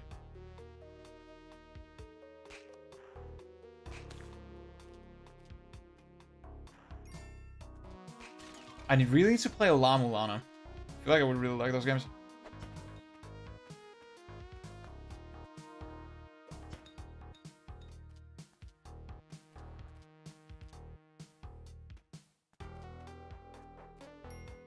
If I don't make it, I wanna make it to World 4 at least. Before I quit. For tonight.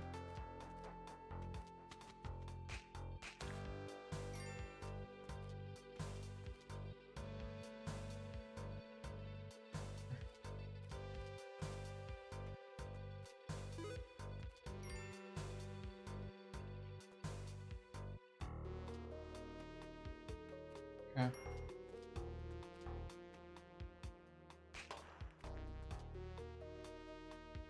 Okay, I did not get the damsel. That's fine.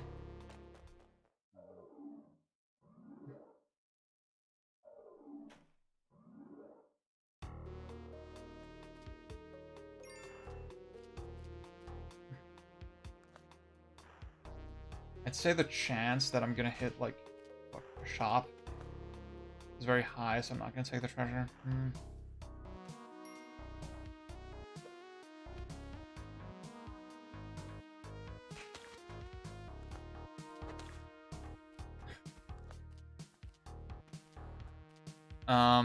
Yeah, this game definitely is showing my internalized misogyny.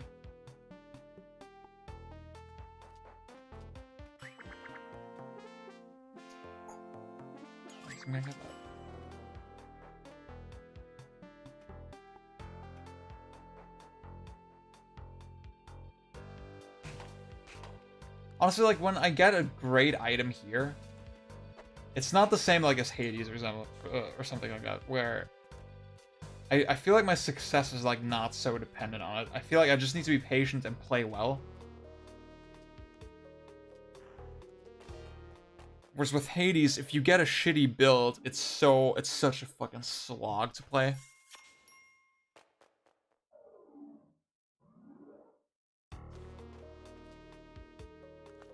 It's not even challenging, it's just fucking annoying, you know? In the case of Hades. Okay.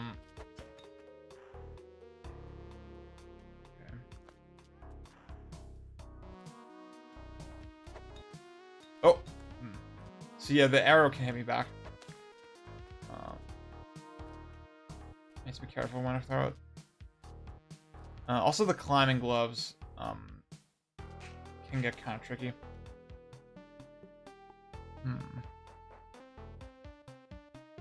That thing was already activated, but like I don't. I guess I could get the key. Yeah.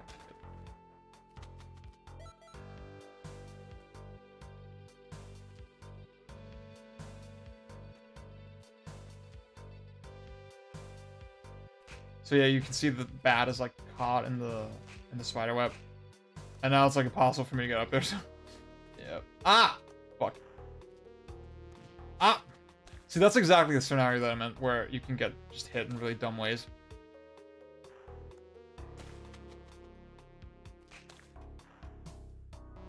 Oh shit.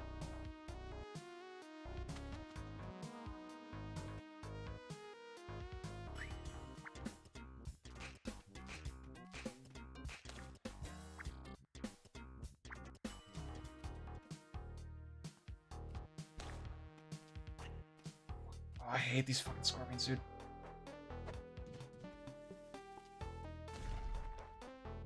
Piece of shit. Ah! Didn't they give PS1 Lara a Playboy spread? Probably, I think so.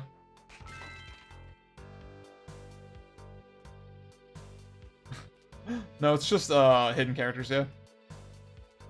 Yeah, okay. Fuck, man. I'm already doing so poorly again. Can I... Oops. Ah! I didn't see that fucking... Oh. Dude.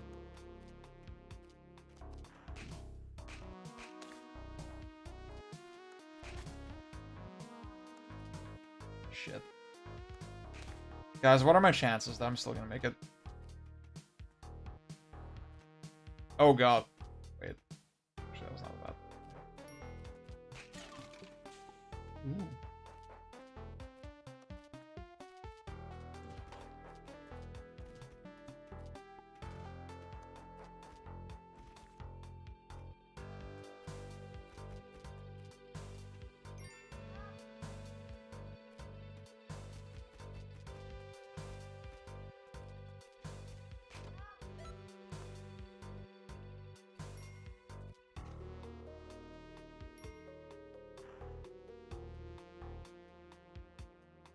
Okay.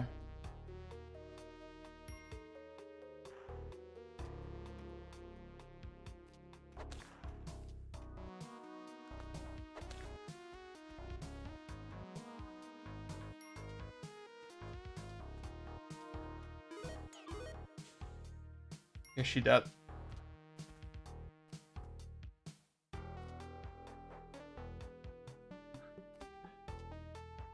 That's actually a good point, Destiny Spider, yeah. You kept seeing me restart because I got hit at in the first floor. Just don't get hit, honestly. Scrub. Fuck! Fuck!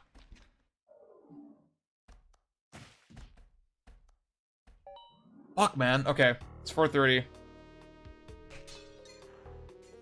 Jesus.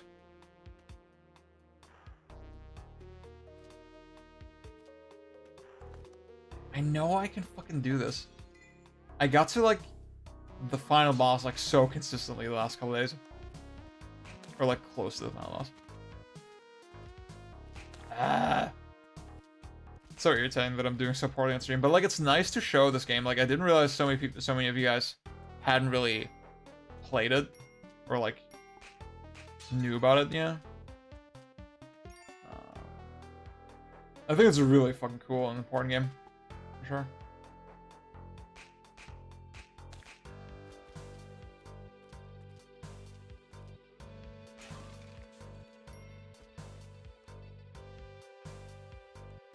Fuck, where's the damsel? Fuck!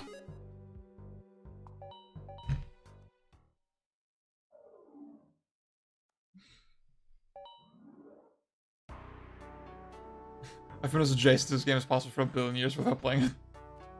I hope maybe this gave you the push to try it. It's a very accessible game, I think. Just jump into it. Oh. Yeah, it's not worth it. Actually, wait, maybe it is worth it.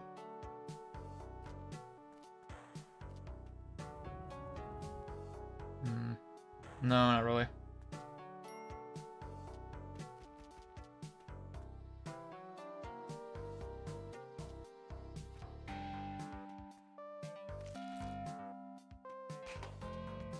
I love recommending games to people, honestly.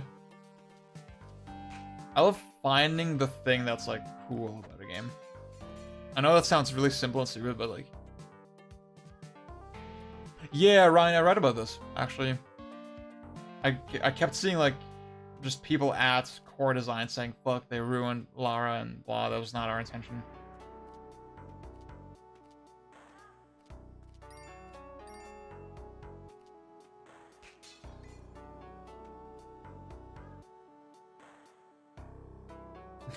The good me-core shit. What's a game that's super Alan Core? Well, I'm glad you finally played Sin and Punishment. That's definitely the most fucking Alan Core that you hadn't played. Alan Core game that you hadn't played yet. Was that worth it? 2 moms with Amazon? Yeah.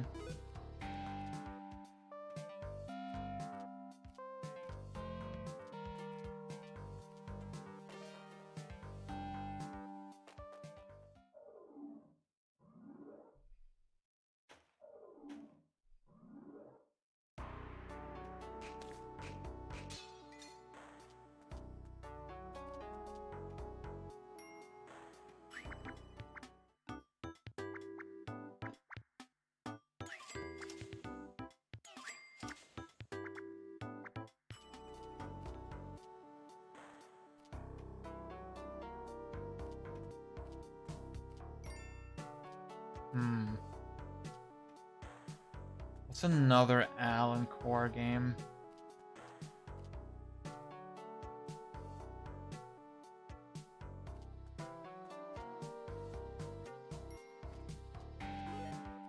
I mean, I think you might like Treasure in general.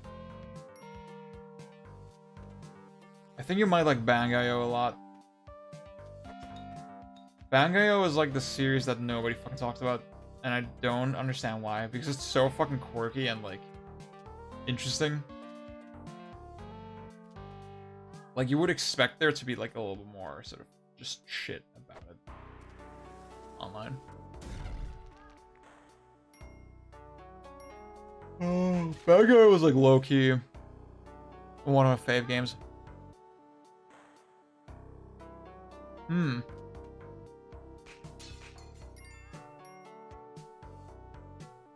Oh, Love the Lick.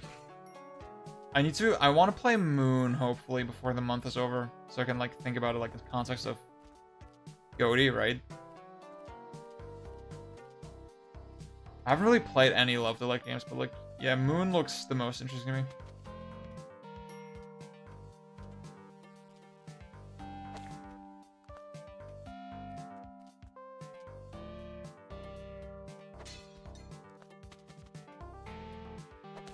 That's definitely, that, like, those games definitely seem Alan Core. Moon is like, it's like an anti-RPG is what it's known as. Basically, it's like an RPG world where the hero kind of just killed all the monsters and like plundered the whole fucking world, essentially. Bangai-O. BANGAI-O.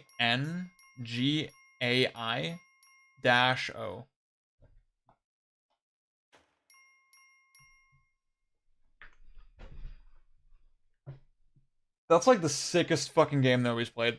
Like both. If there's 3 games. The third one is kind of irrelevant. It's like this Xbox 360 sort of like reskin kind of the second game. The first and second are really distinct. And both worth playing. I started with the DS one, and the first one is on Dreamcast and N64, so it's unfortunately not very accessible. But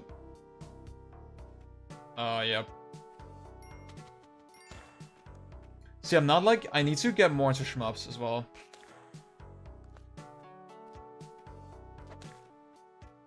Oh shit, that was fucking stupid. Not that stupid. I guess I can...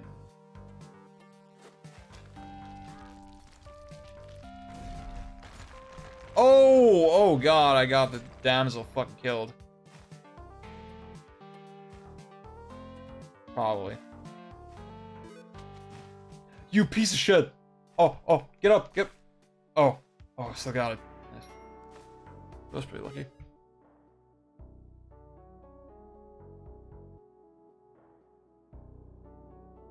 Huh, interesting.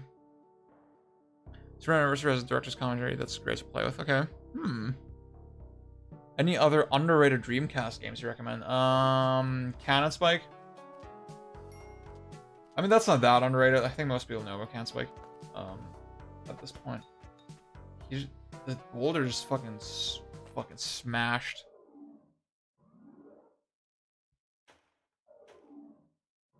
The damsel, that's crazy. Mach and X is pretty lit. Okay, my eyes are starting to get kind of tired. I should probably call it after this attempt.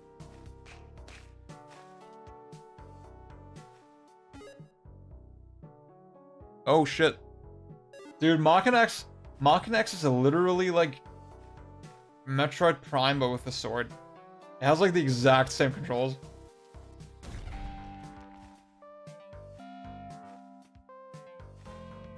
The best Megaten game, I'm not sure about that.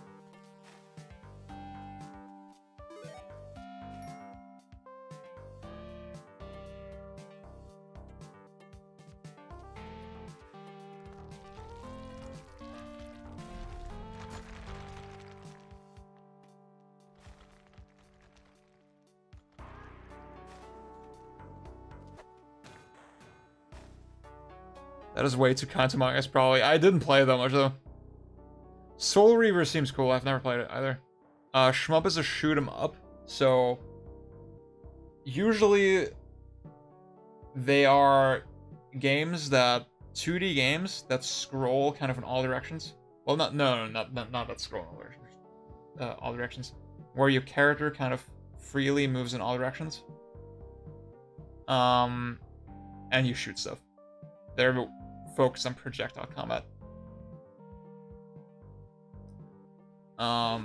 So games like Gradius and R-Type, those are like super classic shmups.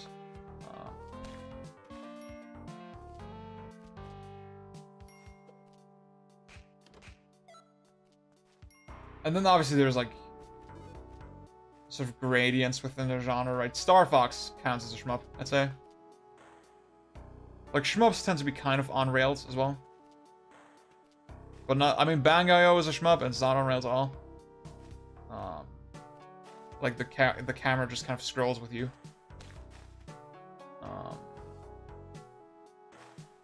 Yeah, but like, basically just shooting games that are not third or first person. Like, shooting games where you're not aiming with, like, a mouse or the right stick. Where it's not really where your character is, like, the reticle, generally. Fuck, that was stupid.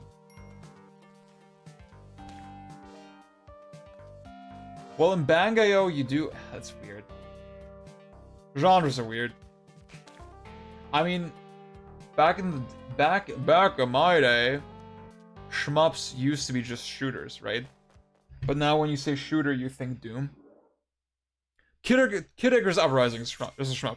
Well, it's a rail shooter. Well, I guess. It's weird. I don't know. Fuck!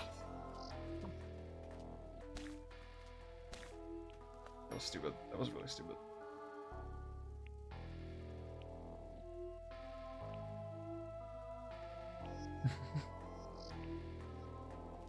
Dude, yeah, I really just want the first Kid Icarus Uprising on the Switch, man. I'd be happy with just that. Fuck! Fuck! I just keep getting hit. In really fucking stupid ways. Oh, I have no bombs. Oh, that's shitty.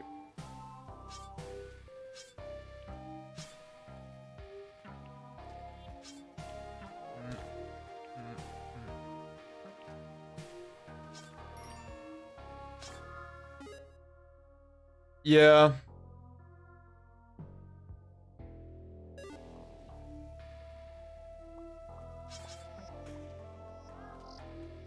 Okay, that's pretty fucking lucky. Okay,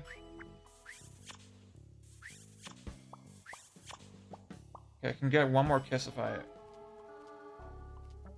get some cash. Oh.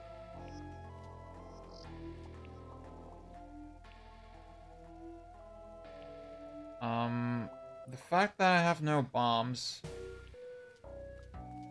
is starting to become a huge problem. Oh god, what do I do? Okay, I know I can tell I can go down here a little bit. Okay.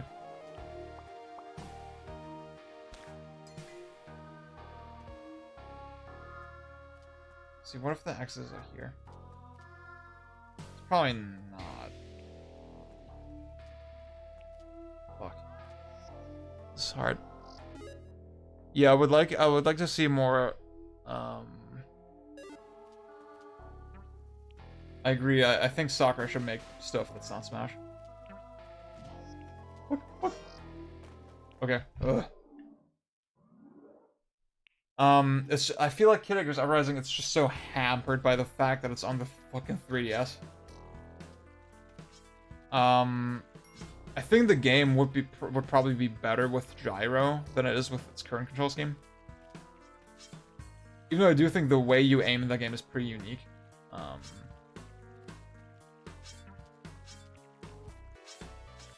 It does feel to me like they just wanted to use the most intuitive control scheme that was possible on the 3DS, right? For this kind of game.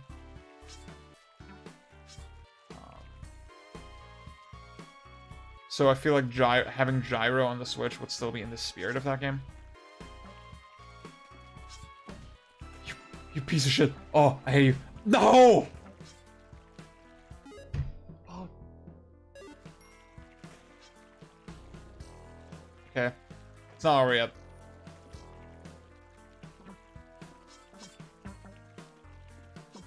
These fucking frogs, man. Okay. Dude, SMT4 HD would be so lit. Yeah. Fuck. That game deserves to be on a TV. Apocalypse is Kusugi. Alan, actually, I remember you getting on my case for saying that Apocalypse is like trash. When we first sort of started becoming friends.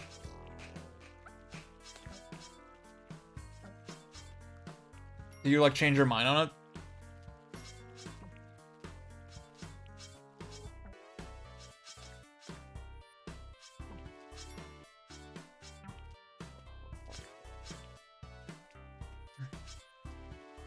Yeah, Kid Icarus Uprising, like, just the comfort of playing it on a TV would be so fucking lit.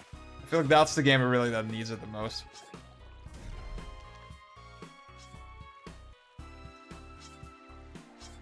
This is like the shittiest fucking possible situation.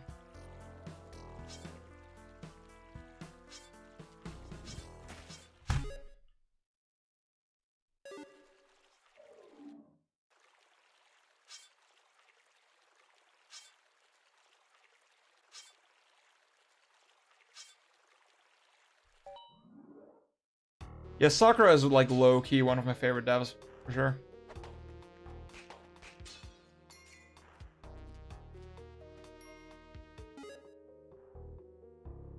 I skipped school for 3 years and played it in 3 17-hour sessions. Holy fuck.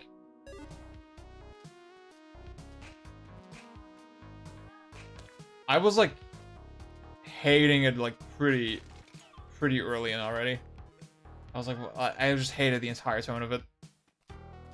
And like just like the way the world, like my biggest problem with it is just the world layout and like the pacing of the game. Just the game has no sense of pacing, right? I think the like just making you go through the exact same locations again for the most part, and then like just doing it in this really haphazard way, that's the kicker with Apocalypse. That's why I hate it.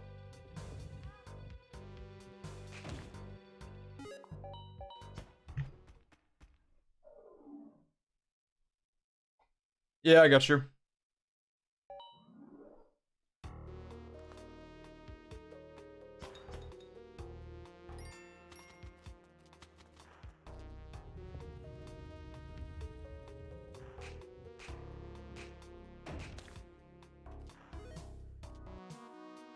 I just don't see... Like, I know a lot of people who, like, legit think that it's way better than SMT4. And I do not fucking understand how anyone can think that. Even, like, mechanically. You know? I don't think it's mechanically so different that it actually changes the experience. I don't think, like... I, like, slept through the game. I thought it was so easy.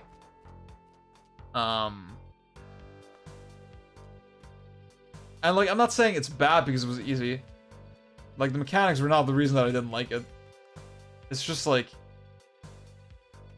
I just don't see how the changes made it actually more challenging or balanced, you know? And I saw so many people, like, play through the game once with, like, a shitty build, probably, and then say, oh, this game's really challenging.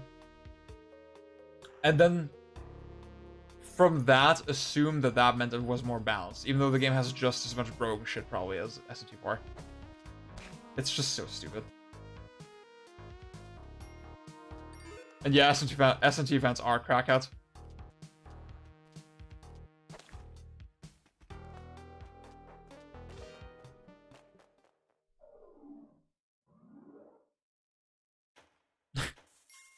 Auto castrates prevent my spawn from being possibly that cringe. What the fuck, dude? It's terrible, yeah. How the fuck does a game like that happen?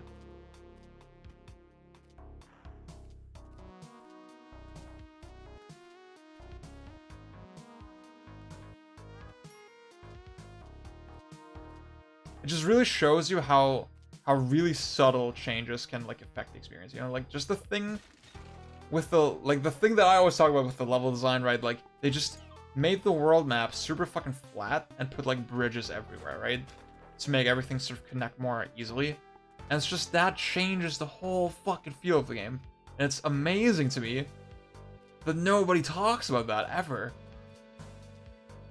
How the fuck is that possible? Yeah, there's cool characters. I think Gaston has, like, legit cool character development. Fuck. Okay, got it.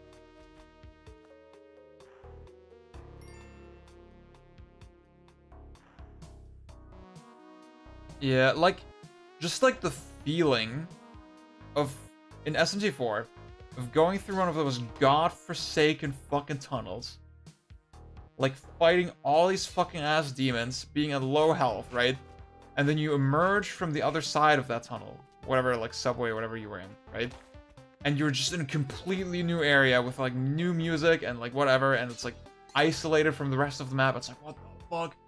And then you find a terminal, and you, like, the feeling when you find a new terminal in SMT4, oh, you shit yourself with this excitement in that game. It's, like, equivalent to finding a bonfire in Dark Souls, yeah, for people who play Dark Souls, but not SMT. And, like, in 4 Apocalypse, it's like, okay, here's a terminal, there's a terminal, oh, there's a new area, you know. It's like, it just doles everything out like candy, and, like, the pacing does not work at all. And, like, it's not exciting because you fucking, like, it's the same fucking environment.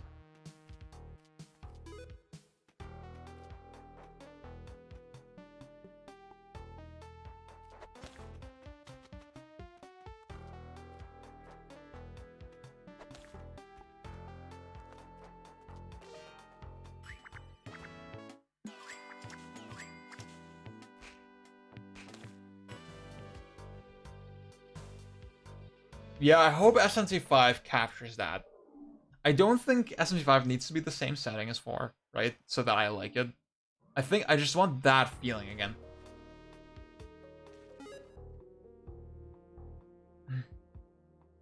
Yeah, oh, fuck. I need to play that game again as well. Fuck, it's been so fucking long.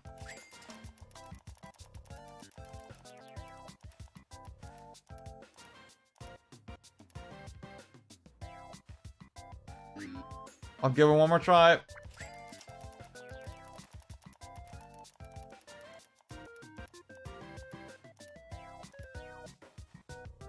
Are you fucking shitting me?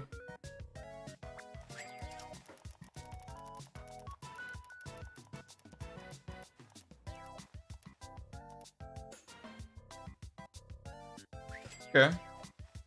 Wait.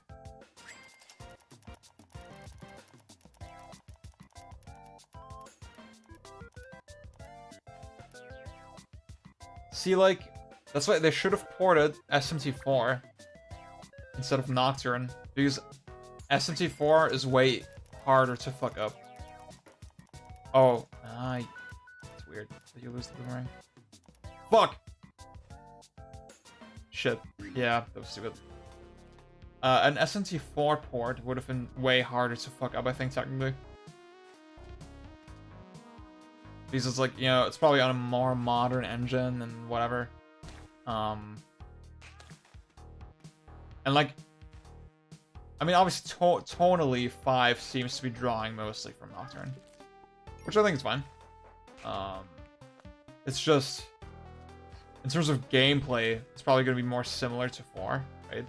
And, maybe, fuck, it wasn't looking at the screen. I think maybe setting, fuck! Setting those expectations, I think, would be appropriate, yeah, for, like, people who are new to SNT. Because clearly they're trying to shoot for that audience a little bit, I think.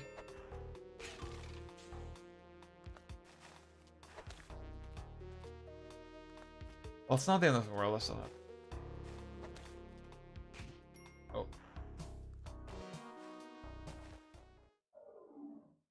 Strange Journey has been a blast. Okay. Do you think I would enjoy it?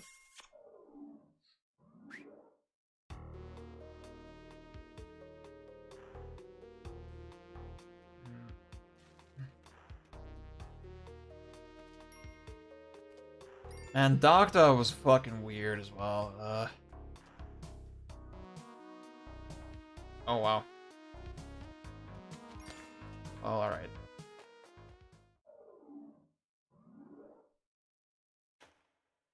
See, the first and the second world in Spelunky are pretty arduous, and then after that, the game gets more fast-paced. Okay, the monkey could fuck shit up. So I'm not gonna do that. Like, the game, it would not work if it wasn't random. It would just not work at all. If you play through set levels.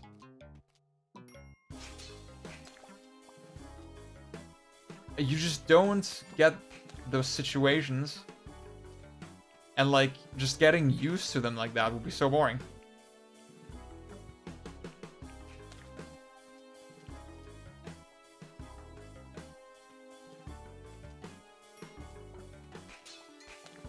And I appreciate that the devs, like, value the integrity of their experience, like, so much that they only give you that option. You can only play it in this way. I think you would like Strange Journey, but would be a little bothered by some of the promise it has that Etrian doesn't. Okay. I mean, Etrian is fucking great, even though, like, I really loved Etrian Odyssey 1, right? Even though that's, like, a pretty old game at this point with, like, a lot of flaws. Those flaws did not bother me at all. Like, specifically, like, technical flaws, right? Like, just, with... I mean, the game is really buggy, right? I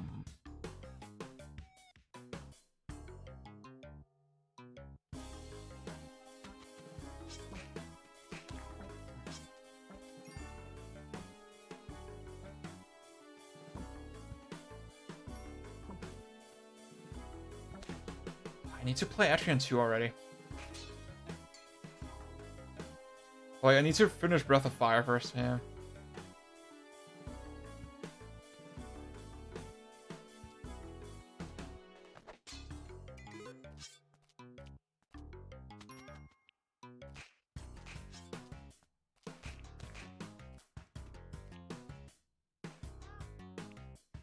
Okay. It's the peak of the series. That makes me curious. I just feel like I'm not sure tonally it would hit me as much as 4. You know, 4 is just like the lonely fucking vibe of it. It's just too Kino. It's just absolutely too fucking Kino.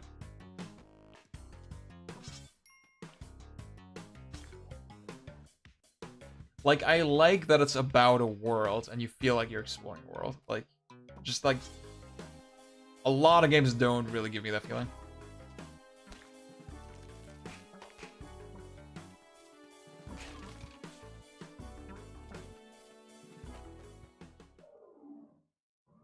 Dude, Etrian Odyssey is fucking great. I say that as someone who's like not a JRPG person. It seems it's like a pretty easy series to get into, honestly, as well. Like, if you feel intimidated about it, like, oh, that was kind of shitty. Okay.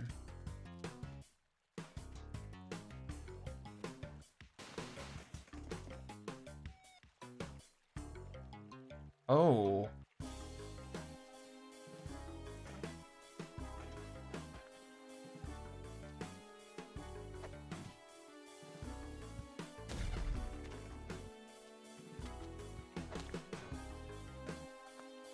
Like, you can start with almost any Etrian game, I think, and have a great time. Even though I've only played the first one. That's just the impression that I get.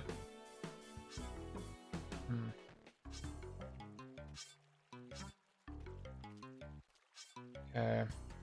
Wait.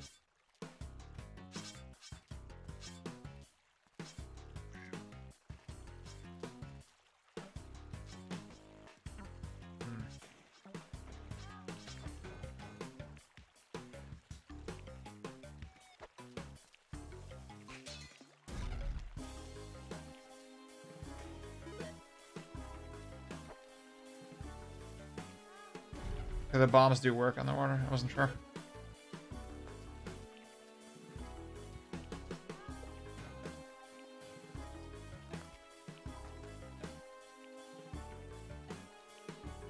This is a stress gave me felt very Super Metroid. Yeah, the thing with the classic mode, that's like the one is super important consideration. I don't like this fucking frog.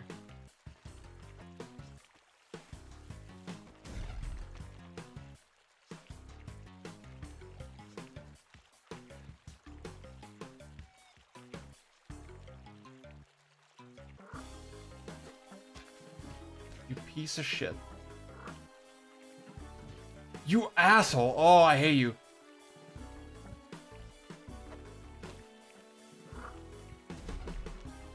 Have the spike boots. Wait, if I step on him...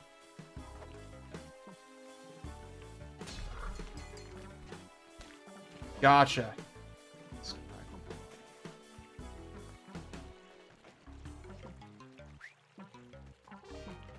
Ugh, okay. Okay. Sure. So yeah, that, like, this guy, can build shortcuts for you. And the shortcuts are kind of for practicing the individual areas. Well, you shouldn't rely on them. Because, like, obviously you don't really get any items if you, just skip to, like, this area, for example.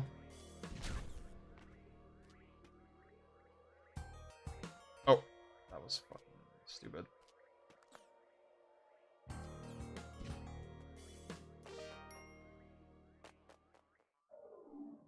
There's enough bloat despite its length.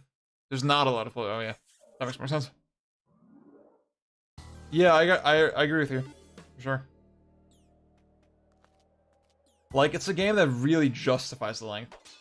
It's like all killer, no filler. It's like pure fucking gameplay, and like it builds the atmosphere through the gameplay, and builds its world through gameplay. It's Kino. It's just Kino. Yeah, wait, that was actually stupid.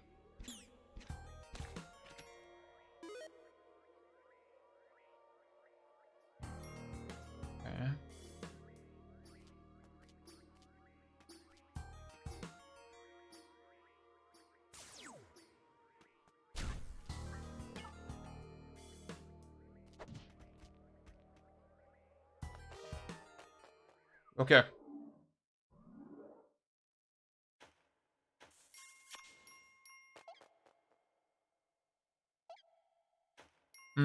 I agree with you.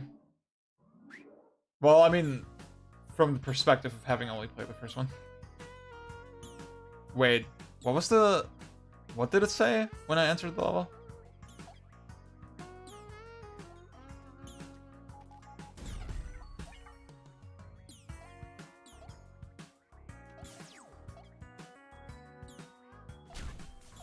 Oh god. Yeah, I'm not gonna risk it. Look, actually... yeah, no. Okay. Oh, it's the same reveal in all 5 main... Oh, wow. Spelunky's super cool, dude. Super cool. Okay, we're almost at the final stage.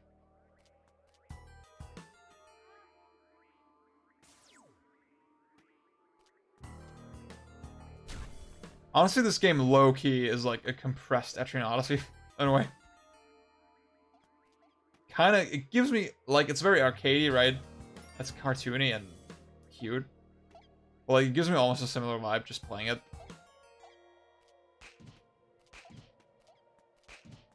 Oh. Oh, okay. Okay.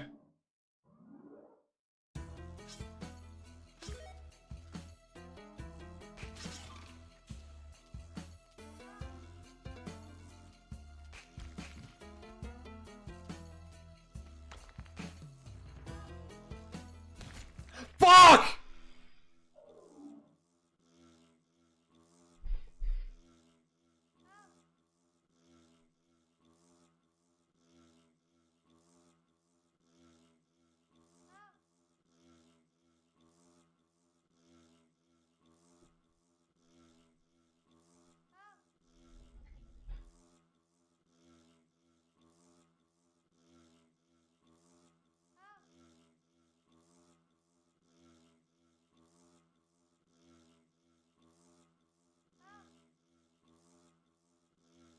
God damn.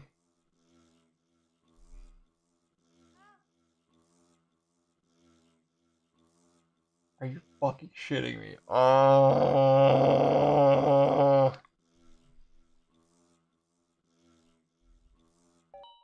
I mean, I kind of knew, like, I knew how the fucking thing worked, right?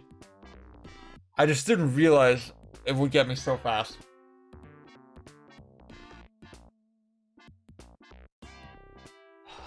Oh, what's this, like... Bottle?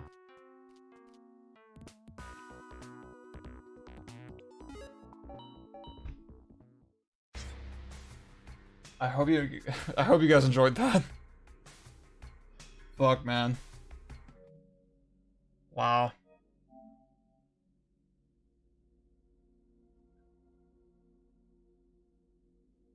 Wow.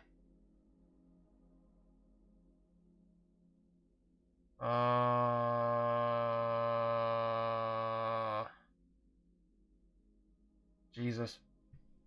Well, yeah. On the sad note, I have to end the stream. I hope you guys enjoyed. I had a really fun time this time. Yeah, this is a nice stream again for the first time in a while. PC issues notwithstanding. Oh shit, that makes me happy. Yeah, let me know what you think, Alan. Maybe you're gonna beat it quicker than me. uh. Yeah, fuck, it's 5 a.m. for me. Ugh. I've been streaming for fucking almost 9 hours. I don't know, like, sometimes with streaming, I just get so in the zone. I'm gonna stream again tomorrow for a little bit. Like I said, I'm gonna test my settings a little bit. It's not gonna be, like, a very formal stream. Not a very long stream either. Secretly sponsored stream. Derek, where's my fucking money? Yeah. I had a really good time. Dante was hype. Play more Monster Hunter would be cool. Maybe, yeah, maybe I'll stream Monster Hunter Rise when it comes out. I think that'd be sick streaming. And like Iceborne, maybe you should stream that as well. Though I guess I would like to play Iceborne in 4K. And I can't do that on the setup when I'm streaming. So yeah. Either way, I'll see you guys later. I love you all. Take it easy. Take care of yourselves.